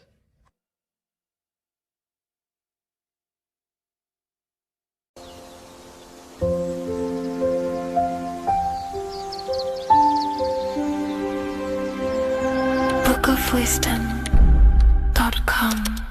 Visit today.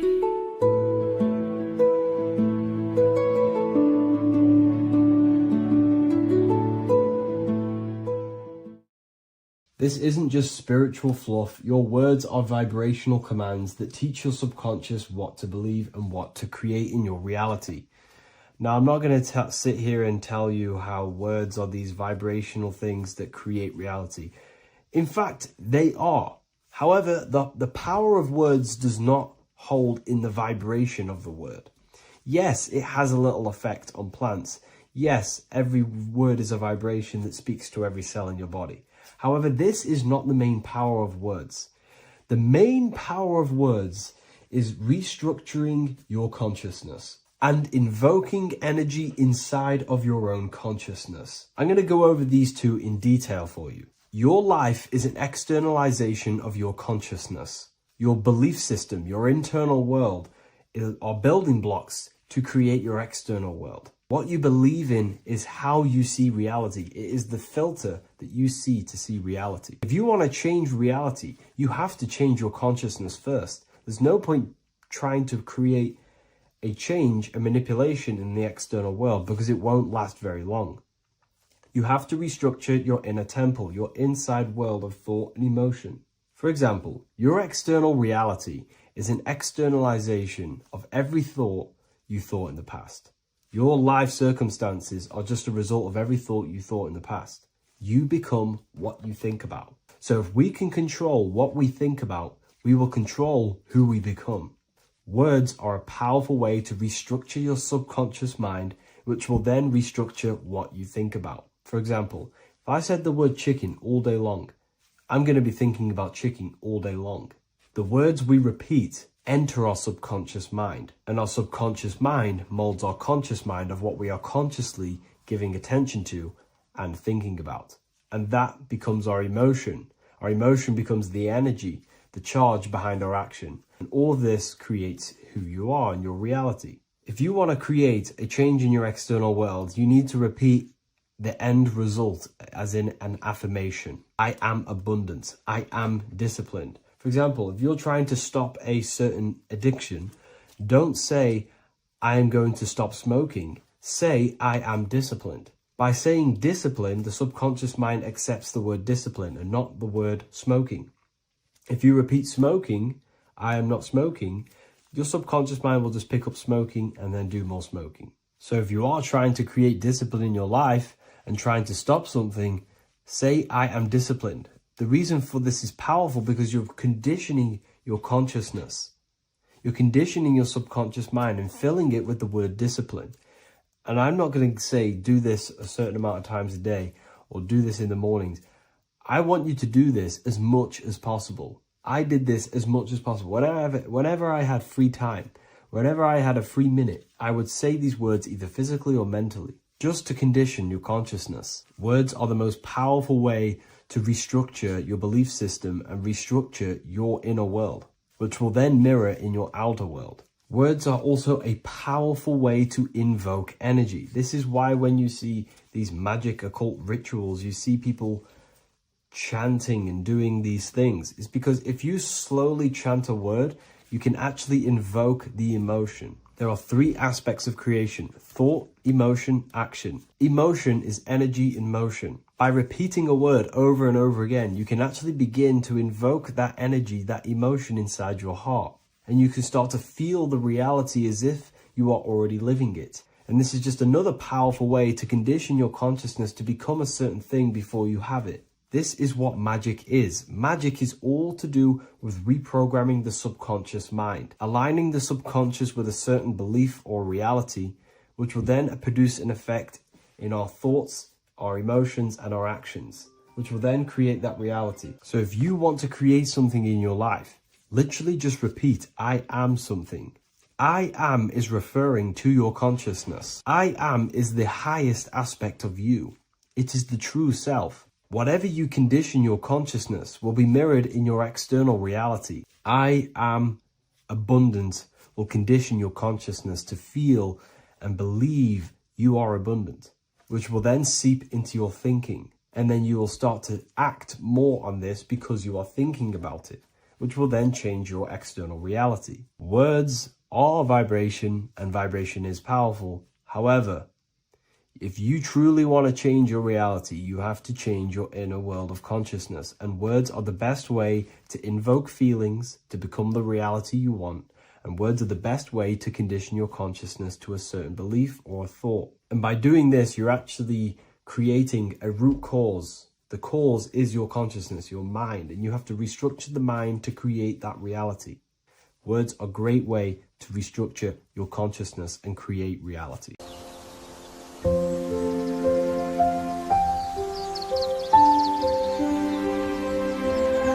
bookofwisdom.com. Visit today.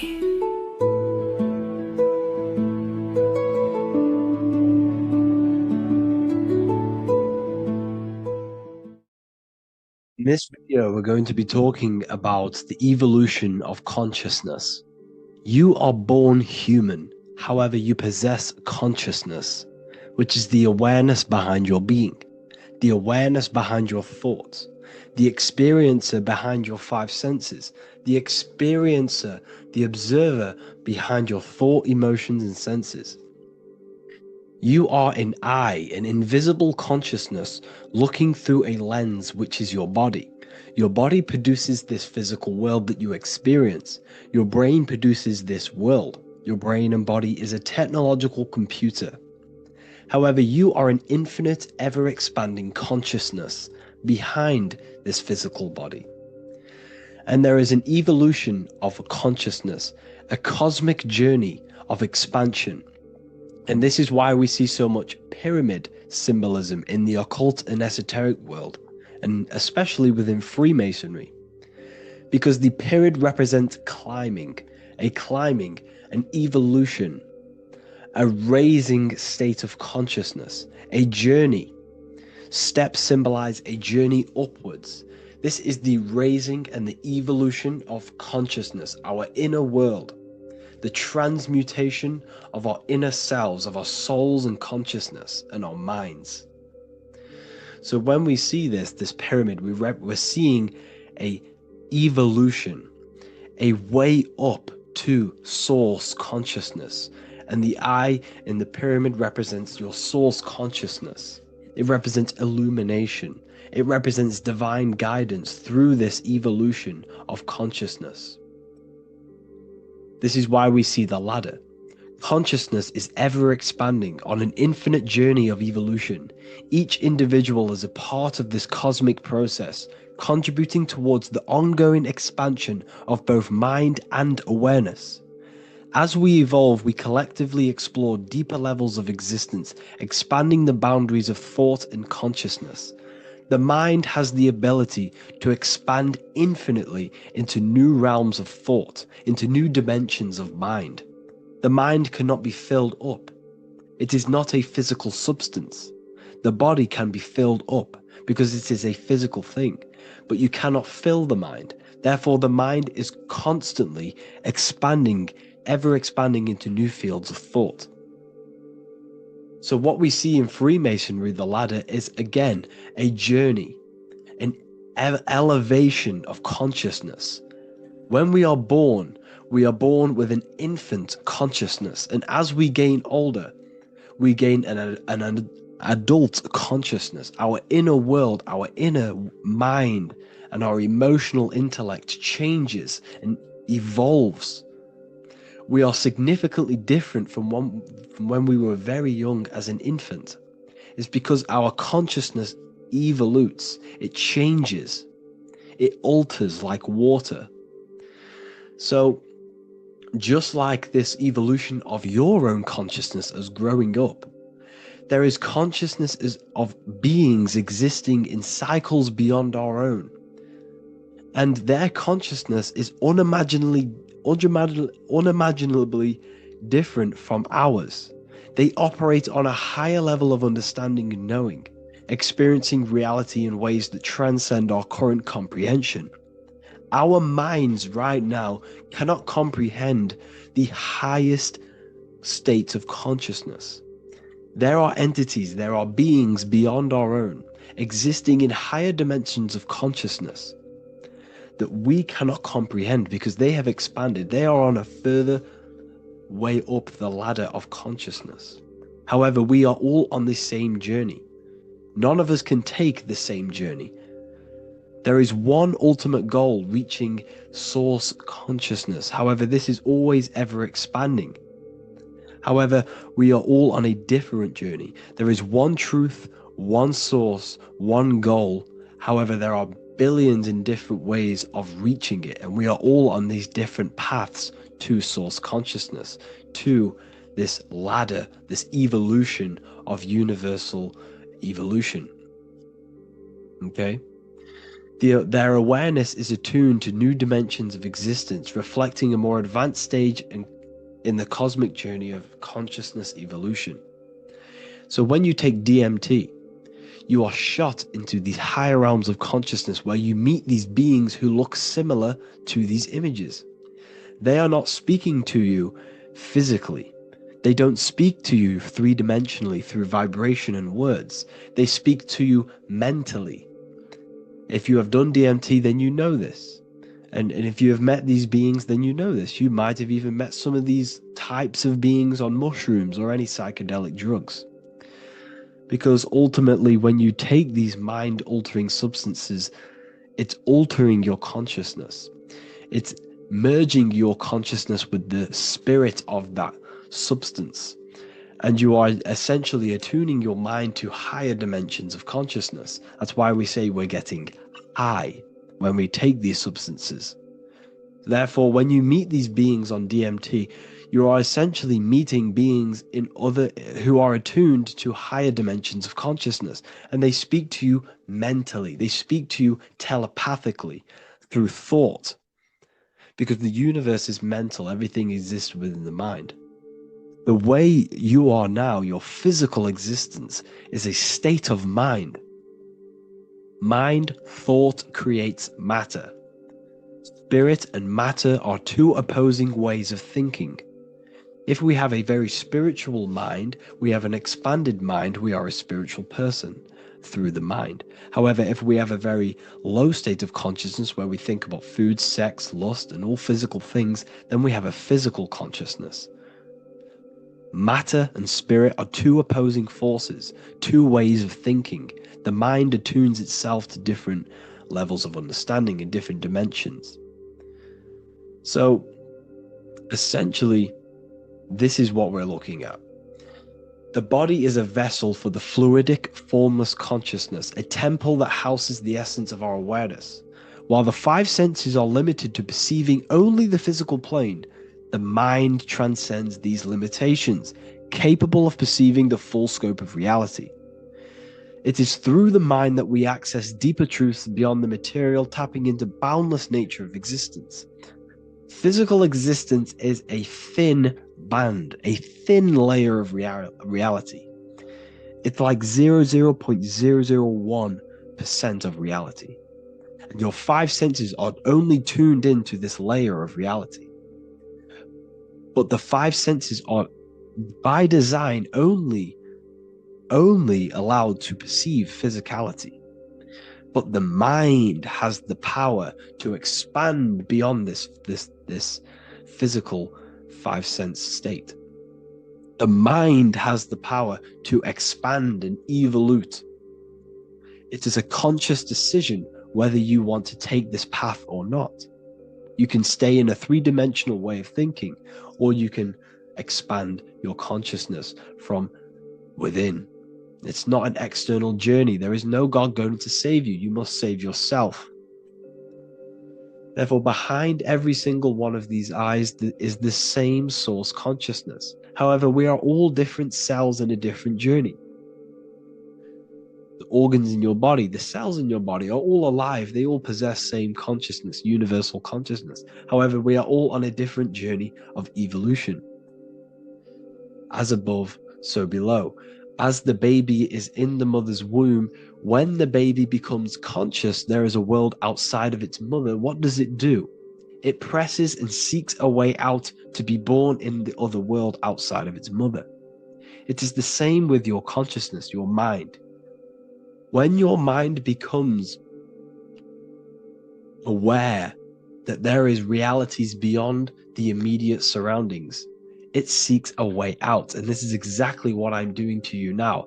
I am now expanding your mind and telling you there is other ways of reality. There is other dimensions of consciousness which you can access through inner transmutation, through different ways of thinking, spiritualism, and meditating and connecting with yourself and detaching from external things. We can upgrade our consciousness. Your body is a womb. Why Jesus says you must be born again to see the kingdom of God, because you are born physically and then you must be born again spiritually, awakening your inner consciousness.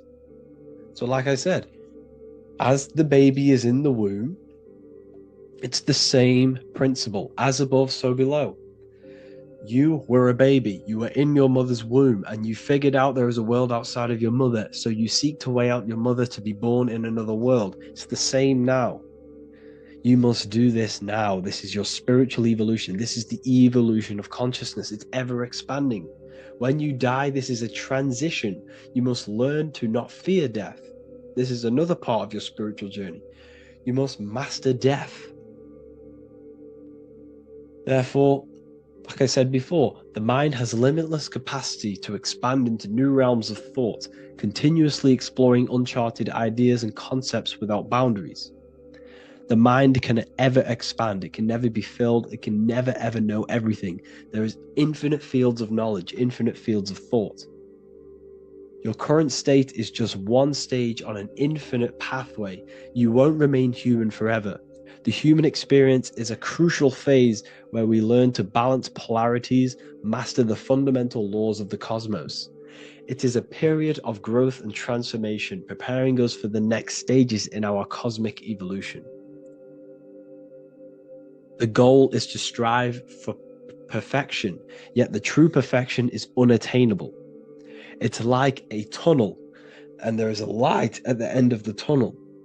And as you walk through this tunnel, the light is ever moving backwards. You should forever seek to meet that light, but you will never meet that light because consciousness is ever expanding. You should strive for perfection, yet knowing that perfection is forever unattainable. The journey is endless, with each step revealing deeper layers of understanding and experience. The pursuit of growth and expansion is itself the essence of our evolution. You can find all of this knowledge in the amazing book that I have read for years. I have read this book, The Emerald Tablets of Thoth, the Atlantean, by M. Dorial, translated by M. Dorial. I'm telling you now, this book, now that I've told you this, you have some context on the book. The whole book is about evolution of consciousness. He's talking about higher dimensions beings. He's talking about how you can transcend this physical plane. It is truly the most amazing book you will probably read. One of the best spiritual texts you'll see. It's hard to understand, so you must read it over and over again. And the more your mind progresses, like for me, I read this every couple months. And the more I learn about consciousness, the more I expand my own consciousness. And every time I read this book, I pick out something new that just completely blows my mind. Because you can only understand this book to your level of consciousness, to your level of understanding. So now that I've told you all this information, go and read this book and it will absolutely blow your mind. And so will the Book of Wisdom Volume 2, which is now available. I released it the other day. I'm just going to read a page out now. This page is called Spirit and Matter. The Earth is not merely a dense, lifeless rock drifting through space. It possesses spirit, a living essence that animates its form. But what do we mean by spirit? Spirit in esoteric terms refers to the energy, the life force, animating the principles infused in matter. So essentially, what this page is talking about is how everything has spirit, consciousness within it. You are the middle, you are spirit and matter. You have the ability to expand your mind to the God self and raise above our animal instinct, our material self, and know the divine and expand. Animals cannot do this. Animals are not self-aware. Humans possess self-awareness. We can observe our consciousness. We can say, why do I exist? We can look in the mirror and know that we need growth. And this is what Anunnaki means. Anu means above. Anu was the supreme god of the sky, which is a metaphor. He represents spirit above, heaven. Anu came down to earth and married Ki, the goddess of the earth, which represents matter. It's a myth, it's an allegory. Anu married Ki and gave birth to the Anunnaki. Spirit came down and infused with matter and gave birth to the human, which is you. You are spirit infused in matter, Anu and Ki, Anunnaki. You are the Anunnaki. And this is just one of the teachings in my book. Honestly, this book is absolutely amazing. If you truly, truly want to expand your consciousness, give this book a read. And obviously, if you're inside the university, I give you this book for free. A paperback version. If you join the university, follow the steps inside of the general chat, you'll be able to download this book. Sorry, not download it. Order a paperback for free. All you have to do is pay for the shipping. You'll also gain amazing knowledge inside of my library, where your mind will just be overblown with the amount of esoteric books. There's over 45 rare occult books, plus you get a PDF of the Volume 1 and Human Health Guide. You get reoccurring updates where I expand on symbolism, occultism, where you will just feel absolutely amazing once you understand esotericism in yourself. You'll also learn how to create the dream reality that you want with the Manifestation Mastery course, where I teach you how your consciousness creates reality. You'll have a real lectures where I post lectures on symbolism, occultism, esotericism. There's a conscious community and live calls and Q&A where you can ask me questions and I'll answer your questions. I just want to say thank you to everyone who has joined the university. Thank you for even liking and watching this video. Any support I just appreciate every single one of you. Please, if you can, leave a comment and a like on this video and let me know any videos you want me to make in the future. And I will start uploading a lot more to the YouTube. So yeah, thank you all for tuning in today. Have an amazing day.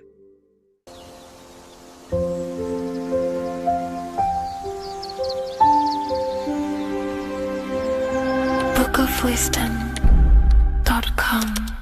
Visit today.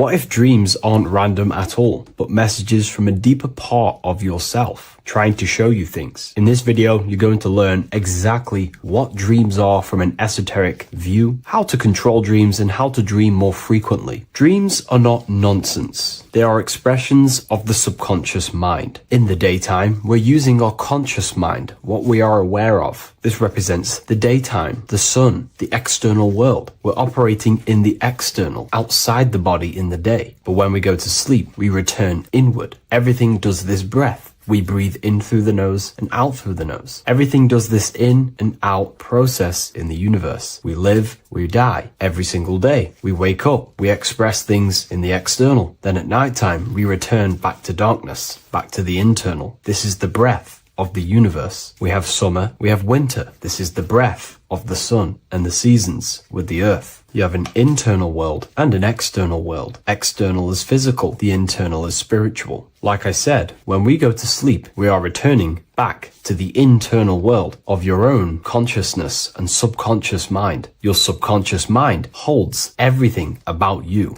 your memories, your traumas, everything you've ever learnt, your language, your name, your job, everything you identify with is stored within this vast network of the subconscious mind. It is your own personal consciousness. Therefore, when we dream, we return back to the subconscious mind, and we are in fact thinking, but in a subconscious way. The subconscious does not speak the same language as the conscious mind. The conscious mind uses language, thoughts, and all things that are very logical and very easy to understand. The subconscious is the complete opposite. It is very indirect, metaphorical, and symbolic. The subconscious communicates and works in symbols. Ultimately, symbolism is the language of consciousness. This is why in occultism and esotericism, it is filled with occult symbols, because symbols are used to communicate directly with the consciousness within the subconscious mind, and the subconscious mind is ultimately connected to the collective consciousness. We are all connected and tapping into the mental plane, where we receive thoughts, ideas, depending on what we attune our mind to. That's why we call it a mindset. But getting back on topic, the subconscious mind is your own personal network. It is like a net, an interconnected web of your thoughts, memories, traumas, emotional blockages, and all the things you identify with and have experienced in your life is stored within this network. It can be seen as a web. One example of the subconscious mind using symbolism is this next story I can tell you. Let's say I was in a very traumatic car crash as a young child. I experienced a lot of emotional trauma in that car, and that deeply impressed my subconscious mind with that trauma of emotion that I felt. Therefore, every time I see a car in my external world, that car is now a symbol that represents the state of consciousness I was feeling in that particular time of the traumatic car crash. The car is a symbol for a state of consciousness within my subconscious mind. Just like when you see a word, that word triggers what you believe that word to be in your subconscious mind. Symbols are the language of the subconsciousness. Therefore, when we dream, we are basically seeing symbols of our own personal subconscious mind. Our higher mind, which is basically our subconscious, the higher version of you that exists beyond your human thinking mind, communicates using symbolism. The higher mind does not speak human thoughts, human language. It speaks the language of symbolism. Therefore, when we dream, every event, every person, everything that happens, and everything you see is your own personal subconscious mind materializing within the plane of the astral plane. This is a dimension that sits just above the physical world that everything is pulled out of. For example, look around you. Everything you see around you was thought, then imagined. Imagination is the astral plane, and this astral plane sits above the physical world. As above, so below. These objects were thought, imagined within someone's mind, and then pulled into a physical reality. Therefore, the imagination is what you're experiencing within a dream. It is your subconscious mind thinking and materializing within the imaginative plane. For example, let's say you are a Christian, you believe in Jesus your whole life, you have lots of emotion towards Jesus. This deeply impresses your subconscious mind. You believe in him so much, you go to sleep, you have a dream that you meet Jesus. You did not meet directly with Jesus. You met with your own belief. It was your own belief materializing within the imaginative plane and revealing itself to you. Dreams are materializations of your memories, your subconscious beliefs, traumas, and anything that could be inside the subconscious mind. It is your subconsciousness revealing itself to you in a material form. Let's say you have a nightmare. There is a big dark figure chasing you and you are running away in fear, away from this dark figure chasing you. That dark figure is not an external entity. It is not a spirit or a jinn or a demon. It is in fact an aspect of your own mind. It is a symbol that represents maybe a fear, a trauma, or something you are running away from internally, inside your subconscious mind. Something that you are not addressing, but something that is fearful, something that can be controlling you on a subconscious level. Let's say you have a fear to address something in your personal life. You want to address someone who is getting on your nerves at work. You continuously put this off and you fear doing that situation. Over a long period of time, this can slowly control you subconsciously. You start to avoid the person, avoid any contact. It is subconsciously controlling you. This is not the best example, but you can see what I mean. Hidden fears and traumas in the subconscious mind can subconsciously control your actions and ultimately lead you to low states of consciousness, keep you from reaching your higher potential, and ultimately create blockages within your own consciousness. That figure in the dream is a materialization of something that you are fearing and running away from and not addressing. This is why people always have dreams of traumas that they have experienced as a child or when they were younger, or maybe from a year ago or two. It's because that emotion is deeply impressed in the subconscious, and the subconscious is always trying to reveal things to you, communicate to you that you need to change, purify, and maybe heal within your own consciousness. This is how the higher self communicates to you through the language of symbolism. Once you understand this, dreams can become a very powerful tool, not just entertainment at nighttime. Your consciousness never rests. Your consciousness is eternal. It is the very spark of the divine. Your body needs rest. Your consciousness is not physical. It does not need rest. So this is a way you can identify what your dreams are trying to show you is by writing them down. A dream journal. Every single dream that you have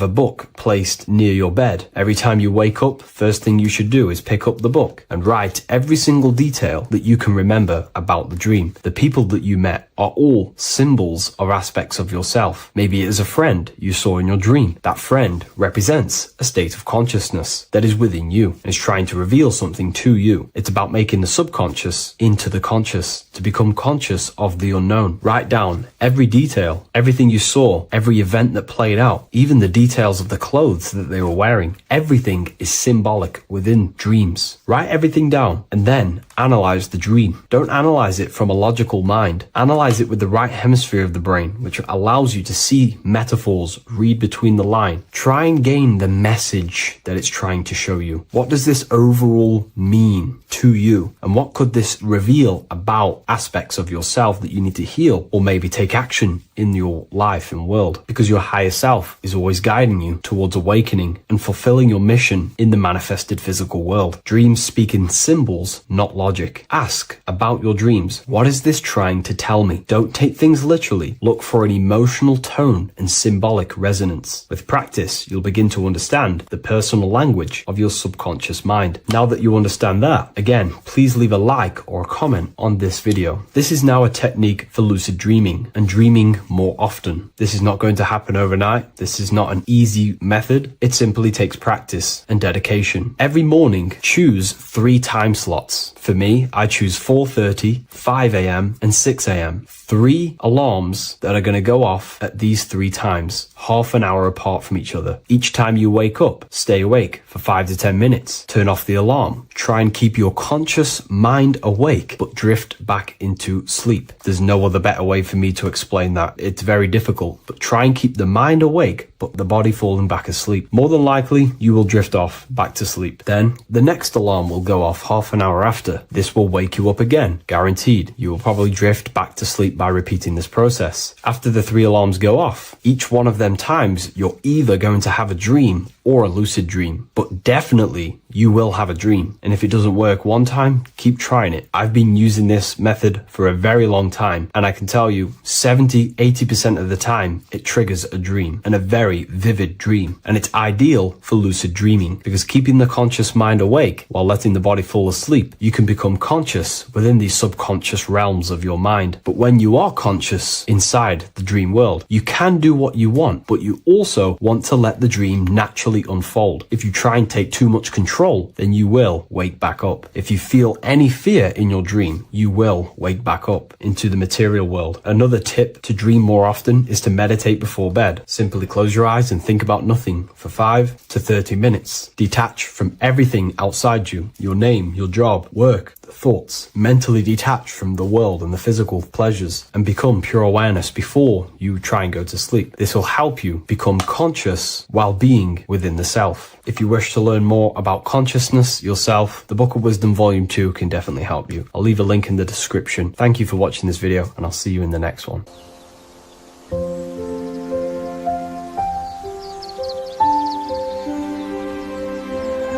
bookofwisdom.com. Visit today.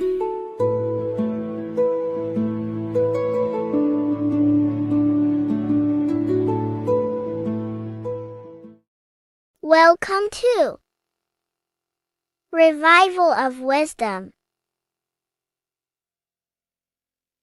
Welcome people, we're back with another video, and this video is about Freemasonry and their connection to the Illuminati. Please, as always, to make sure to hit that like and the subscribe button and turn on the notifications to never miss a video.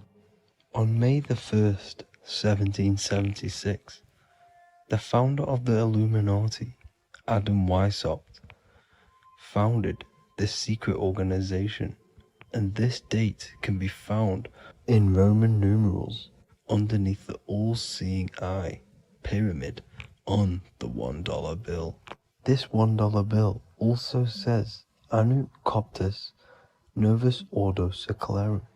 This is Latin for announcing the birth of the New World Order.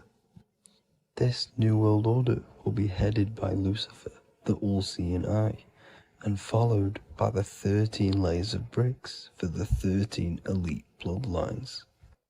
So your Orsini's, Rockefellers, Rothschilds, Soroses, and the other 9 elite families. So when Adam Weishaupt created the Illuminati, he made it consisting of high-level degree Masons, French and Latin philosophers, and many more powerful people to all become one society. So this is why you see Masons using the same symbol of the all-seeing eye inside the pyramid.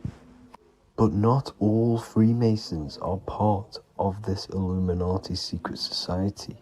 As the 33rd degree Freemason Manly P. Hall said in his book The Secret Teachings of All Ages, Freemasonry is a fraternity within a fraternity, an outer organization concealing an inner brotherhood of the elect.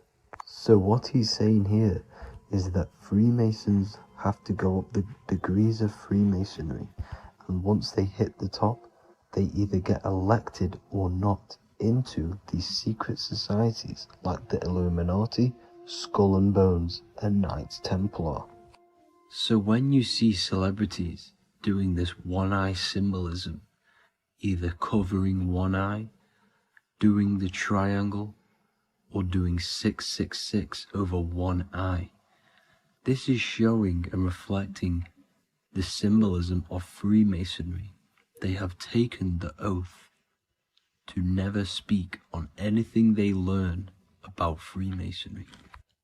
Duncan's Ritual of Freemasonry book states the oath they have to take, quote, I ... of my own free will and accord, that I will hail, ever conceal, or never reveal any of the secrets, arts, points of Master Mason's degree to any person whomsoever. All this most solemnly, sincerely promise and swear. Now, this is what happens when they break the oath. stated in this book, quote, "Myself severed in two, my bowels taken from thence, and burnt to ashes." So this states that Freemasonry comes first, before any law of the land. It has the right to kill you if you break your oath. This is the hand gesture they have to do every time they enter the ritual room inside the Masonic lodge.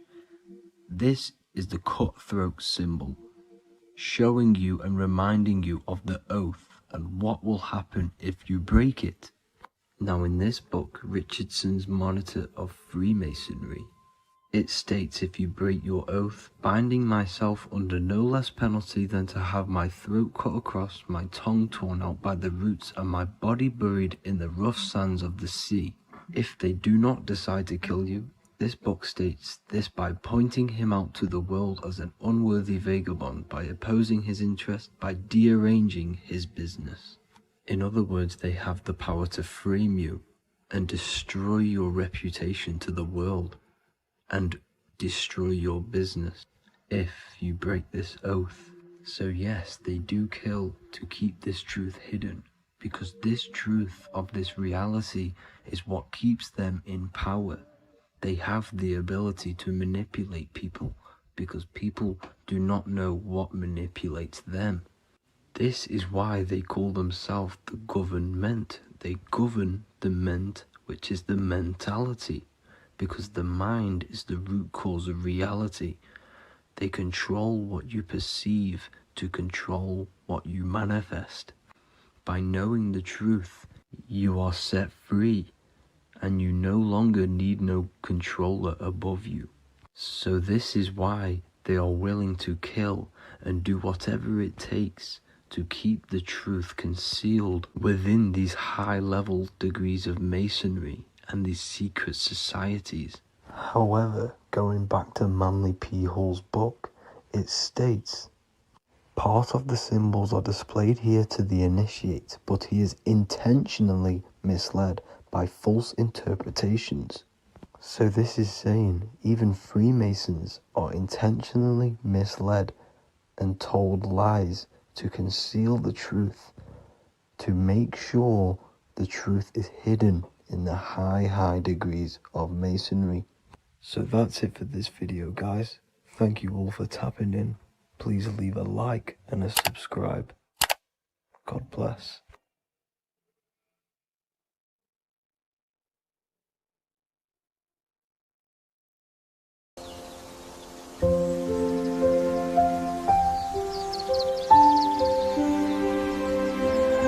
bookofwisdom.com. Visit today.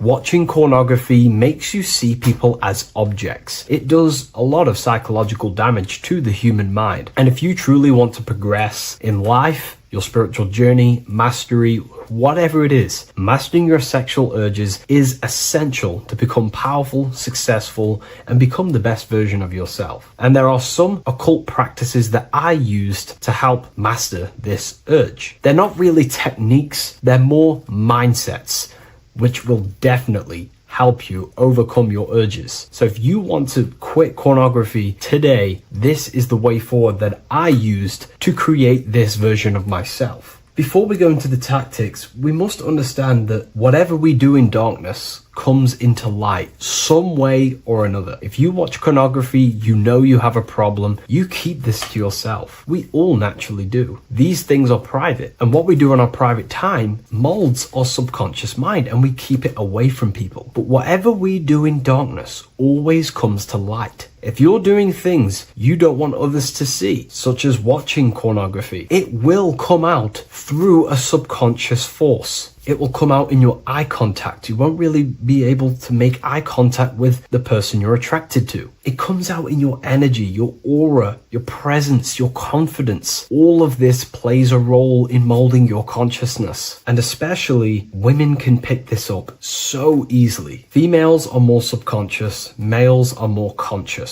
Females speak indirectly, males should speak directly. If a woman is hungry, they will say, I'm hungry. Are you hungry? But a male will say, let's go get some food. You have to see the underlying subconscious messages in women because they speak in more of a subconscious language. Men speak in a direct language. And maybe even men will pick this up. If you want to be taken seriously in the business world or your career, whatever it is, this is essential for your body language and your personal power. So you must master your sexual urges. Releasing your sexual energy, your sexual fluids, removes the life in your eyes. A lot of people get dark bags underneath their eyes. I used to have them years and years ago. My eyes were always half shut. There was no life in my eyes. But as you purify yourself, the life and the energy comes back into your glaring eyes. The first tactic on mastering your sexual urges is understanding that thoughts produce emotions. Whatever we think about inside of our mental body directly corresponds to what we feel in our emotional body. What we see here is a piece of alchemical artwork showing you the light of the mind shining down into the heart. This represents the mental body with the clouds. This represents the human heart, the emotional body of consciousness. What we think about, if we think about sex, or if we watch things that are stimulating to us on Instagram, TikTok, that thought goes into the mind and the feeling gets then produced in the heart and the body becomes aroused. What we think inside of our brain becomes emotional energy in our heart. As above, so below. And what becomes in our heart is what we take action on. We take action on emotion. Human action, human behavior pretty much comes down to what we feel. We only act on what we care about or what we love. If you love that feeling of watching pornography, that is the reason why you're taking the action. So keeping this in mind at all times is very important in your journey of self-mastery. What you think is what you feel, and what you feel is what you act upon. Remove stimulations that can possibly produce that thought of watching pornography. Unfollow the people. Purify your environment so these thoughts do not enter your mind. And if you do become stimulated, remember, thoughts produce emotions. Change your thoughts. Think about something else instantly. The more you think about it, the more you feel, and the easier it is to take action upon it. And the second tactic that I say to myself is that it's all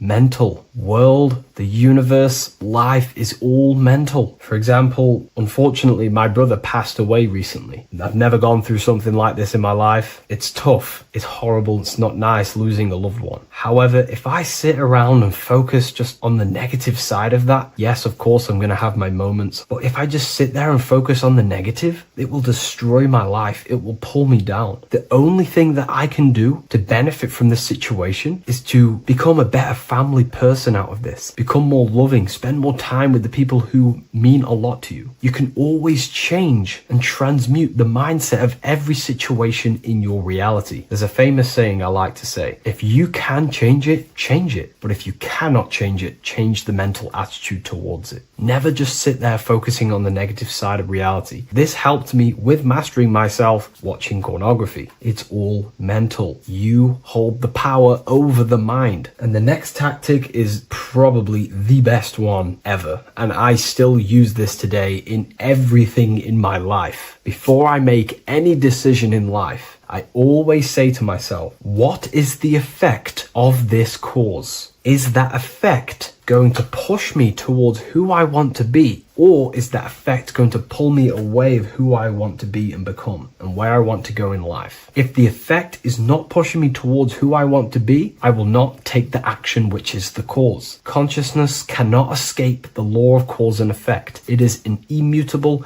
inchangeable law that is governing your consciousness and your mind. You have to keep this law in mind because it is the law that is creating and crystallizing your reality. Any decision you make, what is the effect of this cause? The law of cause and effect is a force that you cannot escape. So you have to work with this law and become conscious of the law. So before you do take the action, what is the effect? Is watching pornography going to push me towards who I want to be and where I want to go? If it's not, do not take the action. That's where willpower comes in. You can do little exercises for willpower, meditation for 30 minutes of not thinking. You can do rituals that strengthen the connection to your mind with your willpower. At the end of the day, the willpower is the most essential force in the consciousness. Another thing is remove any music that talks about it. Even the words will be producing thoughts in your mind. What you feed your consciousness is ultimately what you project back outwards. Don't listen to the rap music. Don't listen to any music that talks about it. Try and remove this from your environment. These tips that I've given you don't just work in quitting pornography. These work in every aspect of your life, and they will dramatically change your life if you become conscious of them and actively use your mind. Don't fall under the spell of becoming unconscious. Never act unconsciously. Never think unconsciously. Never feel unconsciously. Stay on top of your mind. Be the observing eye in your mind. Never fall unconscious. Of course, we all need to sleep, but I mean in the waking times. And this is why learning about yourself or consciousness is essential for every aspect of life. Business, your career, money, whatever it is. Whatever you're doing in your life comes down to understanding human consciousness. And that's why I wrote these books, so you understand yourself, so you gain your understanding of the functions of your own mind, body, emotions, and how you are creating reality. That's why I wrote the book of symbolism, because symbols are not just symbols. These symbols represent forces and aspects of the human psyche themselves, and they are veils, they are keys that help you remember and become conscious of what has fallen unconscious in your mind. We're simply just becoming conscious of what we are unconscious of and becoming conscious of them and using these powers. You want to take your life to the next level? Feel free to get the book of symbolism. I'll leave a link in the description. Take care, everyone.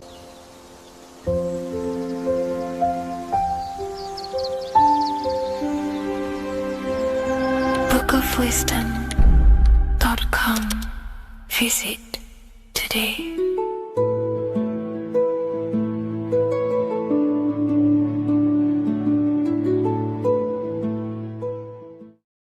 Hello, Seeker. Welcome to Revival of Symbolism, a channel devoted to the language of esoteric symbolism, helping you discover yourself and expand your consciousness into new realms of thought. I'm Harry B. Joseph, also known as Revival of Wisdom. In this video, we're going to be breaking down the occult and esoteric meaning of the tarot card, the Magician. This contains many layers of symbolism. Let's get straight into this. So if we look at the card of the Magician, the first thing we notice is this gesture, his hands. We have one hand up, one hand down. This corresponds to the teaching and the principle of the universe called the law of correspondence, also known as above, so below. As above, so below pretty much corresponds with everything in the whole world and life. Everything functions underneath this law. It teaches that everything below in the material plane does not exist on its own. Physical life does not create itself. It is not independent. It cannot sustain itself. Everything below in the material plane has its spiritual counterpart within the heavenly realms of higher consciousness dimensions. Everything above manifests that which is below. It's simply representing how reality is dual and you are dual. You have a self outside the mind, which is the physical body, and a self inside the mind, the spiritual self. While most people are fixated on the external self, the physical body, they never give attention to their internal self, the self inside the mind. The self inside the mind is limitless, has infinite potential, and is not bound to any true form or identity. The internal self is the immortal self, the higher self. It is the self that can turn anything, any thought, into a form within the realm of imagination. This is what we call the astral plane. The astral plane being a plane or a dimension that sits just above the physical plane, and it's the realm of imagination, emotion, and desire. Because in order for us to imagine something, we have some sort of emotion or desire to create it. Therefore, it is the astral energy, the desire and the imagination of something above in the higher realms and dimensions of consciousness that make it possible and physically created within the material realm. It is the astral forces of desire manifesting the actions of the physical body, because the physical body only moves to what we care about or we have a passion or desire. These forces, what we call passion and desire, are not just chemical reactions in your body. They are astral forces directly coming from your astral body. We think with thought. This is the beginning of all creation. We think, we imagine, we desire, then we act. It is the higher realms first, then the external realm, the material. Higher dimensions over the lower dimensions. This fits in perfect with the magician, because a magician is not someone, like Harry Potter shows you with wands casting spells. This is fantasy. The real magic is about changing consciousness at will, because consciousness above creates that which is below, the material. As within, so without. Reality is created from the inside out. So the magician understands that by changing consciousness, we change our external circumstances. You see this reflected in your life, and I've seen this reflected in my life. When you change your consciousness, for example, you start to spiritually awaken. You start to think differently, see the world differently. What happens to your external reality? Notice your friends start to say you've changed. You may not fit in with your current friendship circle. Your friends will change and you will outgrow them, and you will have to seek to find new friends that fit with your new internal state of consciousness. This is teaching that the internal world rearranges the external world. While most people stay in a cycle of trying to change the external world, not realizing that they must first change the internal. This is what magic is about. Magic is about changing consciousness at will. Because when a magician holds the ability to direct all forces of their consciousness to a specific reality within them, to create that form and reality within the internal self, they can actually start to produce change in the external reality. We have masculine forces of consciousness, feminine forces of consciousness. The feminine forces of consciousness are imagination, intuition, emotion. The active masculine forces of consciousness are willpower, actions, and intellect, thinking. When we combine the imagination, seeing the reality within our mind, forming the reality within our spiritual vision, the internal vision of the soul, because imagination is the expression of the soul. It is creating with astral light, astral vision. Freemasons, occultists call imagination spirit vision. When we see that reality with our spiritual vision, this is why we have to increase our ability to vividly see within our imagination or the astral plane. If we do not develop these faculties of consciousness, we will struggle. This is what the esoteric is about. We have to increase and develop every part of our consciousness to develop spiritually, to try and reconnect with the internal world, while our whole past life we've been focusing on the external. When we combine the soul's vision of imagination with a feeling and a desire of creating that reality, that's then the internal world pretty much sorted. Then we have to combine that with willpower and actions. The masculine and feminine come together to give birth to a child. The masculine and feminine come together in your consciousness to give birth to a reality. It's about changing what's inside the self to produce change below. This is what true magic is. Look at the word magic, magi, and the word imagination, imagination. Imagination is about working with the forces of the soul and the forces of consciousness, producing change in consciousness at will to produce change in the external. This is what this represents. Changing above so we can change below. No point trying to change the external world, because the external world is already formed. It is a form, it is an effect. So to produce true change in the external world that lasts long term, we must first gain control over ourselves and produce change internally. This is why the magician is called to gain mastery in every element of their being. They have to gain control over every aspect of consciousness and develop every faculty of the soul.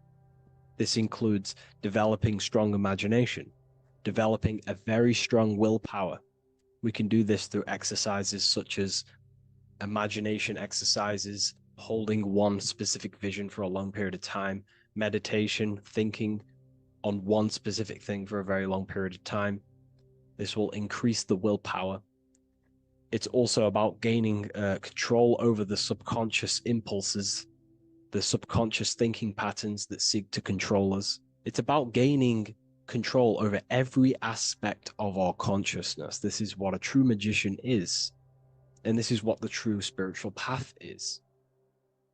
Developing every faculty of consciousness.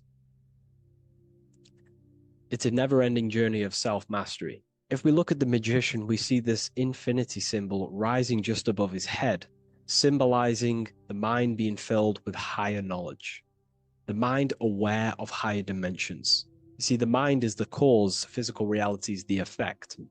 We need to raise our consciousness from effect consciousness to causal consciousness to truly become a magician and a master of our reality. What do I mean by effect consciousness? Most people live in the realm of effect and reaction. Their consciousness, their mind, emotions, and imaginations are constantly thinking, feeling, and imagining the things that have happened to them. Instead of doing this, we need to change this state. Instead of reacting, we need to become the cause. Instead of thinking and imagining and feeling the realities that's already gone past and things that have happened to us, we need to change this so we use the powers of the soul, the powers of consciousness as imagination, emotion, the intellect, as causes and not reactions. This is how we truly become a magician and apply this principle of as above, so below. We need to think, feel, act, imagine, and use all the faculties of consciousness and the creative powers of the soul to cause things, to create a better future, to imagine a better outcome, instead of dwelling in reactivity, because reactivity will create a constant cycle of negative manifestations. If we sit around and moan, complain, think, imagine, feel the things that have happened to us in the past, the mind is the cause. And if the mind is in that state of reactivity, it's just going to constantly create more negativity in your external reality. This is what it's all about, as above, so below. You can see the sword here. The sword cuts through the air. The air is one of the 4 physical elements. Fire represents the spiritual body of consciousness. Water represents the emotional body of consciousness. Earth represents the physical body of consciousness. Air corresponds to the mental body of consciousness. So this sword is a symbol of a sharp mind. The mind needs to become very sharp and very disciplined and very controlled, both consciously and subconsciously. What does this mean? We have to gain control over the mind. We have to become more conscious of the thoughts that are happening inside our mental field, because the mental field of consciousness is pretty much the birth of all creation. We think, imagine, feel, then act. So we must gain a sharp intellect, a sharp mind, a sharp, powerful mind. The sword is also a symbol of power. So this is a symbol of a powerful mind, a mastered mind. This is your sword. This is your tool to create, because you are a co-creator. As above, so below literally tells you that you are God itself. The same powers God used to think everything into existence, such as nature, the stars, the human body, the macrocosm, the world. God thought the world into existence. We live in a mental universe. All creation is first thought, then manifested physically. The same powers of thought God used to create the world is the same power that you use to create your world. You are cut of the same fabric of God. You are a microcosm, as above, so below. God is the macro, you are the micro. What is the wand? The wand is not real. This is not a real wand you cast spells with, but a symbol. The The symbol of the wand represents direction of consciousness, willpower, and attention. We have two spiritual currencies which pretty much create our experience and reality: time and attention. That's why we say we spend time and I pay attention. These are your currencies. These are how you create and generate reality. Moving on to Jesus and Satan, we see there's an exact same symbolism within the ancient paintings. Jesus pointing up, Satan pointing down. Satan is the egoic force within one's consciousness. He is a symbol. Satan is not a real identity or being or entity. He is a symbol of a personality and a force within one's consciousness. Satan represents the negative forces of the ego that tells you to do things that is wrong. In your heart, you know what is morally right and wrong. Let's say you're thinking, you get a random thought of stealing an old lady's purse. You, in your heart, know that is wrong. But Satan is the force inside of you that says, do it anyway. Don't listen to the heart. Get the personal gain. I want the money. That's Satan. Jesus is the higher mind, the aspect of our consciousness that dwells above the ego. It's the part of our heart that desires the spiritual. Our heart is the generator of our reality. And whatever we desire is what we generate. You only take action and generate your life on what you care about or what you feel. If someone's talking about something you don't care about, you say, oh, I don't care about that. But if you care, you will listen. If you care about something, you take action towards it. If your heart desires the material, you have been taken over by the egoic force of Satan. Not a real entity, a part of your consciousness, a part of your nature, the dark side of yourself. Jesus represents a heart that desires the spiritual wisdom, the things that cannot be seen. The heart must desire the things that can't be seen, because this is what gives true satisfaction to ourselves. We feel void when we chase material things because nothing material can satisfy our hearts. So this is as above, so below. Jesus is the higher mind. Satan is the lower mind. We must place our hearts on the higher things and give our hearts and desires to knowledge, the things that we cannot see, because this is what gives us true fulfillment. We also see this symbolism in the Baphomet. As above, so below. The material realm below and the fire up here. The fire symbolizes spirit. The spiritual made manifest in the physical. This is all the same symbolism. It corresponds to everything. You can use as above, so below to determine truth. If someone tells you something, tries to make you believe it, and it does not correspond with the law of correspondence, then you know it's a lie. You can use as above, so below to manifest things. You can use as above, so below to see the world as a reflection of God. We are in God's kingdom. This is God's world, and you are creating in the world through the same powers of God, thought. You are a small version of God, co-creating a world and reality in earth. You yourself are an earth. Your body's the earth. Your consciousness is God and heaven. So I hope this video helps. The occult goes deeper than you could possibly imagine. If you wish to go even deeper, join our community, Ethereal University. Please leave a like, share, comment on this video for more.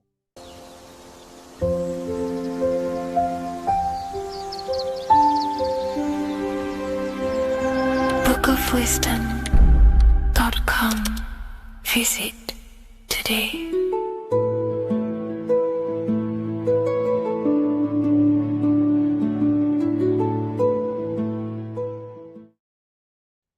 What if I told you many people around you have probably sold their souls? It's more popular than you think, and it's very easy to do.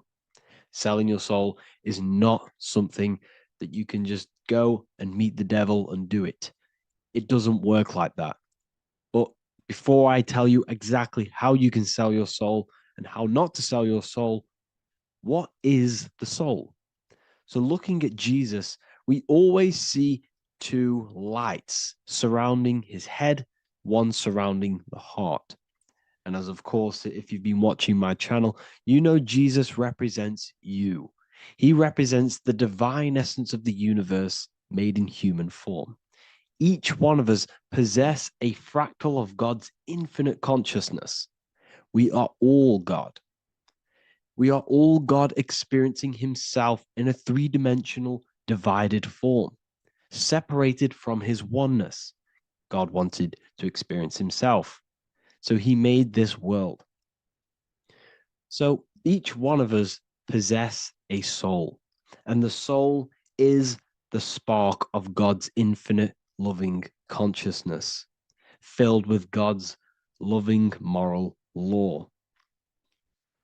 So the reason why Jesus is always have a light above his head and a light on his heart is because this represents the brain and the heart. The brain is not the mind. The heart is not the soul. The brain is the physical manifestation of the mind. It is the physical mechanical computer for the spiritual mind. The heart is the physical manifestation of the soul. The heart is a brain. In fact, it contains 40,000 specialized cells, which are the exact same cells found in your cranial brain. Yes, your heart is an emotional brain. Your cranial brain is a thought brain. It's a computer. Okay? Everything that exists physically exists non-physically. This is what the ancients called spirit. Just means invisible force. The mind, the thoughts are not made of atoms. You can't touch, you can't find tangible thoughts, imaginations. These things exist spiritually in metaphysical counterspace. It's the same with your emotions. The emotions are spiritual. They are not physical. You can't touch them. So thoughts are the language of the mind. Emotions are the language of the soul. Sometimes we can become eluded by thought and we can become eluded by emotion. If we are led purely by emotion, we can create illusions in our perception. The same if we rely only on thought. We must balance these two. Okay? So the mind is the creator. The soul is the operator. Every thought we think is being judged by our soul. The soul is the judge. The soul tells you what is right, what is wrong. And even the Freemasons depict this spirit and matter in their black and white checkerboards. White is spirit, black is matter. Matter is dead, spirit is life. This is what this represents. Physical reality is not just physical. For every physical object, for every physical manifestation, there is a spiritual force bringing it into existence. Consciousness brings everything into existence. Before you kick a football, there is a change in your inner consciousness before you take that action of kicking the football. Everything exists in spirit before matter. You existed in spirit before you were physical. We also see this in alchemical Freemasonic artwork. This represents the clouds. This is the mind. This is the heavens. And then coming down into the heart, which represents the earth. The light entering the mind into the heart, because every thought we think is being judged by the heart. The heart speaks to you through emotion. The soul speaks to you through emotion. Every thought you think, your heart is telling you that is right, or it's telling you that is wrong. Why? Why is this? Emotions can guide us, okay? Emotions are the language of our soul. Our soul guides us to our soul purpose. Each one of us contains a purpose in this physical life. There is a reason you are alive. There is a reason why you came from spirit into a material reality. Your jealousy reveals where you need to be in life. If you are jealous of someone, this is your soul saying you need to be there. That's where you need to be. Your fear reveals your greatest growth in order for you to reach your life's purpose. If you fear something, this is your soul telling you need to overcome this in order to reach your life purpose. This is the next obstacle. The soul, your life purpose is not found in your passion. It's found on the other side of your greatest fear. The soul's always seeking, it's always seeking truth. It's always seeking to expand, to learn. The soul must go through pain in order to overcome, in order to grow. That's why we are here, to grow and expand and create. We also see this in alchemical artwork. Again, the mind in the clouds, the heart and the soul. They must work in unity. Each one of us contains the spark of the divine, which is the soul. Okay? Which is the soul. This is the operator. G-O-D, generator, operator, destroyer. The generator is the mind. The operator is the soul. The destroyer is the body. Everything will generate, everything will operate, and everything will die. That's the Trinity, the Father, the Son, the Holy Spirit. There's always a Trinity, Brahma, Vishnu, Shiva. Okay, so each one of us contains God's law, and it's encoded within our consciousness, within our soul, within our heart. That is what's judging everything you do. Every time you hurt someone, you can feel it. If you've ever punched someone, you can feel it. You know it's wrong. If you've ever stole something from someone, it doesn't matter what you've learned in the past. If you steal something, you know deep down within your soul it's wrong. This is because each one of us are encoded with God's law of love and integrity. I don't care how tough you think you are and how hard you think you are and what you've done in your life. I don't care. You know what is right, what is wrong, because you are encoded with love. Does not matter how far your mind can take you away, how corrupt your mind can become. There is always a spark of love and empathy in your heart, in your soul. You know this when a child. When you're a child, you're not racist. You don't want to hurt anyone. You don't want to steal. As a child, you're pure love, you're pure awareness, you're pure. You would never think about being racist. It's the corruption of the mind that leads us to corruption. Our soul always wants to do good. So the soul is encoded with God's law. And when we go against this law, this destroys our body. Yes, because your body is electromagnetic, and that's being casted from your heart. So every time you go against the heart's guidance in moral law, we weaken our electromagnetic field, which weakens our body. If you've ever looked at someone who's very negative, you can see them. You can see that they are aging quicker. You look at Scrooge, for example. If you ever watched Scrooge, look at how corrupt he looks. That's his heart. You can see the people's hearts on their face. People who do negative things and have negative thoughts, negative emotions, you can see it in their eyes and their face. It's because it corrupts you. It corrupts the body. It ages the body. Goodness is life. Okay? So can you sell your soul? You cannot sell your soul physically. But what you can sell is your conscience. What you can go against is that moral law. And you can exchange physical material things such as money, fame, cars, houses, business, in order for you can exchange that to go against your inner dialogue. For example, these rappers, celebrities, what are they doing? They're not selling their soul. You can't sell your soul to some entity on the astral plane. But what you can do, you can take money to say, I'm going to go against my heart. I'm going to go against my inner moral law. I'm going to take that money and I'm going to do something wrong. It's basically going against your soul. It's selling your soul's guidance of moral law. That's what selling your soul is. And that's what these rappers are doing. That's why they're so sad. You know, this is why all these rappers are on drugs, doing all sorts of things to escape, to short-term escape what they've done. They're going against their inner guidance for money.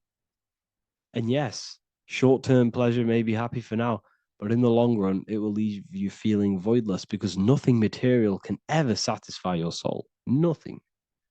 You could gain £1 million tomorrow, guaranteed within 2 weeks, you'd be back to the exact same position mentally, emotionally as before, because nothing physical can ever satisfy you. Guaranteed, if you received 1 million yes, if you received 1 million now, in a week's time, you'd be hunting for the next million because it does not satisfy you. There's a reason why these billionaires don't stop working, because they're so addicted to earning and earning and earning. It doesn't satisfy you. The only way you can satisfy yourself is through Christ consciousness, is through self-love, is through loving thyself, knowing thyself, and becoming balanced internally in consciousness instead of seeking external validation through material things, which end up leaving you feeling voidless, empty inside, and sad and depressed and anxiety. Everyone's looking outside of themselves for validation, when true validation comes from within. True satisfaction, true happiness comes from within, reaching Christ. Christ is a state of being, a state of consciousness that we must cultivate within ourselves so we can live a happy, balanced life. You can have all these material things when you're satisfied inside, but don't rely on them. Me, I enjoy material things, but I don't desire them. I don't chase them. I don't rely on them for happiness, for validation.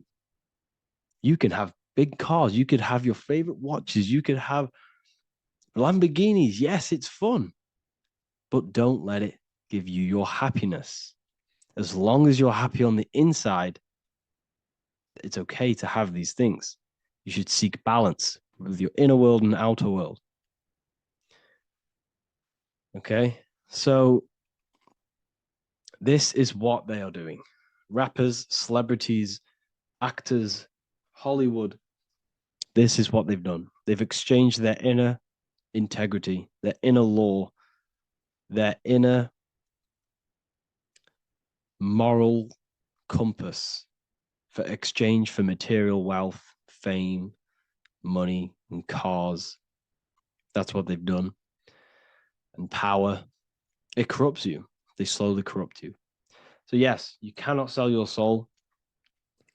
And if you wish to learn more, I'll see you inside Ethereal University with my community, where we are learning every day to master ourselves, to expand our consciousness. If you want to lucid dream, astral project, master yourself, create the desired reality you want, learn about human consciousness and your full potential, then Ethereal University is for you, and I'll see you inside. The link will be in the description. Thank you for watching.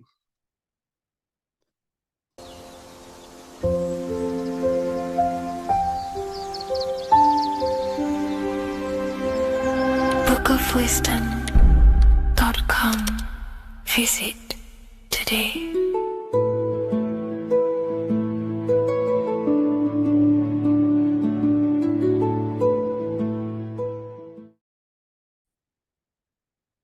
Hello, Seeker. Welcome to Revival of Symbolism, a channel devoted to the language of esoteric symbolism, guiding you to discover yourself and expand your consciousness into deeper realms of thought. I'm Harry B. Joseph, also known as Revival of Wisdom, and today we're going to be discussing this particular piece of artwork of the eye and the checkerboard together, and the esoteric teachings behind the veils of these symbols.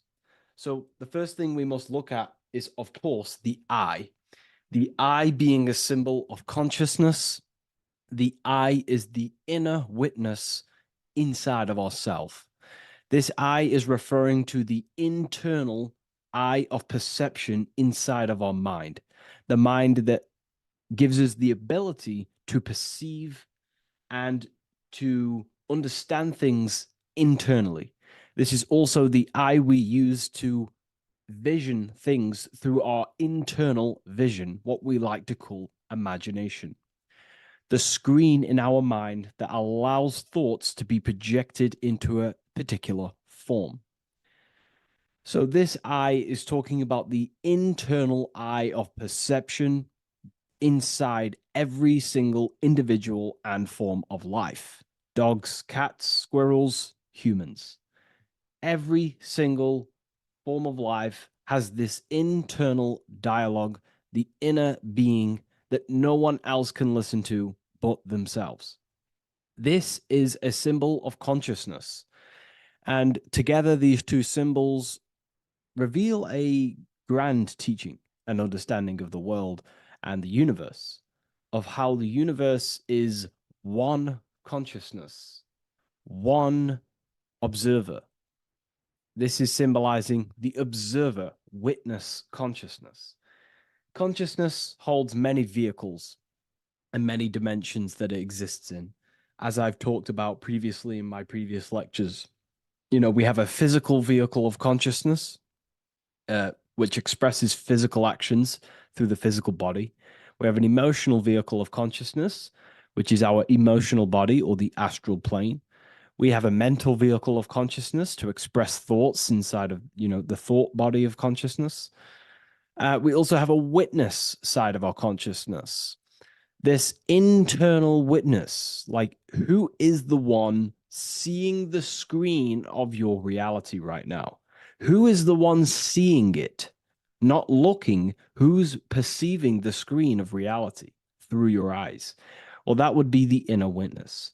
And that inner witness is also perceiving your thoughts. A lot of people become identified with their thoughts, and they let the changes, the ever coming, unfolding changes in their mind, world, become a part of who they are. And they get caught up in the world and the changes that happens to them. And a great teaching that I've come across this last year is to never identify with the ever-changing circumstances that happen in life. When things are tough, when things are bad, always remind yourself that you are the witness of your thoughts and you are the witness of this reality. You are the one witnessing your thoughts, emotions, and actions. You are the one behind them. So when things get tough, try not to get too indulged in these negative things. The I is the witness. Connect with the witness. And this is the same I that sees the screen of your reality, and it also sees the screen of your dreams. So this witness consciousness is transcending your physical day life and reality, and it's also witnessing your dreams. It's the same observer who's observing your reality now, but also observing your dreams. So this witness consciousness transcends all forms of bodies of consciousness. It is essentially the highest aspect of ourselves. And it is literally the thought voice, the inner thinker, because you are not the external body. You are not the being outside your mind. You are the being inside your mind who is actively thinking. I like to call what you are, what we are as consciousness is consciousness in action. We are the thinking inner thinker, the inner being. And it's about becoming into contact with that inner being again to unveil who we truly are. If we sit back and truly have a thinking session of, closing your eyes and going inside yourself, and you ask yourself, who am I truly? Who am I beyond all of my beliefs, memories, my body? Who am I beyond that? And it will lead you to the inner voice, the inner dialogue. But again, you are not the voice. You are the one hearing the voice. You are the silent, invisible one, the one behind the veil. So this is ultimately what the I is representing. It is representing the inner self shining, looking down upon the earth, upon duality, right? But this also reveals a great teaching as well, is that consciousness is universal. It is not something uh, solely given to you. It is universal. It is a part of a greater whole. Consciousness is personal and also impersonal. We have our personal sense of self. We have this inner voice. We have this sense of who we are in this world. And that is our personal sense of self. But you can also transcend the personal sense of self by turning off the mind and fading into the collective impersonal consciousness, which is ultimately what you call transcended states of consciousness, altered states of consciousness, or astral projection. When you astral project, you are simply accessing this impersonal aspect of consciousness. And this is ultimately what the symbol is representing with the checkered board floor, because the checkered board floor is duality, division. There is many, many different forms, but the I is singular. This is representing how the universe is one witness being, one consciousness expressing itself in infinite life forms and into division.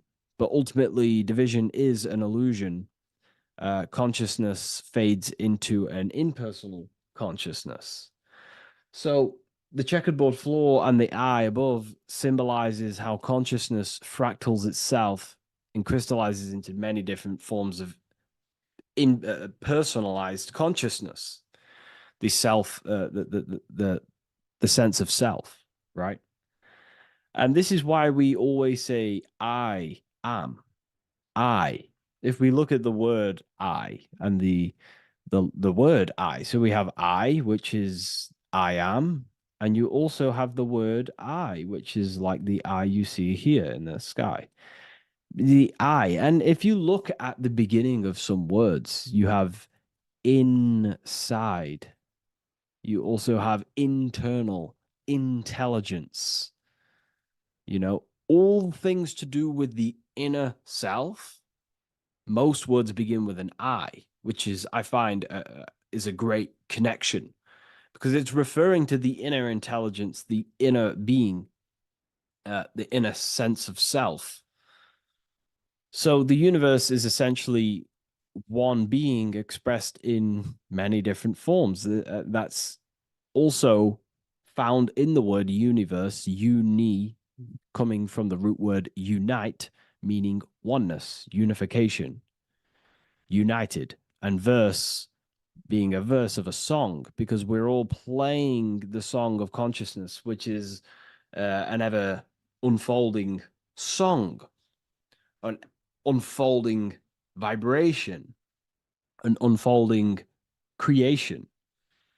So this is simply representing how consciousness fractals itself into many different forms. And when we identify with our self consciousness, our sense of self, we no longer realize that we're a part of a greater whole. We're part of a unified field of consciousness. And there is only actually one true being in the universe, and that is the inner witness. And that inner witness is inside of every living form. And in order to truly process that, it takes a lot. You have to disintegrate who you truly think you were before you wake up to this universal truth. Before you understood this, you just think, I am me, you are you, and everyone is divided and everyone is their own being. When in fact, we're all not. We're all one consciousness expressing itself infinitely. And it's kind of like a social system. Consciousness is always interacting with itself. When you interact with someone else, you're interacting with yourself. It's a very mind-boggling concept to truly understand. But again, in order to truly understand this, you have to let go of who you thought you were. And when you do no longer identify with your personal consciousness and you identify with the witness consciousness, you become unified with the whole, with the greater, with the collective consciousness. And this changes the way you think, you feel, and act, because you then realize that we're all playing a part of creation on this earth. You know, we're all contributing towards the building project of Earth.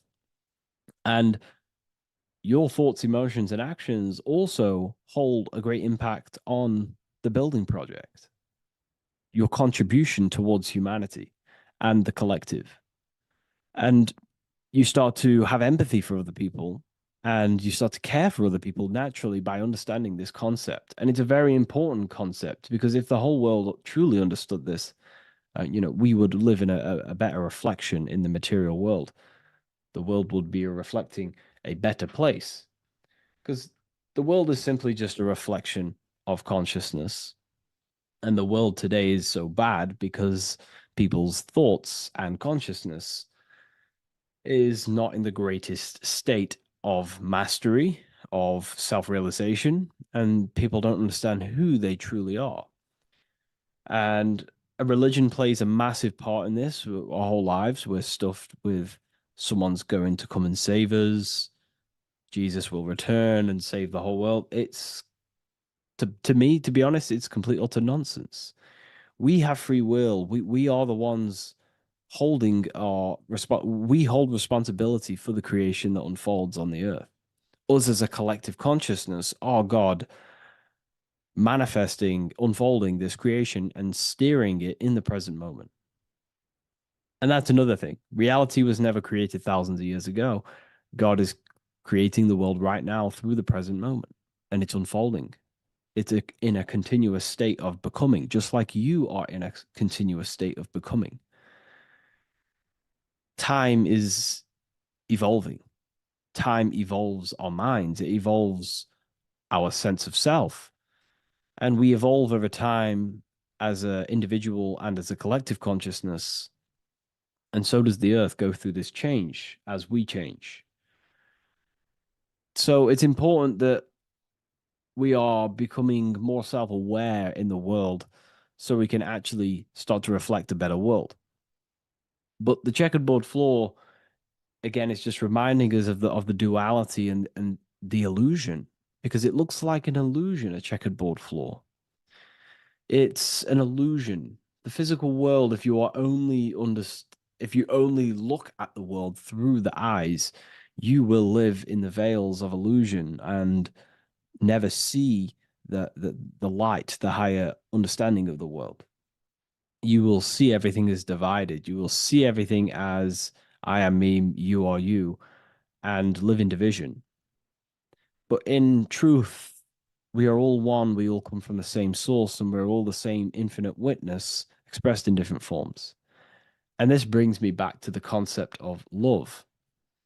Love is the force that unifies consciousness. It unifies yourself. It unifies your relationships with people. If you love your partner, you love your brother, your sister, your whoever it is in your life, it unifies. If you have a care for someone, it brings you two together and you grow the relationship by expressing care into the other person, and it grows. So love is a very expanding, it allows things to grow and it unifies things. And when you start to love yourself, you start to unify with yourself. And when you start to when you start to love nature, you start to unify with nature. So if we understood this, the world would be a better place. And love is the force that unifies the collective consciousness. If we truly hold love for ourselves, for others, other individuals, nature, then the world will become more unified. It unifies consciousness. This is the force of love. It's a very, very powerful, powerful force. And I do truly believe and come to understand now that love is the reason of all creation, which is the generative principle. All action is coming from a place of love or care. We only take action on what we care about.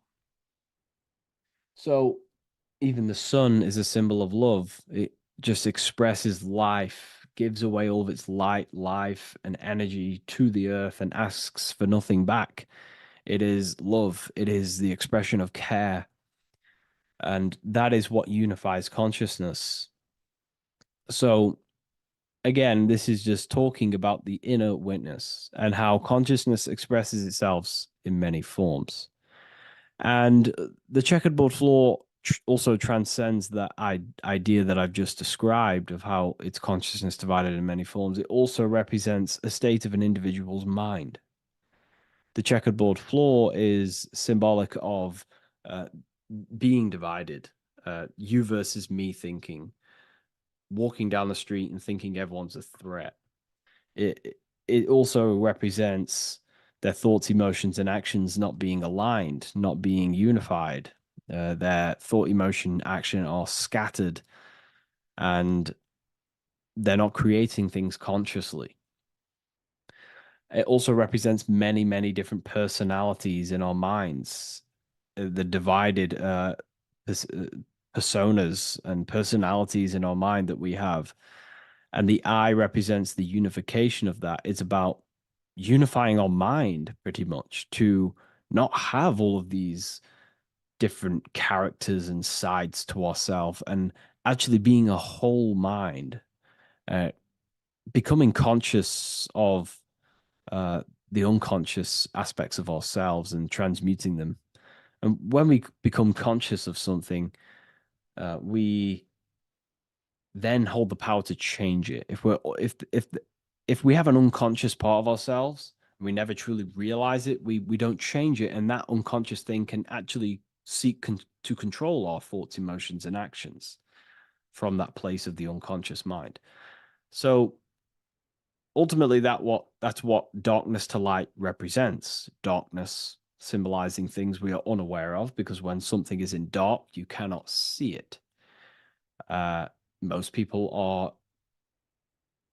in darkness of their imagination. They don't realize the power of their imagination. They're unconscious of it. They don't use it. And to become conscious of that is to put it into light. Shedding light on something reveals something. If I shine a torch on an object, it's going to reveal it. It's the truth.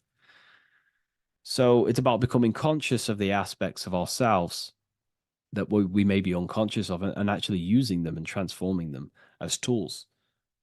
And again, we have the I with light, with white and black. This is duality.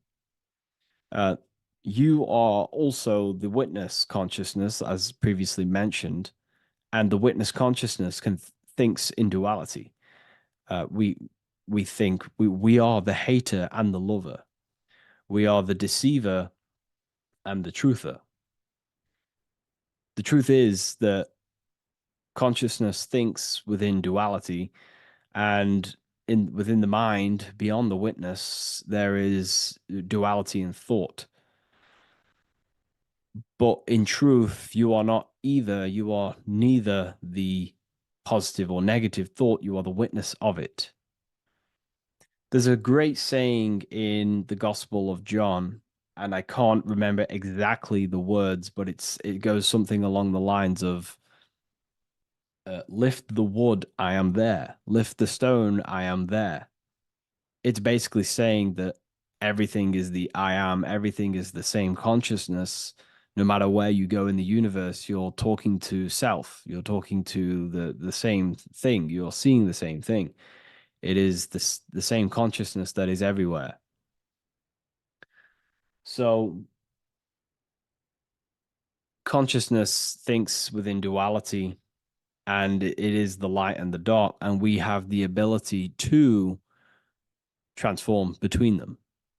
And some people think that, darkness is all evil. Darkness is not inherently evil. Darkness is not inherently evil. There are dark aspects of the world that help you actually progress into the light. Without the darkness, consciousness can't move into the light, into knowingness. Without bad, there is no evil. They are needed. Both of them are needed. So, in order to understand the light, you have to understand darkness. And there are some forces of some forces of darkness in the universe that are purposely there to cause certain things to then push you and activate the good or the light. Some Gnostic texts talk about how there are beings that, very powerful beings that purposely descend themselves into darkness on purpose to make things happen in certain people's lives, so it actually pushes them towards the light, towards the good. So, this is ultimately what the whole allegory of Satan is. Satan was created by God, and Satan is necessary, which is symbolic of darkness. Is symbolic of evil, the evil forces of the universe, because the universe is simply just one force of consciousness, and that one force can express itself in good and evil. The power of the mind can be used to kill, or the power of the mind can be used to create amazing things. So there is only one force in the universe, symbolized by the one eye, the one force of consciousness, and that one force can be used for light and dark, which is the checkerboard. It's also symbolic of the checkerboard being on the ground, symbolizing the earth, which is base awareness, duality thinking, base consciousness, stuck in division consciousness. And the one eye symbolizes unification of the mind, a balanced internal perception. We're rising from the ground to the sky, symbolizing from heavy to the light, from darkness to light. The eye is also symbolizing perception, what we perceive, and this is ultimately the end goal of all occult and esoteric research, is to gain more light, to gain a higher perception of the self, to gain a higher eye, a higher perception. That's why the eye is always raised above, symbolizing you're chasing the eye, you're chasing a higher perception of yourself and reality and the universe. It also reveals the teachings of the eye that is always watching you. There is an eye always watching you, and then that eye is the laws that governs consciousness. Consciousness, or your mind, is governed by certain laws that your mind cannot escape, such as cause and effect, vibration, mentalism, correspondence, rhythm. The 8 universal principles that pretty much crystallize consciousness into a reality. Your mind cannot escape the law of cause and effect. That force is too powerful to escape. Therefore, this is the eye watching you. This is the eye that has governance over you. It is the laws. But then again, on a negative context of the eye can then become a symbol of surveillance. Hence why certain organizations and companies in the world use the symbol of the eye, symbolizing surveillance, gaining, manipulation and surveillance over humanity and certain things and data. So there's light and dark of every symbol. It's just depending on how you use it. But ultimately, that is the teachings of the checkered board and the eye in the sky. If you wish to learn more about yourself, because that is the only thing that matters in the world, learning about yourself. The only thing you take with you after death is the knowledge that you hold in your mind. You can't take your car, you can't take your possessions, you can't take your money. The only thing you take is your consciousness, your level of mastery, and the things you know. With that being said, I'll see you inside Ethereal University if you decide to join, and I'll see you in the next video.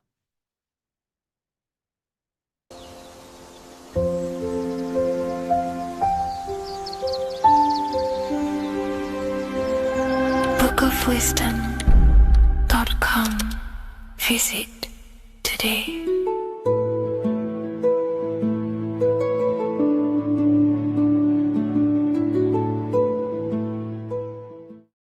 Creation demands destruction. Every time you release your sexual fluids, you're destroying a part of yourself to create an extension of yourself. For example, if you want to create a business, you have to destroy your time, attention, and energy in order to create the effect of the business. All creation demands some sort of sacrifice or destruction. This falls under the law of polarity in the universe. It's the same with your sexual fluids. Your sexual fluids, especially as a man, contains minerals, all the minerals in your body. It contains your vitality. It contains your DNA. It contains the blueprint of you, and it can create a whole new human being. You are literally playing with the power of creation if you are releasing your sexual fluids too much. Sexual fluids also extend beyond the physical plane. They contain astral forces because all physical creation is a mental creation. We live in a mental universe. Everything begins as a thought in the mind, then the thought takes the form and the body of imagination, which is an astral force. Imagination turns into etheric emotional energy. Then the etheric emotional energy turns into the physical action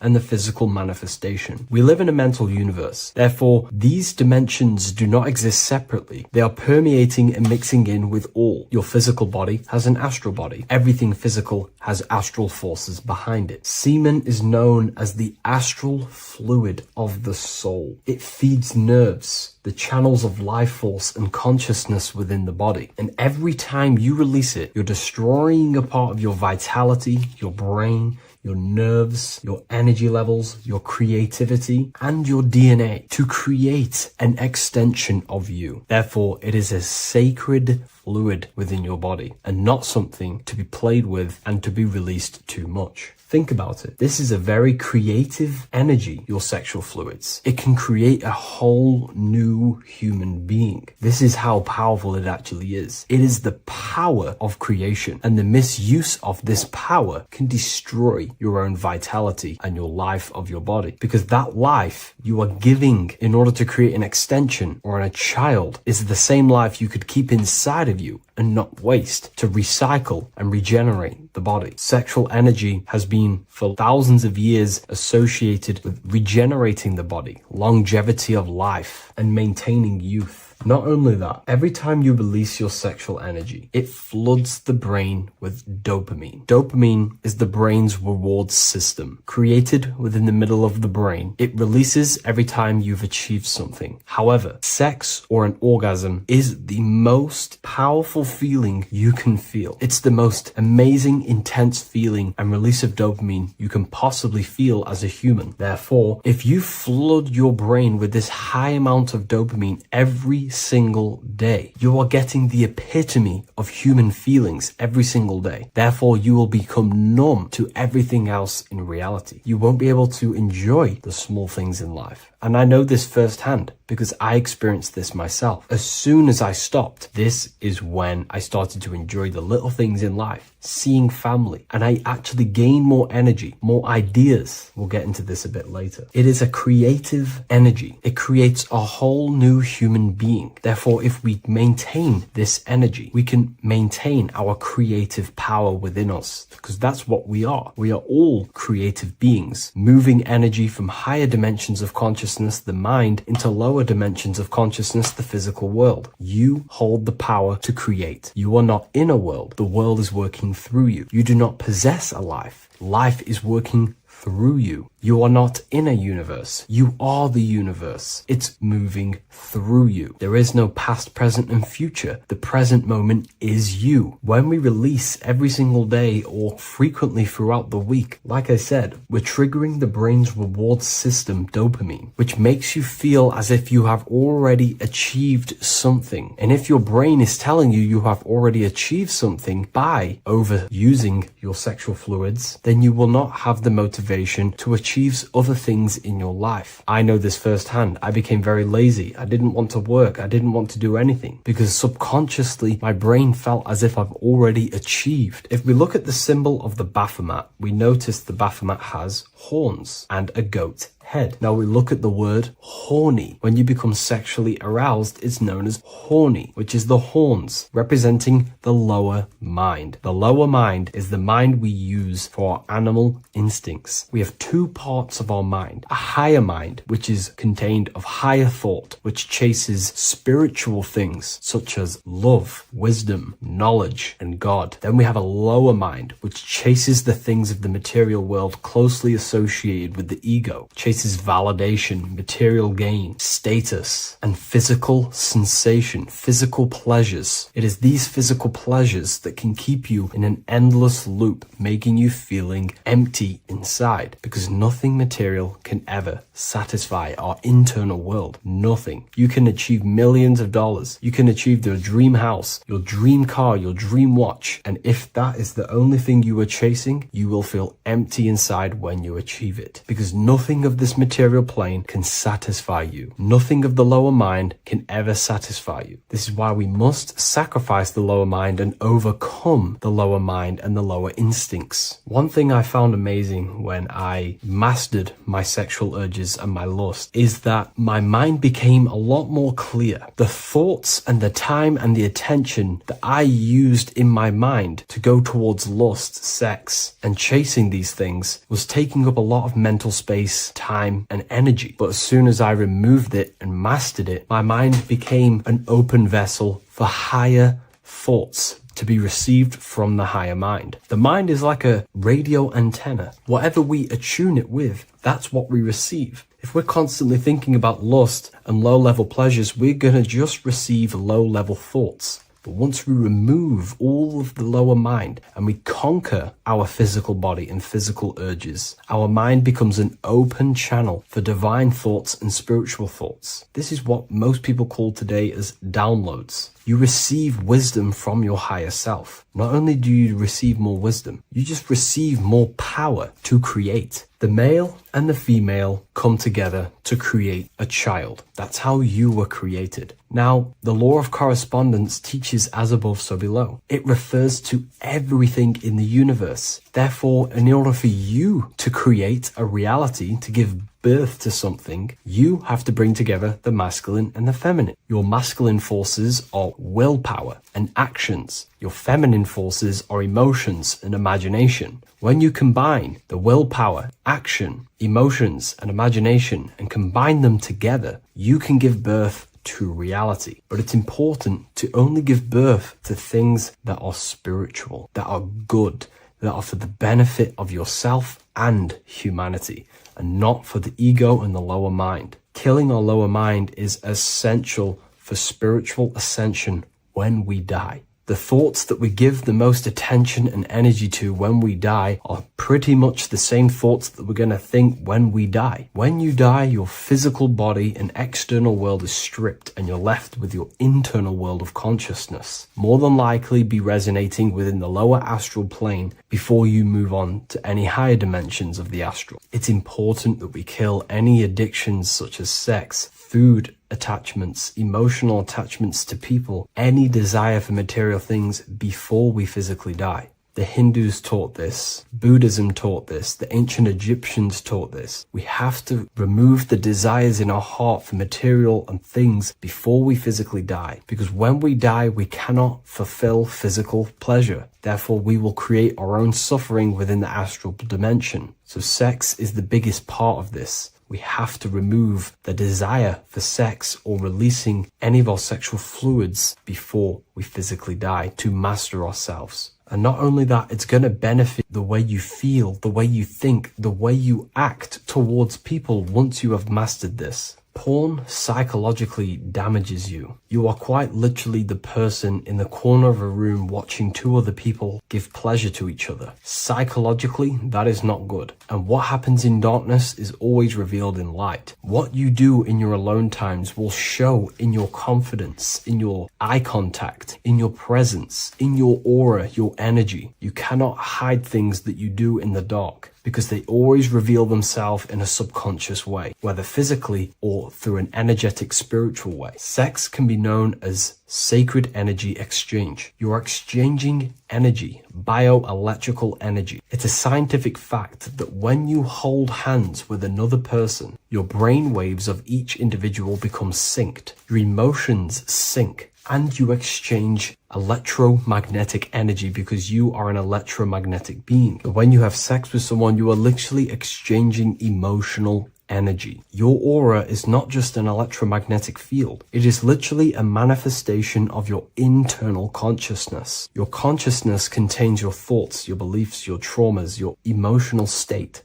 And this manifests externally through the vortex of your heart into an energy presence around your body. This is why you can feel sad when someone else is sad next to you, because their energy is merging with yours. When you have sex with someone, you are quite literally exchanging consciousness, beliefs, traumas, emotions, feelings, vibrations, and your consciousness merges with their consciousness. So be careful with just having casual sex. Now, I'm not here trying to say never release, never have sex with your partner. I'm not saying that. I'm saying take caution with these things. Take my teachings with a pinch of salt. If it benefits you, that's great. I'm not here to tell you how to live. I'm simply giving you my research and the things that have helped me in my life on my esoteric research, awakening, or spiritual path. I don't like calling it a spiritual path because it's not spiritual. It's simply just life, the knowledge of consciousness and the self. So I hope this video helps. If you'd love to read this book, I'll leave a link in the description. This book I wrote myself called The Book of Wisdom, Volume 2.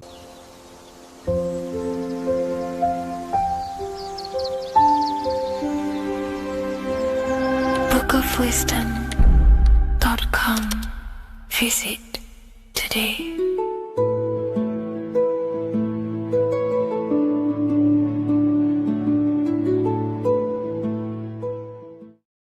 Welcome to Revival of Wisdom.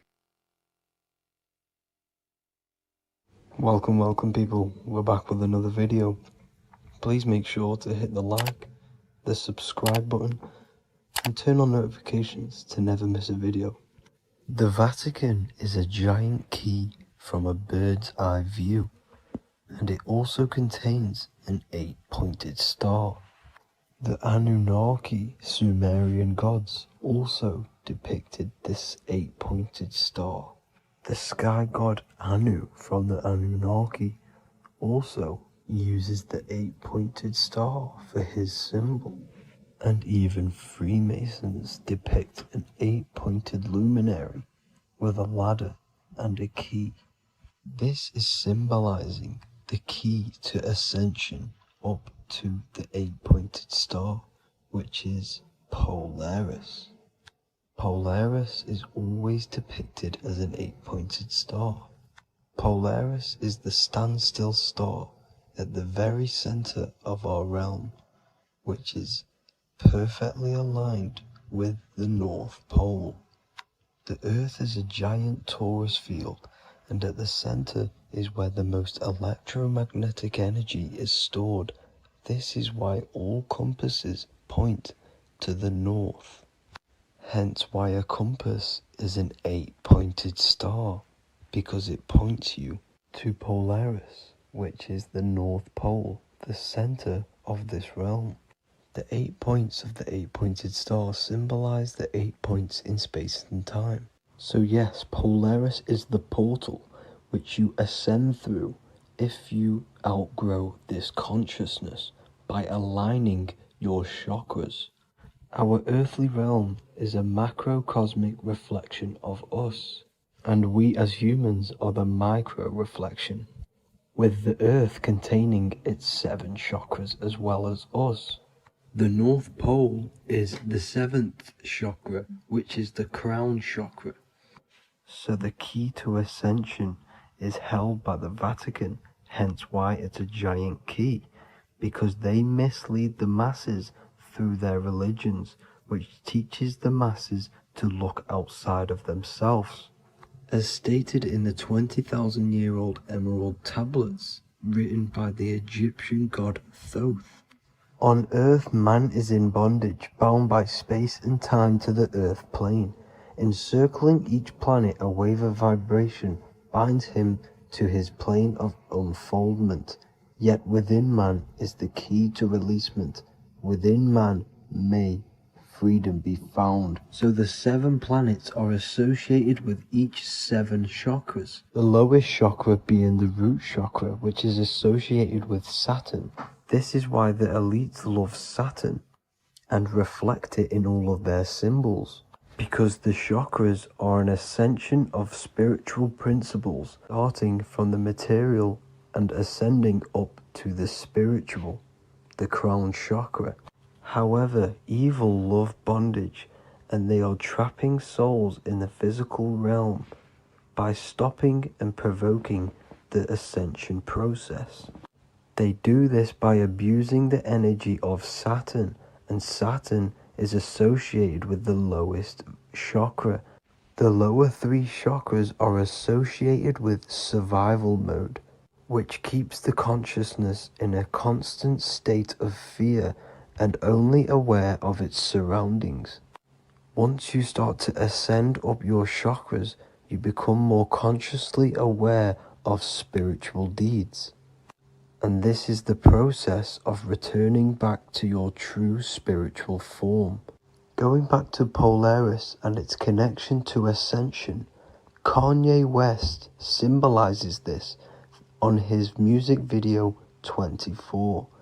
As you see him rise up into the sky, you see an 8-pointed shape around him, which symbolizes the 8-pointed star, as you see the beam of light. And even NASA symbolized this in their Space Delta logos, a bear holding a key with an arrow up to Polaris, the 8-pointed star. Here's another NASA logo of an arrow from the Earth to Polaris.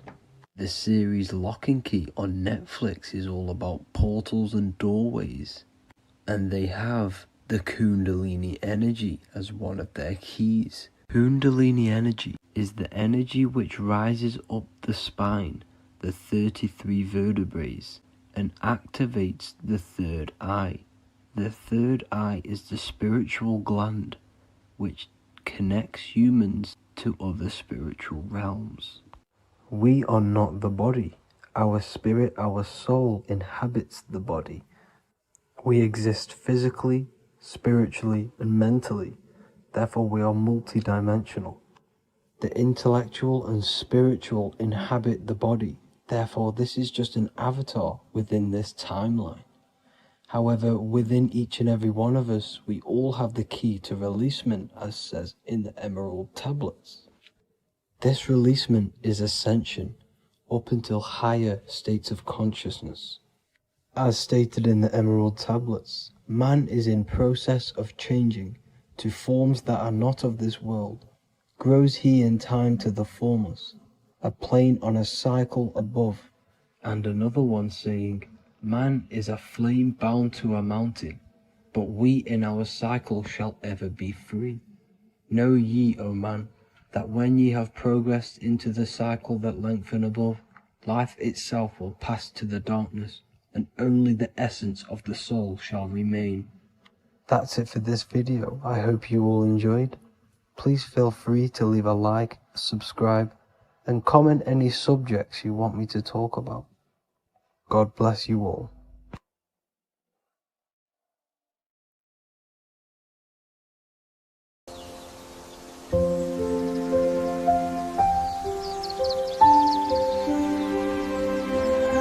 bookofwisdom.com.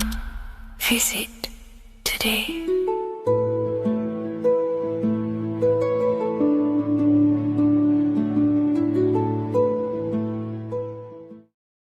Do the elites actually worship Saturn? In this video, we're going to be discussing the occult and esoteric meaning of the 7 planets and the abuse of the Saturnic energy within today's world. This will help you gain a deeper understanding of reality, yourself, how you create reality, and what these 7 planetary energies actually truly are. In order to understand anything within the universe, we have to understand the law of correspondence, the law of as above, so below. There is one consciousness expressed in infinite forms. Me, you, the squirrel, everyone who possesses consciousness within this universe is an expression of the one divine consciousness, what we like to call Source, God, or the grand architect of the universe. We have to understand there is a large scale, but the large scale is mirrored in the small scale. If we look at lightning, this is a large scale. This is the macrocosm. Then we go a bit smaller to the trees. We see the same pattern. Then we look a little bit smaller into the human body. We see the same pattern of the nervous system. Then if we zoomed into the microcosm, brain cells, we still see the same pattern. This reveals the universe is a fractal universe. The large is reflected in the small. And this is the symbol of the Fibonacci sequence, which represents this as above, so below principle. The big spiral represents the macrocosm, but then this spirals into the tiny spiral. This symbol goes for eternity, never touching, never finishing. The large is mirrored in the small. With understanding this, we can realize that we are a microcosm of God. We are our own universe. We are our own world. Your body is the earth. Your mind is the mind of God, just in a smaller version. You are a drop in the ocean of the vast collective consciousness. With that being said, everything you see outside of you is inside of you. As above, so below. The 7 planetary energies on a macrocosmic scale are the 7 energies that form the physical world. The physical dimension is crystallized thought. Everything you see around you was thought made manifest. Thought imagined, then created in the physical reality. Therefore, these 7 planetary energies are 7 astral forces that create and weave the material existence. For example, if we look at a tree has 7 categories of consciousness, 7 creational forces that create the tree. This is the reason why we have 7 days of creation in the Bible. This is the reason why we have 7 days of the week for the 7 planetary energies. Monday is for the moon, Mars is for Tuesday, Mercury for Wednesday, Jupiter for Thursday, which is Thor. Thor is Jupiter. Venus for Friday, Saturn day for Saturn, Sunday for the sun. This is also the reason why we have 7 major energy centers within the body. The 7 life forces that flow through the body to give physical existence to the physical form. Man is a microcosm of the universe. With that being said, if we look at a tree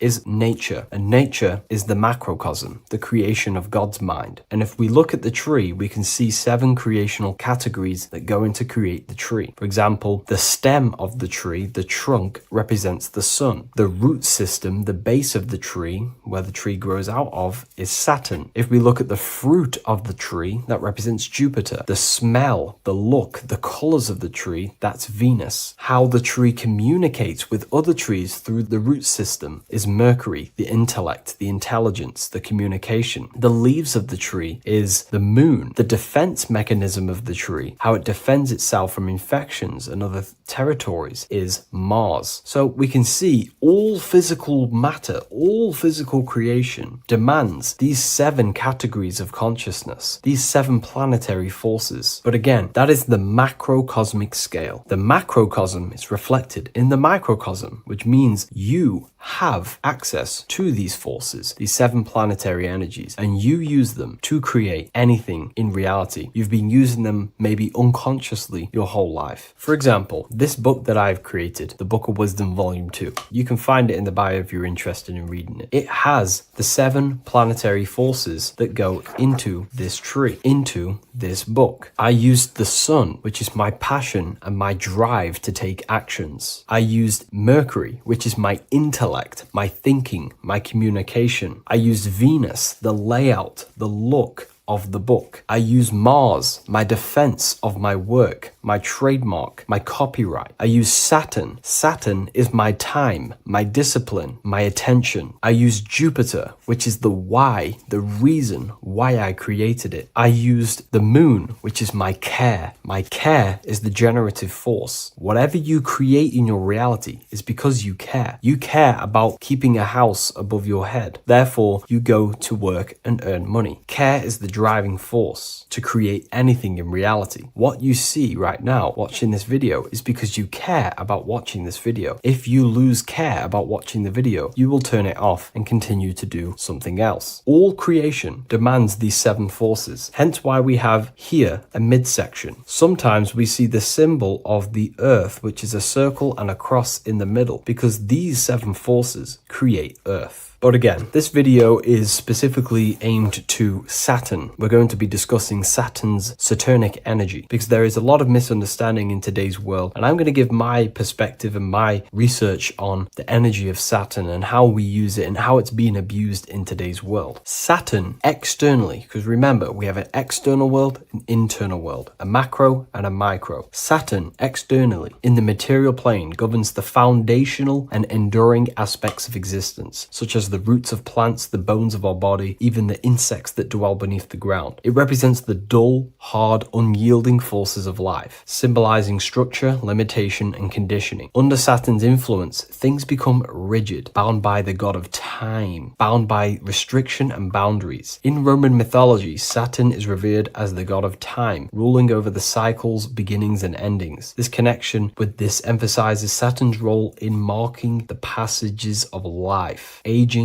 and inevitable constraints we all face. Internally, inside yourself, the microcosm. Internally, Saturn embodies the conditioning within our own consciousness. When Saturnian aspects of consciousness dominates, we become overly rigid, fixated, restricted in our thinking and actions. For example, Saturn's influence is strongly felt in today's world, where many people's minds are confined to societal norms and conditioned responses. The pervasive control Saturnian energy can lead to the sense of limitation, as people become trapped within structure imposed by society and power structures. However, we have to remember that limitation, there is dark and light. Limitation is not bad. This is why Saturn is connected to the god Satan. They are the same being. It's something that restricts, holds back, and keeps you limited, conditions and limits consciousness to its lower power. Saturn is a great teacher, guiding us through difficult life lessons that ultimately lead to growth and expansion and power. Although Saturn's energy is harsh and often challenging, it helps us to develop resilience, discipline, and wisdom. Yet in modern age, this energy has overpowered the minds of the masses, fostering excessive rigidity and limitation. Instead of being ruled by Saturn's constraints, we should seek to embrace more freedom, love, joy, balancing Saturn's lessons with openness and fluidity in our life. So like I said, Saturn rules law. Anything that is limiting or holding back, something that is a restriction or a wall. This is why we see judges wear black robes. The color black is associated with Saturn because Saturn rules over the nighttime and the winter time. Capricorn, they wear black robes. A graduate also wears a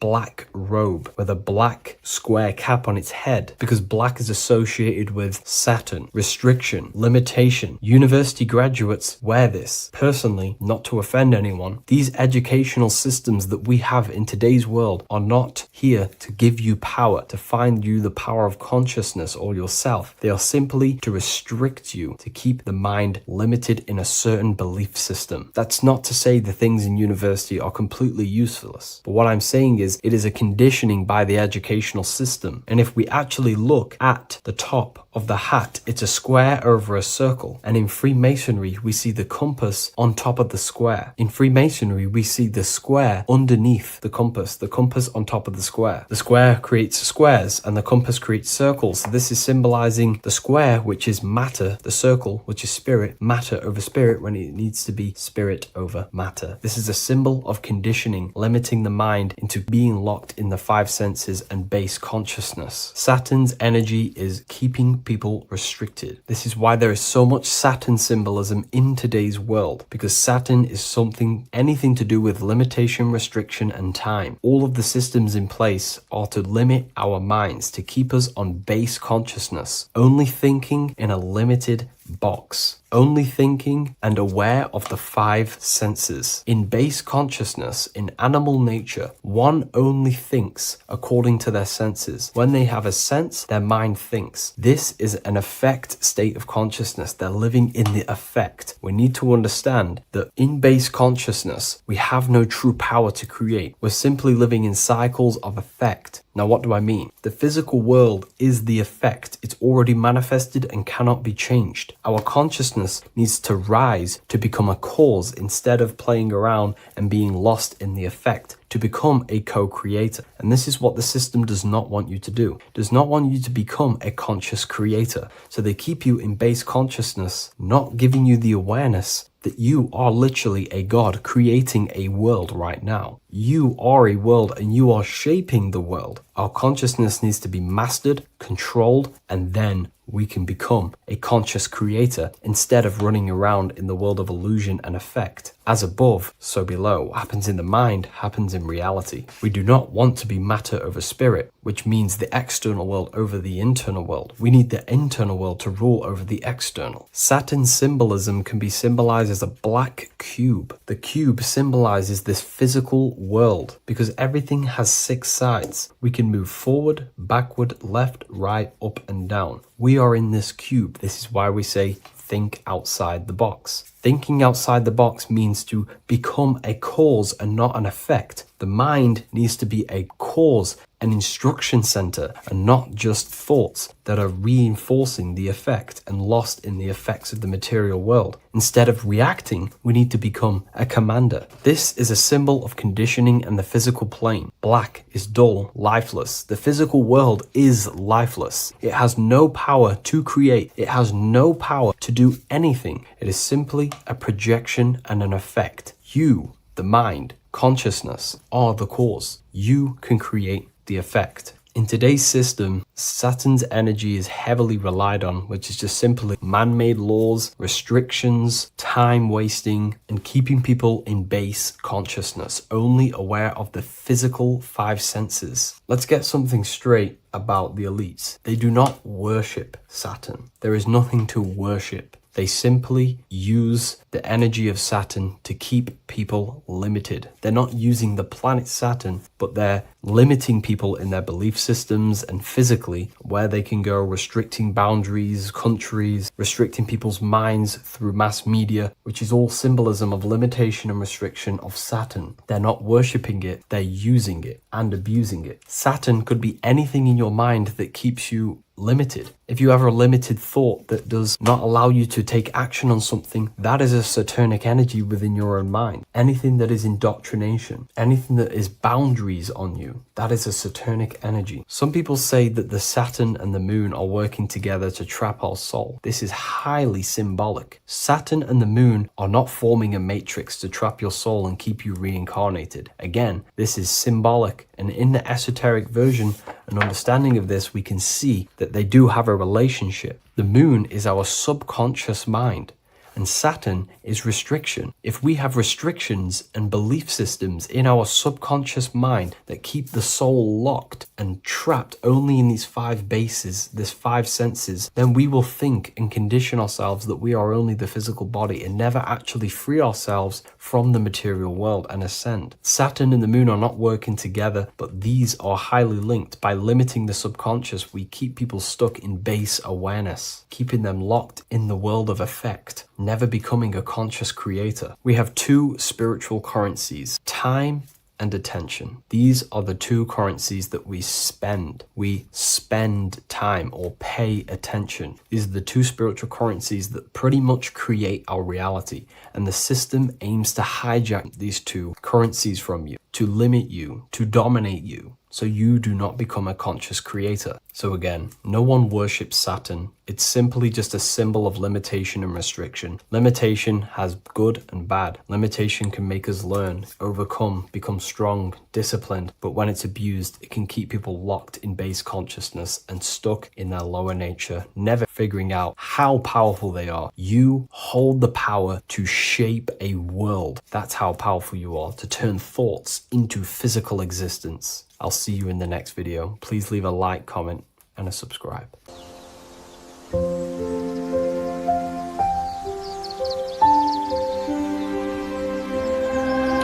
wellofwisdom.com. Visit today.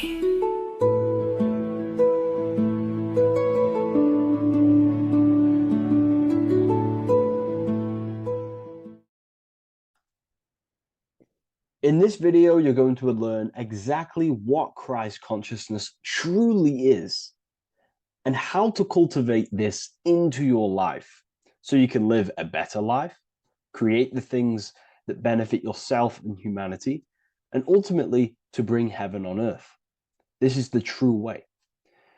If you're familiar with my work, you know that, I'm pretty much obsessed with symbolism. Symbolism is such a massive topic, and it unlocks profound ancient wisdom that is hidden behind these layers of symbolism of the ancient paintings, symbols, and texts. So I was going through some Christian artwork and I came across this painting. It's a well-known painting called The Sacred Heart of Jesus. And it just blew my mind.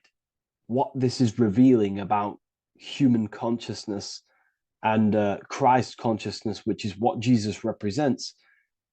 If you're not familiar with Christ consciousness, you should definitely do a bit of research on that. But I'm going to explain it today in detail. So when we look at this painting, we are looking at symbolism. We're looking at consciousness, a state of being, a state of living, a way of thinking, a way of feeling, and a way of acting in the world. As I've said this many times, we're all creators. We all create and generate reality. And you don't just have your personal reality, you have a collective reality. Your reality is affected by the collective consciousness. Depending on the collective consciousness's understanding of reality will also affect your life. We have a collective life and a collective experience. So Jesus in this depiction here is in a way showing us instructions to reach Christ consciousness, whether you see it yet or not. But I'm going to decode this for you. And your mind might be blown after watching this. Okay, so what is the meaning of Christ consciousness? What's the whole purpose of this? Very simple. Like I mentioned before, we have a collective experience on this world.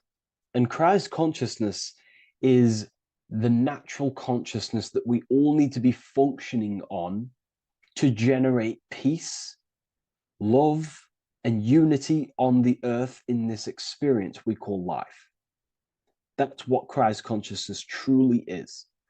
It's a state of being that we need to cultivate within our own self, within myself, others, and everyone in this life and experience, so that we can all live in peace and heaven on earth, what they like to call it, so that we can generate the best experience possible together on this thing we call earth, on this material world, this material dimension. The material dimension is simply just a physical dimension of thought. It's a physical outcome of thought, but that's a whole of a lecture. So please leave a like, leave a comment if you have any topics to talk about that you wish for me to cover, and definitely leave a subscribe if you like my content and channel. So to go deeper into this, right, we've explained what Christ consciousness is and what it actually, will do to the earth and what it will do to reality in our collective experience. And it's also representing a profound understanding of self, a deep understanding of the true nature of self, the true source of self, what the self is, pure consciousness, pure God. We are all Jesus. Jesus is you, a physical manifestation of the divine made manifested physically. A physical manifestation of consciousness, okay, of spirit descended into matter. However, Jesus is a symbol that should not be worshipped, but something that we need to cultivate, maybe look up to, and cultivate within our own mind and hearts and actions. So he is someone that we should embody into our own very own being. We need to reach a level of intellect, the mind, a level of emotional understanding, and ultimately this creates Christ consciousness. Okay, and now I know that was very, very vague what I just said, but I'm going to explain it a bit more. I don't want to give it fully away yet because you need some more information, more keys. So let's observe the top end of this painting. Jesus with this circular light emanating around his head is symbolic of the mind, of the our thinking aspects of consciousness, the way we generate thoughts, ideas. The mind is also good at also ruling communication. It also rules what we give attention to. Okay, so this is symbolizing the mind of every human being. The mind is a very powerful center of consciousness located in the head, of course. This is why Jesus is the head at the top with the circle around it, representing the mind. Now, to reach Christ consciousness, we need to purify our minds. Purification of the subconscious mind. The subconscious mind is the hidden aspect of our mind with all of our memories, belief systems, and everything we've ever experienced is stored within there. We have traumas there. We have bad belief systems that hold us back. So it's about reprogramming the subconscious and aligning the subconscious with higher consciousness, with higher understanding of self, removing any mental blockages from the mind. Because in today's world, most people's minds, including myself, before I, purified myself, and I'm still continually purifying myself. That's not to say I'm perfect, because I'm definitely not. But what I was saying was purifying the mind so we can have a powerful mind. Because like I was saying, most people's minds are not their own friend. They let their mind control them. They let their thoughts create negative influence on them, negative emotions. They let their mind destroy their confidence, destroy themselves. We do not want a mind like this. We need a mind that is our best friend, that receives powerful thoughts, that gives someone power. We do not want our mind taking away our power. Okay, so in this specific image here of Jesus, this represents a light mind, a powerful mind, enlightenment. The word enlightenment means light and ment coming from mental or mind, light in the ment. This means a powerful mind. Light is also symbolic of knowledge, information. When someone's very intelligent, you call them a bright person. It's a bright mind. It's knowledge of self. So the mind is conscious of self. That's another thing. We need to be conscious. A lot of people are not conscious, including myself before I did this, before I woke up. Most people are not conscious of their actions. They're not conscious when they're actually awake in the day. They do things unknowingly. Are we conscious of our thoughts, emotions, and actions, what we're giving attention to in our mind? Because ultimately this shapes our experience. There's a great quote, I think it's Julius Caesar or one of the Roman emperors, who says the quality of your life is dependent on the quality of your thoughts. Something along them lines. I don't know if I'm 100% correct there, but it's very true. Our thoughts dictate our happiness. So to cultivate Christ consciousness, we need to be conscious of our actions, conscious of our thoughts that we're giving attention to. There is a level of mastery that we can achieve within ourselves where we become conscious of every single thought that enters our mind. That sounds easy, but it's definitely not. But that's a high level of mastery that we can achieve and cultivate within ourselves. So we're looking at a powerful mind here from Jesus, a powerful mind. a purified mind. And we purify the mind through, affirmations, meditations, ritual work. Rituals are things we do every single day with an intent in our mind and an emotion in our heart to impress that state of consciousness into our subconscious, so we can slowly rewrite our consciousness and align our consciousness and sync it with higher thoughts and higher emotions with love. We can sync our consciousness with love, which is ultimately what Christ consciousness truly is. Well, now we're going to go on to that now. So we've gone over the mind. Now we go over the heart. Now notice, before we go into the heart, Jesus is revealing.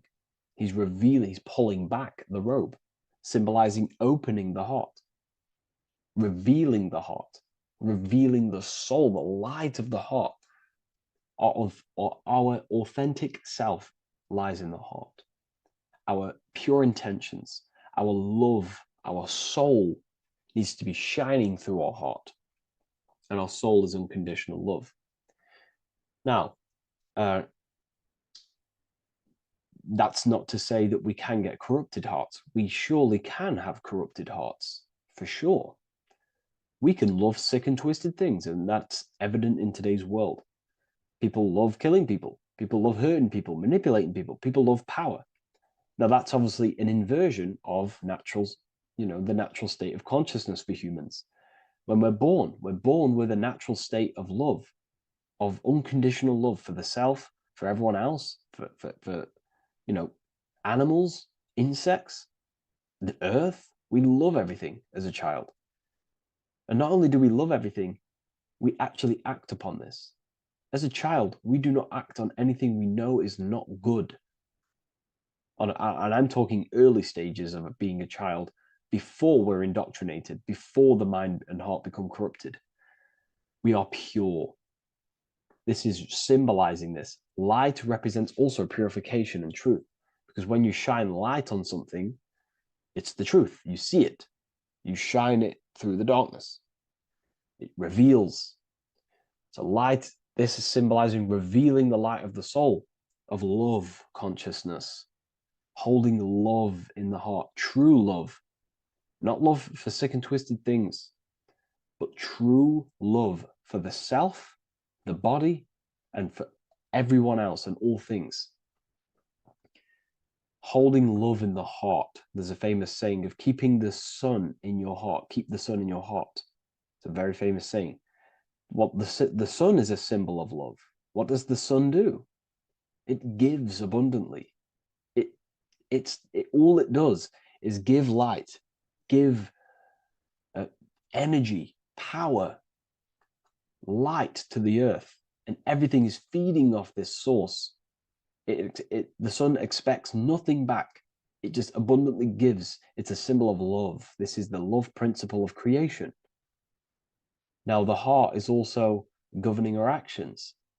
What we think about, in our mental field of consciousness, is directly corresponded and observed in our hearts.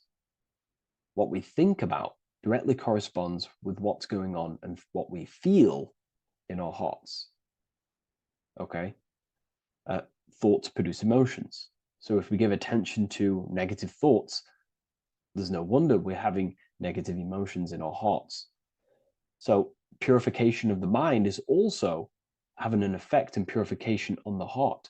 Because when we purify our thoughts and only give attention to powerful thoughts and positive thoughts that uplift yourself and humanity, then we're going to also see this change in the heart, see this emotional change in our consciousness. So this represents the purification of a purified heart, the light emanating around the heart. Love for the self, love for one another. And you're revealing this, you're shining the heart on others. This represents, revealing your true self to everyone without suppressing aspects of self. Revealing the light, not holding back the light. Because people in darkness will look at people who are spiritual and say, oh, he's into the woo-woo stuff. It's about revealing that and not caring about others. Because when you shine a light, you're also planting seeds in other people. Now, I'm going to tie this together with the hand gesture. Now, what we're looking at here, we're looking at a hand gesture with 2 fingers up. We have the middle finger and the index finger upwards. And notice how they're crossed over. They're crossed. They're not separate. They're crossed, representing unification. Unification here. This is a unified 2 fingers. 2 represents division. Crossed over represents oneness. It's the unification of the mind and the heart. A lot of people talk about this, but not many people go into detail about it because, you know, for many reasons. But this is the unification of thought with emotion. This is how we truly reach Christ consciousness. And ultimately, when we do gain the love in our hearts and we do slow, you know, it's a gradual process of cultivating love for the self and everyone else in the world, because we're so programmed to be divided, but it's a slow progress. But when we do cultivate love in our hearts for the self and one another, love is a very, very nurturing and growing force. Like I said, the sun earlier, that is pure love energy. It makes everything grow on the earth. While love in your heart grows connections with people. It grows care. You go out your way to do things to people and do give people things. You know, it's a very nurturing and growing energetic force. And me personally, I think the whole universe is built upon love. The whole thing. Without love, you know, without the love, there is nothing. Nothing is, you know, love is the only true emotion that truly exists. Everything else is either an opposition of love or a different degree and branch of love. Love is the only true emotion, and everything is built upon that principle. Okay, love is what guides us to a higher consciousness. When we cultivate love in our hearts, we become a vessel for light, more energy, more vibration. Our electromagnetic field expands, or biofield, when we hold love in our hearts. It's a very powerful force. And when we do cultivate a strong spiritual compass within our heart, because that's what our heart truly is, it's a spiritual compass. It tells us, well, it doesn't tell us, it knows what is right at all times. If you think something, your heart tells you whether that is right or that is wrong, whether you should act upon it or whether you should not. The heart knows what's good and evil. No one told you this as a child. As a child, you already knew this. You came into the world, you knew what was right and wrong. You knew it was wrong to hurt people. So this unification that he's doing with his hand symbolizes thinking with the love of the heart. Represents thinking with love of the heart. Thinking with love of the heart for the self and the collective.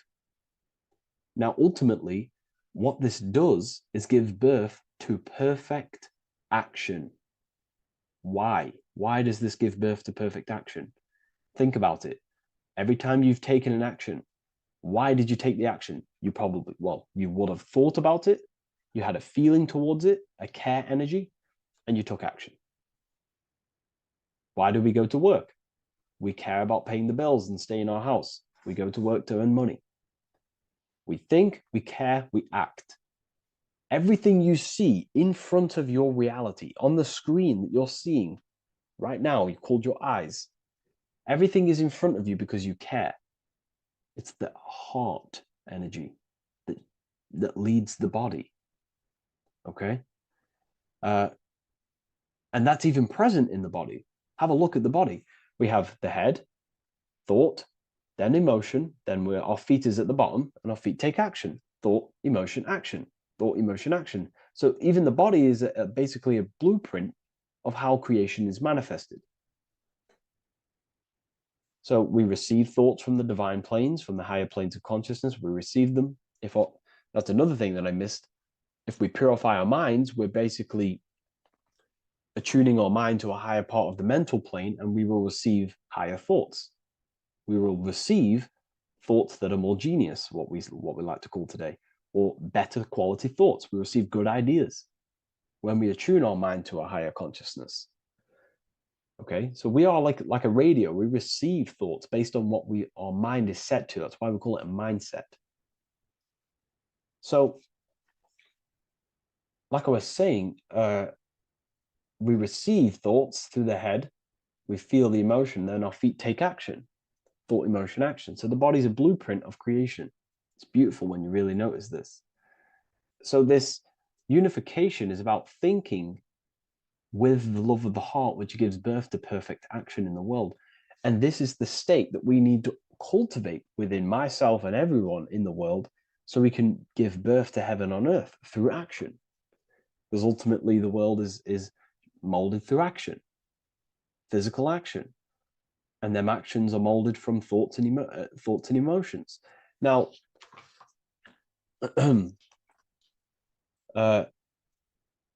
just to have a little announcement, I am now opening 10 more spaces inside my symbolism masterclass.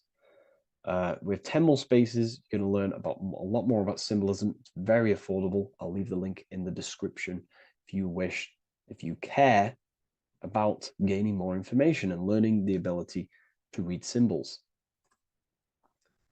So, what is the inversion of this? What is the inversion of this consciousness? Well, that's what we call satanic consciousness. Satanism. Satanism on its true level is the opposite, the opposing the natural state of consciousness that we are born into. It's about thinking with no emotion, thinking and acting. This is what the Skull and Bones represents here. So the Skull and Bones Secret Society, this is their main logo.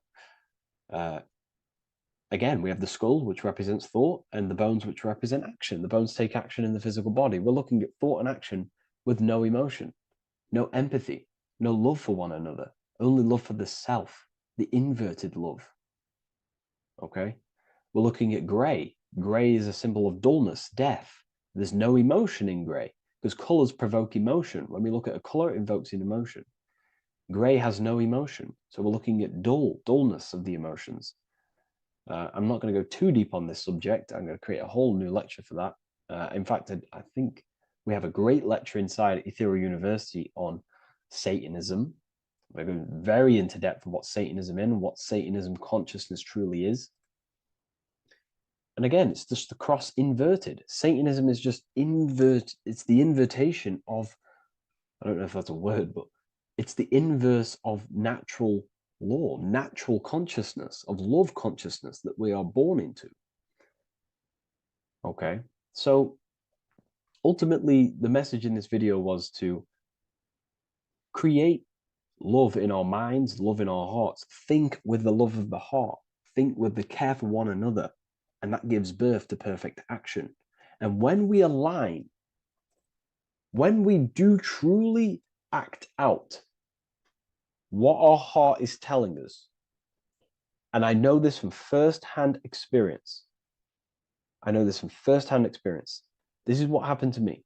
I woke up, I started to follow my inner guidance. I always took action on it. I was saying yes to it every single time. And it led me, this is, I'm getting goosebumps actually saying this. It led me to where I am. Like that action, me saying yes to my heart, to that knowingness of goodness within me, was like a domino effect. And that domino effect, every time I did it, it was just opening more and more doors, not physically, but mentally. I was receiving more information. I was receiving more opportunity physically. My work started to explode on social media. Like, when you follow your heart and truly take action on what you know is good, it's like a domino effect that leads you step by step to where you're meant to be. And it's so profound and it's so, beautiful. And I'm telling you this from firsthand experience. This is ultimately how you kind of unlock your purpose in this physical world as well. So not only is it going to create a better world, it's also unlocking your true soul form and soul purpose while you're here. It's very beautiful. So I thank you, everyone. Please leave a like, comment, and share, and subscribe to the channel. And I'll see you all inside Ethereal University if you decide to take your studies to the next level. Take care.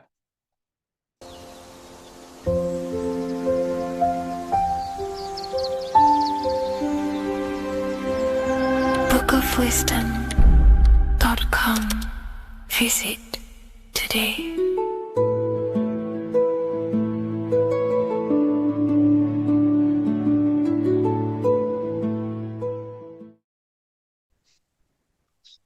Matthew 21:1, Jesus went into the temple of God. Corinthians 3:16, do you not know that you are the temple of God? Now, what is this telling you? That God is within you. Hence why in Luke 21:12 it tells you the kingdom of God is within you. And the side of your head region is called a temple for a reason. Because the brain encapsulates the mind. The brain is a physical manifestation of the mind. The heart is a physical manifestation of emotion. So we have these different layers of our consciousness. We have an intellectual, communicative aspect of our consciousness, which we would call the mind. We have an emotional aspect of our consciousness, which is the heart. And to communicate with the divine, it's all to do with the mind. Hence why the ancients always symbolize the mind being God. This is why Michelangelo always placed God inside of the brain on top of Sistine Chapel in the middle of the Vatican. He understood that God is in the brain. God is within you, not outside of you. The church tells you that God is in the sky because they are creating a externalization of the truth to create a business and a distraction so that you don't find the divinity within you, so that you don't find your power. Now you have Adam, the physical man, the physical body, the ego, the lower self. And he is resting. He's not trying to reach to God, but God is reaching because the higher consciousness within you is always trying to communicate with you. It's always trying to wake you up to your divinity. But the lower mind, the lower self, Adam, the physical self, is always in ignorance of truth, always in ignorance, and stays in a materialistic way of thinking, which is the lower animal self. And this is what we call a sleep or an NPC. This is the lower mind of man. But all you have to do is to move your finger to touch God. You have to look within yourself, within the brain, meditate, and you can find God. This is why in the Bible we see many references to the human body and anatomy to truly connect with God. Kings 6:8, the door to the middle chamber was in the right side of the house, which is the right hemisphere of the brain. The middle chamber is the pineal gland, where the seat of your consciousness is, where the seat of your higher consciousness is, the mind. And they went up the winding stairs, which is your spinal column, into the middle chamber, and out of the middle chamber into the third. So they went up the winding stairs. This represents raising your consciousness up the winding stairs. Your spinal column acts as a stairway of consciousness. Depending on what sort of consciousness you are operating in, depends on what part of the spinal column you are using. Because the spinal column ascends and descends consciousness. What do I mean? If you are in a reproductive way of thinking and you're always thinking about sex, you're jerking off all the time and you're always eating, all of your brain's power and your mind's power is being descended into the lower aspects of the spinal column, which represents hell, the physical state of man, Adam, the ignorant state. We're basically living off low-level pleasures like an animal. And the stairway to heaven is your spinal column. They went up the winding stairs into the middle chamber, which is your mind, your pineal gland, and out of the middle into the third stage of consciousness, physical, etheric, astral. When you meditate and you start to raise your consciousness during meditation, you enter the astral plane when you turn off thought. But this is the middle chamber inside of the brain.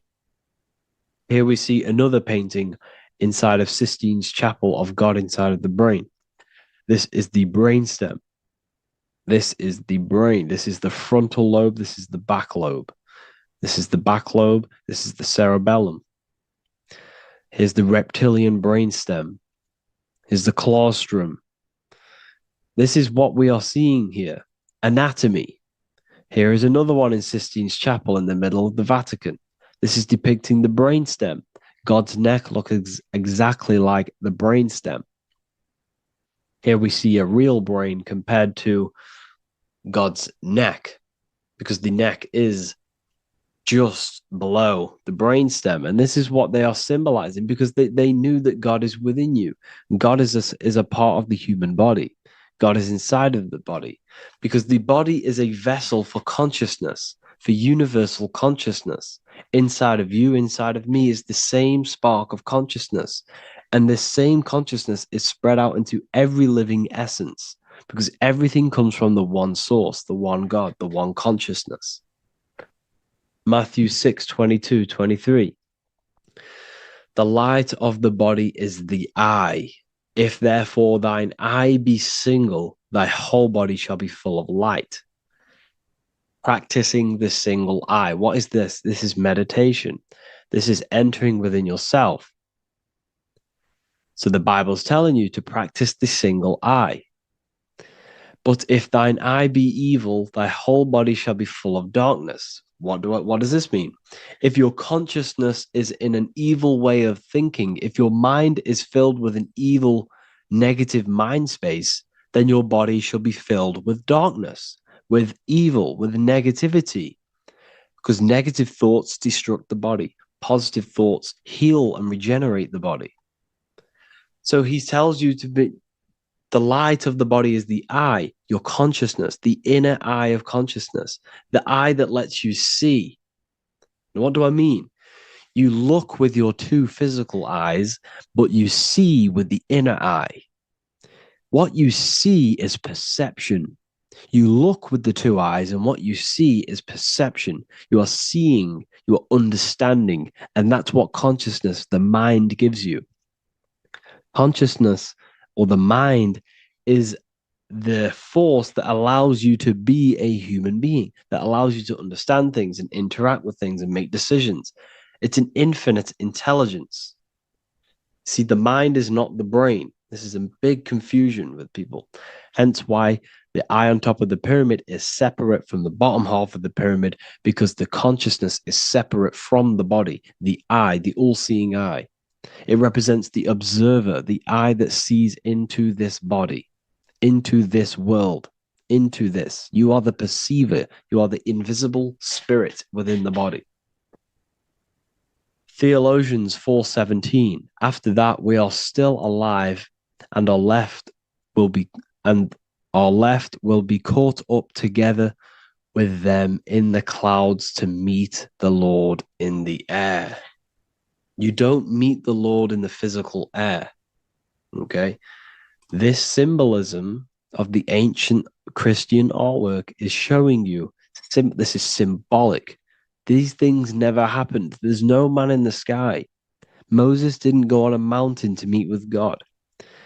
The air represents the mind. This is why you say you're an airhead when someone's very stupid. Earth is your body. Water is your emotions. Fire is your spirit. Air is your mind, the invisible mind.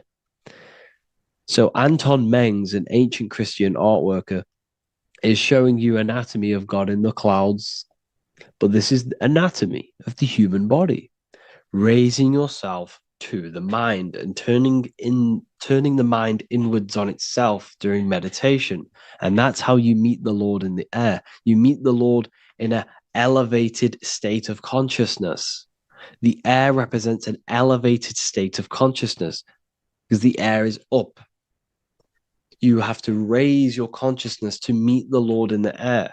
This is why Moses went on a mountain to meet with God. The mountain represents elevation of consciousness, raising the mind up the spinal column, taking all of the mind's attention away from the reproduction and the physical aspects of self and raising it to the brain and turning off the brain and going inward into the air. It's talking about raising consciousness. It's allegorical. It's a spiritual, metaphorical text. The side of your head's called a temple because inside that where that temple is, right in the middle of where you call the temple, is the inner chamber, the open room, the holies of holies in the Bible, or the land flowing with milk and honey, or Mount Zion.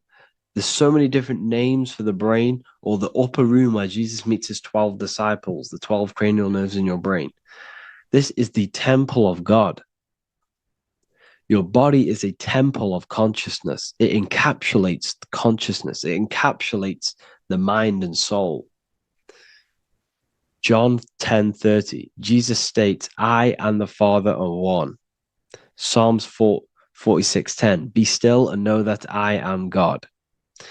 He's talking about the I am within you, not within Jesus. Everyone refers to ourselves as I. I am God. When you say I, you're referring to the highest aspect of yourself. The aspect that is above all thought, above all emotion, and above all things. When you say I, you're referring to your pure awareness, your pure consciousness, the highest aspect of yourself. And anything after I is egotistical. I is God. The letter I is the Roman numerals for one, because there is one God, one consciousness. The letter I is one line, just like the number one. Matthew 6:3-4, take no thought. Therefore, take no thought.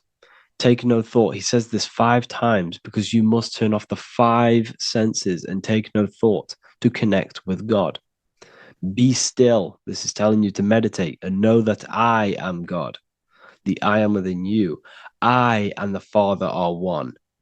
I and God are one. You, who you think you are, is a completely wrong. The body is matter.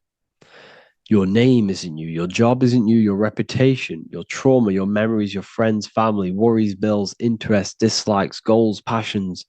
Anything to do with the thinking mind is not you. Who you think you are is a part of your thinking aspect of consciousness. But once you remove thought, you are no longer your name. You are no longer your body. You're no longer your reputation. You are the I. You are pure awareness, pure consciousness. Pure consciousness. And this pure consciousness has latched on to this name, this job, the body, and your traumas. Your pure consciousness has attached itself to this character who you're playing in the physical world. And this is essentially who you think you are, but you are not. You are the I, you are the self, you are pure awareness. So, in order for you to detach from these things, you must learn how to detach from your name, your job, your reputation. And you do this through meditation by turning off the thinking mind. Turning off the thinking mind allows other aspects of your consciousness to open up. What do I mean?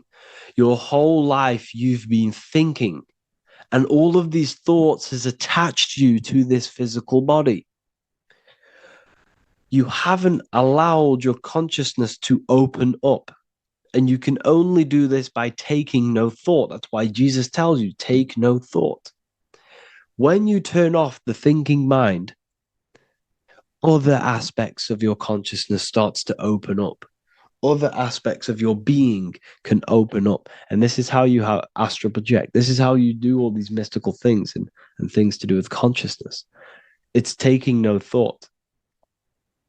Imagination, emotions, thought, and memory are all to do with consciousness. These things are not physical. You can't touch thought. You can't touch emotions. You can't touch these things because they are not a physical thing. So you must turn off these things for other aspects of your consciousness to open up. Okay?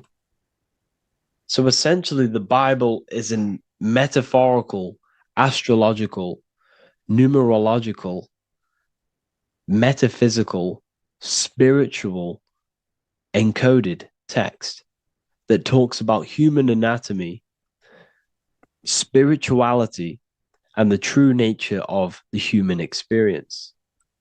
Everything they would teach you in school is to make you think that you are this body. Everything they teach you in church is the externalization of the true teachings of Jesus.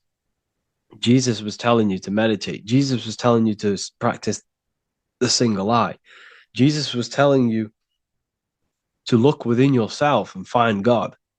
He wasn't telling you to pray to him. Mark 16:19, he was taken up to heaven and sat at the right hand of God, the right hemisphere of your brain. John 21:6, cast the net onto the right hand side of the boat and you shall find fish. Fish is understanding. The boat is your body, your brain. Cast your awareness into the right side of your brain and you will find understanding, because the right side of your brain is all to do with the creative aspect and the intuition and the spiritual sides of your consciousness. This is why God is here. This is why Michelangelo depicted God in the right hemisphere of your brain, because this is all human anatomy. And I speak about all of this in the brand new Book of Wisdom, Volume 2, which is now available. The start of the revolution has begun.